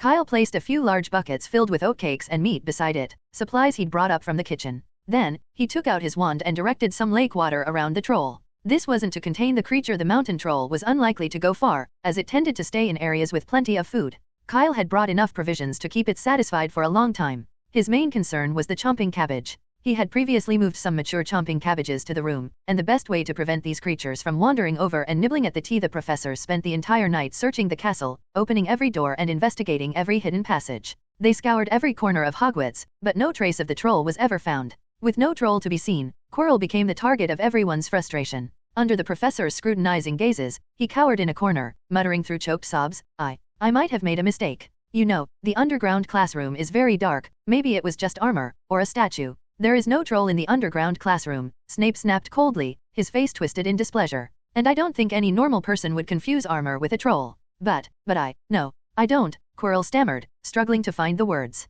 He truly didn't know what had gone wrong. The troll had been right there, and he'd let it go? How could a troll, over 10 feet tall, simply vanish without a trace or a sound? Was Hogwarts truly so dangerous? Perhaps you've been overthinking things lately, and your mind is playing tricks on you, Snape said suddenly, a sinister edge to his tone. I recommend a potion. How about tomorrow? I'll bring it to you personally, and I guarantee you'll feel 100% better. No, Severus, no. Quirrell shook his head furiously, stammering, I have some potions myself, so I wouldn't want to trouble you. The last thing Quirrell wanted was to drink something Snape handed him. Who knew if he'd add veritaserum or some other sinister ingredient? It's no trouble at all, just a refreshing potion, Snape continued, not letting him off so easily. He seemed to relish the opportunity to be helpful. And no, really, Quirrell stammered, cold sweat breaking out as he looked at Snape's unyielding expression. He worried Snape might actually try to force-feed him the potion. Luckily, Professor Flitwick interrupted just in time, asking, Minerva, what now? Quirrell took the opportunity like a pardon, shrinking back further behind the other professors. Professor McGonagall cast an irritated glance his way before replying, notify the prefects and have the students gather in the Great Hall. This farce has gone on long enough. Soon, the students gathered in the Great Hall, led by their respective heads of house. All the professors were waiting there except for Snape. He had been bitten by Fluffy the previous night and had barely managed to keep going on a bit of essence of Dittany before finally retreating to his office to recover. At the front of the hall, Professor McGonagall announced that the troll was no longer in the castle. The crisis was officially over. The young wizards broke into cheers. I told you, there was no troll, Ron said excitedly from the Gryffindor table. Honestly, I have to deal with stuff like this at least twice a week, and you all doubted me. But everyone was too busy celebrating to notice him. Only Harry gave him a smile and a friendly clap on the shoulder. I owe you an apology, mate. Hermione heard them but didn't correct them. Instead, she stood on tiptoe, trying to see over to the Hufflepuff table. She spotted Kyle, clapping along with the others, looking completely unfazed. Is he really the youngest winner of the special award for services to the school? Hermione found herself doubting again. Kyle, however, had no idea what Hermione was thinking, and even if he did, he wouldn't have cared, as long as she kept quiet. In the days that followed, Kyle spent time each day inside his trunk, working to tame the troll. Though the creature was dim-witted and clumsy, unable to perform magic, it was a formidable fighter. With its thick hide and brute strength, Kyle figured it would make an excellent frontline meat shield. Its lack of intelligence also made it easy to control. For Kyle, the task was straightforward. Each time the troll displayed any aggression, he would promptly deliver a few firm blows, not too hard, but enough to cause discomfort. Before leaving, he always rewarded it with some food. Through a mix of discipline and treats, the troll quickly became more compliant. Soon, whenever it saw Kyle, it no longer acted hostile but simply giggled in a simple, harmless way. Within a few days, rumors spread, and soon everyone knew about Professor Quirrell's blunder, that he'd been too scared to face the troll and mistook its shadow for the real thing, turning the Halloween feast into a joke. Already unpopular, Professor Quirrell quickly became the laughingstock of the school. Students found it unbelievable that someone so timid could teach defense against the dark arts. Fred and George seized the opportunity, launching a betting pool on when Professor Quirrell would leave Hogwarts and what might happen to him in the end. Initially just a light-hearted prank, it quickly gained traction. Students from every house were happy to spend a few newts or sickles to join in the fun, and within days, the twins had raked in nearly a dozen galleons. This unexpected success went to the twins' heads a bit, and one day, during a meal, they excitedly shared their triumph with Kyle. This is way faster than selling products, Fred exclaimed, shaking his jingling coin pouch. It's like picking money off the ground. Kyle tilted his head. How many people are in on it now? 129 so far, George said proudly. From all four houses. Cedric's eyes widened in disbelief. That many? I thought it would be 20 or 30 at most. Professor Quirrell's quite the hot topic these days, Fred said with a grin. Anything about him is bound to get attention. Turning to Kyle, Fred added, so, how about it? Want to join in? He shook his coin pouch enticingly. Cedric and Kunna shook their heads in unison, uninterested in the game. But Kyle gave a thoughtful rub to his chin. That does sound interesting, he said. What are the rules? Simple. Fred's grin widened. 2 options, guess the time Professor Quirrell leaves Hogwarts and predict his ultimate fate. If you guess right, we'll pay back double. How about that? Pretty generous, huh? Kyle nodded thoughtfully. So, George prompted, which one do you want to guess? I'll guess both, Kyle replied, pulling out galleons and slapping it on the table. Here's 20 galleons. Do you dare take them? 20 galleons. Fred and George looked up at Kyle, exchanging a hesitant glance. To take it or not to take it, that was the question. If they accepted and Kyle guessed correctly, they'd not only have to forfeit all the money they'd previously earned but even more on top of that. Yet, with 20 gleaming galleons lying temptingly before them, the thought of refusal hardly seemed possible. Licking his dry lips, George asked, 20 galleons, are you sure? Kyle raised an eyebrow. It's a risk worth taking. Besides, I can tell you what I think it is right now. He leaned in, whispering a few words into their ears. Quirrell will stay until after the final exams. The ending. Upon hearing Kyle's prediction, the twins gasped, then exchanged a wide-eyed look. You're not going to tell our mom about this, are you? Fred asked, eyeing Kyle suspiciously. Kyle's words sounded like an unexpected windfall, almost too good to be real, and Fred couldn't shake the feeling that there must be a catch. Of course not, I promise, Kyle replied with a reassuring smile. George took a deep breath. All right, we'll take it. A wise choice, Kyle said, giving them a meaningful look before taking a leisurely sip from his glass of pumpkin juice. Cedric and Kunna, who had been watching the scene unfold, stood in disbelief. Only now did they fully grasp what had just transpired. 20 galleons was no small sum, it was more than many students' pocket money for an entire school year. Cedric was about to advise Kyle against being so impulsive when Fred and George, as if sensing a change of heart might be looming, quickly scooped up the galleons from the table and dashed back to the Gryffindor table. Kyle, you're being impulsive. Cedric began. But before he could finish, an unfamiliar voice interjected. What you're doing is wrong. A young girl with bushy brown hair stood not far away, watching them sternly. Cedric recognized her vaguely and, after a moment of thought, asked, Are you a new Gryffindor? Yes, I'm Hermione Granger. Cedric Diggory, nice to meet you. Hermione gave him a brief nod, then fixed her gaze on Kyle, her voice firm. What you just did was wrong. Gambling is forbidden at Hogwarts. I know. Kyle replied casually. That's why I'm helping them quit. What? Hermione looked momentarily thrown off, clearly not understanding what Kyle meant. But you just. Don't worry about the details, it's complicated to explain. Just know that I'm helping them, Kyle interrupted, smoothly changing the subject. So, what brings you here? Hermione didn't press further on Fred and George's matter. Instead, she looked at Kyle with a serious expression. I've been thinking about it for days and felt I had to come. Thank you. Kyle raised an eyebrow as she continued. Thank you for saving my life that day. It wasn't that big of a deal, I just. Well, if you insist, I'll accept, Kyle said, feigning helplessness. He had been trying to avoid Hermione as much as possible lately and was surprised she'd remember the incident after all this time. Is there anything else? Yes. Hermione replied without hesitation. She pulled out her beginner's guide to transfiguration and opened it. Kyle noticed her book was filled with notes, with every blank space crammed with scribbles. Hermione pointed to several particularly marked passages and asked, Can I ask you some questions? Kyle nodded, and he and Cedric took turns answering Hermione's questions in detail. Hermione listened with rapt attention. These were concepts she hadn't fully grasped in class, and although she'd initially planned to consult Professor McGonagall, somehow she had ended up asking Kyle and Cedric instead. Yet, the result was just as good. Kyle and Cedric managed to clear up her confusion with just a few explanations. Once they'd answered her last question, Hermione reluctantly closed her book. Her earlier doubts about Kyle had completely vanished by now. No wonder he was top of the class, material that had troubled her for so long had been explained so effortlessly. Cedric, a third year, was just as impressive. For a moment, Hermione felt a pang of regret for being sorted into Gryffindor. Hufflepuff seemed like a haven for learning. Their combination was like having personalized tutoring from a professor. And then she thought about her own house. Hermione, let me copy your homework. What was the charm class homework again? The memory of two particular Gryffindor voices popped into her head, and she shivered involuntarily. Forget it, best not to think about it.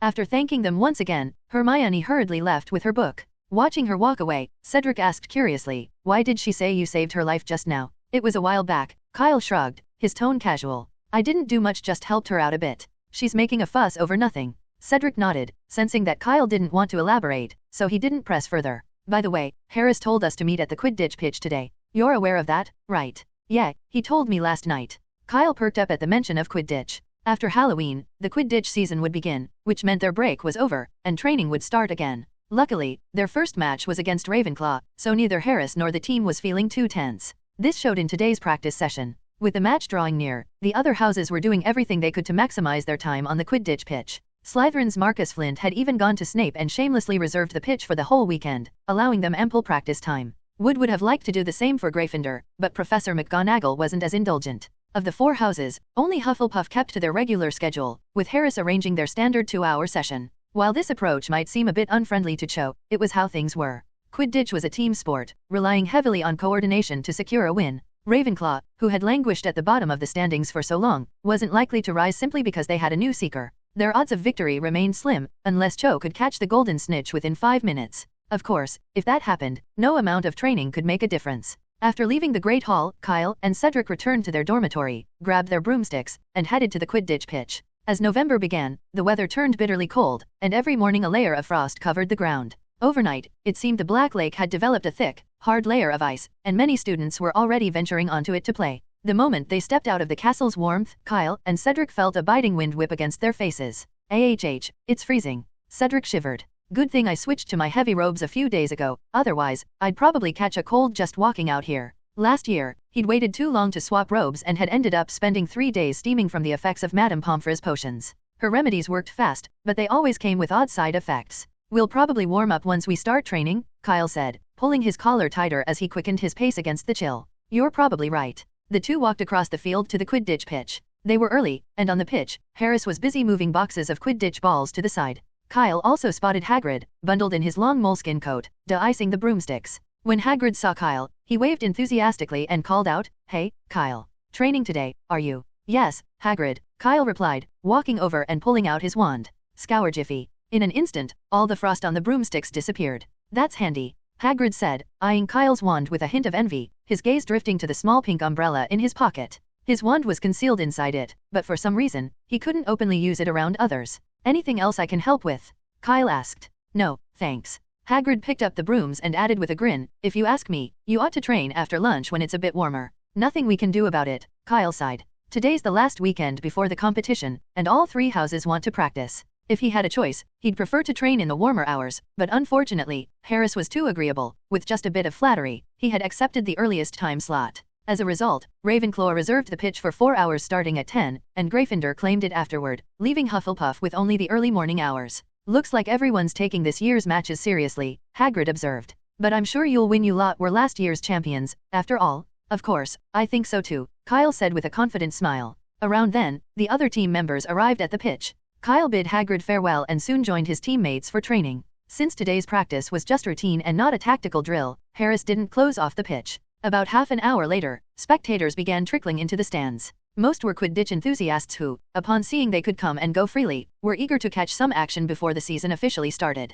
Right on the dot at 10, Harris, who'd been leading the practice for 2 hours, signaled the end. The team descended from the air and handed the pitch over to the Ravenclaw team, who had been waiting eagerly. Kyle followed his teammates back to the castle. After a short while, the spectators reluctantly filed out of the stands, clearly annoyed at having to leave the match's atmosphere behind. But as it was nothing new, after a few quiet grumbles, they wrapped their arms around themselves against the cold and trudged back toward the warmth of the castle. Noticing their shivering forms, Kyle's face grew thoughtful. "What are you thinking about?" Cedric asked, noticing Kyle's faraway look. Kyle replied, "What would you say to making a warming charm device?" "A warming device?" "Yes." Kyle gestured toward the students rubbing their arms for warmth. "The temperature's dropped fast lately, and it'll probably be colder on the day of the Quidditch match. If we could create a portable warming device, it'd be a hit." Cedric hesitated, mulling over Kyle's idea. "What you're saying makes sense, but there's something you might not know. Last year, during the match, we used the hot air charm and the warming charm to deal with the bad weather. Both of those spells are covered in 3rd year. Kyle, however, was unfazed by Cedric's concerns.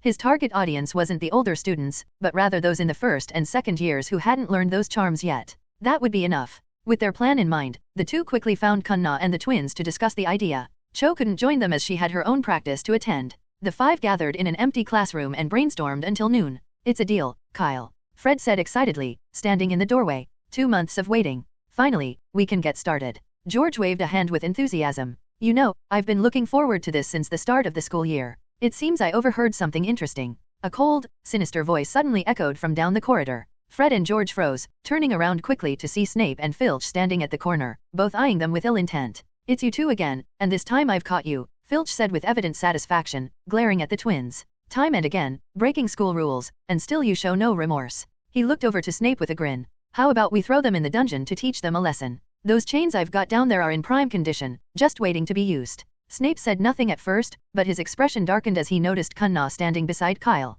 His gaze became even more severe. Making a lot of noise in the hallway, 10 points from Gryffindor, Snape snapped, approaching with a pronounced limp. His icy glare landed on Kyle. Now, tell me what foolish scheme you're all planning. If looks could cast spells, Kyle would probably be surrounded by a swarm of Sectum Sempra curses right now. I think you've got the wrong idea, Professor, Kyle replied, shifting uncomfortably under Snape's gaze. We were just talking about next week's Quidditch match. You'd better be, Snape said, his eyes narrowing. Because if I find out you're lying, or breaking any school rules, I'll see to it you're expelled. Kyle forced a thin smile, feeling a dull ache in his jaw. He couldn't understand it. Shouldn't Snape be focusing his attention on Harry? Why did he keep singling him out? Well, why aren't you talking? Snape's frown deepened as he looked at Kyle in silence. No respect for a professor. Gryffindor will lose 10 more points. Snape limped away, and Filch, noticing, could only follow with a sigh of disappointment. He had hoped, just this once, that he'd get the chance to restore the dungeons, but it seemed like another false hope. This isn't fair, Fred exclaimed, scowling in the direction Snape had gone.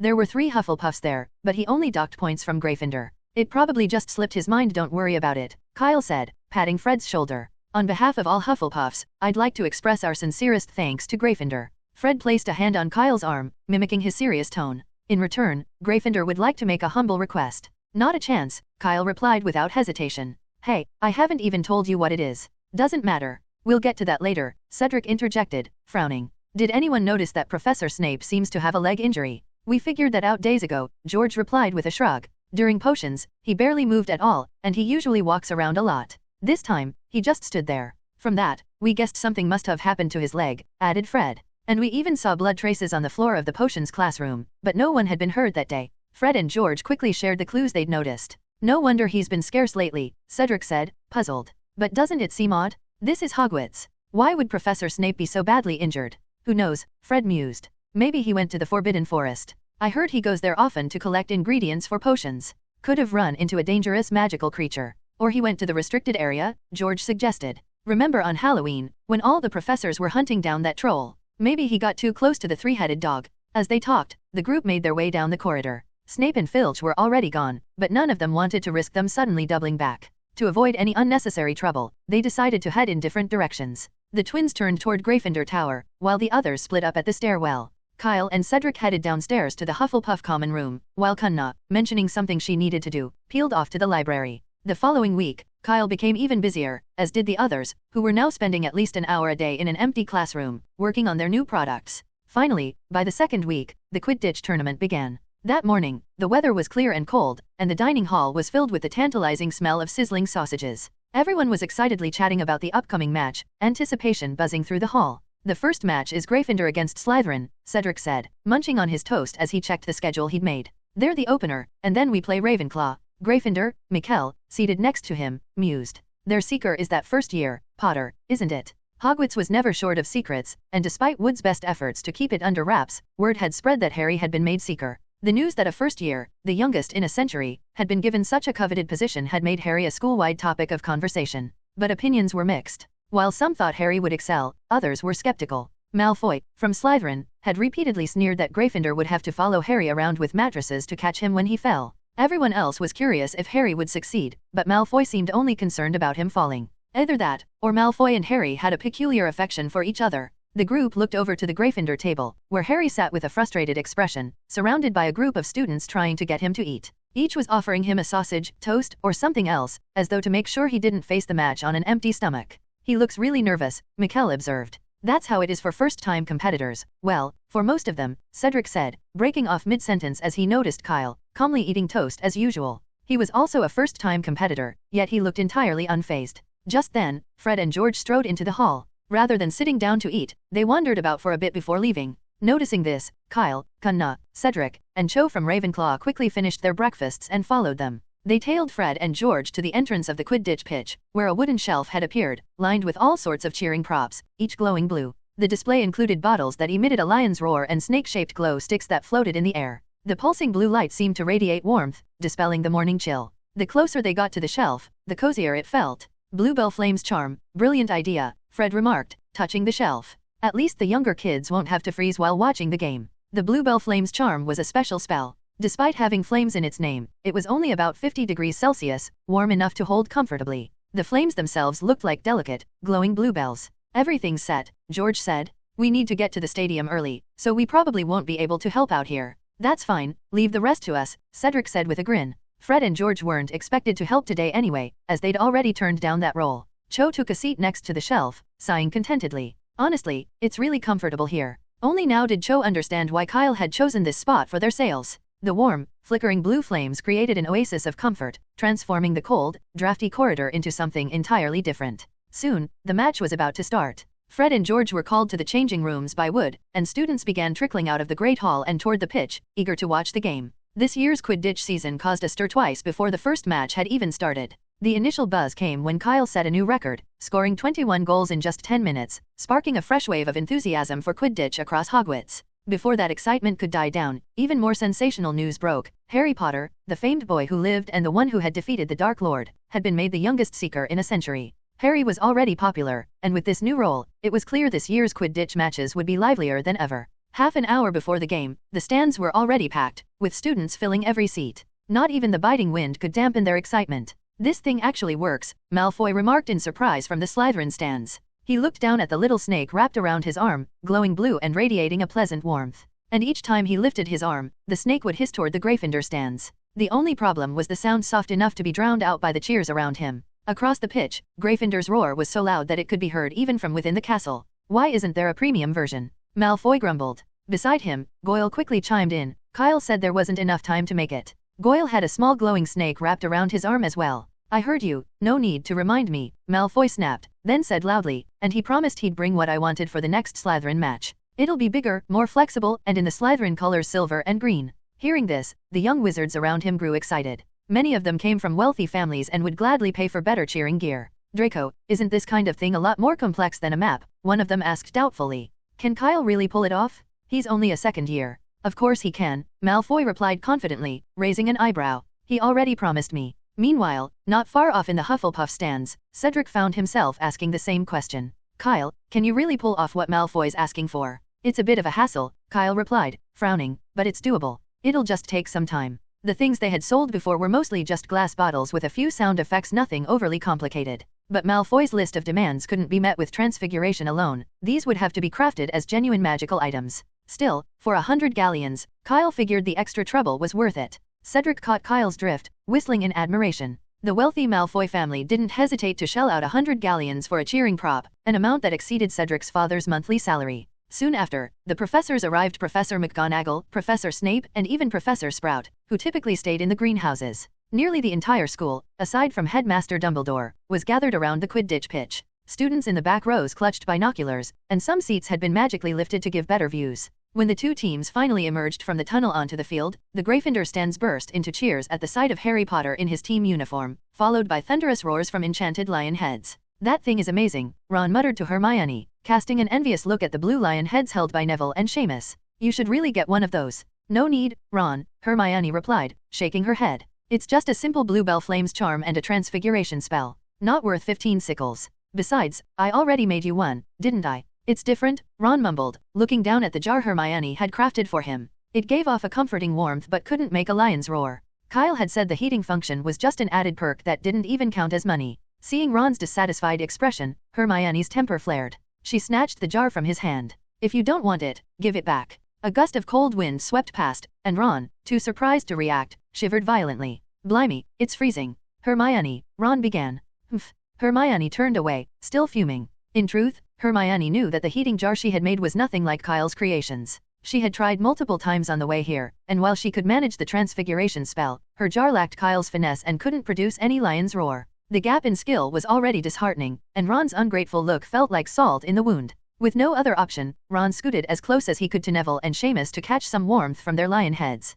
The game began with the referee's whistle. Look, the quaffle has just been seized by Gryffindor's Angelina Johnson, announced Lee Jordan from the commentator's box, having been chosen as this year's new Quidditch commentator. However, after just one sentence, Lee veered off topic. What an outstanding chaser that girl is, and she's also very attractive. Jordan, came Professor McGonagall's stern reminder. Sorry, Professor, Lee replied, and the crowd burst into laughter. Kanna, watching from the stands, glanced over at the commentary box. This year's commentary seems a bit different, doesn't it? She remarked. Can't say I'm surprised, Kyle chuckled. Lee's friends with Fred and George, so you can't expect a typical commentator. Cedric nodded in agreement, then paused as a thought struck him. Wait a minute, I'm friends with Fred and George, too. Back in the stands, Lee Jordan continued his commentary, skillfully balancing humor and play-by-play. Though he occasionally threw in flirtatious remarks, his commentary was lively and engaging, adding a new flavor to the match. The audience quickly warmed to his style. It may have been less traditional, but it certainly made the game all the more entertaining. 5 minutes into the game, the first goal finally arrived.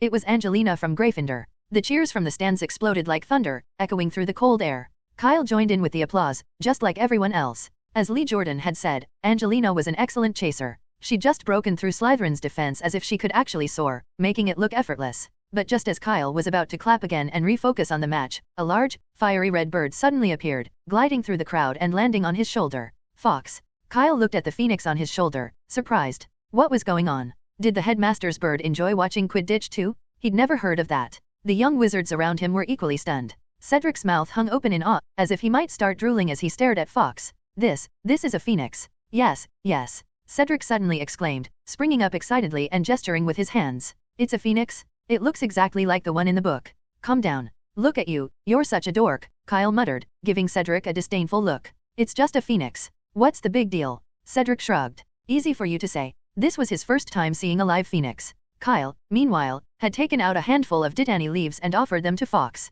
Can't watch a Quidditch match without snacks. But to Kyle's surprise, Fox didn't eat them. Instead, he shook his head and whispered something into Kyle's ear. What the? Kyle frowned. Fox wasn't there to watch the match, he was there to deliver a message. Dumbledore wanted to see him, but the match had just started. Seeing Kyle hesitate, Fox gave him a sharp peck on the head. All right, don't pull my hair, I'm coming. Kyle said, standing up. What's wrong? Kanna asked, curious. Kyle leaned over and whispered, the headmaster wants to see me. I have to go back to the castle. The headmaster. Yeah, this phoenix belongs to him. Do you need any help? Cedric offered. No, you guys keep watching the match. Kyle gave the pitch a reluctant glance before making his way through the crowd and heading quickly toward the castle. The path was empty, and as they walked, Fox relayed the reason Dumbledore had sent for him. Once back at the castle, Kyle went directly up the stairs to the restricted 4th floor. Dumbledore was already waiting for him there, along with Hagrid.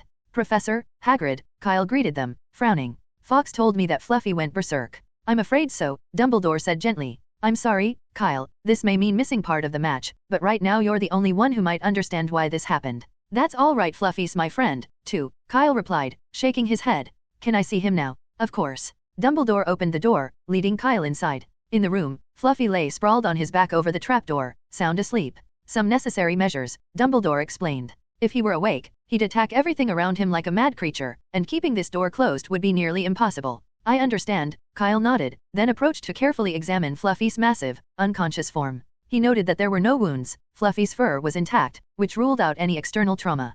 Kyle frowned, beginning to sense why Dumbledore had called him here. Professor, can you wake Fluffy up? He asked. You'd best prepare yourself, Kyle, Dumbledore replied, his expression serious. Trust me, a frenzied 3-headed dog is far more terrifying than you might imagine. It's fine as long as you're here, I'm sure I won't get hurt. That may be the finest compliment I've received, Dumbledore chuckled. The last time I felt this proud was when I became headmaster of Hogwarts. Now, step back. Dumbledore raised his wand and tapped its knobby end. Fluffy's eyes snapped open. Roar. The furious roar thundered through the room, making the ceiling tremble and sending dust raining down. Muscles tensing, Fluffy sprang up, lunging directly at Kyle, who stood nearest. In an instant, Fluffy's 3 massive jaws were open, revealing rows of yellowed teeth, each head snarling with raw fury. But then, suddenly, chains appeared out of thin air, binding Fluffy's neck. Another chain materialized, then another, until a total of 6 chains had wrapped around Fluffy, securing him tightly. No matter how hard he struggled, he couldn't move an inch further. The violent thrashing caused the chains to cut into his flesh, embedding deeply. Oh, Hagrid clutched his chest with a groan, as if he could feel the chains tightening on his own body. Please. Dumbledore, please. Dumbledore remained resolute, his gaze fixed on Kyle. Fluffy continued to snarl, and Kyle tried to speak to him, though it seemed futile. With no other option, he focused intently on the sounds of Fluffy's growls. Because Fluffy was only semi-conscious, his growls were disjointed, but Kyle noticed certain words repeated. Death, kill, Hagrid, revenge. Fluffy's desperate struggles intensified, staining the chains red as the room filled with the metallic scent of blood. Hagrid clamped a hand over his mouth, tears streaming down his face. He seemed to want to approach and comfort Fluffy, but as soon as he moved closer, Fluffy snapped at him, nearly catching his arm in a vicious bite. Dumbledore pulled Hagrid back just in time. As Fluffy's injuries worsened, Kyle finally spoke up. "That's enough, Headmaster." Stupefy. A dazzling flash lit up the room, and in a blink, the chains vanished. Fluffy crashed into the wall behind him, sliding down before collapsing with a heavy thud. Hagrid rushed over, applying essence of Dittany to Fluffy's wounds, his face lined with worry.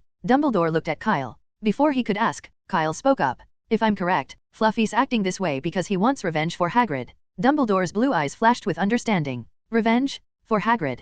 Hagrid turned around, looking startled, his tear-streaked face confused. "But I'm fine. He even tried to bite me just now." "That's what's so strange," Kyle said, frowning. "It's as if Fluffy believes you're dead and sees us all as your murderers." A heavy silence settled over the restricted area. Dumbledore appeared deep in thought, his head lowered, while Hagrid instinctively touched his chest, as if to reassure himself that he was indeed still alive. "You're saying Fluffy thought I was dead, and that's why he went berserk?" Hagrid asked, scratching his head in confusion. "Yes, that seems likely," Kyle replied, then turned to Dumbledore. "Professor, could it be that someone used the Confundus charm on Fluffy? Given the three-headed dog's high resistance to magic, a typical charm would be as effective as a tickle. But it all depended on the caster. For instance, under Dumbledore's magic, Fluffy was no stronger than a rag doll. A simple stunning spell had easily put him to sleep." "It's possible," Dumbledore replied after a pause. "But I don't think it's a simple Confundus charm." Kyle frowned. "You mean there's another charm on Fluffy besides the Confundus charm?" "Yes, and it's dark magic," Dumbledore confirmed, stepping forward to examine Fluffy more closely, his nose almost brushing the dog's fur.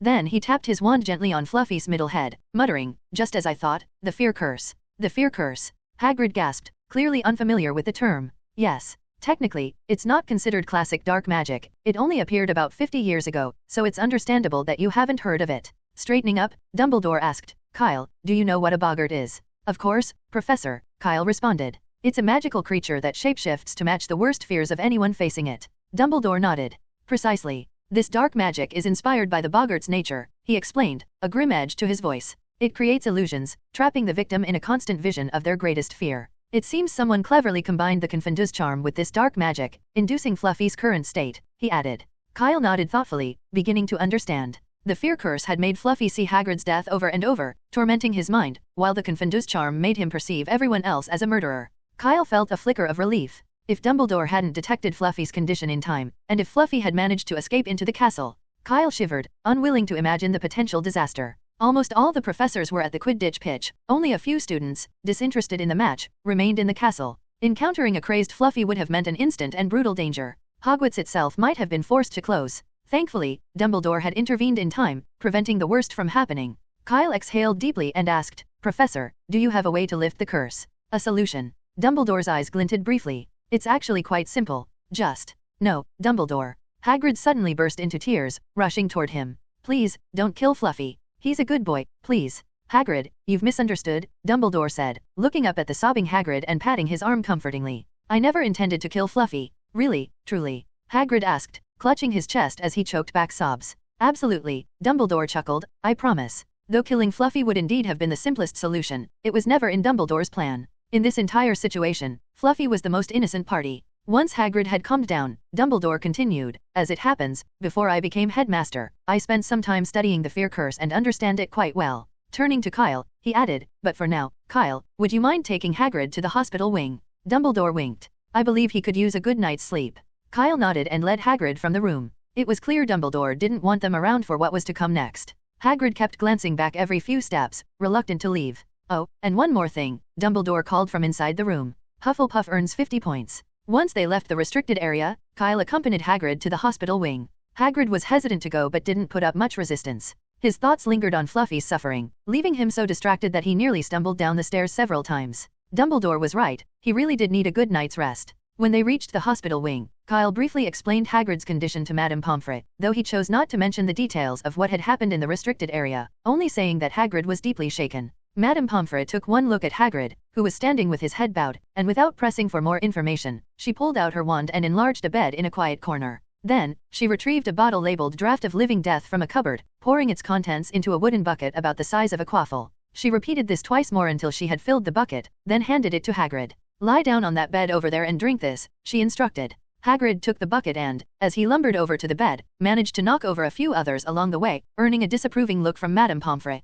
Fortunately, Kyle hurried to set the beds back in place, so she held her tongue and simply gave him a brief, pointed reminder before heading off. Not long after, the sound of Hagrid's snores filled the hospital wing, and Kyle exhaled in relief, drawing the curtain around Hagrid's bed to give him some privacy. Leaving the hospital wing, Kyle made his way quickly across the courtyard. Looking in the direction of the Quidditch pitch, he sighed softly. The sky above the pitch was empty now, and he could see a large crowd of students heading back toward the castle. Clearly, the match had ended. Kyle rubbed his forehead. He had anticipated this outcome. It seemed that ever since last year, every time there was an important Quidditch match, he was destined to be swept up in some sort of chaos. He'd hoped this year might be different, but it appeared things would remain the same. That was incredible. I can't believe Harry Potter actually caught the golden snitch with his mouth. Potter really is an excellent seeker. I thought Gryffindor was done for when his broom broke. I'm certain Gryffindor is going to win the Quidditch Cup this year. Everyone in the castle was buzzing with excitement, talking non-stop about the dramatic events of the match. Kyle made his way through the crowd without a word, finally slipping back to the Hufflepuff common room, where he found Cedric and Cunna waiting. As soon as they saw him, Cedric couldn't hold back. What on earth happened? Why are you just getting back now? And what was that about a phoenix? The phoenix belongs to Professor Dumbledore. It's, well, sort of his pet, Kyle explained. But it mostly stays in the headmaster's office, so you rarely get to see it. Cunna thought about this for a moment. So the headmaster was the one looking for you earlier? Yes. Kyle glanced around to ensure no one else was listening, then lowered his voice and told them what had happened in the restricted area. The three-headed dog went completely berserk. Cedric blurted out in surprise, then clamped a hand over his mouth, realizing he'd spoken too loudly. Are you serious? Of course, Kyle replied. Do you think I'd have just left the match and not come back until now? But who would do something like that? Cedric asked, frowning. Using a Confundus charm and dark magic on a three-headed dog, what good would that do? I don't know. Kyle shook his head. Professor Dumbledore hasn't had time to investigate yet. Despite his words, Kyle's thoughts turned to Quirrell. The restricted area, Fluffy, the guard of the Philosopher's Stone. This all pointed to Quirrell, but Kyle couldn't piece together the man's goal. If Quirrell wanted to get past the trapdoor, angering Fluffy seemed like a pointless move. It would only make things more difficult. And if Fluffy escaped, Hogwarts could be forced to close, ruining any chance Quirrell would have of getting to the Philosopher's Stone. I just can't figure it out. Anyway, it's best if we steer clear of the restricted area for a while, Cedric suggested, a shiver running through him as he imagined the three-headed dog. If we need to go to the fourth floor, we should avoid that part as much as possible. There's no need to be that nervous, Kyle reassured them. Professor Dumbledore's handling it. Just be careful and stay away from there if you don't have to go. Hearing Kyle's words, Cedric and Cunna lost all interest in discussing Quidditch, and the three soon went their separate ways. It wasn't until Kyle had left that Cedric remembered something he hadn't asked. Why had the headmaster sent for Kyle and not Professor McGonagall when something so dangerous was happening? Could it be because Kyle had worked with Mr. Scamander before and had some knowledge of the three-headed dog? Cedric looked up. But by then, Kyle was already gone, out of the common room, and Cedric had missed his chance to ask. For the next while, Kyle didn't return, not even for dinner. No one knew where he was. It was as if he'd vanished without a trace. It wasn't until the next afternoon, just before the game, that Cedric finally spotted him again in the changing rooms. Kyle was holding his broom and chatting with Harris. Very good, Kyle. Harris gave him a friendly pat on the shoulder, smiling as he said, I was starting to think you'd be too nervous to sleep, and I'd have to get you a pepper-up potion. After some encouraging words from Harris, the team checked their brooms and uniforms one last time before lining up for the start of the match. The stands were packed as usual, and as last year's champions, Hufflepuff's team was greeted with deafening cheers when they took to the pitch. Kyle noticed, however, that there were far fewer professors in the commentary box than the day before. Apart from Professors McGonagall and Snape, most of the seats were empty. Seems the professors have also heard about Fluffy, Kyle thought as he walked with the others to the center of the field. Madam Hooch delivered her usual pre-match pep talk before blowing her whistle. 15 broomsticks soared into the air. It's Kyle from Hufflepuff, he's the first to grab the quaffle. Lee Jordan shouted from the commentary box. He's a newcomer, only joining the team this year, and rumor has it he scored spectacularly in the selection match. I just don't know if he'll be able to. Oh, he passed the ball to the team captain, Harris. For some reason, Lee Jordan suddenly adopted a more serious tone. Murmurs of discontent floated up from the stands. The commentary, without any hint of his usual flattery, was not what the crowd wanted to hear. But Lee Jordan ignored them. After all, he had just spent the entire previous night, until dawn, under Professor McGonagall's strict supervision, copying out an entire book on proper Quidditch commentary. He had nearly collapsed in her office. It had only been one night, he had to rein it in a bit. As we all know, Hufflepuff's Harris is one of the best chasers, and his coordination with Kyle. Oh my goodness, am I really seeing this? It's a dual attack. Ravenclaw's keeper misjudged the block, and Kyle has the quaffle. Goal? Hufflepuff scores? Less than 10 seconds into the game, they've set a new record for fastest goal. The stands erupted with cheers as fans leaped to their feet, hands in the air. Well done. On the pitch, Harris flew over and gave Kyle a light slap on the back. Perfect teamwork, exclaimed Lee Jordan. Ravenclaw is in trouble. As if to prove his point, the rest of the game was soon dominated entirely by Kyle and Harris. Like two unstoppable scoring machines, they sent the quaffle through the goalposts time and again. Ravenclaw's beaters did their best to stop them, but Hufflepuff had anticipated every move, and the Bloodjars never even came close to Kyle or Harris. After just half an hour, the score had reached a ludicrous height. Hufflepuff, 170. Ravenclaw, 0. Even Lee Jordan began to feel a little dazed, and as he commented on Ravenclaw's performance, a note of sympathy crept into his voice. Poor Wiesner, he's as clueless as the keeper for the Chudley cannons. Let's hope he can hang on. It was at that moment that Kyle and Harris realized they might have taken things a bit too far. Harris gave the dazed Ravenclaw keeper a slightly apologetic look and offered a silent wink. Kyle nodded, understanding. They planned to ease up a bit and let Ravenclaw score a few points. But just then, wait a minute, is that the golden snitch? A glint of gold flashed near the bottom of the pitch. Cedric and Cho both sped downward in unison, racing toward the ground at a breathtaking pace. But Cedric's broom was just a bit faster than Cho's, and he reached the bottom first. I've caught the snitch. He raised his arm high, a golden object glinting between his fingers. The game was over. Nothing at Hogwarts was easy except for the Quidditch match, where Hufflepuff had swept Ravenclaw effortlessly. The moment Cedric captured the golden snitch, the Ravenclaw students in the stands were left utterly stunned. They sat there in silence, lost in their thoughts, unable to say a word. Professor Flitwick had made an appearance during the game but had only stayed a few minutes before leaving with his arms crossed tightly over his chest. Less than half an hour later, the scoreboard read 320-0. Although Ravenclaw was used to finishing at the bottom in Quidditch year after year, such a drastic score was still hard for them to accept. That glaring 0 on the board stung. Just one goal would have made a difference. Why were you in such a rush, Cedric? Kyle whispered after they returned to the ground. We were going to win anyway, so there was no need to catch the golden snitch. I'm a seeker, Kyle, Cedric replied, shooting him a disgruntled look. My job is to keep an eye out for the golden snitch constantly. How could I focus on the score at the same time? And have you ever seen a game where the seeker just lets the snitch go? Giving up on it means giving up on honor. No seeker would ever do that. But you guys. Cedric's voice lowered as he grit his teeth. I took my eyes off the field for just a moment, and by then it was already 17-0. This score is absurd. Couldn't you have let up a little? What, are you guys not planning to go the charm class anymore? I didn't mean to either, Kyle said with a wry smile. It was just too easy, and before I knew it, the game was over. They exchanged a look and sighed in unison. In the days that followed, Ravenclaw's morale was at an all-time low. The friendly relationship they once shared with Hufflepuff had shifted dramatically. Although there were no outright conflicts, tension hung heavily between the two houses. Even when a Hufflepuff student occasionally tried to greet them, the Ravenclaws would turn away as if they hadn't heard. In this atmosphere, Kyle and Cedric found themselves actively avoiding Cho, too embarrassed to speak to her. But Cho herself didn't seem too bothered, and as the days went on, any hard feelings she might have had gradually faded. In her view, Hufflepuff had won fairly, and Ravenclaw's loss simply reflected their own lack of skill. After a transfiguration class, Cho spotted Kyle, who was just about to dash out of the room. She rolled her eyes with a sigh and called out, "Hey, Kyle."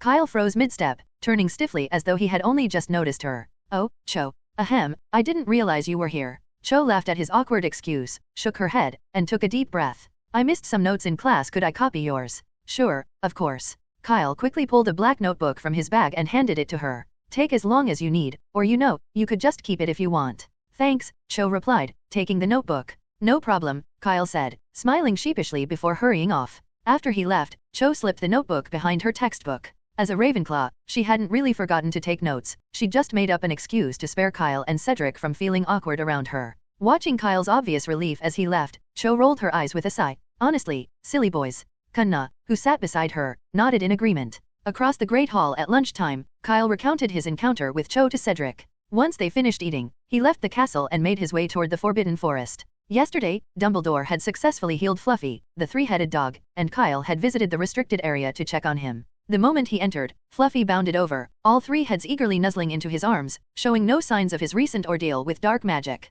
The dog was carefree, as if nothing had happened, a likely benefit of not being particularly bright. Today, Kyle wanted to see how Hagrid was doing. While Fluffy was under treatment, Hagrid had faithfully guarded the entrance to the restricted area, barely eating and keeping everyone away. Each day, Kyle had brought him food, but it was always left untouched. Kyle figured that if Dumbledore had delayed much longer, Hagrid might have starved himself. When Kyle reached the hut, he saw Hagrid cooking something over the fire. Though he looked thinner, he seemed well. "Kyle, you're here." Hagrid greeted him warmly. "I just finished class and thought I'd stop by to check on you." Kyle smiled, then glanced toward the fire. "Are you making lunch?" He leaned over to peek inside the pot but instantly regretted it. Inside was a thick, strange-looking soup, a murky brown with hints of red and purple. Bubbles surfaced occasionally, and as he got closer, a strong, fishy odor wafted up.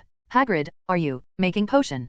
Kyle asked hesitantly. He had only ever seen liquids of this color and texture in potions class, or more specifically, in Mikkel's cauldron during his failed attempts. Potion? Not a chance, Hagrid replied, shaking his head. This here's for Fluffy. Got dragon's blood and dragon liver in it, all his favorites. Poor little thing must be shaken after all he's been through, so he needs some proper nourishment. Realizing it was for Fluffy, Kyle said nothing more. Judging by the tastes of the massive, three-headed creature, this failed potion or rather, soup was probably quite the feast. Hagrid gave the pot a few vigorous stirs, then brought out some rock cakes and tea, placing them in front of Kyle. Fluffy's all right now, livelier than ever. I couldn't be more grateful, Hagrid said, wiping away a tear. That poor little fella. If I ever find out who used dark magic on him, they'll regret it. As he spoke, Hagrid's grip on a rock cake tightened, crushing it in his hand. The larger crumbs fell into the pot, clinking against the side. Kyle laughed awkwardly. Only Hagrid would call a terrifying, 10-foot-tall, three-headed dog a little fella. Ignoring Hagrid's affectionate wording, Kyle asked, So, has Professor Dumbledore found out who's responsible? No, Hagrid replied with a sigh, but he will. There's nothing that happens at Hogwarts that Dumbledore doesn't find out about. Otherwise, he wouldn't have put the Philosopher's Stone in. Oh, I shouldn't have said that. Philosopher's Stone. Kyle raised an eyebrow, clearly intrigued. The one made by Mr. Nicholas Flamel. Hogwarts is hiding something like that here. Don't ask, Kyle. I'm not saying anything more. Hagrid's face turned serious. This is top secret, not something for young wizards like you to worry about. Top secret, huh? Kyle shrugged nonchalantly. In that case, I won't ask. Hagrid froze, taken aback by Kyle's easy compliance. He'd expected a round of relentless questioning. Harry had certainly pestered him long enough on the topic. They continued chatting for a while, and true to his word, Kyle didn't bring up the Philosopher's Stone again. This seemed to relax Hagrid, who let out a sigh and, almost without thinking, said, To be honest, I wish Harry could be a bit more like you. Potter? What about him? Nothing. Hagrid quickly shook his head. I just mean, he was here earlier. Well, that's a good thing, Hagrid, Kyle said with a grin. It means he cares about you too. Yeah. Hagrid nodded thoughtfully. It was nice to feel cared for, though he couldn't help but wish Harry's curiosity was a bit less intense, so that every visit didn't involve questions about Fluffy or the Philosopher's Stone. By the way, when did Potter come by? Kyle asked. About an hour ago, Hagrid replied after thinking for a moment. They only had one class this morning, so they came a bit early. Yeah, Harry, Hermione, and Ron, Hagrid said. The three of them have been spending a lot of time together lately. As he spoke, Hagrid stood up and stirred the pot with his spoon, then ladled up a bit to taste. Kyle felt his stomach churn at the thought, but he kept his discomfort in check. By the way, Hagrid, has anything strange been happening in the Forbidden Forest recently? Kyle asked. The Forbidden Forest. Hagrid looked thoughtful, spoon in hand. I don't know, honestly. I haven't been inside the forest for days, what with Fluffy needing my attention. Why do you ask? Oh, it just occurred to me, Kyle said casually. The person who used dark magic on Fluffy must have had a reason. But now that Professor Dumbledore's on alert, he probably won't try anything with Fluffy again. I was just wondering if he might shift his focus to the Forbidden Forest instead. You think he'd target the magical creatures in the forest? Hagrid's eyes widened, and he dropped the spoon with a loud clang. It's only a guess, Kyle replied, keeping his tone calm. But there are plenty of dangerous creatures in the Forbidden Forest: werewolves, acromantulas, unicorns. If someone provoked them, they could cause serious trouble if they ventured out of the forest and got too close to Hogwarts. Hagrid picked up the fallen spoon and paced back and forth, clearly concerned. Finally, he nodded with a determined look. You're right. I'd better go have a look in the Forbidden Forest soon. Be careful, Kyle warned. Whoever used dark magic on Fluffy must be powerful, possibly as strong as a professor. So just, make sure you're cautious in there. Don't worry, I'll be careful, Hagrid said, unconsciously patting his pink umbrella before walking over to the rack by the door. He took down a crossbow hanging there and gave it a couple of twirls. In the Forbidden Forest, this thing's often more useful than magic. But you're wrong about one thing, Kyle, Hagrid said with a smile as he returned the crossbow to the shelf. Unicorns aren't dangerous. They're pure, gentle magical creatures, and their attacks are simple. Even if they somehow went berserk, they couldn't do much harm. You'd just have to be careful to avoid the horn. That's not entirely true, Kyle countered. Don't forget Professor Kettleben. He was only sent to St. Mungo's last summer after a unicorn horn pierced his stomach. Hagrid hesitated. He wanted to argue that Professor Kettleben was a special case after all. Any reasonable person wouldn't try to hug an angry unicorn's head. According to Kettleben, he'd only been attempting to calm the creature down. Hagrid never quite understood that logic. He wasn't sure if the unicorn was calmed, but Kettleben was calm enough during treatment he'd even fainted. And remember, a unicorn's threat isn't just from its horn, Kyle continued. Its blood is also deadly. If it somehow ended up in a crowded place and, say, exploded, it could splatter blood on people's faces. They wouldn't even need to drink it, just a touch to their lips would be enough. That curse is near impossible to break. Hagrid was left speechless once again. Unicorns exploding? It seemed even more unlikely than Kettleburns' unfortunate encounter. Think of Fluffy, Hagrid, Kyle added, his tone serious. Whoever heard him was willing to harm a gentle creature like that. Imagine what they'd do to a unicorn. Ah, yes, you're right. Hagrid's expression turned solemn, and he nodded thoughtfully. I'll keep a close eye on the unicorns. I know the spots where they like to gather. Kyle stayed a while longer, chatting with Hagrid, but soon he said his goodbyes and headed back to the castle. The strange smell from Hagrid's pot was getting stronger, and Kyle feared that if he stayed any longer, he'd lose the lunch he'd just eaten. The afternoon brought defense against the dark arts. As Professor Quirrell entered the classroom, everyone noticed a bandage on his arm. Professor, are you hurt? One student asked. A little injury, Quirrell stammered. At the Quidditch match, someone accidentally pushed me off the bleachers, and I broke my arm. But Professor, that was days ago, someone else pointed out. When I broke my arm during flying lessons, Madame Pomfrey healed it instantly. It's different, Quirrell replied, blushing. I was cursed by a vampire. Very hard to heal. But Professor, last time you said the vampire's curse just made you afraid of drafts, another student interjected. Perhaps. I forgot to mention additional symptoms, Quirrell mumbled, clearly uncomfortable, and quickly redirected the class to avoid further questioning. Today's lesson was on how to identify and deal with Red Cap's vicious creatures that look like goblins and lurk where blood has been shed. They haunt places like castle dungeons and battlefield trenches, lying in wait to ambush lost travelers. Lacking a red cap for demonstration, Professor Quirrell had substituted it for a large lizard. The lizard was somewhat of a veteran in defense against the dark arts classes. It had previously served as a hinky-punk and now seemed almost like an assistant professor. Imagine this is a red cap, Quirrell said, settling the lizard on his shoulder as he began to stammer through the reading. Professor Quirrell's defense against the dark arts class was as dreadful as always, and with his injured arm, the job of handling the teaching assistant fell to the students. A Gryffindor boy at the front of the class had the dubious honor of holding the large lizard, though he looked more like he was clutching a venomous snake. His face went pale as he stood there rigidly, as if he were cradling Professor Snape's animagus form rather than a harmless reptile. I've had it with this, Kyle overheard him muttering to a friend as they left the classroom.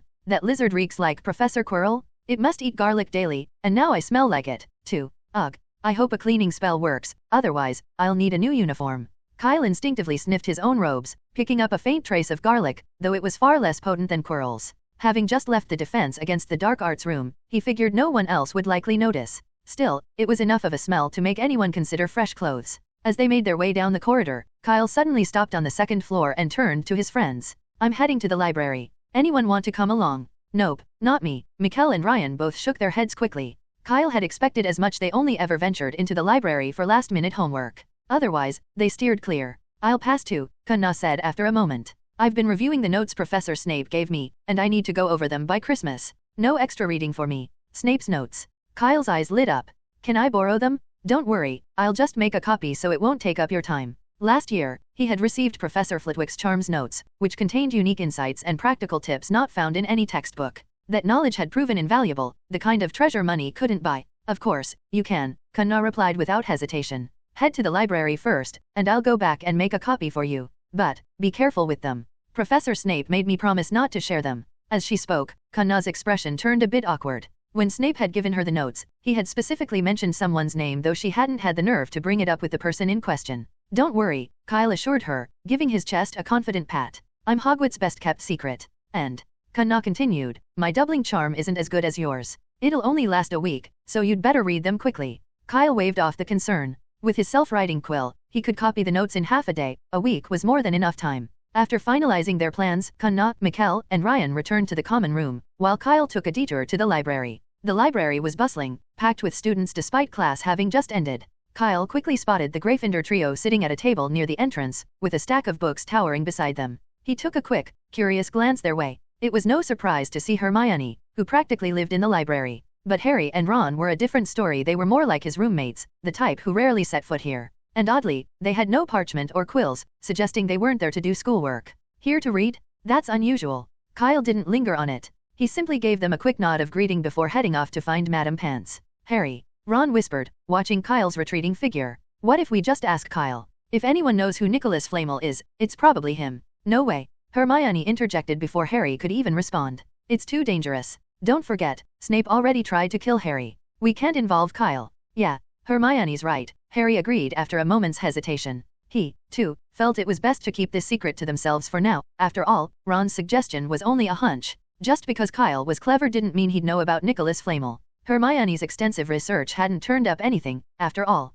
Fine, it was just an idea, Ron muttered, shrugging. If you two don't think it's a good one, that's that. While the trio whispered together, Kyle had already borrowed the book he wanted and was about to leave. As he passed them, he noticed all three looking at him with odd expressions, overly bright smiles and a hint of awkwardness. Why are they acting so weird? Kyle thought, raising an eyebrow. He quickly left the library, deciding it was better to steer clear of them. He had no idea what was going on, but it seemed wise to keep his distance. Hermione, especially, had become a little strange since spending more time with Harry and Ron. It was almost unnerving. Back in the common room, Kyle found Kunna, who handed him Snape's notes. The notebook wasn't very thick, about the same size as Professor Flitwick's Charms notes, and didn't look like it covered everything Snape knew. Just remember, Kunna warned, don't let Professor Snape find out you're reading this, or I'll be in serious trouble. No worries, Kyle replied as he took the notebook, then found a quiet spot to settle in. But instead of opening Snape's notes first, he took out the book he had borrowed from the library, Legendary Alchemical Items. Opening it, he skimmed past the early entries, the self-stirring cauldron, a device that had been briefly mentioned in a history of magic last year.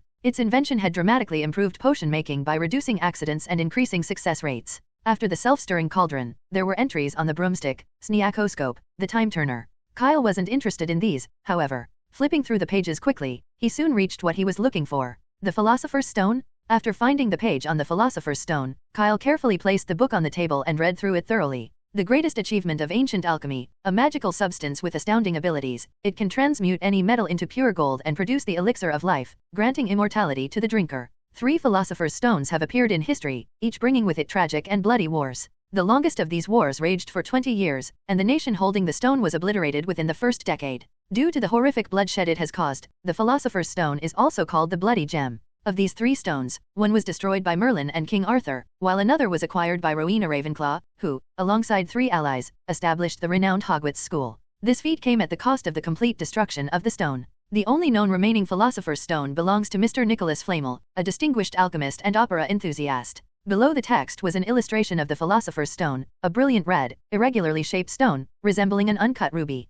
Kyle stared at the image for a while, examining its details closely. He was still deep in thought when Cedric came to remind him it was time to eat. On the way to the Great Hall, Kyle managed to return the book just before the library closed. Madame Pans raised an eyebrow but didn't comment, assuming Kyle had been doing research for an assignment. For the next few days, Kyle didn't think much about the Philosopher's Stone, instead directing all his attention to Snape's notes. Despite Snape's disheveled appearance, his notes were meticulously organized. They contained detailed annotations and explanations, making even the most complex ideas easy to follow. Inspired by these notes, Kyle remembered something else he had stumbled upon during one of his nighttime excursions. He had discovered an old copy of Advanced Potion Making in a forgotten closet of the underground classroom. It was tattered, but on the inside cover, there was a small handwritten note. This book is the property of the Half-Blood Prince. Tisk, the Half-Blood Prince. I didn't know Snape was such a bookworm, Kyle thought with amusement as he tucked the book under his arm. He decided he'd buy a new copy soon to replace it. Time passed quickly, and soon it was December. Hogwarts was blanketed in a thick layer of snow, and the lake had frozen over.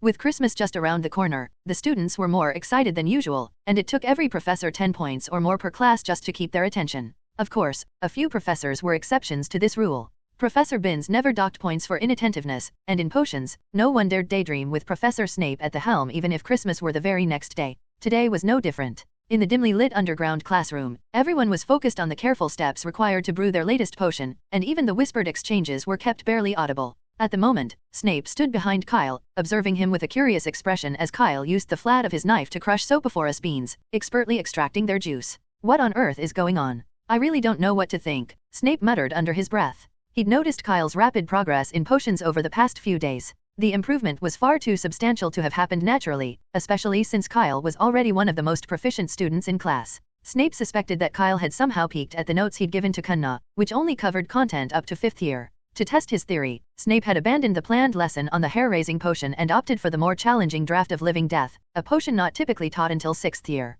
His plan was simple: if Kyle attempted to make this advanced potion, his unfamiliarity with 6th year techniques would expose him. Snape had already decided to deduct 50 points, whether Kyle's attempt was successful or not. After all, the draft of Living Death was notoriously difficult, requiring painstaking precision and a high level of skill. Snape was certain that Kyle's attempt would reveal evidence of unauthorized access to his notes. But now, Snape found himself uncharacteristically stumped. Kyle's method of extracting the juice from the Sopophorus beans was flawless. Even Snape himself couldn't have done it more efficiently. And this technique wasn't in the notes, it was clearly something Kyle had learned independently. Next to him, Kunna struggled to slice the slippery beans, barely managing. Could he really not be using my notes? Snape thought, frowning. Even the most gifted student couldn't progress this much on their own in such a short time. He decided to keep a close watch, positioning himself right behind Kyle for the entire lesson. When a cauldron exploded across the room, Snape didn't even move. He simply flicked his wand to clear the mess and ejected the unfortunate student from the classroom, all while keeping his gaze fixed on Kyle's work. By the end of class, Snape stared at the cauldron containing Kyle's perfectly brewed draft of living death. For a moment, he opened his mouth, as if about to deliver a scathing critique, but the words failed him. Instead, he let out a sharp, annoyed huff. "How did you do that?" he demanded, voice tense. "Pardon?" Kyle looked up, clearly confused. "I mean," Snape continued, his face hardening, "why has your potion making improved so drastically?" "I'm not sure, sir," Kyle replied with a friendly smile. "It might be due to my time with Director Sykes at St. Mungo's. She taught me a lot over the summer and let me study many of her potions." Pegasia Sykes. Snape's eyes narrowed. He knew of Sykes, one of the most accomplished Potiwinners of the generation, though he doubted that this fully accounted for Kyle's recent skills. If Sykes's influence were the reason, Kyle's improvement would have been evident at the start of the school year, not months in. "Tell the truth," Snape demanded, staring intensely into Kyle's eyes. "I am, Professor," Kyle replied, his face a picture of sincerity. "If you don't believe me, you could write to Director Sykes yourself. She'd confirm it. Oh, and I recently ran into an older student who lent me some of their old textbooks. They've been really helpful." Snape's expression darkened further. He cast Kyle one last, piercing look before turning. After finding the page on the Philosopher's Stone, Kyle carefully placed the book on the table and read through it thoroughly. The greatest achievement of ancient alchemy, a magical substance with astounding abilities, it can transmute any metal into pure gold and produce the elixir of life, granting immortality to the drinker. 3 Philosopher's Stones have appeared in history, each bringing with it tragic and bloody wars. The longest of these wars raged for 20 years, and the nation holding the stone was obliterated within the first decade. Due to the horrific bloodshed it has caused, the Philosopher's Stone is also called the Bloody Gem. Of these 3 stones, one was destroyed by Merlin and King Arthur, while another was acquired by Rowena Ravenclaw, who, alongside 3 allies, established the renowned Hogwarts school. This feat came at the cost of the complete destruction of the stone. The only known remaining Philosopher's Stone belongs to Mr. Nicholas Flamel, a distinguished alchemist and opera enthusiast. Below the text was an illustration of the Philosopher's Stone, a brilliant red, irregularly shaped stone, resembling an uncut ruby. Kyle stared at the image for a while, examining its details closely. He was still deep in thought when Cedric came to remind him it was time to eat. On the way to the Great Hall, Kyle managed to return the book just before the library closed. Madame Pans raised an eyebrow but didn't comment, assuming Kyle had been doing research for an assignment. For the next few days, Kyle didn't think much about the Philosopher's Stone, instead directing all his attention to Snape's notes. Despite Snape's disheveled appearance, his notes were meticulously organized. They contained detailed annotations and explanations, making even the most complex ideas easy to follow. Inspired by these notes, Kyle remembered something else he had stumbled upon during one of his nighttime excursions. He had discovered an old copy of Advanced Potion Making in a forgotten closet of the underground classroom. It was tattered, but on the inside cover, there was a small handwritten note. "This book is the property of the Half-Blood Prince. Tisk, the Half-Blood Prince." I didn't know Snape was such a bookworm, Kyle thought with amusement as he tucked the book under his arm. He decided he'd buy a new copy soon to replace it. Time passed quickly, and soon it was December. Hogwarts was blanketed in a thick layer of snow, and the lake had frozen over. With Christmas just around the corner, the students were more excited than usual, and it took every professor 10 points or more per class just to keep their attention. Of course, a few professors were exceptions to this rule. Professor Binns never docked points for inattentiveness, and in potions, no one dared daydream with Professor Snape at the helm even if Christmas were the very next day. Today was no different. In the dimly lit underground classroom, everyone was focused on the careful steps required to brew their latest potion, and even the whispered exchanges were kept barely audible. At the moment, Snape stood behind Kyle, observing him with a curious expression as Kyle used the flat of his knife to crush Sopophorus beans, expertly extracting their juice. "What on earth is going on? I really don't know what to think," Snape muttered under his breath. He'd noticed Kyle's rapid progress in potions over the past few days. The improvement was far too substantial to have happened naturally, especially since Kyle was already one of the most proficient students in class. Snape suspected that Kyle had somehow peeked at the notes he'd given to Kunna, which only covered content up to 5th year. To test his theory, Snape had abandoned the planned lesson on the hair-raising potion and opted for the more challenging draft of living death, a potion not typically taught until 6th year. His plan was simple: if Kyle attempted to make this advanced potion, his unfamiliarity with 6th year techniques would expose him.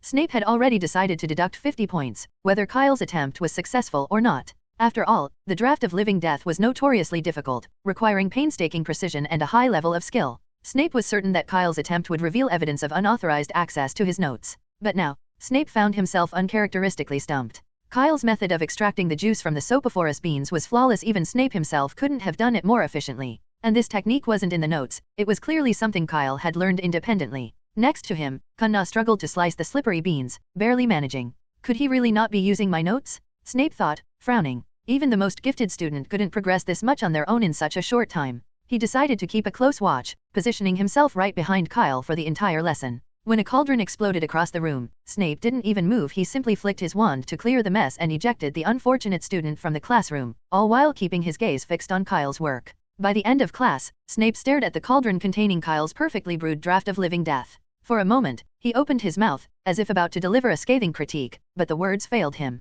Instead, he let out a sharp, annoyed huff. "How did you do that?" he demanded, voice tense. "Pardon?" Kyle looked up, clearly confused. "I mean," Snape continued, his face hardening, "why has your potion making improved so drastically?" "I'm not sure, sir," Kyle replied with a friendly smile. "It might be due to my time with Director Sykes at St. Mungo's. She taught me a lot over the summer and let me study many of her potions."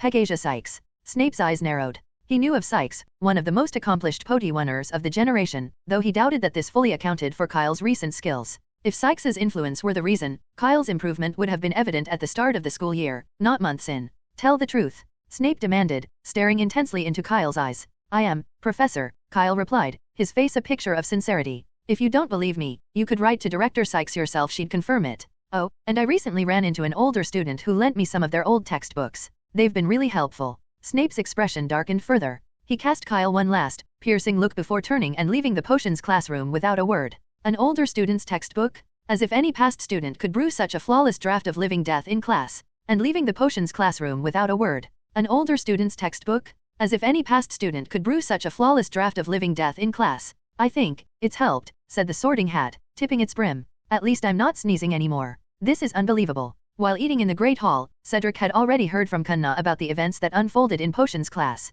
He smacked his lips, then asked with a curious gleam in his eye, "I thought the draft of living death was only taught in 6th year. How did you manage to? Wait, don't tell me you've already finished all the potions textbooks." Kyle, who was slicing a sausage, looked up and chuckled. "What if I did?" Cedric froze for a moment, then half-joked, "Then I'd have to quit Quidditch and spend more time studying. Being friends with a future potions master is a lot of pressure. Seems like I just saved my life from Harris." Kyle patted his chest dramatically. "If you quit the team because of me, he'd definitely come after me." All right, I was only joking." Under the curious stares of others nearby, Kyle continued, "Let's just call it luck. The other day, I picked up advanced potion making to pass the time and happened to see the process for brewing the draft of living death. It really was luck. If he hadn't learned occlumency over the summer, he wouldn't have dared to pull a stunt like that in front of Snape. Though that kind of behavior was a bit reckless, it was definitely thrilling. Especially when he saw Snape's expression clearly itching to deduct points, his face contorted in disbelief. Kyle had nearly burst out laughing right then. If only he'd managed to snap a picture of Snape's face at that moment.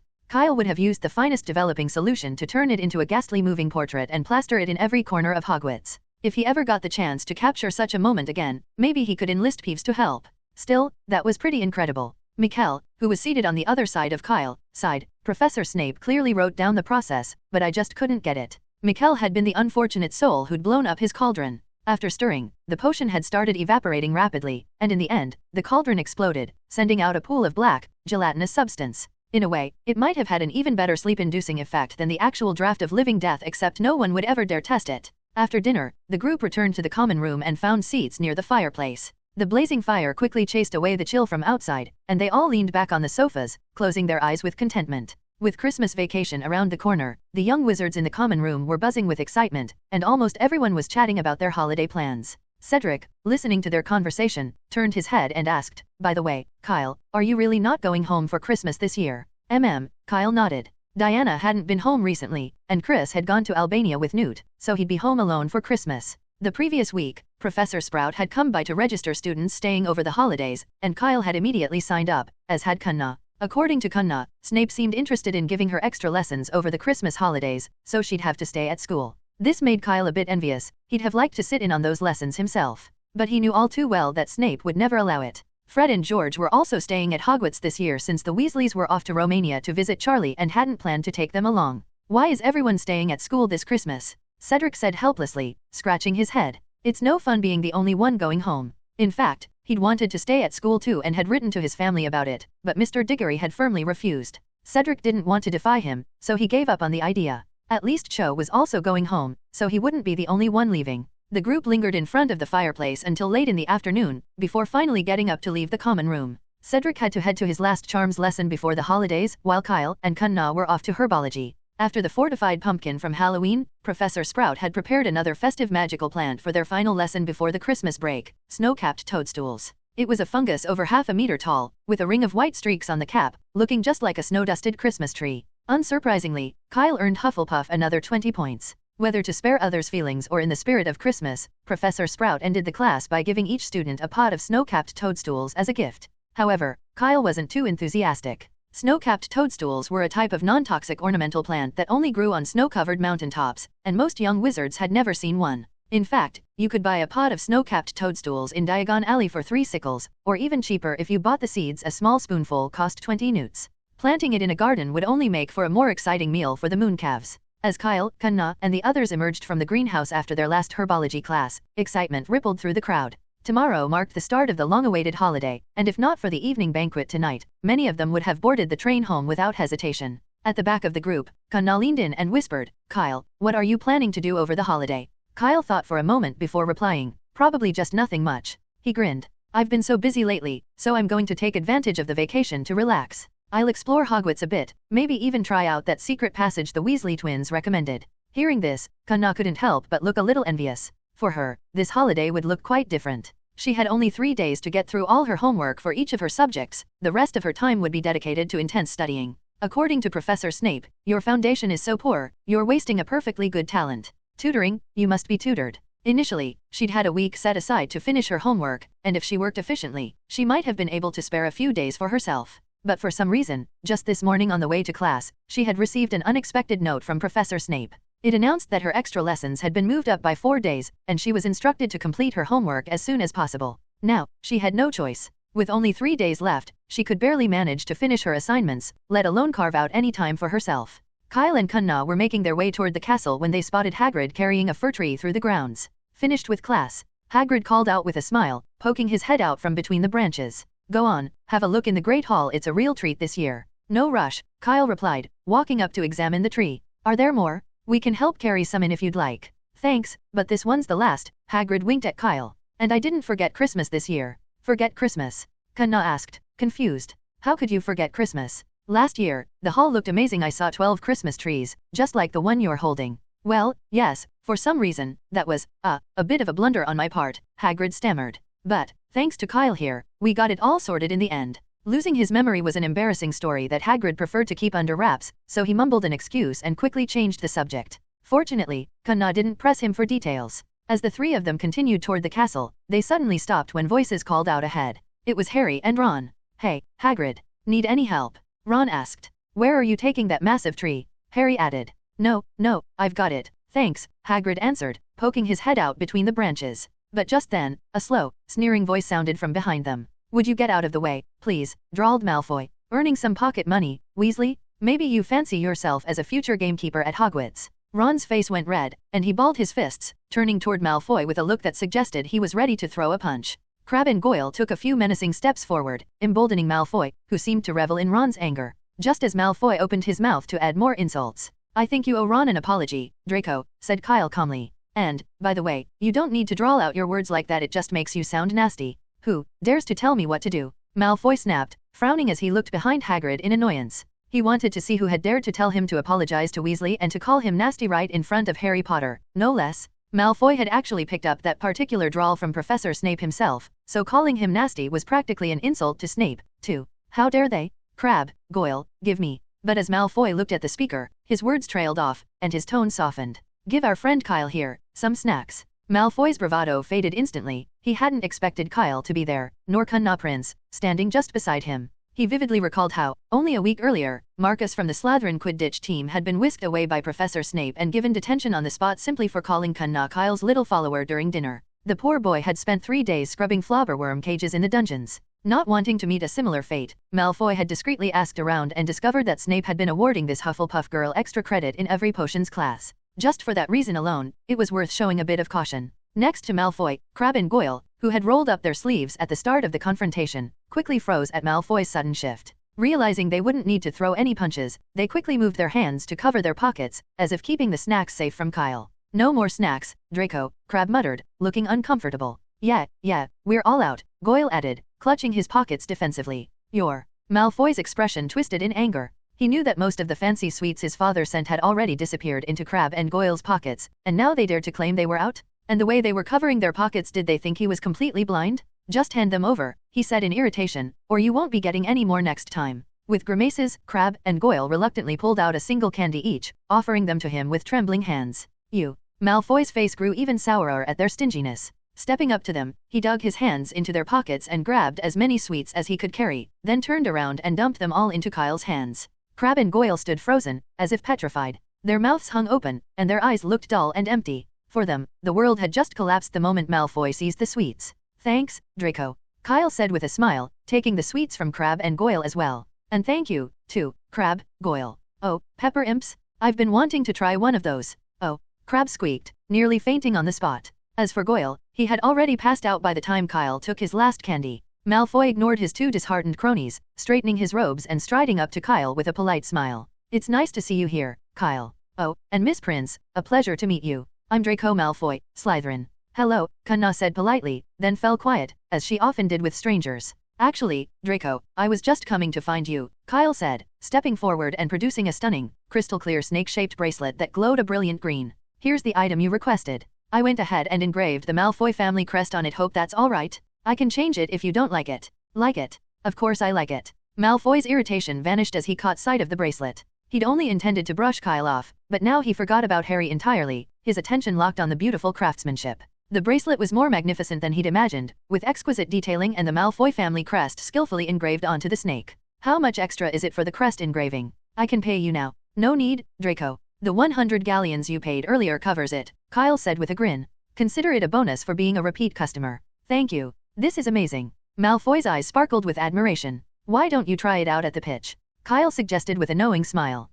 Yes. Malfoy snapped back to attention, then, without a second thought for Crabbe and Goyle, who were still rooted in place, he dashed off towards the Quidditch pitch, eager to test his new treasure. It wasn't until Malfoy had disappeared from sight that the others seemed to fully register what had just happened. Kyle, you actually get along with Malfoy? Ron asked in disbelief. But, he's a Slytherin. Ron knew Kyle was popular at school, but he never imagined he'd actually be friends with someone like Malfoy. It was a bit hard to stomach. Kyle noticed Ron's look of bewilderment and knew exactly what he was thinking, but he didn't care. Malfoy's feud with Harry and Ron didn't concern him, he was a Hufflepuff, after all. Besides, his mother Diana had graduated from Slytherin. Why should he hate the house? Kyle glanced at Ron and shrugged. What's so strange about it? Salazar Slytherin and Godric Gryffindor were once best friends, just like you and Potter. What if Potter had been sorted into Slytherin? Would you have stopped talking to him? Of course not, Ron said quickly. But, that's different. That's just your opinion, Kyle replied, a slight frown crossing his face. Don't forget, I'm a Hufflepuff, and we get along with every house.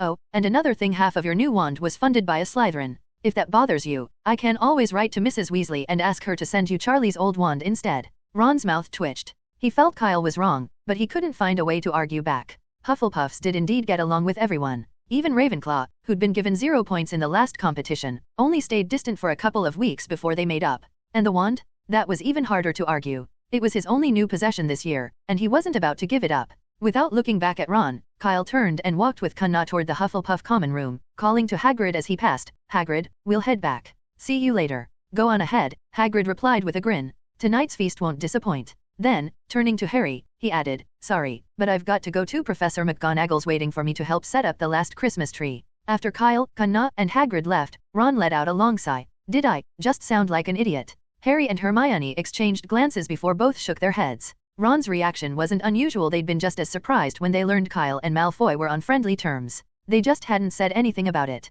Kyle actually helped us out back there, Harry said quietly. I noticed Snape was standing not far behind us the whole time, just waiting for us to clash with Malfoy so he could dock points. Ron quickly glanced around, but apart from a few students heading to the Great Hall, there was no sign of Snape. Trust me, he was there, Harry insisted. He was right behind us, around the corner. Ask Hermione if you don't believe me. Yes, Harry's right, Hermione nodded absently. Given that the path from the dungeons led directly to the Great Hall, it wasn't unusual to see Snape there. Never mind that, Hermione said with a frown. Aren't you curious? What was that thing Kyle gave Malfoy that cost 100 galleons? Wait, what? Ron's eyes widened in disbelief. 100 galleons. He had been too preoccupied with other thoughts to pay attention earlier. Yes, 100 galleons, Harry added, also remembering the detail. The Malfoys must be rolling in gold. Though Harry had inherited a sizable fortune from his family's vault, he had never spent that much in one go. So far, his biggest expense had been 7 galleons for his wand. Merlin's beard, Ron murmured, suddenly feeling weak in the knees. 100 galleons, he'd never even seen what 10 galleons looked like all at once. Maybe he understood Kyle a bit better now. Harry glanced at his watch. There's still some time before the feast begins, right? 13 minutes, to be precise, said Hermione, eyeing him skeptically. You're not thinking of. Aren't you curious what that thing actually is? Harry whispered. The Quidditch pitch isn't that far away, we should have time to check it out. Without hesitation, Ron was already on his feet. What are we waiting for? He darted out of the castle doors, racing toward the Quidditch pitch, with Harry and Hermione close on his heels. The three reached the pitch in record time but, not wanting Malfoy to see them, crouched near the entrance to sneak a peek inside. After 10 minutes, they hurried back to the castle, just in time for the Christmas feast. The Great Hall was splendidly decked out, with wreaths of mistletoe and holly draped along the walls. The 12 Christmas trees sparkled with all kinds of ornaments, shimmering icicles, twinkling snowflakes, candles, golden baubles, and boxes containing tiny enchanted surprises. Oddly enough, one of the trees even had a ghost as a decoration. Familiar ghostly faces floated among the branches, including nearly headless Nick and the Fat Friar, who warmly greeted every student passing by. Under normal circumstances, Harry would have been enchanted by these unique decorations, but now he barely glanced at them. Hermione and Ron were equally distracted, and the trio hurried to the Gryffindor table. The moment they sat down, Harry whispered, "Did you see that snake? It was spitting fireworks and must have been 10 feet long. How does it do that when it's only the size of a fist?" "I don't know, Harry," Ron said, shaking his head. "All I know is that Malfoy actually paid 100 galleons for a toy. I've told you 1,000 times it's not a toy." Hermione snapped, giving Ron a sharp look. "It's a magical object that combines the engorgement charm, the Bluebell Flames charm, and advanced transfiguration." "Okay, fine, a magical toy," Ron muttered under his breath. No matter what Hermione said, it didn't change the fact that this was nothing more than a showy gadget. 100 galleons for a toy, the world had to be mad. Or maybe it was just Malfoy who was mad. Hermione heard Ron's grumbling but chose to ignore him. She fidgeted absently, scratching her head. The entire way back, she'd been wondering how the Bluebell Flames charm could change color like that. But as far as she knew, it was impossible. She'd never read anything like it in any of her books. Hermione recalled how, in their very first charms lesson, someone had asked Professor Flitwick if they could change the color of the wand lighting charm to make it glow red. Professor Flitwick had replied that it wasn't possible. Altering the color would change the charm's nature entirely, making it a new spell altogether. It seemed impossible that Kyle, just a second-year student, could have created a new charm. Yet here he was, casually doing things even Flitwick had deemed unfeasible. Hermione's gaze drifted over to the Hufflepuff table, where Kyle was laughing and chatting with his friends. Is it really true that there are such big differences between wizards? She thought, feeling a small pang of discouragement. The feast soon began, but Hermione was so absorbed in her thoughts that she hardly noticed what she was eating. At one point, she even came close to putting a candle into her mouth, mistaking it for food. Fortunately, Harry noticed in time and nudged her back to reality. After a sumptuous dinner, the next morning arrived, and everyone packed their bags for the train ride back to King's Cross Station. Mikkel and Ryan left as well, making Kyle the only one staying behind in the Hufflepuff dormitory for Christmas. The sudden silence after the usual morning bustle felt strange and uncomfortable for him. With the castle so empty, Kyle skipped breakfast in the Great Hall, choosing instead to grab a quick bite in the kitchen and eat in the common room. When Kunna entered the common room, she found Kyle intently studying a small stone. "What are you up to so early in the morning?" she asked, leaning over with curiosity. Kyle was waving his wand over a white pebble on the table, and with each motion, tiny pieces chipped off. "Are you carving the stone?"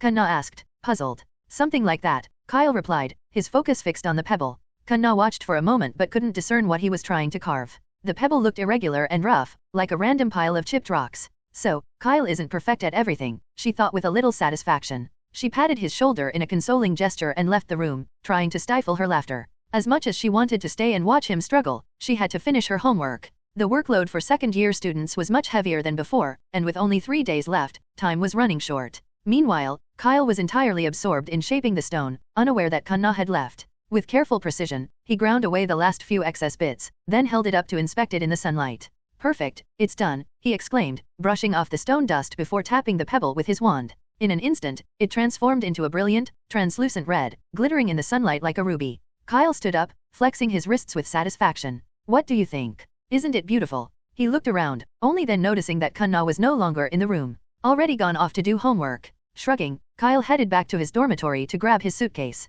Since he hadn't bothered to secure the entrance to the hidden passage inside it the last time he opened it, the moment he cracked the suitcase lid, a fluffy black shape leapt out, disappearing in the blink of an eye. But Kyle remained calm. He took out the ruby he just enchanted and shook it lightly, silently counting down in his head. 1, 2. Before he reached 3, Kyle felt his arm grow heavier as a small, fluffy creature perched itself on his arm, its eyes glued to the ruby in his hand. This the Niffler Kyle had brought with him from Newt's. Knowing full well a Niffler's love for shiny things and its propensity for theft, Kyle had kept it safely locked away to prevent it from raiding Hogwarts. Now, with the castle nearly empty for the holiday, he was finally letting it roam free for a bit. Over the months, it had grown considerably, his fur darkening to a rich black, and he was now about the size of a small, polished bludger. Kyle tried to lift it off his arm, but the Niffler clung tightly, its short little legs waving insistently toward the ruby. Pretty fast, aren't you? No wonder Newt had to chase after you every day, Kyle chuckled, scratching it under the chin. So, do you like it? The Niffler nodded excitedly, pointing his tiny paw at the ruby, his eyes pleading. You've got good taste. Take a nice, long look if you want. At this, it froze momentarily before letting out a howl and struggling with all his might, the sound a mix of disappointment and frustration. Whoa, calm down. I never said I was giving it to you, Kyle said, raising an eyebrow. You've got some nerve. This is the Philosopher's Stone, I still need it. You can only look. Well, it was a magically conjured stone he just called the Philosopher's Stone for fun, nothing wrong with that, right? But the Niffler didn't care. All it saw was the sparkliest treasure it had ever laid eyes on. It quickly rummaged in its pouch, pulling out an assortment of tiny trinkets, a button, a broken shard of glass, a few shiny candy wrappers, a couple of newts, and a golden galleon. Ah, so that's where my missing galleon went, Kyle chuckled, gently rubbing its head. He'd noticed it missing a few days ago but hadn't realized the little thief had snatched it. And the button, it was the exact type the house elf had sewn onto the troll's clothes. How in Merlin's name did it even get that? With a reluctant look, the Niffler extended the items to Kyle, offering them as a trade. Kyle laughed. Oh, so you're trying to bargain with me? It nodded eagerly.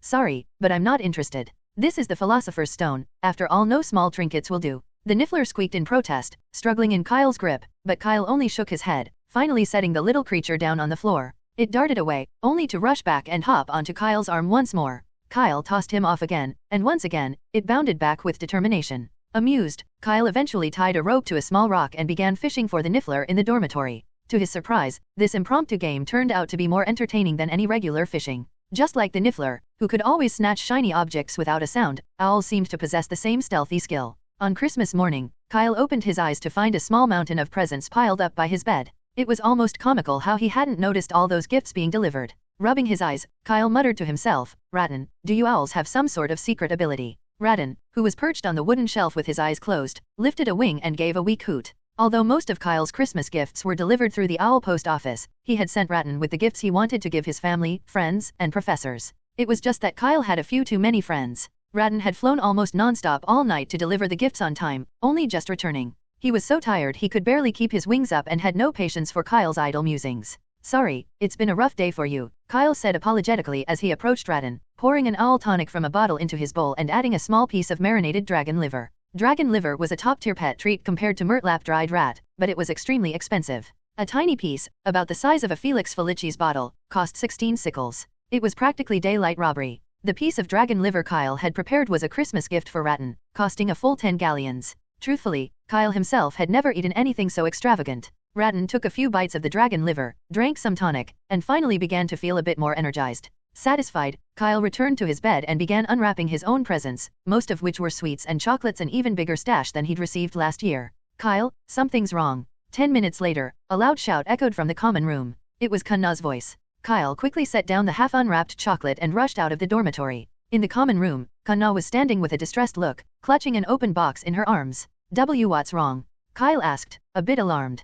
Kanna bit her lip, looking worried. I've lost my galleons again. Could it be Pocky? Remembering what had happened last year, Kanna immediately suspected the witch turned mouse after realizing her galleons were missing. What are you thinking? That's impossible, Kyle said, waving his hand to reassure her. She's probably busy making breakfast for the Dementors right now. She doesn't have time to sneak back to Hogwarts. Maybe you just forgot where you put the galleons. Well, Kanna sighed in relief at Kyle's words, patting her chest. I'll look for it again. The galleons aren't really important, but I quite liked that crystal hairpin. Wait, a crystal hairpin. Kyle suddenly froze, his brows furrowing. Have you lost anything else? Not much, Kanna tilted her head, thinking. Some galleons, a crystal hairpin, oh, and a silver brooch. It was a gift I just unwrapped, and then it disappeared in an instant. Galleons, crystal, silver brooch. Kyle's eye twitched slightly, as if he had already figured out what was going on. Just a minute. Kyle took a deep breath and pulled out the Philosopher's Stone. The next moment, a black fur ball sprang from the corner of the common room, hurtling toward him.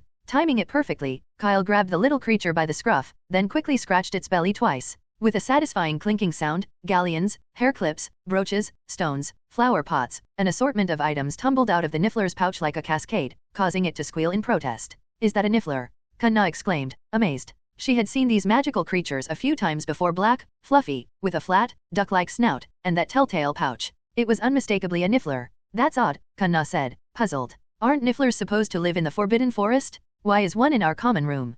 His name is Jerry, and he's mine," Kyle said, gathering up the pile of items from the floor. "I guess I wasn't paying attention last night, and he snuck out of the dorm." It was unbelievable. Kyle could have sworn he'd put the little rascal back in his box before going to bed. How had he managed to escape? Maybe the lid hadn't been closed properly? In any case, he was lucky to have found him so quickly. If Jerry had been out any longer, who knew how much more would have disappeared. This was the first time Kanna had been up close with a niffler. She came over, eyes wide, and asked hopefully, "Can I pet him?" "Of course," Kyle said, casually handing Jerry over to Kanna, though he reminded her, "But watch out for anything shiny you're wearing, and be careful he doesn't try to pocket it." Okay, Kanna replied absently, then eagerly began stroking the niffler's head. The fluffy, soft feel made her eyes close contentedly. Seeing she was happily occupied, Kyle returned to his dorm to finish unwrapping his presents. Notably, aside from candy, he had received more books this year than anything else. The collection was quite varied, ranging from highly technical magical theory texts to detailed guides on Quidditch techniques, and even biographies.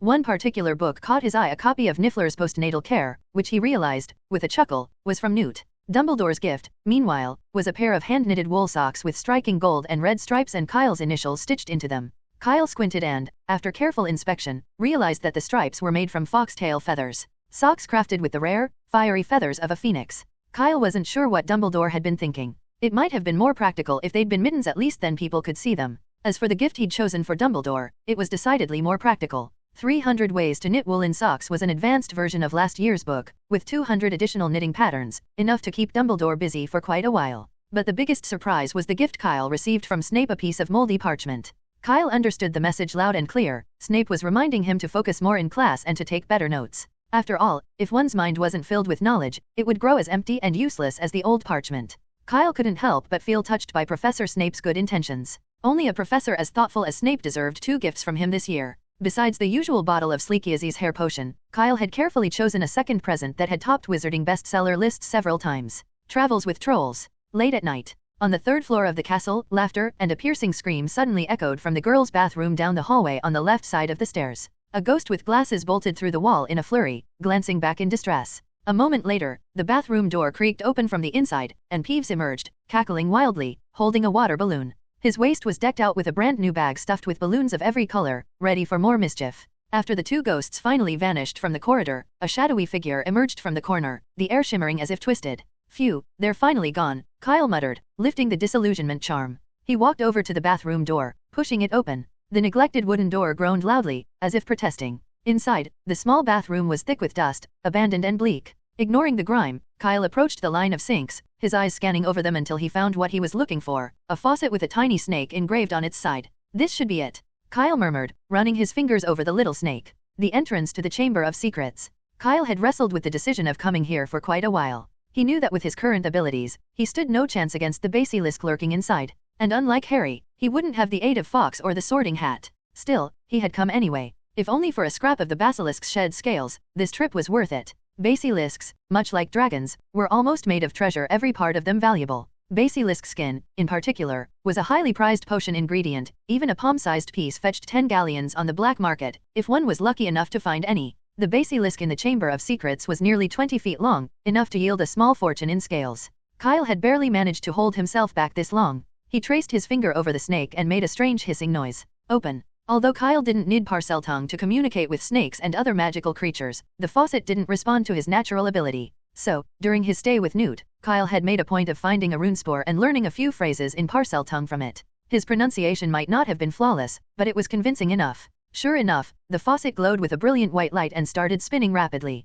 As it rotated, the sink began to shift, eventually revealing a thick pipe, wide enough to fit a person. Kyle touched the suitcase strapped to his side and took out his broomstick, then climbed inside the pipe without hesitation. The dim light in the pipe revealed layers of slimy residue coating the walls. Riding his broomstick, Kyle navigated downward, twisting through 7 or 8 turns until he finally exited the pipe. Dismounting from the broom, he found himself in a vast, dark stone tunnel, large enough for a person to stand in comfortably. Lumos. Kyle's wand flared to life, casting a faint glow in the tunnel as he walked carefully forward. The darkness was so thick that his wand illuminated only a small area ahead, while his shadow stretched long, distorting into monstrous shapes along the damp, uneven walls. The ground was littered with mouse bones, scattered across the moist floor, bones that scabbers would probably find to his taste. Kyle moved slowly, eyes scanning his surroundings, prepared to bolt at the first sign of movement. After a few minutes, Kyle rounded a dark corner, and there it was, a huge, coiled shape lying motionless in the distance. Quickening his pace, he approached, lifting his wand higher. The light fell upon a massive snake skin, green with a glossy sheen and shimmering with golden highlights.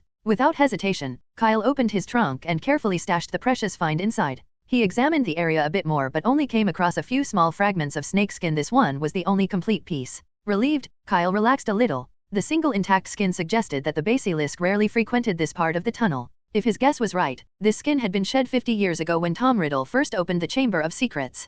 Kyle continued forward, though still gripping his broomstick tightly, keeping his senses sharp just in case. On the way, he collected every fragment he encountered, determined to make the most of his trip. At last, Kyle reached the tunnel's end, where a solid stone wall barred his way. Engraved into the wall were two intertwined snakes, their eyes inlaid with large, gleaming emeralds. He reached out, pressing his hand against one of the gems. If I snap these gems off, would the door refuse to open? With a small grin, Kyle tried to pry one loose, but no matter what he tried, magic or brute force, the gem wouldn't budge. It felt fused with the wall itself, as if it were an inseparable part of the stone. After several attempts, he was out of breath and slightly frustrated. Forget it, he muttered, giving up with a sigh. He looked into the emerald-eyed snakes and let out another low, rasping hiss. Immediately, the two snakes slid apart, and the stone wall cracked down the middle, slowly splitting and sliding aside. Kyle took a deep breath, braced himself, and reached into his box to ensure his supplies were in order, then stepped through the doorway. Beyond the wall lay a long, dimly lit chamber, lined with towering stone pillars coiled in relief with carved serpents.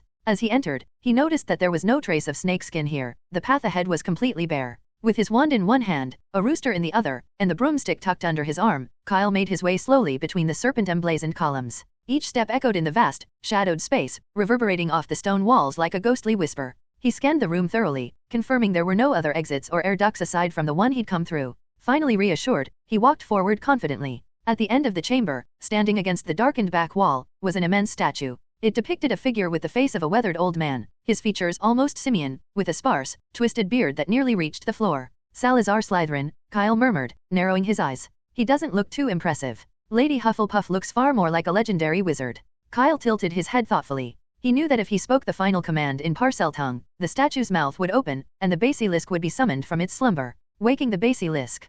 Kyle hesitated, weighing his options. After a long hesitation, Kyle ultimately chose not to open the Slytherin statue to awaken the basilisk. His reluctance wasn't out of fear that the basilisk might kill him. Though the basilisk, one of the deadliest magical creatures, able to kill with a single glance, was terrifying, it also had a peculiar and very pronounced weakness. It would flee in terror at the sound of a rooster's crow, a noise fatal to it. It might sound absurd, but an ordinary rooster could indeed kill one of the wizarding world's most fearsome creatures. Kyle had come well prepared. Before this expedition, he had gone to Hogsmeade, where he ordered over 100 roosters through the Owl Post Office, each one fortified with a potion to boost its vitality. The roosters were now cramped in his suitcase, full of energy and raucously crowing. Even a slight crack in the lid unleashed a deafening burst of clocks and crows that echoed furiously through the Chamber of Secrets. In this silent, echoing chamber, the cacophony of 100 roosters would be amplified tenfold. If Kyle were to release them all, the basilisk wouldn't stand a chance. It would be lucky to survive even a second. But Kyle didn't want to kill the basilisk, nor did he want it reduced to a one-time treasure trove.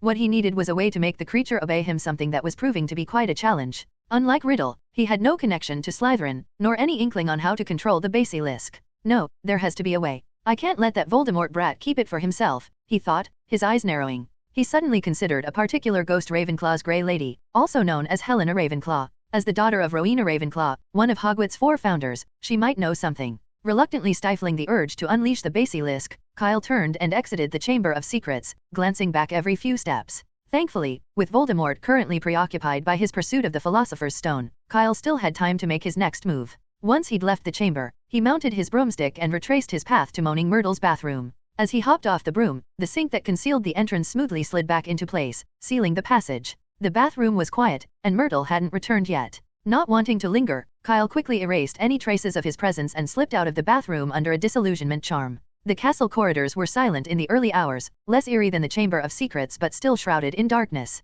He gave a quick glance toward the library door but decided against detouring for any late-night book copying and instead headed straight back to his dormitory. He'd barely taken a few steps when a piercing, spine-chilling scream shattered the silence. Startled, and fresh out of the Chamber of Secrets, Kyle instinctively thought of the basilisk. His hand jerked, and before he realized it, he'd accidentally opened the suitcase. A torrent of roosters, energized and raring to go, exploded out of the suitcase, spilling like a feathery fountain into the corridor. Kyle, regaining his senses, snapped the suitcase shut, but it was too late. More than half the roosters had escaped. Instantly, the hallway came alive. The eerie scream from the library mingled with the crowing of dozens of roosters, creating a symphony of chaos that echoed through the castle like a bizarre concert. By Merlin's beard, what are you doing in the library in the middle of the night instead of sleeping? Kyle slapped his forehead, muttering a curse under his breath. A young wizard brazenly breaking school rules like that deserved to be docked 100 points? But before he could stew any longer, the sound of hurried footsteps echoed from downstairs. It was Filch, holding a dim oil lamp as he approached quickly. Damn it! Kyle cursed, frowning. He hadn't brought his invisibility cloak. While the disillusionment charm was effective, it still cast a faint shadow that would be revealed by the lamplight. Seeing Filch nearing the stairs, Kyle didn't hesitate. He turned and bolted up to the next floor. He remembered a secret passage on the 4th floor, hidden behind a suit of armor, which led directly to the underground classroom corridor. Come out, I can see you. Filch's irate voice rang out behind him, harsh even against the chorus of crowing roosters echoing through the corridors. When Kyle reached the 4th floor, something bumped into him, though when he looked back, he saw nothing. No one was around. Potter. Kyle muttered, narrowing his eyes as he considered who the unfortunate soul in the library might have been. Just then, he felt a soft, silken touch brush his hand, a sensation he recognized instantly. It was the cloak of invisibility. No way. Kyle quickened his pace. Soon, he spotted Snape up ahead, alongside Professor McGonagall, still in her nightdress. The incessant clamor of crowing had alerted every professor in the castle, and McGonagall and Snape were the first to respond. Kyle pressed himself against the wall, holding his breath. Getting caught now would spell disaster. What's going on, Severus? Professor McGonagall demanded. Someone apparently found Christmas a bit dull and decided to create some excitement, Snape replied coolly. It's hilarious, really. Keeping everyone awake. Whoever's responsible, I'll have them in detention for 100 years. Professors, Filch's voice broke through as he finally reached them on the stairs. There was someone in the library, in the restricted section. I found a broken oil lamp there. Nighttime, in the restricted area, disturbing the entire castle. 200 points and a month of detention. Professor McGonagall's eyes blazed with fury. Restricted area. Snape sneered. Then they can't have gone far. We'll catch them for sure. Leave the catching to Argus, McGonagall replied sharply. Severus, first we have to handle the chaos here, or the students won't get a wink of sleep. Good heavens, how did they even get into the castle in the first place? Kyle's pulse quickened as the two professors drew closer, knowing the disillusionment charm wouldn't fool their sharp eyes. If they turned the corner, he'd be spotted instantly. Taking a deep breath, he began stepping backward, inching quietly away from their voices. He glanced around frantically, his eyes lighting up as he spotted a slightly open door on his right. Without a second thought, he squeezed himself through the narrow gap and shut it softly behind him. Almost simultaneously, McGonagall and Snape appeared in the corridor he had just vacated. Students these days are really out of control. McGonagall huffed. Minerva, I suggest we go check the dormitories to see who's missing tonight, Snape said with a dark glint in his eyes. Kyle leaned against the wall, listening as the footsteps outside gradually faded away. SSSHH, a soft intake of breath sounded from a distance. Harry lifted his cloak of invisibility and, as if by magic, suddenly appeared in the room. Oblivious to the fact that he wasn't alone, he let the cloak slip away and began to survey the room. His gaze soon landed on an imposing mirror, and with piqued curiosity, he approached, wanting a look at his reflection. As Harry stepped up to the mirror, he found himself unable to move, captivated by what he saw. Not far away, Kyle, who had witnessed everything, rubbed his forehead. He had seen this mirror last year in the headmaster's office. It was the mirror of Arist. Kyle knew the pull it would have on Harry, but now was not the time to be lost in its allure. Snape had just mentioned he was going to check the dormitories. Surely Harry hadn't forgotten? Fine. I'd better give him a nudge. As Kyle left the room, he made a loud noise on purpose and tossed a canute. As a skilled chaser, his aim was spot on. The canute arced through the air and landed precisely on Harry's forehead. Hopefully, that will snap him out of it. By then, there were no professors patrolling the 4th floor. After leaving the room, Kyle quickly ducked behind a suit of armor and slipped into a secret passage that led to the underground classroom. In the kitchen corridor, a few students had gathered, looking groggy but curious about the commotion and too nervous to leave the area. Using the disillusionment charm, Kyle blended into the crowd and returned to the common room with them once Professor Sprout arrived. Kyle, did you sneak out? In the common room, Kunna, hugging a pillow, asked sleepily, what on earth happened outside? I don't know, Kyle replied calmly, shaking his head. I went out after I was woken up, but it was pitch dark, and I didn't see anyone. Kunna nodded, looking dazed and only half listening. The next day, all of Hogwarts was abuzz with talk about the previous night's events, and nearly half the students were yawning over breakfast. That was close, Ron mumbled, sleepily poking at a piece of fried egg on his plate. Professor McGonagall almost caught you out of bed last night. How did you manage that? For the last time, Ron, it wasn't me, Harry said, sounding frustrated. I was just at the library. But there was someone else, Harry insisted, recalling the details. Remember that mirror I told you about? I was completely absorbed in looking at it when someone threw something and hit me. If they hadn't, McGonagall would have definitely caught me. Well, that was actually kind of decent of them, Ron murmured thoughtfully. They could have ignored you, and then any points lost or detentions would have been yours alone. They would have stayed out of it completely. Exactly. But who could it have been? Harry glanced around the Great Hall. Ron, do you think someone else has a cloak of invisibility like mine? He hadn't noticed anyone else nearby last night, just as Filch hadn't seen him. And, as far as Harry could tell, only the cloak of invisibility could accomplish that. I don't think so, Ron mused, shaking his head. The cloak of invisibility is a rare item, even among wizards. But maybe Malfoy might have one. He recalled Malfoy spending 100 galleons on a toy just before Christmas. If he wanted a cloak of invisibility, it wouldn't be out of reach. Yeah, you're right, Harry nodded, guessing Ron's line of thought. But Malfoy went home for the holidays. He wasn't at school yesterday. True, that's a pity. Ron sighed. After a quiet moment, Harry's thoughts returned to the mirror and the image he'd seen. The figures from the mirror lingered in his mind. Could they have been his parents? The glimpse had been too brief for him to be sure, and he resolved to return that night. Unbeknownst to them, Fred and George, who were nearby, overheard their conversation. Did you catch that, George? Cloak of invisibility. Fred raised an eyebrow, intrigued. Of course, Fred, George replied in a low voice, grinning. There aren't many around here with a cloak of invisibility, and one of them happens to be our dear friend. Lucky we stayed at school over Christmas, or we'd have missed all the fun. True, Fred nodded with a smirk. Kyle's a legend, getting everyone up 5 hours early. Brilliant idea. Fred glanced toward the Hufflepuff table and wondered aloud, but why isn't Kyle in the hall yet? I'm itching to ask him what happened. Probably still sleeping, George replied. Hufflepuff's common room is next to the kitchen, so he can grab a bite whenever he wants. That's convenient. Fred sighed. If only we could move Gryffindor's common room closer. Yeah, then we wouldn't have to trek downstairs every night. Meanwhile, the professors at the head table were having a similar conversation. They had combed through each house's dormitories the night before, only to find no students missing. We must have gone too late, Snape muttered, glancing toward Harry. I suggest we ask the fat lady if any young wizards slipped out in the middle of the night. Professor McGonagall pursed her lips, giving Snape a thoughtful look. Severus, we don't consult the fat lady about our own students. Dumbledore, seated beside her, shook his head. And it wouldn't be fair to the other 3 houses. But you could try asking the portraits in the corridor. I will. Snape's expression darkened slightly as he shot another look toward Gryffindor before leaving the head table. Actually, I already have. After Snape had gone, Dumbledore winked at Professor McGonagall, chuckling. But they didn't see a thing. Quite a clever little wizard.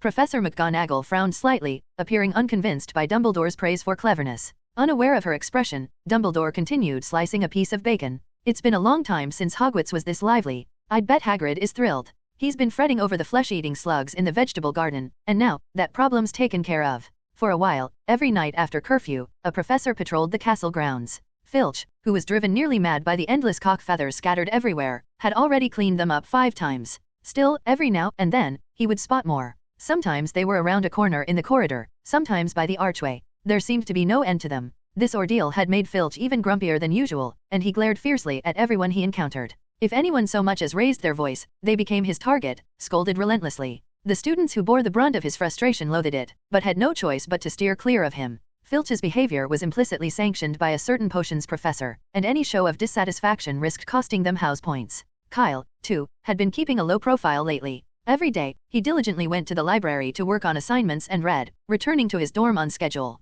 He'd put his late-night swims on hold for the time being. Fred and George had warned him that Filch prowled the 2nd floor most of the night, while patrolling professors often popped into the library to check for stragglers. Under such close watch, sneaking around to copy books was far too risky, so Kyle decided to wait until the situation blew over. But not everyone was willing to wait. Harry Potter, for instance, had been obsessed with returning to the mirror ever since he realized who the people he saw in it were. He didn't intend to do anything when he went, just sit there, captivated, for hours. Ron tried to talk him out of it, but Harry wouldn't listen to a word. On the 3rd night, he finally ran into Dumbledore in the room. I didn't see you, sir. Harry stammered, his hands and feet icy with nerves. Only then did he remember that the professors had been cracking down on nighttime wandering. What if Dumbledore suspected he'd been the one causing trouble lately? The thought that Gryffindor could lose 200 points over this left Harry feeling hollow, as if he'd turned to ice inside. It's odd that you became nearsighted the moment you became invisible, Dumbledore said with a smile. Seeing the smile on Dumbledore's face, Harry exhaled a sigh of relief. Thankfully, Dumbledore didn't seem to be planning on taking any points.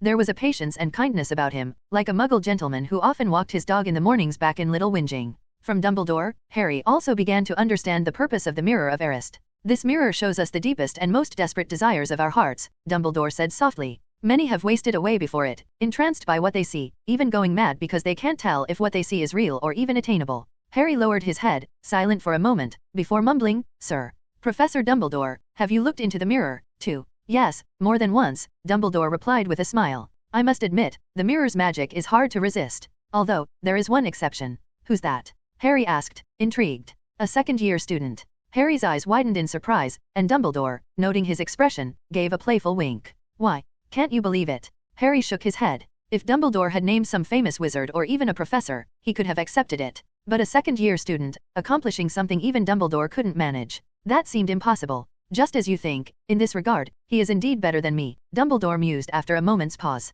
He had 2 chances to gaze into the Mirror of Erised, but he walked away without hesitation each time. Professor Dumbledore, could it be that he mistook it for an ordinary mirror? Harry asked. At first, I thought so too, but soon I realized that wasn't the case. Dumbledore shook his head. He knew exactly what the Mirror of Erised was and fully understood its purpose. Who is he? Harry pressed. Do I know him? But this time, Dumbledore didn't answer. That's enough for tonight, Harry, he said, rising to his feet. Tomorrow, the mirror will be moved to a new location. I ask you not to go searching for it again. Losing yourself in illusions, forgetting the reality of life, it's no help to you. Now, why don't you put on that remarkable invisibility cloak and return to bed? Harry left the room still full of questions. Back in his dormitory bed, his mind kept returning to the mysterious second-year student Dumbledore had mentioned. But the only second years he knew were a few from Gryffindor and, of course, Kyle. Could it be him? Harry wondered, unsure. The next day, during lunch, Kana nudged Kyle, who was sitting across from her, and whispered, Have you been up to anything lately, like going to the Quidditch pitch to practice?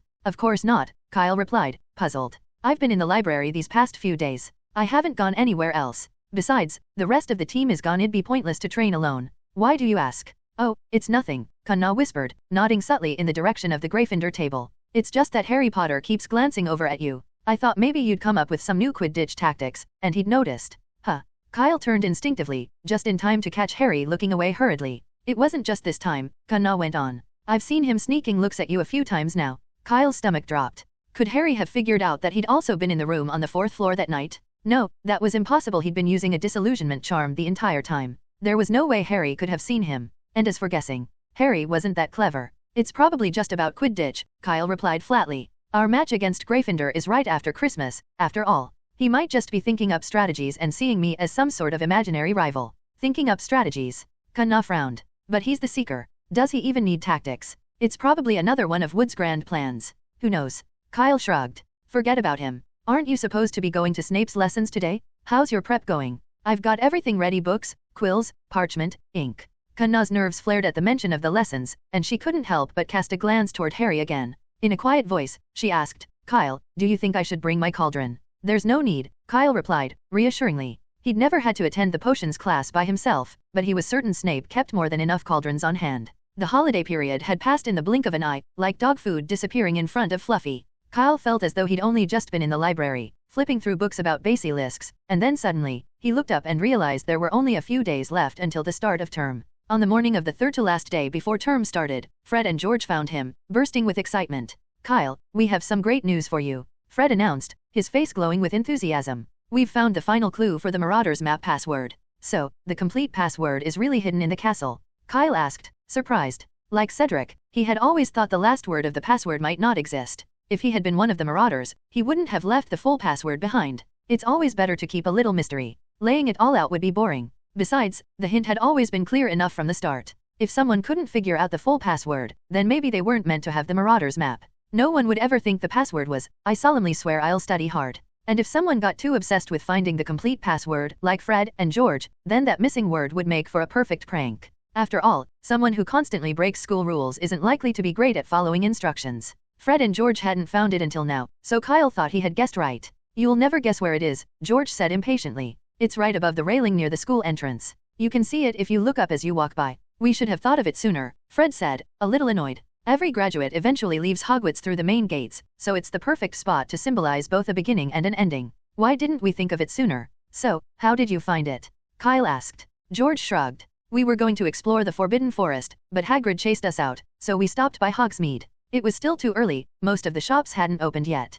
We couldn't use the shortcut through the secret passage, so we had to go back the long way. When we passed the school gates, we saw the words on the wall immediately. George sighed suddenly. Maybe we shouldn't always sneak back through the secret passage after visiting Hogsmeade. But speaking of secret passages, Fred said, his eyes lighting up as he patted Kyle on the shoulder and whispered, after getting the complete password, we discovered 2 new secret passages. One's on the 4th floor, behind the statue of the hunchbacked one-eyed witch. Her hunchback is the entrance. The other one is even more hidden, Fred added, with a mysterious glint. Want to guess where it is? Behind the bookshelves in the headmaster's office. Kyle guessed with a serious expression, stroking his chin. If that's the case, I'd bet the exit leads to a shop's common room in Hogsmeade, maybe the 3 Broomsticks, or Madame Putafoot's tea room. Fred and George were stunned. Not because Kyle had guessed correctly, in fact, there was no secret passage in the headmaster's office at all. But Kyle's words had sparked their imaginations. Just picture it, the greatest headmaster Hogwarts had ever seen secretly linked to a shopkeeper.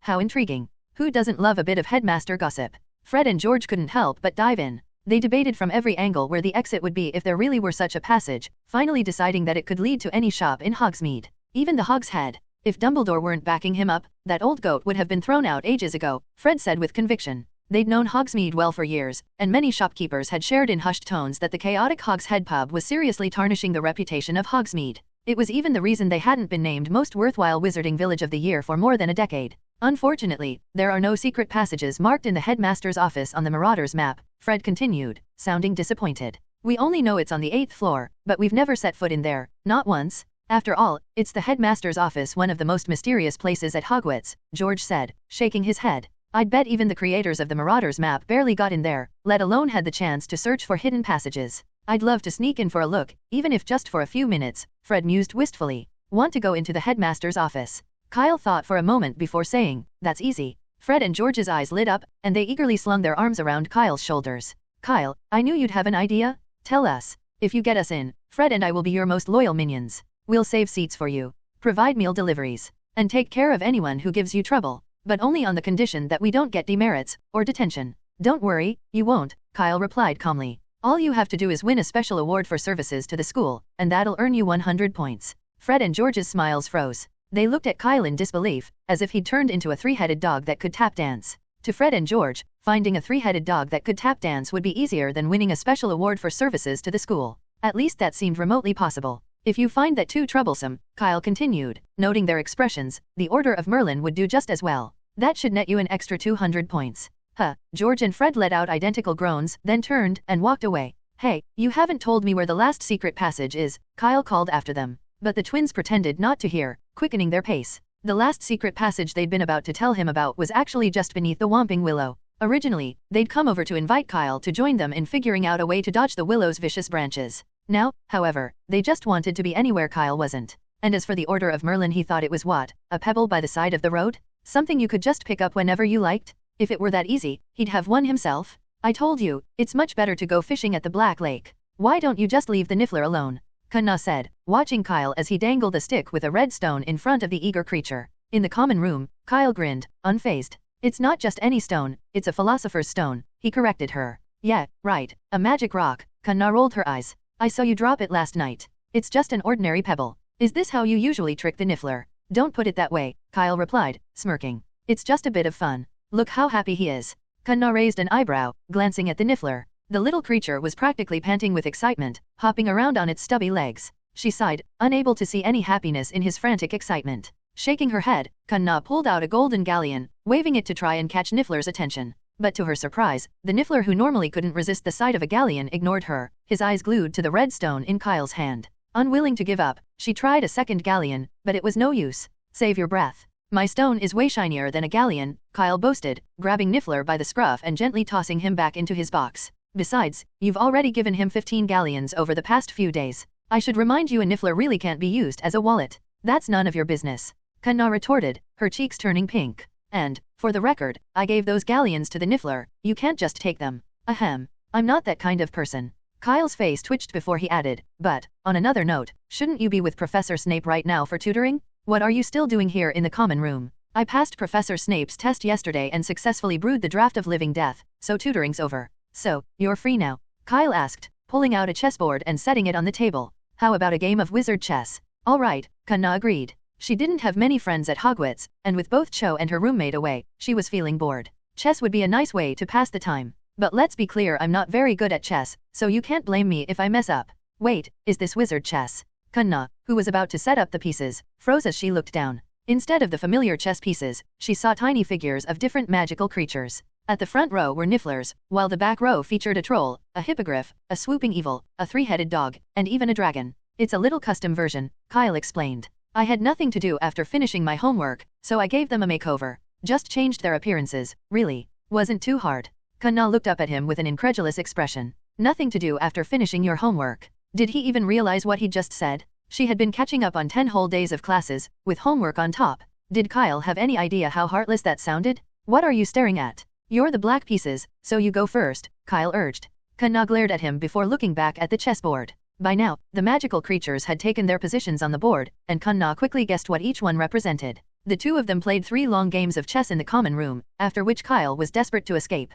Kunna's earlier claim about her chess skills being average was a massive understatement. Her skill level was, in truth, painfully average. And while playing against an inexperienced opponent could be fun every now and then, Kunna's style came with a unique torture. She took an eternity to make each move. What could have been a 5-minute game dragged on for over half an hour. By the end, Kyle was beyond frustrated, trapped in a game that had long since lost its appeal. He would have gladly rewritten his homework twice if it meant escaping another game with Kunna. But Kunna wasn't having it, and she insisted he stay until noon. Finally, as soon as lunch was over, Kyle made a break for it. He left the castle and headed straight for Hagrid's hut, determined to spend the rest of the afternoon somewhere chess-free. At Hagrid's, he ran into Harry and Ron. Ron explained that Harry had been plagued by nightmares lately, and they'd come to see if Hagrid might be able to help. So, why didn't you just go to Madame Pomfrey in the hospital wing? Kyle asked, baffled. He couldn't fathom Harry and Ron's logic. As far as he could see, the only way Hagrid could solve Harry's nightmares was by knocking him out with a well-placed punch. Or was it just that all first years were unusually reckless?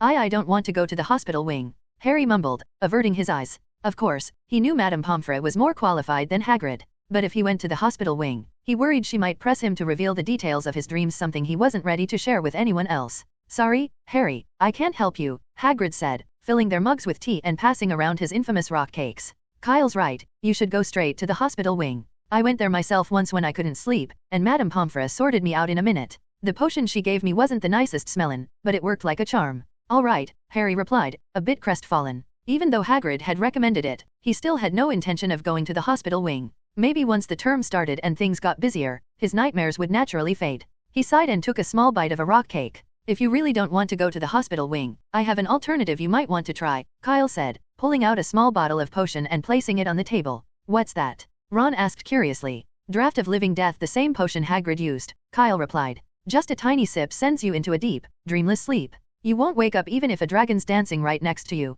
Harry picked up the bottle, eyeing it with uncertainty. Will this stop the nightmares? It should, Kyle nodded. Or at least you could try it and see. Just take a tiny sip, enough to let you sleep for about an hour. It won't mess up your rest tonight. But one thing, it's really strong, so you'd better wait until you're back in the dormitory. But before Kyle could finish, Harry tipped the bottle and took a small sip. What did you say? Harry asked, putting the bottle back down. Nothing, never mind. Kyle sighed, looking at Ron. You'd better be ready to help. I don't think Potter's going to make it back to the dormitory on his own. And sure enough, just as Kyle spoke, Harry's head drooped, and he slumped forward in his chair, completely motionless. Cedric and Cho returned only as evening fell. Fred and George had gone to Hogsmeade to buy several large bottles of butterbeer to celebrate their return to school. Each person in the group of 6, or rather, the team, received a bottle, with only Kyle left out. You guys are holding a grudge a little too long, Kyle said, eyeing the butterbeer in everyone else's hands. His lips pursed. It was just a joke, and you're still mad about it. Oh, if it isn't Kyle, the new Order of Merlin recipient, Fred said in an exaggeratedly surprised tone.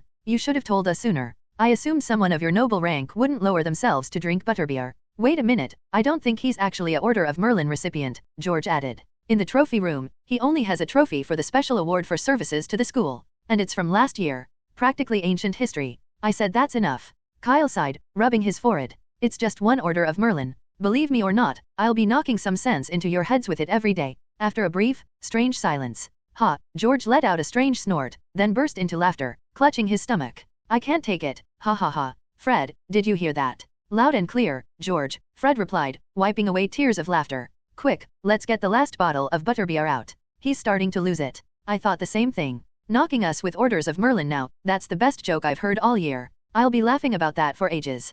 Kyle raised an eyebrow as they finally handed him a bottle. He took a calm sip and asked, "What if I actually could? Then we'll be taking your butterbeer every single time." Fred replied nonchalantly, "If someone could really get an order of Merlin in the second year, I'd fly around the school tap dancing while balancing 3 trophies." George chimed in. "Count me in." The two of them could hardly keep from laughing at their own jokes. Kyle merely raised an eyebrow and took another sip of his butterbeer without a word. It was indeed delicious, a bit like hot cocoa, rich with the taste of butter, but not too heavy. No wonder it was so popular. Perhaps they could make this a daily ritual, though he wasn't sure if the Weasley twins' wallets could keep up. Not long after the students returned to Hogwarts, dinner began. Hermione frowned as she watched Ron piling food onto a large plate. "What are you doing? And where's Harry? Isn't he going to eat?" "That's what I'm saying," replied Ron, holding a chicken leg in his hand. "Harry's asleep in his dorm. I called and called, but he's out cold. If we don't bring him some food now, he'll wake up starving." "Asleep, now?" Hermione looked even more puzzled. She knew Harry was prone to dozing off, often falling asleep in the library, but why would he be sleeping at a time like this?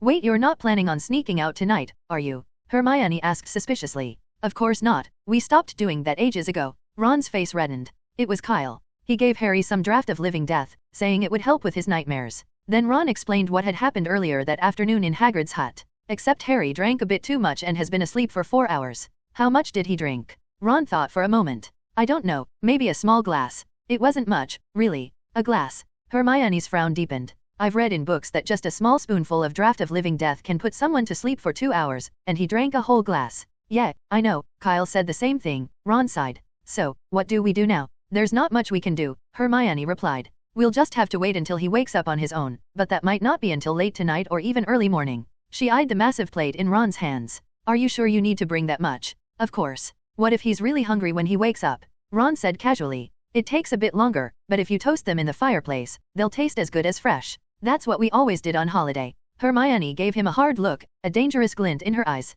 "So you spent the whole holiday figuring out how to toast food instead of looking for Nicholas Flamel, is that it?" "We did look." Ron protested quickly. "We even snuck into the restricted section. Just so you know, the books there scream when you open them. We almost got caught by Filch." Hermione raised a skeptical eyebrow. This was the first she'd heard of books that screamed, and she couldn't help doubting Ron's story. But Ron patted his chest in assurance, insisting it was true. After all, Harry had told him so himself, and Ron seemed absolutely certain. After the opening dinner, everyone returned to their dormitories. Hermione was right, it was late at night before Harry finally stirred and opened his eyes. He tried to speak but felt his throat was dry. Thankfully, there was a half-full glass of pumpkin juice beside him. Not knowing whose it was, Harry took a big gulp without a second thought. "This is the dormitory." He set down the glass and took in his surroundings. Beside the pumpkin juice, there was a plate full of hearty food. A wave of hunger hit him, and Harry's stomach rumbled painfully, a feeling he hadn't experienced since leaving the Dursleys' house. He grabbed a baked potato, eating its skin and all in just a few bites, which made him feel considerably better.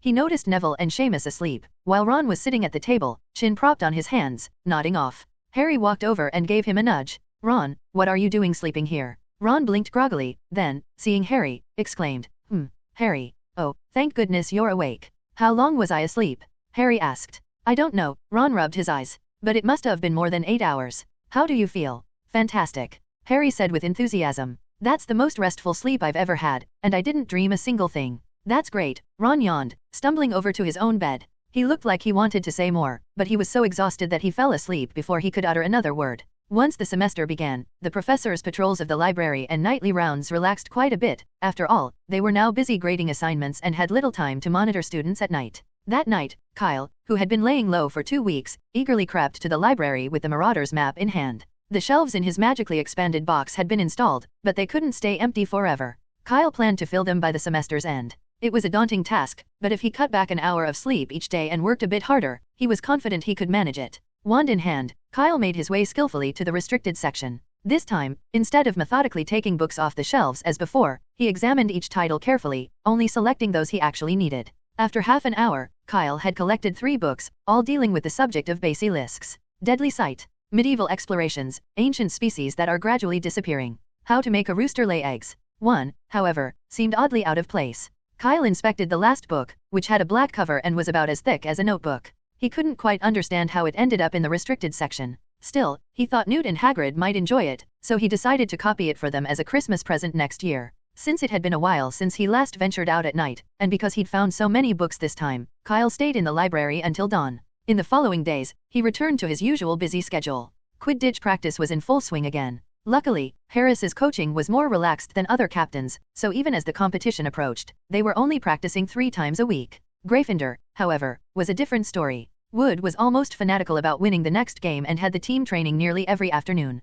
Even during the string of rainy days following heavy snowfall, Kyle could see them out on the Quidditch pitch. Fred and George had complained multiple times that Wood was turning into a training tyrant and didn't seem to care about their well-being. If this keeps up, we'll be living in the hospital wing before the match even begins, Fred joked. Kyle, however, suspected they might be exaggerating a bit, especially since Hufflepuff's next opponent was Gryffindor. Besides Quidditch training, Kyle found time each weekend to visit Hagrid's hut. Ever since Hagrid had started looking after the magical creatures in the Forbidden Forest, his hut was full of surprises. Here you go, Kyle Unicorn Tail Hair, Hagrid said one day, pouring Kyle a cup of tea and handing him a small bag. I remember you're fond of this stuff, so I saved some for you all naturally shed. Kyle opened the bag and peered inside. It was filled with a dozen or so long, silvery hairs in perfect condition. This many? Kyle asked in surprise. Did you collect all these recently? Unicorns don't shed nearly as much as crops, especially not their tails. Without a wizard's intervention, a single hair might take 6 months to fall. The fact that Hagrid had collected so many in just a few weeks was remarkable. Was there another herd of unicorns in the Forbidden Forest? Nah, most of them are from a while back, Hagrid replied, placing a copper pot on the stove. I'd planned to weave them into a cushion, but the tail hair's color is too bright. It just looked odd mixed with the rest, so I picked 'em out. There were actually more, but I didn't find them. The rest are all here, so you can have 'em. Thanks, Kyle said, smiling awkwardly. Only Hagrid, Kyle thought with a chuckle, would attempt to make a cushion out of unicorn tail hair and then complain it was too bright. He was definitely living up to his reputation. Oh, Kyle, Hagrid said, his face suddenly reddening. How's that spider tonic you were brewing for me coming along? Not that I'm rushing you, I'm just curious. Yeah, just curious. It's almost ready, Kyle replied after a moment's thought. I tested it on Lee Jordan's tarantula, and it worked pretty well. All that's left is to add a 8-leaf flower, but that plant's rare. It'll take about 2 weeks to get here from Diagon Alley. The 8-leaf flower is a delicate ingredient that only works effectively when it's fresh. It's very particular about its environment, just the wrong light or temperature can cause it to wither. For this reason, potion shops don't typically stock it and only harvest it on demand. And it doesn't come cheap. At 29 galleons per plant, with payment required in advance and no refunds, it's quite an investment. Still, Kyle hadn't hesitated to place the order. Considering the unicorn tail hairs Hagrid had given him, now numbering over 10, along with nearly 2 pints of acromantula venom from before, the cost seemed minimal. 8-leaf flower, Hagrid mused, thinking aloud. Is that the plant with 8 leaves, purple in the middle, and either yellow or red on the edges? That's right. When it ripens, the petals turn from red to yellow, Kyle said. Is there a chance you've seen it in the Forbidden Forest? Actually, yes. Hagrid nodded. I saw some just yesterday while I was out on patrol, near where the unicorns live. Could you take me there? Kyle asked eagerly. I promise I won't wander off. No. Hagrid refused without hesitation. The unicorns lived deep within the Forbidden Forest, and it was too dangerous for him to let Kyle go anywhere near there. If you like, I can gather some for you in a few days, Hagrid offered. Of course, I'd love that. Kyle nodded enthusiastically. When you do go, could you dig them up with as much soil as possible? The more soil, the better. And, if you could, let me know ahead of time. I'll wait for you here at the cabin. Hagrid nodded, taking Kyle's instructions to heart. Dig them up with plenty of soil, got it. Oh, by the way, do you still need any more venom from the 8-eyed giant spider? The batch you gave me last time is more than enough, Kyle said, shaking his head. While Hagrid might not mind sharing, Kyle felt guilty about taking too much. Besides, acromantula venom wasn't something he'd need often. What he already had would last him well past graduation. After 2 days of rain, the castle was buzzing with excitement as everyone anticipated the second Quidditch match. Our next opponent is Gryffindor, Harris told the Hufflepuff team earnestly during a practice session. They're nothing like Ravenclaw, they're a very strong team with virtually no weaknesses. Their new seeker, Harry Potter, is every bit as skilled as Cedric, and he has a knack for spotting the golden snitch quickly. Dean, Ronnie, he addressed the team's beaters, don't worry about Angelina, just keep an eye on Potter. What about you and Kyle? One of the beaters asked with a frown. The Weasley twins are sharp players. They'll definitely try to use the bludgears to throw you off. That's fine, Harris replied calmly. We have 2 chasers, so even if we're dodging bludgears, we won't lose any points. But then we won't be able to score quickly, another player pointed out. To be honest, it's unlikely we'll score quickly anyway, Harris admitted after a moment's thought. Wood isn't like other keepers. He's got professional potential and is incredibly strong. Our tactics against Ravenclaw won't fool him. Harris paused, looking around at his team. I'm sure the key to victory will come down to the golden snitch. He turned back to his beaters. So, do whatever it takes to support Cedric. If Potter spots the snitch first, you'll need to find a way to stop him. If necessary, use a bludger to divert the snitch. Don't worry, Captain, Cedric assured him. I'll catch the snitch first. I have complete confidence in you, Harris said with a smile,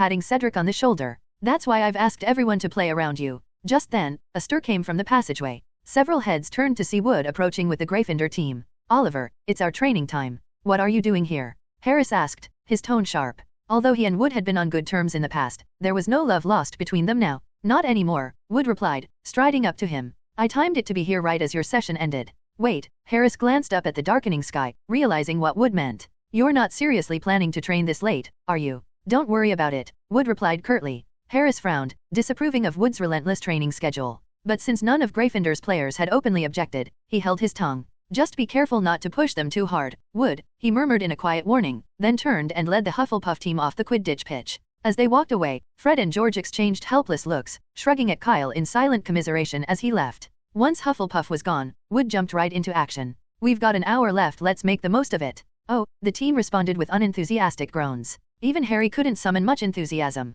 With Wood's relentless schedule lately, it felt like he was either in class or on his broom, with barely any time for meals. He just wanted to crawl into his warm bed and get some real rest. But at Wood's urging, the team reluctantly took to the air. Fred and George, however, had other ideas. Ignoring Wood's commands, they began diving at each other, pretending to slip off their broomsticks. "Will you stop messing around?" Wood snapped angrily. "If you keep this up, you'll lose us the match. Snape's the referee this time, and you know he'll find a way to deduct points from Gryffindor." George practically fell off his broom when he heard that. "Snape as referee," he sputtered, spitting out a mouthful of mud. "I thought he didn't care about Quidditch, he barely even shows up to watch." The other players landed beside George, voicing their own concerns. Harry, in particular, looked pale, his whole body trembling. He remembered Ron and Hermione's warning that Snape had cast a spell on his broom during the last match. If he did it again, there'd be no way to stop him. Hermione wouldn't be able to rush onto the pitch. "Harry, you look awful," Angelina said, concerned. "No, I'm fine," Harry mumbled, though his voice was shaky. "Wood, in the next game, don't worry about me.